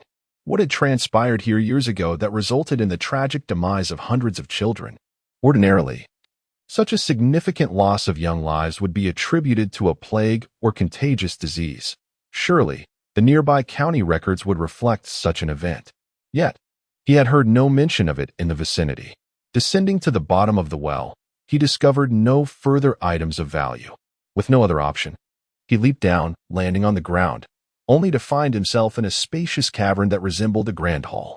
At the center rested a stone coffin, surrounded by emptiness, while to the north and east, 2 additional passages awaited exploration. On the cavern wall, he noticed a peculiar stone, roughly the size of a fist, emanating a gentle glow reminiscent of a luminous stone. Such a sizable piece of luminescent stone was indeed a rarity. Just as he was about to examine the coffin, a voice echoed from the northern passage.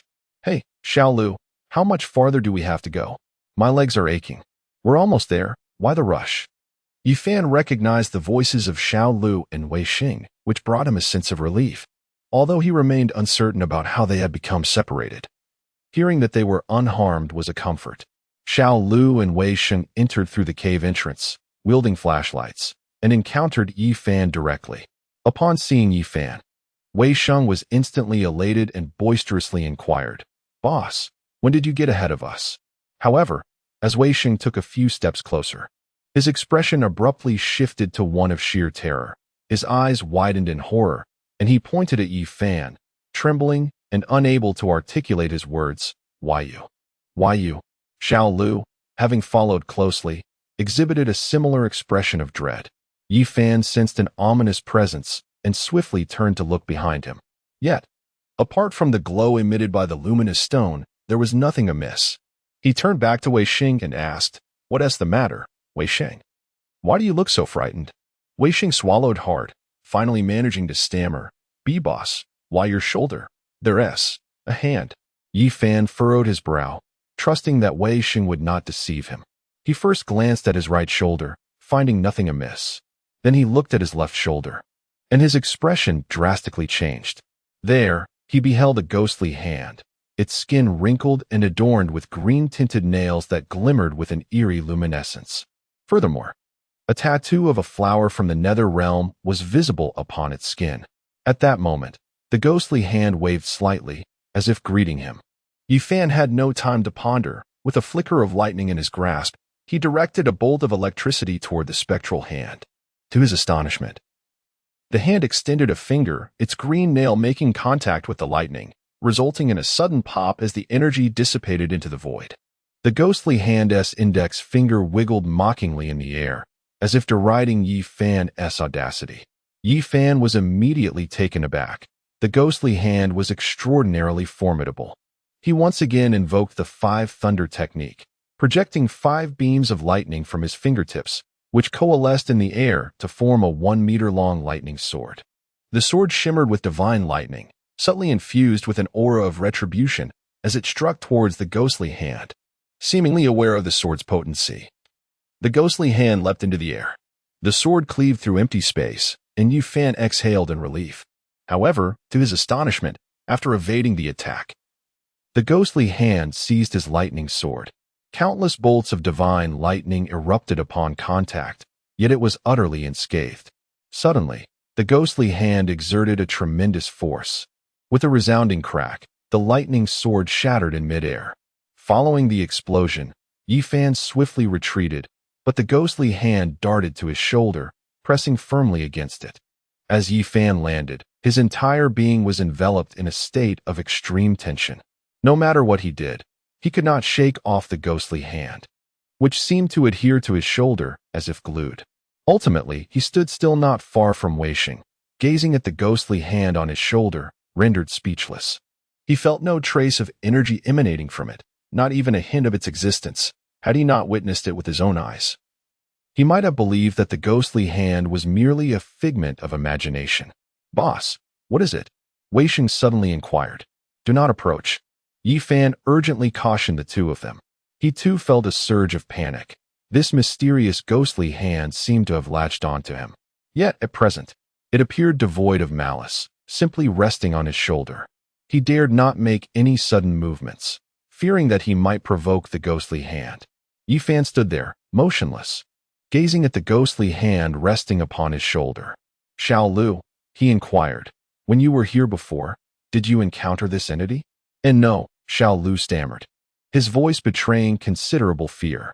Yi Fan's gaze remained fixed on the shimmering green nails of the spectral hand, and he harbored no doubt that a mere swipe from it could sever his head from his body. His mind raced with a singular thought. What course of action should he take now? To carry this ghostly hand with him? If others were to witness it, it would surely herald the most sensational news of the new century, and he might find himself incarcerated without hesitation. Yet, to leave it behind seemed implausible. Given his current strength, he lacked the ability to banish it. The only solace he found was in the notion that the ghostly hand appeared to regard his shoulder merely as a temporary abode, a conclusion he could only accept. Alas, he was left with no choice. However, the very thought of having a ghostly hand perched upon his shoulder sent chills down his spine. He beckoned Wei Sheng and Xiao Lu to approach. "Boss," Wei Sheng queried, "what are we to do about it?" With a sense of resignation, Yi Fan replied, "There's little I can do at present. It's best not to provoke it. The three of us combined are no match for it. Let us focus on other matters for now." He then turned to Xiao Li and inquired, "Is this coffin the one you mentioned earlier?" Upon receiving a nod from Xiao Lu, he pointed to a small hole above and asked, "What about this? Did you notice there was an opening above?" Xiao Lu glanced at the aperture, scratching his head in confusion. "No, there was no hole when I entered." "How strange. Who would have dug a well all the way up here?" "As you entered through the thief's hole, did you encounter a fork in the road with 3 passages leading in different directions?" Xiao Lu shook his head, indicating no. Wei Sheng also remarked, "Neither did I. We simply came through one passage. At that time, boss, you were trailing behind us, urging us to hurry." Yi Fan inquired with skepticism, "Are you suggesting I was following you all along?" Wei Sheng affirmed, "Indeed, boss, you were right behind us until just now, when we noticed you had already advanced ahead of us. I found it rather peculiar." Yi Fan fell silent. Everything they had encountered today defied logic, and it seemed there was something beyond the three of them. Chapter 47. The collapse of the cave. Yi Fan dismissed all other thoughts and turned to open the stone coffin. However, as his hand touched the stony surface, Wei Sheng suddenly interjected, "Boss, shouldn't we light a candle?" "Light a candle? For what purpose?" Yi Fan queried. "For ghostly illumination. We should light a candle to see if the tomb owner permits us to disturb his resting place." Yi Fan outright rejected Wei Sheng's suggestion, saying, "It seems you've indulged in too many tomb-raiding novels. In my presence, what specter would dare to emerge? I would swiftly deal with it." As Yi Fan placed his hand upon the coffin lid, he abruptly recoiled. In that instant, the coffin shattered into pieces, and a humanoid figure burst forth, charging directly at him. After retreating, Yi Fan positioned himself in front of Wei Sheng and the others, only to realize that the creature charging towards him was indeed the corpse demon he had previously fled from. The corpse demon extended its claws in an attempt to seize him. "How trivial," he mused. "Having vanquished you once before, you shall not escape this time." With a fervent invocation of the 5 thunder technique, he summoned a sword of thunder into his grasp. This was a technique he had recently perfected, and apart from his black great sword, it was his sole offensive maneuver. "Perish," he declared, sweeping the thunder sword across, landing a decisive blow upon the demon's claw. Countless arcs of lightning erupted, but the corpse demon seemed unfazed by the onslaught, continuing its relentless advance. It was then that Yi Fan discerned a notable change in the creature. Its scarlet eyes were devoid of consciousness, resembling more a mere puppet than a sentient being. "Step back, both of you. This corpse demon is formidable," Yi Fan instructed Wei Sheng and the other. The thunder sword vanished from his hand, replaced by the familiar weight of his black greatsword. He had come to realize that, for reasons unknown, this corpse demon had been transformed into a Vajra corpse. The Vajra corpse, with its immense strength and iron-like bones, was a type of postnatal zombie. With determination, Yi Fan swung his sword at the advancing demon, cleaving through its claw with a single strike. The demon showed no sign of pain, continuing its frenzied assault. It was akin to courting death. With another swift stroke, the corpse demon was severed in two, its upper half thrashing upon the ground. To Yi Fan, this level of adversary was but a trivial challenge. The black great sword vanished, transforming once more into a jade pendant that hung from Yi Fan's chest. He approached Wei Sheng, intending to speak, when suddenly, the figure behind him, Xiao Lu, exhibited a vacant expression. His pupils shifted to a crimson hue, reminiscent of the undead. With a swift motion, he drew a dagger from his waist and silently lunged towards Yi Fan's back. Just as Xiao Lu's dagger was about to pierce Yi Fan's side, a ghostly hand, which had previously rested upon Yi Fan's shoulder, delivered a powerful strike to Xiao Lu's chest, sending him hurtling away. Yi Fan turned to witness Xiao Lu tumble from the wall, still clutching the dagger. Yi Fan moved closer to examine Xiao Lu and discover the telltale signs of control over him. A form of sorcery had ensnared him. Wei Sheng exclaimed, "How can this be? We entered together, but if he has fallen under this enchantment, could I be affected as well? Please, boss, do not harm me. I fear pain." At that moment, Yi Fan recalled the presence that had followed Xiao Lu and Wei Sheng. Suddenly, the lightning sword in his hand manifested, and he swept it through the air behind him. The lightning intertwined with the sword's brilliance, coalescing into a formidable sword energy that extended a foot in length. In the air, a ghostly aura emerged, and upon its appearance, the temperature in the room plummeted. The ghostly energy collided with the sword energy as if it were a tangible force. With a thunderous roar, sparks of lightning erupted. "Impossible!" The hidden figure gasped in astonishment, realizing that this once erratic youth had now acquired the strength to challenge him. The air fell silent as Yi Fan rose, gazing into the void behind him, and declared, "What? Do you require an invitation to reveal yourself?"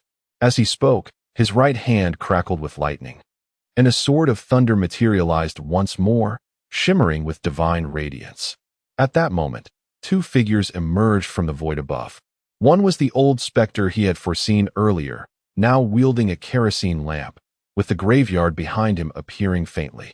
This individual seemed even more formidable than before.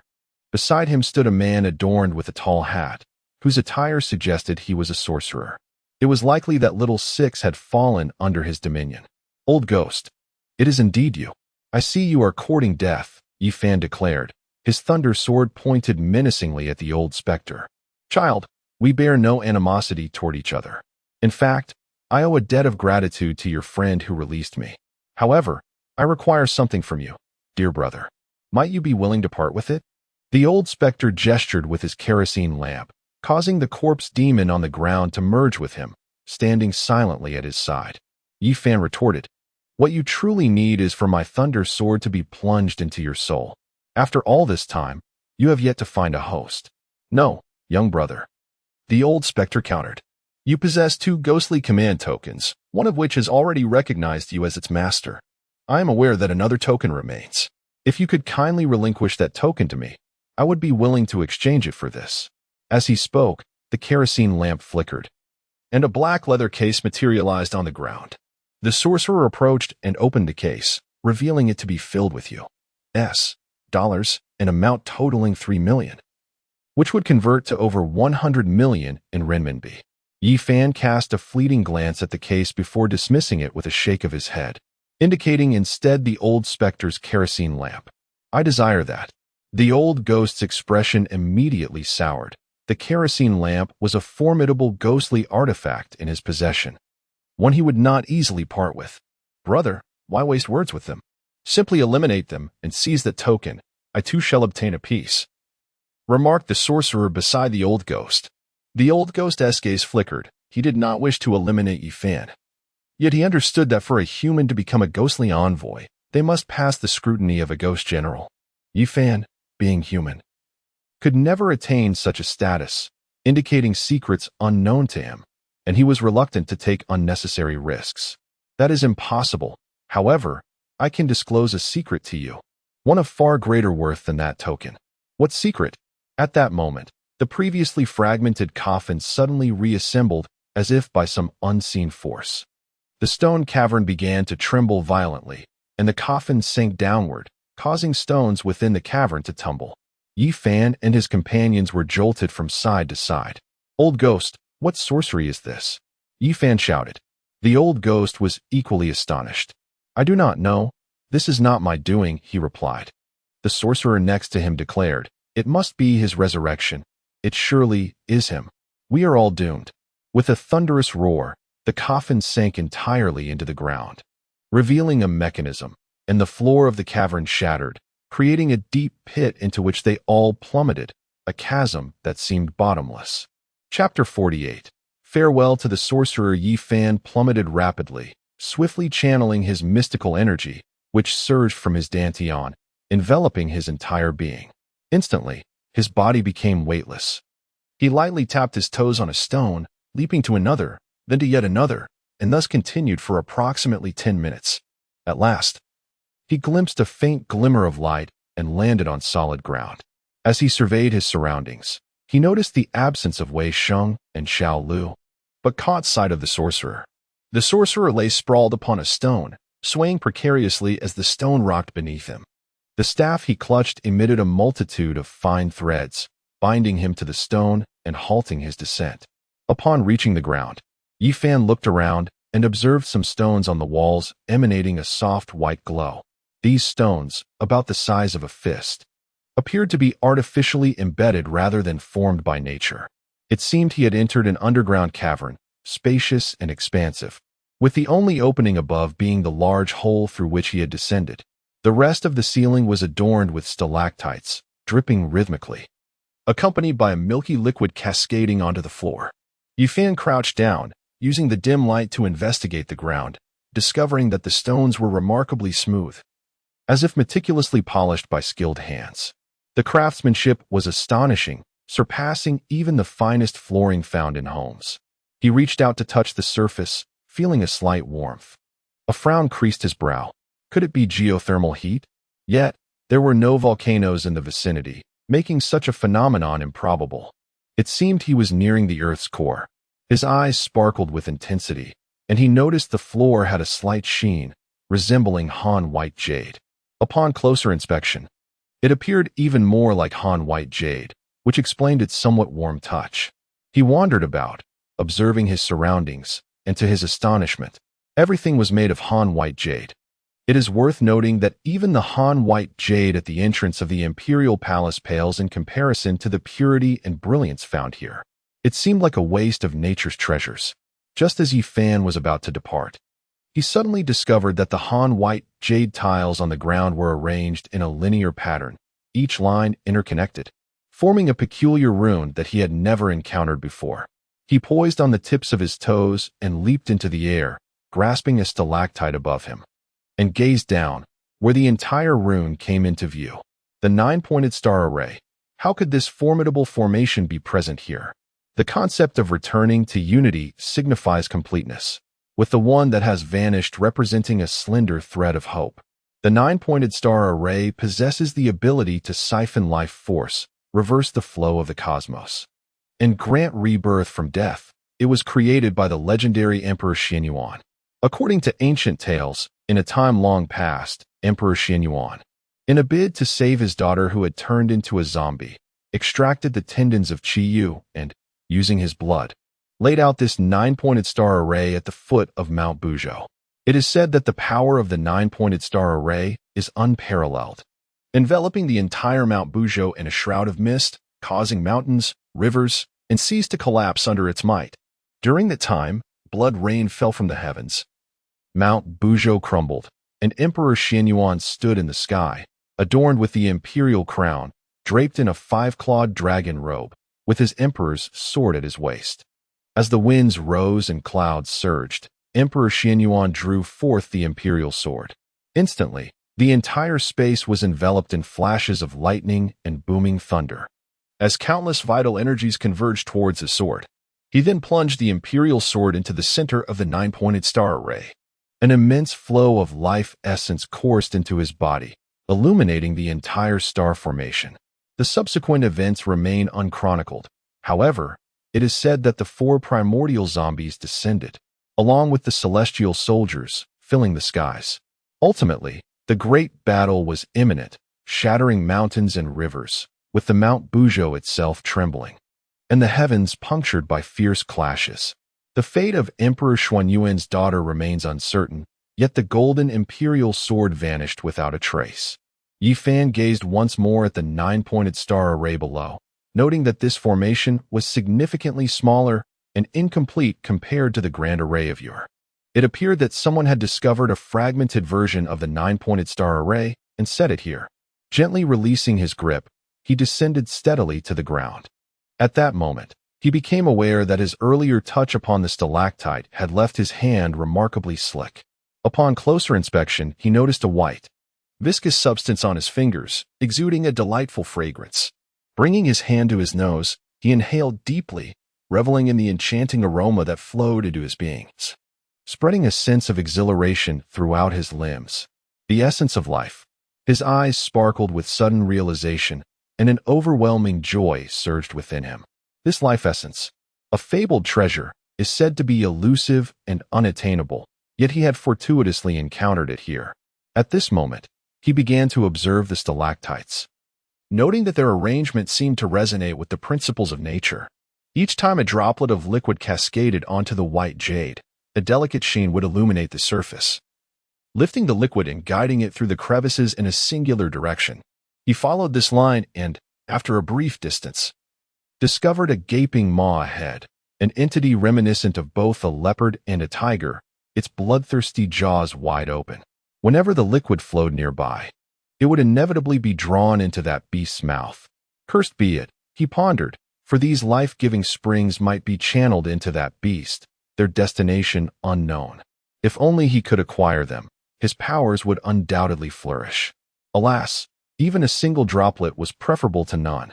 Yi Fan reached out to catch the droplet that was approaching, but suddenly he retreated swiftly, placing his left hand on the ground to steady himself.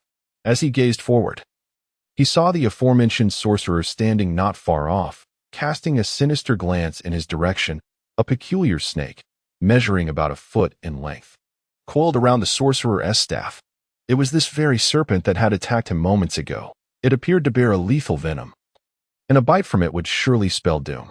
The sorcerer sneered, "TSK, young man, you once had Wu Qing to protect you. But now that Wu Qing is no longer here, I wonder who will safeguard you now?"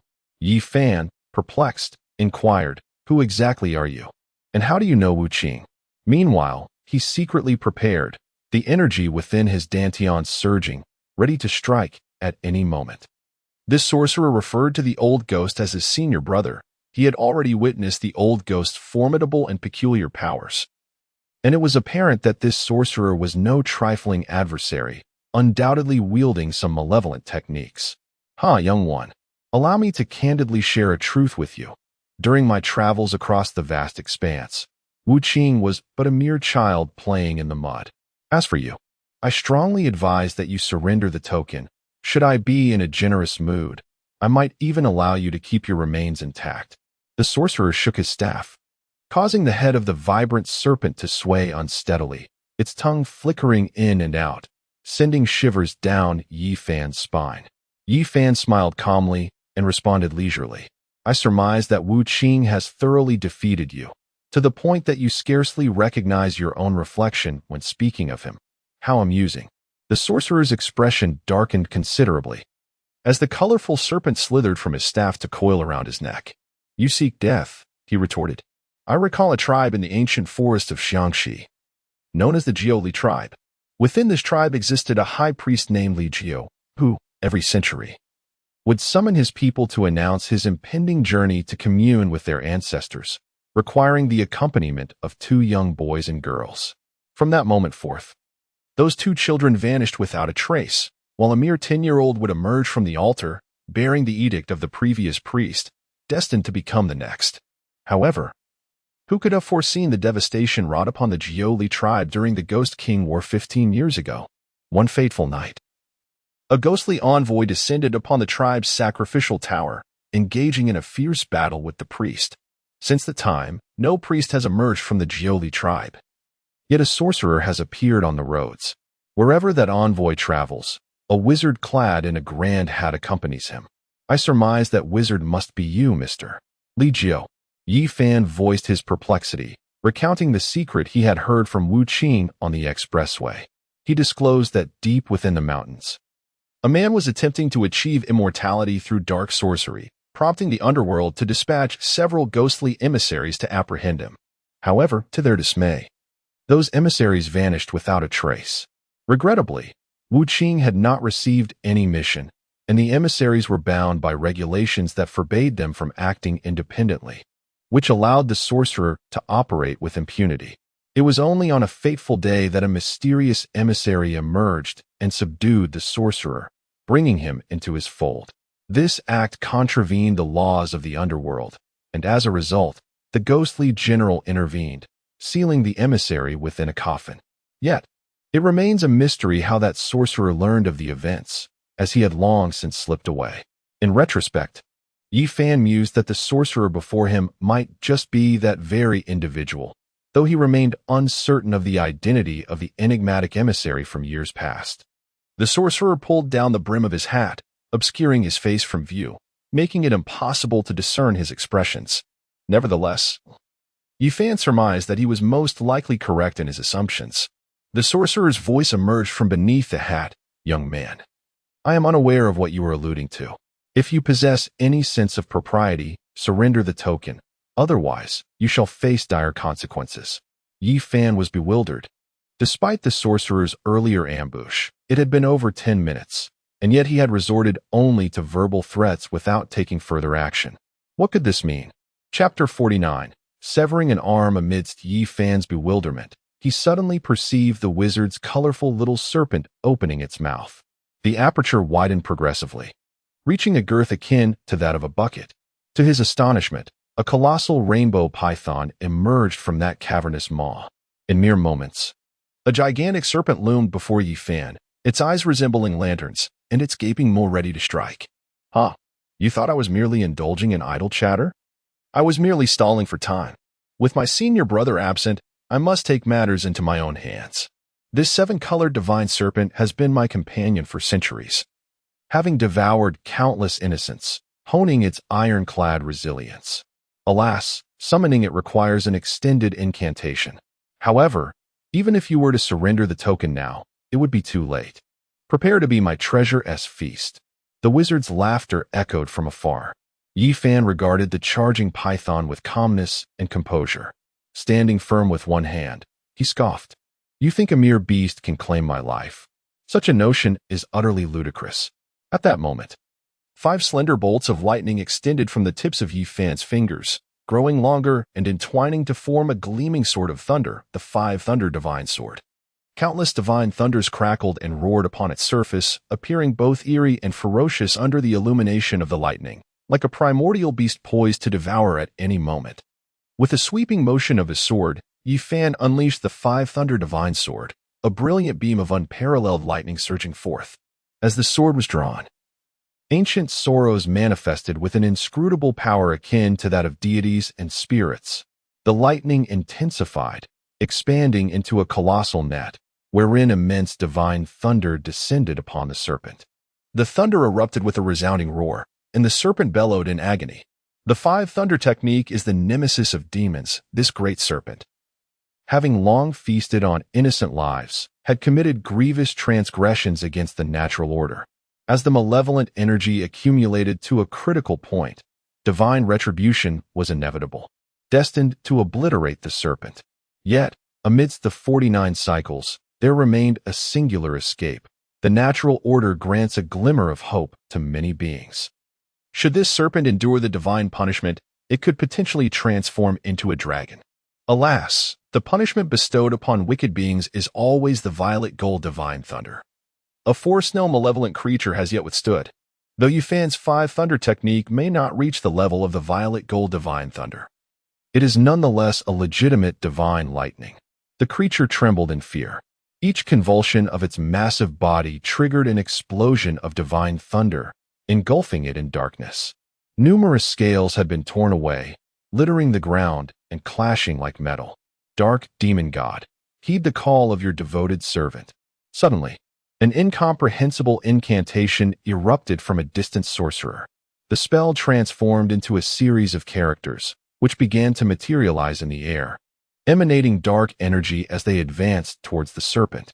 Whenever a black character descends upon a divine thunderbolt, that very thunderbolt vanishes into the ether along with the character, leading to a significant reduction in the potency of the other thunderbolts.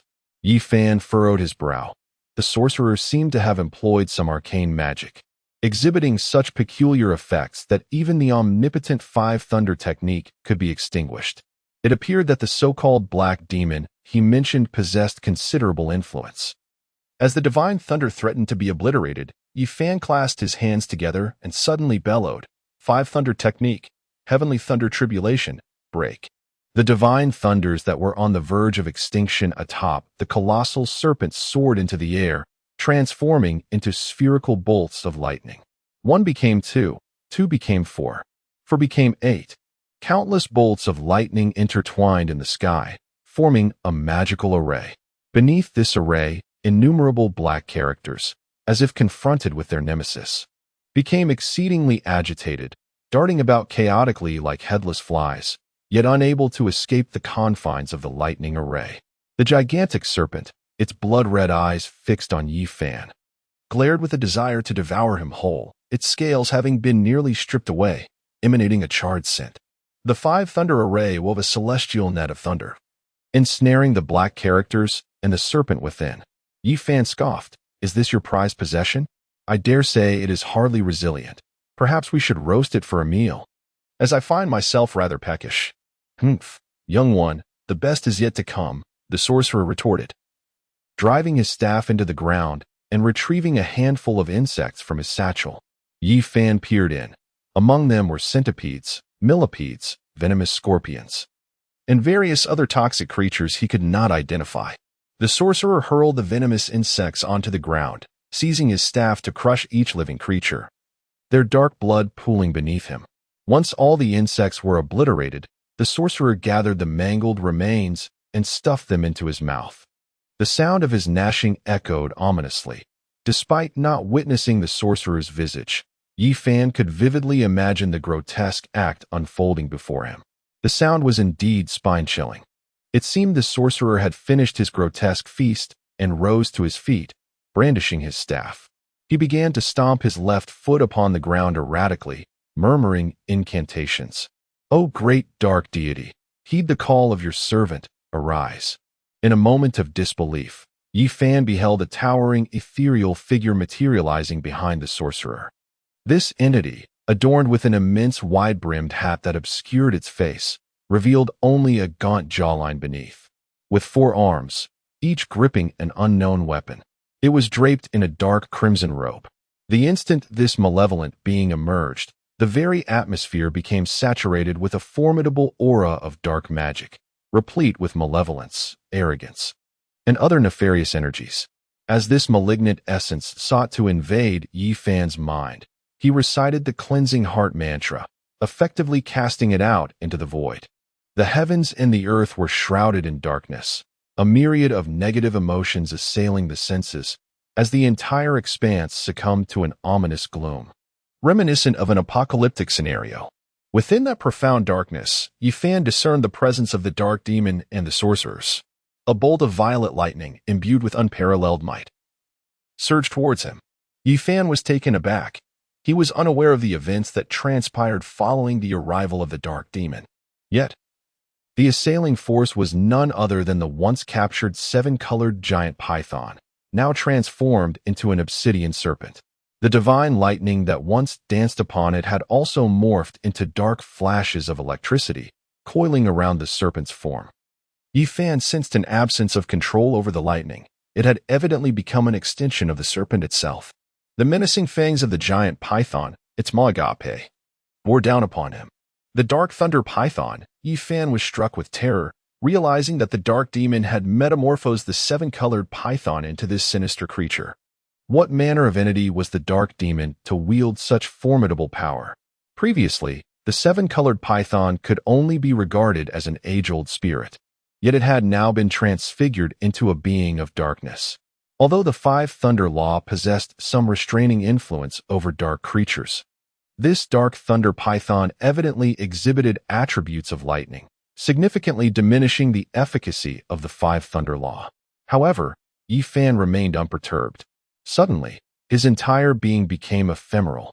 An ethereal presence, and the essence of his existence vanished without a trace, including the very breath of life.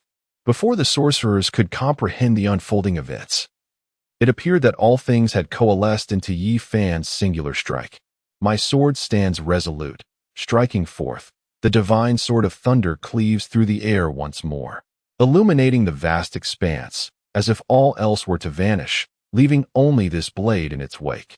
A roar erupts from the dark thunder serpent, yet it scarcely has time to utter a cry before the brilliant sword light slices through its gaping maw to its very tail, severing it in twain with a resounding crash. Countless tendrils of dark, demonic energy escape from the serpent's form, coalescing into the ethereal visage of a demon god, gradually drifting towards the sorcerer, where it materializes behind him as a shadowy fiend. A chill of dread courses through the sorcerer. He had never anticipated that the colossal serpent, which had accompanied him for centuries, could be felled in a mere instant by Yi Fan, especially under the pretext of summoning a demon god. It seems I have underestimated you, the sorcerer murmurs, his thoughts a tumult of astonishment, yet he appears undaunted. Reveal to me the whereabouts of Wu Qing, and I may spare your life. Otherwise, you shall join your serpent in the depths of hell, Yi Fan demands, his urgency to locate Wu Qing palpable. The talisman belonging to Wu Qing rests firmly in his grasp, yet he remains unconvinced of Wu Qing's demise. The sorcerer chuckles darkly. Ah, young one, I have no qualms in divulging this, for your fate is sealed. Wu Qing has already been consumed by that blood corpse, he laughs, remembering vividly the day he and his master, the old ghost, aimed to seek Wu Qing, hoping to find a path to the underworld. However, upon traversing the forest, they encountered that terrifying great formation, and the blood corpse emerged into existence. He was about to inquire further when, suddenly, a black bird swooped down. The sorcerer seized the bird with a swift grasp and, with a firm squeeze, it transformed into a flurry of runes that floated towards him. At that moment, he noticed the sorcerer's figure beginning to blur. Boy, this is your grave. Dare to pursue me if you can, ha. As the sorcerer attempted to escape, Yi Fan resolved not to let him go so easily. With his sword drawn, he unleashed a devastating strike, accompanied by a tempest of thunder, the blade slicing through the void and sweeping across the sorcerer's form. Agonizing pain radiated from the sorcerer. He had intended to employ a teleportation spell to flee, but Yi Fan's lightning-fast sword had struck him in an instant. Gritting his teeth against the torment, he retreated, merging with the wall behind him and vanishing completely into the darkness. The malevolent energy that had pervaded the space dissipated, leaving behind only a severed arm that fell to the ground. Remarkably, upon hitting the earth, it emitted a multitude of dark vapors, swiftly transforming into brittle bones. A gust of wind swept through, and the white ashes vanished into the air. Yi Fan's gaze flickered. This sorcerer was indeed peculiarly sinister, particularly the shadow of the dark demon looming behind him, instilling a sense of peril. The next time they crossed paths, he vowed to strike first, ensuring that the sorcerer would not have the chance to summon the dark demon. Chapter 50.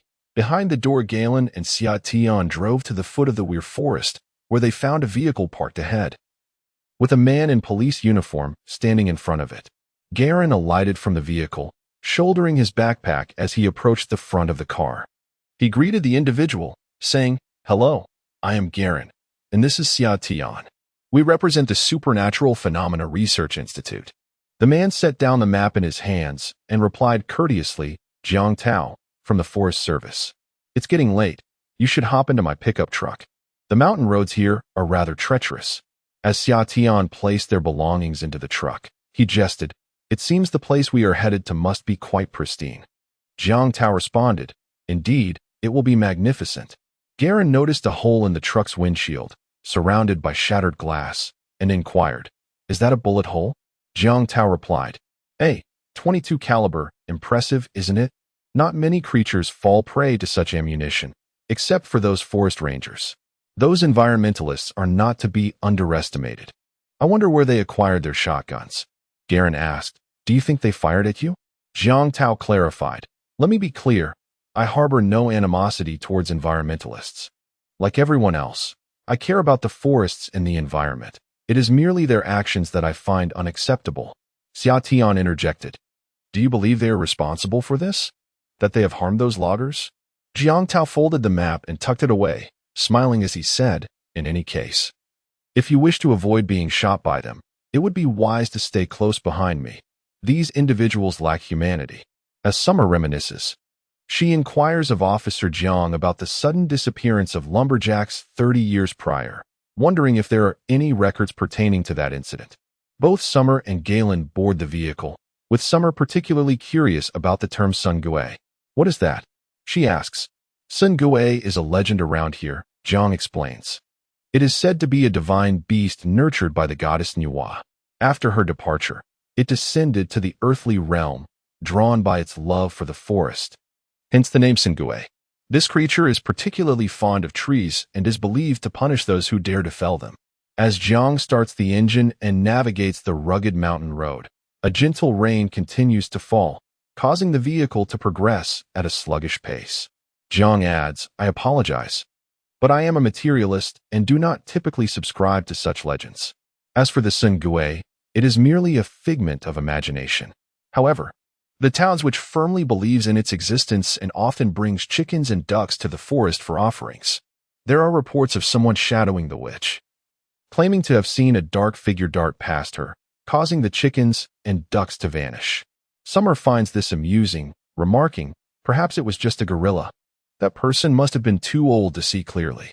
Jiang chuckles softly but resumes his focus on driving. Galen, deep in thought, gazes at Jiang.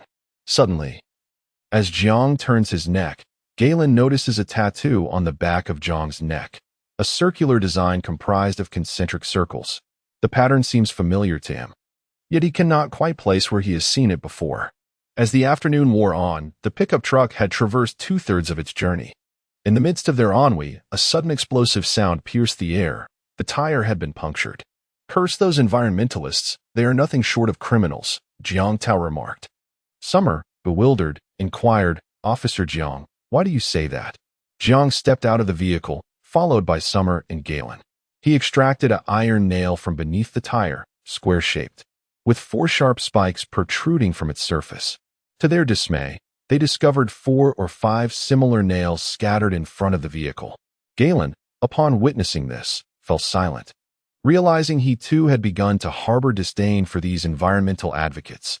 They were truly irksome. What shall we do now? Summer asked. Jiang Tao retrieved his backpack from the truck and replied, we have no choice but to abandon the vehicle and proceed on foot. Fortunately, we are not far from the safe house. Let us go. With that, he took the lead and set off ahead. Galen and Summer, resigned, shouldered their backpacks and followed suit. The muddy mountain path proved arduous, and all 3 found themselves caked in dirt, weeds, and droplets of water. What a splendid journey this is, Summer remarked. Far more exhilarating than climbing a mountain. Galen, aware that Summer was jesting, retorted, what else would you prefer?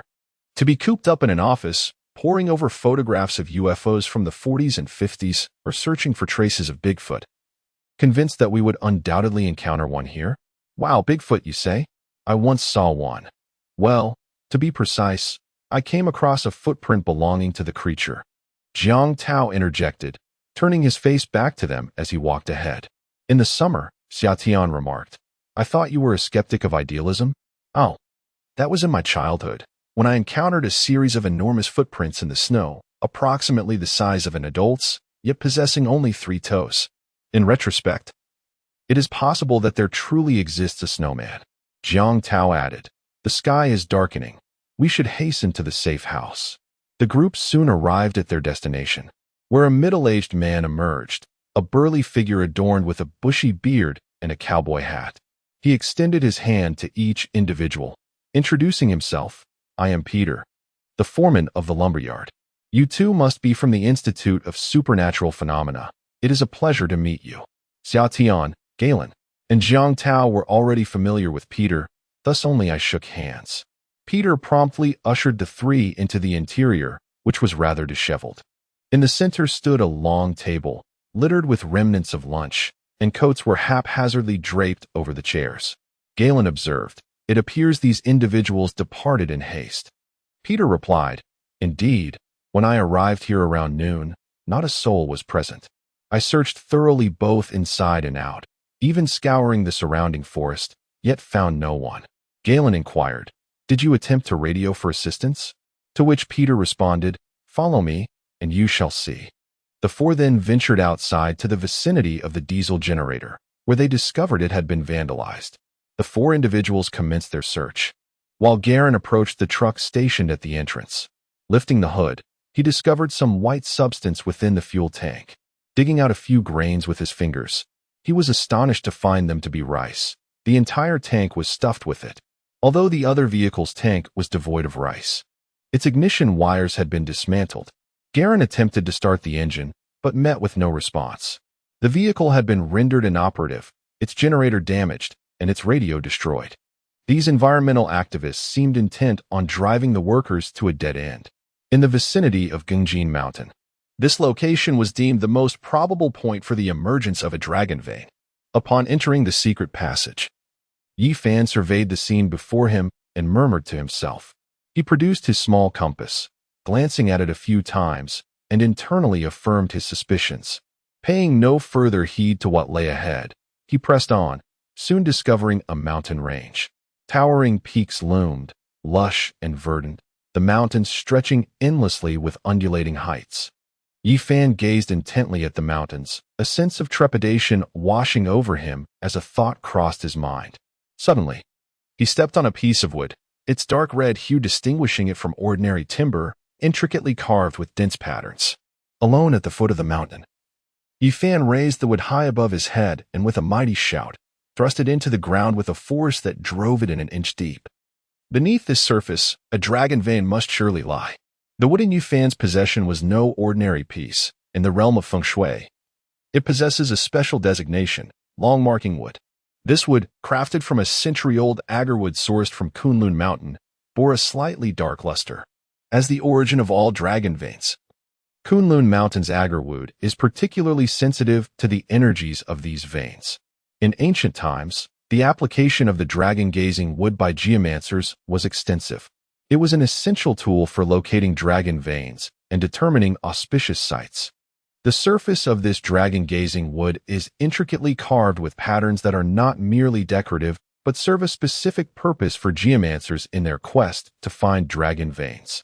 After inserting the wood into the ground for a quarter of an hour, Yi Fan finally withdrew it, carefully observing the changes in the wood. After a prolonged examination, a joyous expression emerged on his face. Indeed, the presence of a dragon vein was confirmed.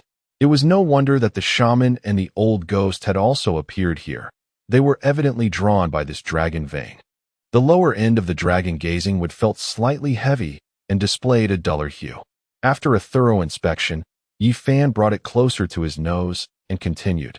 The rich fragrance emanating from this end leaves no doubt that a dragon vein resides here. However, he lamented the multitude of peaks surrounding them. Even with the confirmation of a dragon vein's existence, locating it amidst such terrain would not be a simple task. Yet, this challenge did not daunt Yi Fan, for he had acquired considerable knowledge of geomantic secrets during his years on the mountain. His dragon-gazing plate was specifically designed for the purpose of locating dragon veins. With the broad area already determined, finding the hidden location of the dragon vein using the sensing capabilities of the plate would not prove overly difficult. Yi Fan retrieved the dragon-gazing plate, kneeling with his legs crossed, and settled onto the ground. He placed the plate flat before him, forming a unique hand seal. Embracing unity and stillness. Dragon-gazing plate, arise. Yi Fan maintained his crouched position for the duration of a tease infusion. Suddenly, his eyes snapped open, and with a change of gesture, he pointed a finger towards the dragon-seeking plate. As Qin Yu followed suit, a resonant boom erupted from the ground, and a visible five-clawed golden dragon, with a fierce roar, surged forth from a fragmented edge, soaring in a particular direction, leaving the onlookers in awe. With the guidance of the dragon-seeking plate, pinpointing the exact location of the dragon vein would prove to be a trivial task. Yi Fan immediately pursued the trajectory of the five-clawed golden dragon. The essence of a dragon vein lies in the comprehension of its form and momentum. These two aspects are distinct yet interdependent. The momentum is akin to the expansive vista, while the form represents the immediate observation. Momentum is the grandeur of the form, while form is the accumulation of momentum. One must first grasp the momentum to understand the form, for momentum resides externally, whereas form dwells within. Momentum resembles the undulating peaks of a mountain range, while form mirrors a solitary mountaintop. Recognizing momentum is indeed challenging, yet observing form is relatively effortless. This is the nature of a dragon vein. The surrounding peaks encircle the central mountain like stars in a protective embrace, undeniably indicating the presence of a dragon vein. Yi Fan closed his eyes to attune to the energy, as the incantation of his mind circulated within him. He sensed streams of spiritual energy emanating from the mountain ahead, which radiated a formidable aura. This energy field was entirely distinct from malevolent forces. The latter evoked a chilling discomfort, while this aura invited a profound sense of tranquility and elevation. It became evident why ancient hermits chose to retreat to these spiritually enriched woods, for such places profoundly enhance one's state of mind. In that moment, Yi Fan silently marveled at the realization, I am truly fortunate, blessed by the nourishing essence of the dragon vein, which explains my youthful vigor and profound understanding of geomancy. Indeed, I must be a person of great destiny. Yin Fan mused to himself. At this moment, Yin Fan was oblivious to those around him, as the spiritual energy surged within him. The pace of his chi perception technique accelerated exponentially. After a considerable time, it seemed that the spiritual energy had reached the limits of Qin Yu's capacity. Suddenly, a crisp crack echoed, and Qin Yu's essence, spirit, and vitality trembled as if he had transcended a certain barrier, entering an entirely new realm. The mountains, the waters, the energy surrounding him. With his eyes closed, Yin Fan's mind conjured the landscape around him, and he could faintly grasp the flowing essence of the dragon vein. Sensing the emotions of the flora and fauna, Yin Fan expanded his perception towards the distant peak, where he beheld the mountain transforming into a colossal golden dragon, coiled upon the earth, seemingly in slumber. As Yin Fan approached within approximately 3 yards of the dragon, a resounding and majestic roar erupted. As if the golden dragon had noticed an intruder, it turned its head towards Yin Fan and bellowed. The dragon's roar jolted Yin Fan from this extraordinary state, causing his entire being to sway momentarily before he regained clarity. Upon opening his eyes and hearing Yi Ping's concerned voice, he shook his head to indicate he was unharmed. Yin Fan felt helpless. His time in the field of geomancy had been brief, and his knowledge of dragon veins was limited to the accounts found in books. This was indeed his first personal experience. He was aware of the nurturing power of the dragon vein. It is said that some geomancers, upon their first arrival at such a site, often find themselves recognized by the dragon vein, receiving its auspicious energy as a blessing. Those geomancers who are fortunate enough to be nourished by the dragon vein are indeed rare gems. Historical records of renowned geomancers indicate that they too have benefited from this vital energy. The advantages bestowed by the dragon vein are immense, yet the specifics of these benefits remain elusive to him. Historical texts do not provide detailed accounts of the transformations brought about by the nurturing of the dragon vein. Aside from the individuals involved, it is likely that no one else would be privy to such knowledge. Yi Fan seemed to possess a heightened sensitivity to the energy of the world around him. Continuing forward and guided by his geomantic calculations, he deduced that the cave was situated at the dragon's head, likely within that nearby area, pointing towards a specific peak ahead. He recalled distinctly sensing the location of the dragon's head during his earlier meditative state. He then led his group directly towards their target. This was indeed the position of the dragon's head. They began to meticulously search for the cave entrance. Over 60 years had passed since the old geomancer's son had sealed the entrance with stones, and now the area was overgrown with dense shrubs and towering trees, making the search for the entrance a time-consuming endeavor. Before long, Yi Fan discovered a patch obscured by weeds. With deftness, he cleared the area swiftly, revealing a stone that had long been exposed to the elements. Its surface was thickly coated with moss, measuring approximately 1 meter in both length and width, just the right size for a single person to move. With caution, the stone was pushed. For the notes of the elder son of the old Feng Shui master hinted at some unknown peril lurking within the cave. After so many years, the condition of the interior remained a mystery. and none dared to be complacent. Although the pace was slow, the stone was not substantial, and soon it was shifted aside, revealing a dark cavern before them. Upon seeing this cave, Yi Fan let out a sigh of relief, feeling that his task had been accomplished. At the entrance, he discovered a wheel, reminiscent of the ancient pulley used for wells, adorned with resilient steel wire. One end was affixed to an iron frame, perfectly sized to fit into the cave.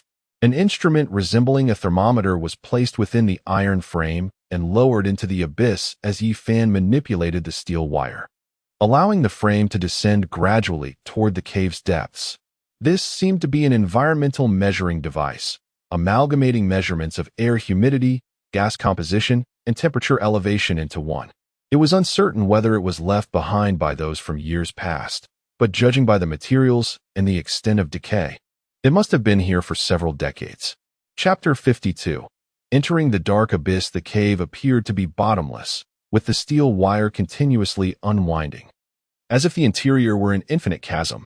The length of the unwound wire alone exceeded the height of the mountain. The depth of this cavern was not mentioned in the elder son's notes, and now, as they observed that the wire had descended over 500 meters without reaching the bottom, a sense of trepidation filled the hearts of the onlookers. Could it be a bottomless pit? Yi Fan mused internally, yet since they had come this far, it was prudent to venture down and investigate, especially since Xiao Lu and Wei Sheng were still unaccounted for. At last, the steel wire ceased its movement. The sudden halt of the wire caught Yi Fan's attention, and a glance at the scale on the pulley revealed that the cave extended to a remarkable depth of 730 meters. This situation surpassed Yi Fan's expectations. Such a profound cavern, with a narrow entrance, would leave little room for any dangerous creatures lurking below to mount a defense. However, there were some positive aspects to consider. The data from the environmental measuring instrument indicated that the air within the cave contained sufficient oxygen, and there were no other harmful entities present.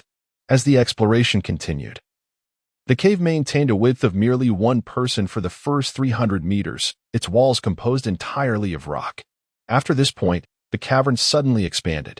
Upon the camera's arrival at the cave's bottom, the group finally discerned the internal conditions of this subterranean realm. The cave bore a resemblance to a yurt, tapering at the top and widening at the base, akin to an inverted bowl. Emerging from the iron frame, they slowly ventured deeper into the interior, where a white object caught their eye in one corner of the cave. What they discovered was a corpse. Yi Fan murmured in disbelief, pondering how a body could be found in such a remote location. Had someone ventured here before? Caution was paramount. As they approached, the nature of the object became clear. A corpse that had completely decomposed, leaving only the skeletal remains, quietly slumped against the wall. If there were indeed a body in this cave, it must belong to that old geomancer. Yi Fan observed closely and noted that the left hand was indeed missing 5 finger bones, absent from the wrist. The skeletal remains aligned perfectly with the notes of the feng shui master's eldest son. The left hand is severed, undoubtedly indicating the old feng shui master. Curiously, the notes suggest that the master met with an unfortunate incident, leaving him no time to escape. Yet, how did his body end up in a corner 100 meters away directly beneath the cave's entrance? Moreover, apart from the severed left hand, the other bones appear intact, devoid of any signs of fracture. Could it be that the old master did not perish, but rather succumbed to suffocation after being ensnared in the cave due to the withdrawal of the rope? If that were the case, why would he choose to sever his own hand? Yi Fan sensed an unsettling anomaly within this scenario, compelling him to further investigate the cave's interior. How remarkable! There appears to be a river at the bottom of the cave. In the central expanse of the cavern, a river spans approximately 10 feet in width. Due to the camera's inability to tilt downward, capturing the water's surface remains impossible, thereby rendering the depth of the water an enigma. From across the river, the view becomes rather indistinct. However, amidst the haze, it seems there is a stone platform on the opposite side, with no other notable features in sight. The mini-drone has seemingly fulfilled its task. At this moment, he recalled the legend of the dragon crystal liquid, renowned for its healing properties and the promise of longevity. Though the latter remains a rather ethereal notion, 5 years ago, the mother of the Mo siblings was suddenly afflicted by a peculiar illness, causing her limbs to become rigid and numb. Despite seeking the counsel of numerous esteemed physicians, her condition showed no signs of improvement. Rather, it deteriorated further. In just 3 months, she became as motionless as a puppet, and had it not been for the faintest signs of respiration, one might have assumed she had already succumbed to death. The term living dead aptly encapsulates the plight of the Mo siblings' mother, alive yet devoid of sensation and movement. Meanwhile, their father, engrossed in his work, left the task of seeking a remedy for their mother's bizarre affliction to Mo Yongshin. Prior to her mother's illness, Mo Yongshin was a cheerful and vivacious girl, but as time passed, her demeanor grew increasingly aloof, ultimately transforming her into an unapproachable figure, earning her the moniker Ice Goddess among her peers. Although the fortune teller had mentioned a mystical substance known as dragon crystal liquid, he harbored little hope that Mo Yongshin would be able to locate it. For nearly a century, tales of the dragon crystal liquid have circulated within the realm of geomancy. Yet no one has ever truly obtained it. The speaker, perhaps inadvertently, ignited a spark of determination within the listener. The dragon crystal liquid became a last lifeline for Mo Yongshin, who, fully aware of the slim chances of success, refused to abandon her quest. She diligently sought information, investing considerable sums to gather leads from various sources. Ultimately, her perseverance bore fruit 3 months ago when she discovered a clue, the notebook of the old fortune teller from his lifetime. Ecstatic, Mo Yongshin sought out He Ping, imploring him to accompany her in the quest for the dragon crystal liquid. However, upon their arrival at the residence of the old geomancer, they discovered that apart from 2 notebooks, no further clues remained. Therefore, I earnestly hope that the Yi brothers can lend Miss Mo their assistance once more. This may very well be the most promising opportunity in years. After listening to He Ping, Qin Yu's gaze fell upon Mo Yongshin, who was fervently orchestrating the operations with an intense focus, her icy visage reflecting a grave seriousness. Yi Fan's mind involuntarily conjured images of Mo Yongshin's face, which feigned resilience each time her efforts to heal her mother met with despair. A young woman in the bloom of youth, who should be relishing life, found herself tirelessly traversing the world in search of a cure for her mother's ailment, her unwavering determination drawing the heartfelt concern of those around her. Master He, I promise you, I shall descend into the cave with you shortly, Yi Fan declared with unwavering resolve, nodding in agreement. Out of respect for Mo Yongshin's filial piety, he could not remain a passive observer. Chapter 53. The waters of the underworld. Just as Yi Fan prepared to descend, footsteps suddenly echoed from behind, growing increasingly closer. Furrowing his brow, he peered back to find Wei Sheng, who appeared to be in a sorry state, bruised and battered. Wei Sheng, what brings you here? Where is Xiaolu? He inquired urgently. Wei Sheng, seemingly shaken from a fall, lamented, Don't even mention it.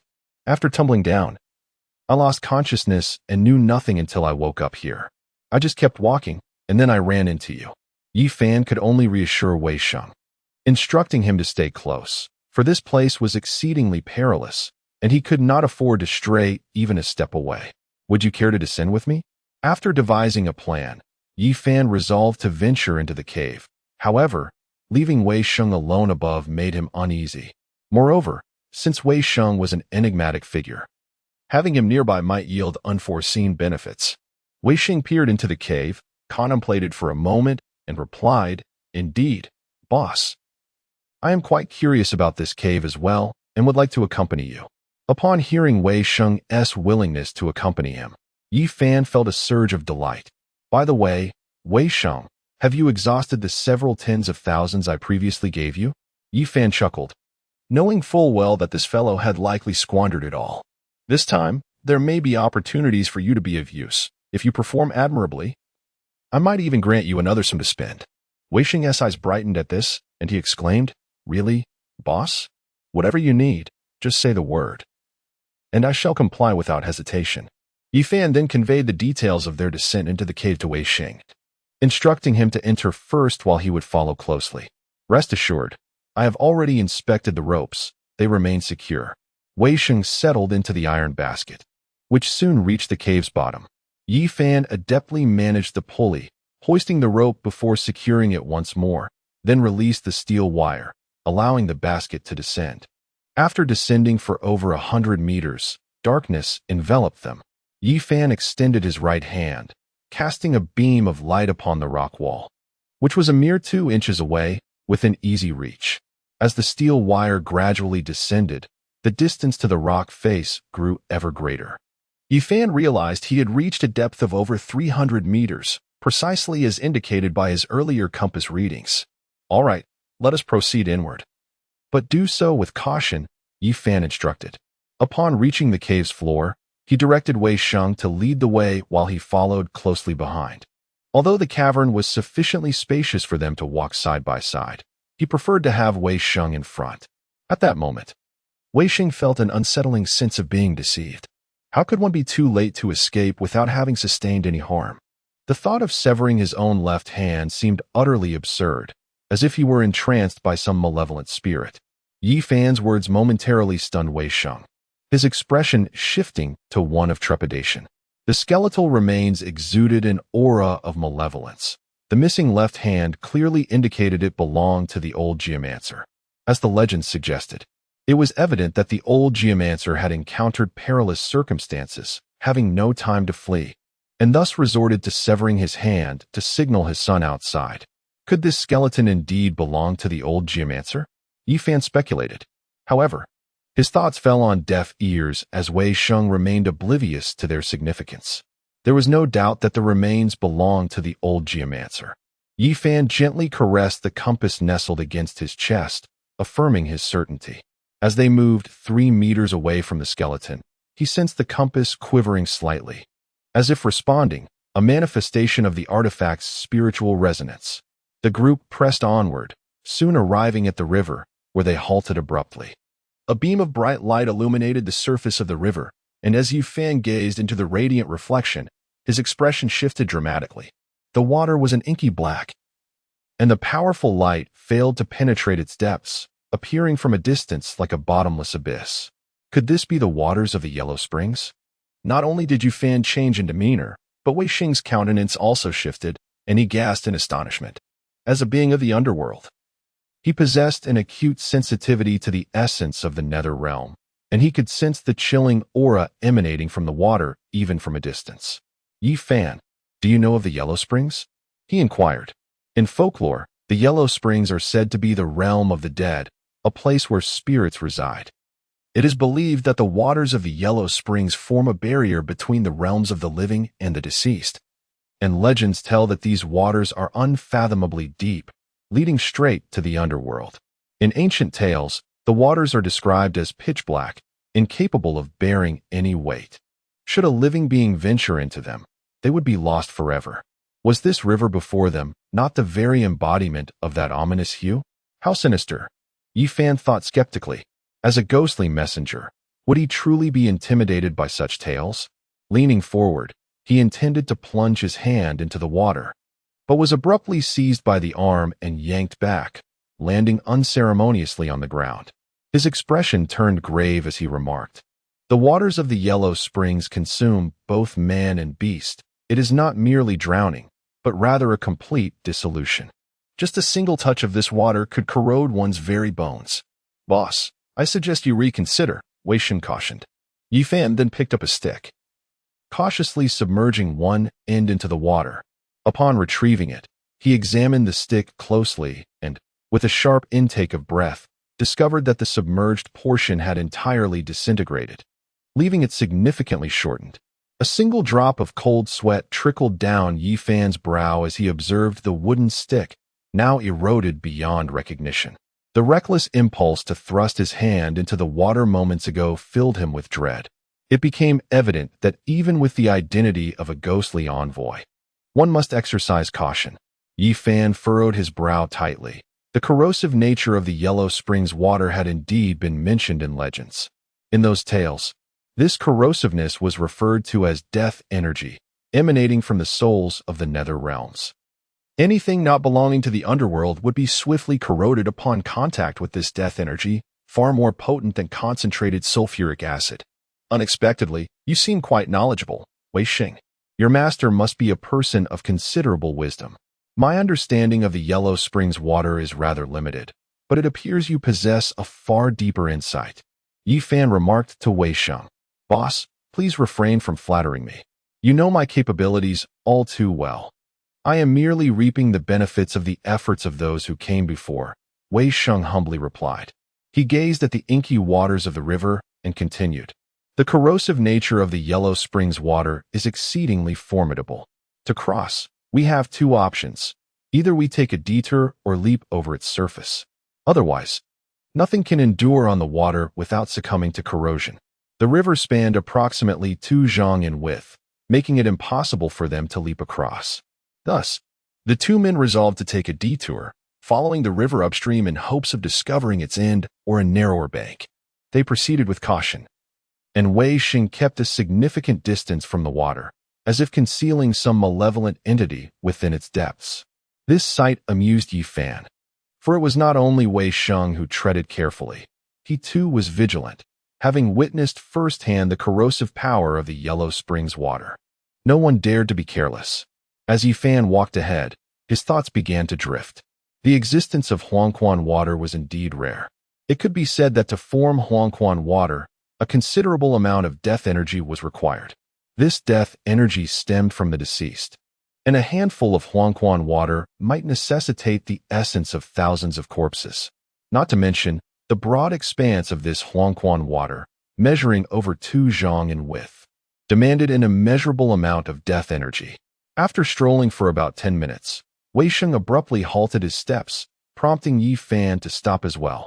Gazing ahead, they discovered that, under the intense illumination, a rock wall loomed before them, with a cavity approximately 1 zhang wide in its center, from which the Huangquan water gushed forth. There was no path forward. The river flowed from the stone wall, making it evidently impossible to proceed upstream. Wei Sheng's expression turned one of resignation as he remarked, Boss, this Huangquan water is extraordinary. I suspect the downstream situation mirrors that of the upstream. There should also be an outlet. Taking a detour is no longer feasible. His words caused Yi Fan's gaze to flicker momentarily, and with a wry smile, he replied, If it were merely a handful of Huangquan water, I might have a solution. However, this flowing river of Huangquan water leaves me at a loss as well. Suddenly, Wei Sheng exclaimed, There's a protrusion here. It turned out that just as the two were at an impasse, Wei Sheng, following the beam of light illuminating the wall, had discovered a raised stone block. Having said that, he pressed down on the protruding stone groove before Yi Fan could react. An abrupt tremor ensued, and a circular stone door began to descend slowly at the cave's entrance, sealing it off and startlingly cutting off the river flow.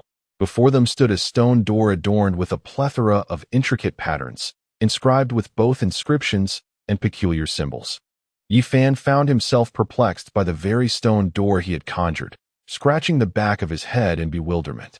As the stone door descended, the river gradually receded, soon revealing the riverbed beneath. Both individuals widened their eyes in astonishment. The entirety of the riverbed and the surrounding stones were etched with crimson inscriptions and bizarre designs, resembling a heart riddled with veins, overwhelming in its density and causing a shiver to run down their spines. This flow of the Yellow Spring was evidently a product of human design, Yi Fan asserted with conviction. Upon his initial recognition of the water as that of the Yellow Spring, this notion had taken root. The presence of these unmistakably man-made inscriptions and patterns only reinforced his certainty. Human-made? Are you suggesting that someone entered this cave before us and created this Yellow Spring River? Wei Xing inquired. It seems that not only did they come before us. I suspect that this river has existed here long before that old geomancer set foot in the cave, Yi Fan replied. Can you be certain? Yi Fan merely smiled, choosing silence, yet he believed that Wei Sheng would grasp the implications of his forthcoming thoughts. Late Night CAF novel website full text update. Remember the website, Nightmare Strike. Exciting introduction to sacred ruins. Thrilling introduction to the cryptic divine tomb. Captivating introduction to the mysterious three kingdoms. Fascinating introduction to the scholar's technological system. and the intriguing introduction to the Emperor of Cold Days.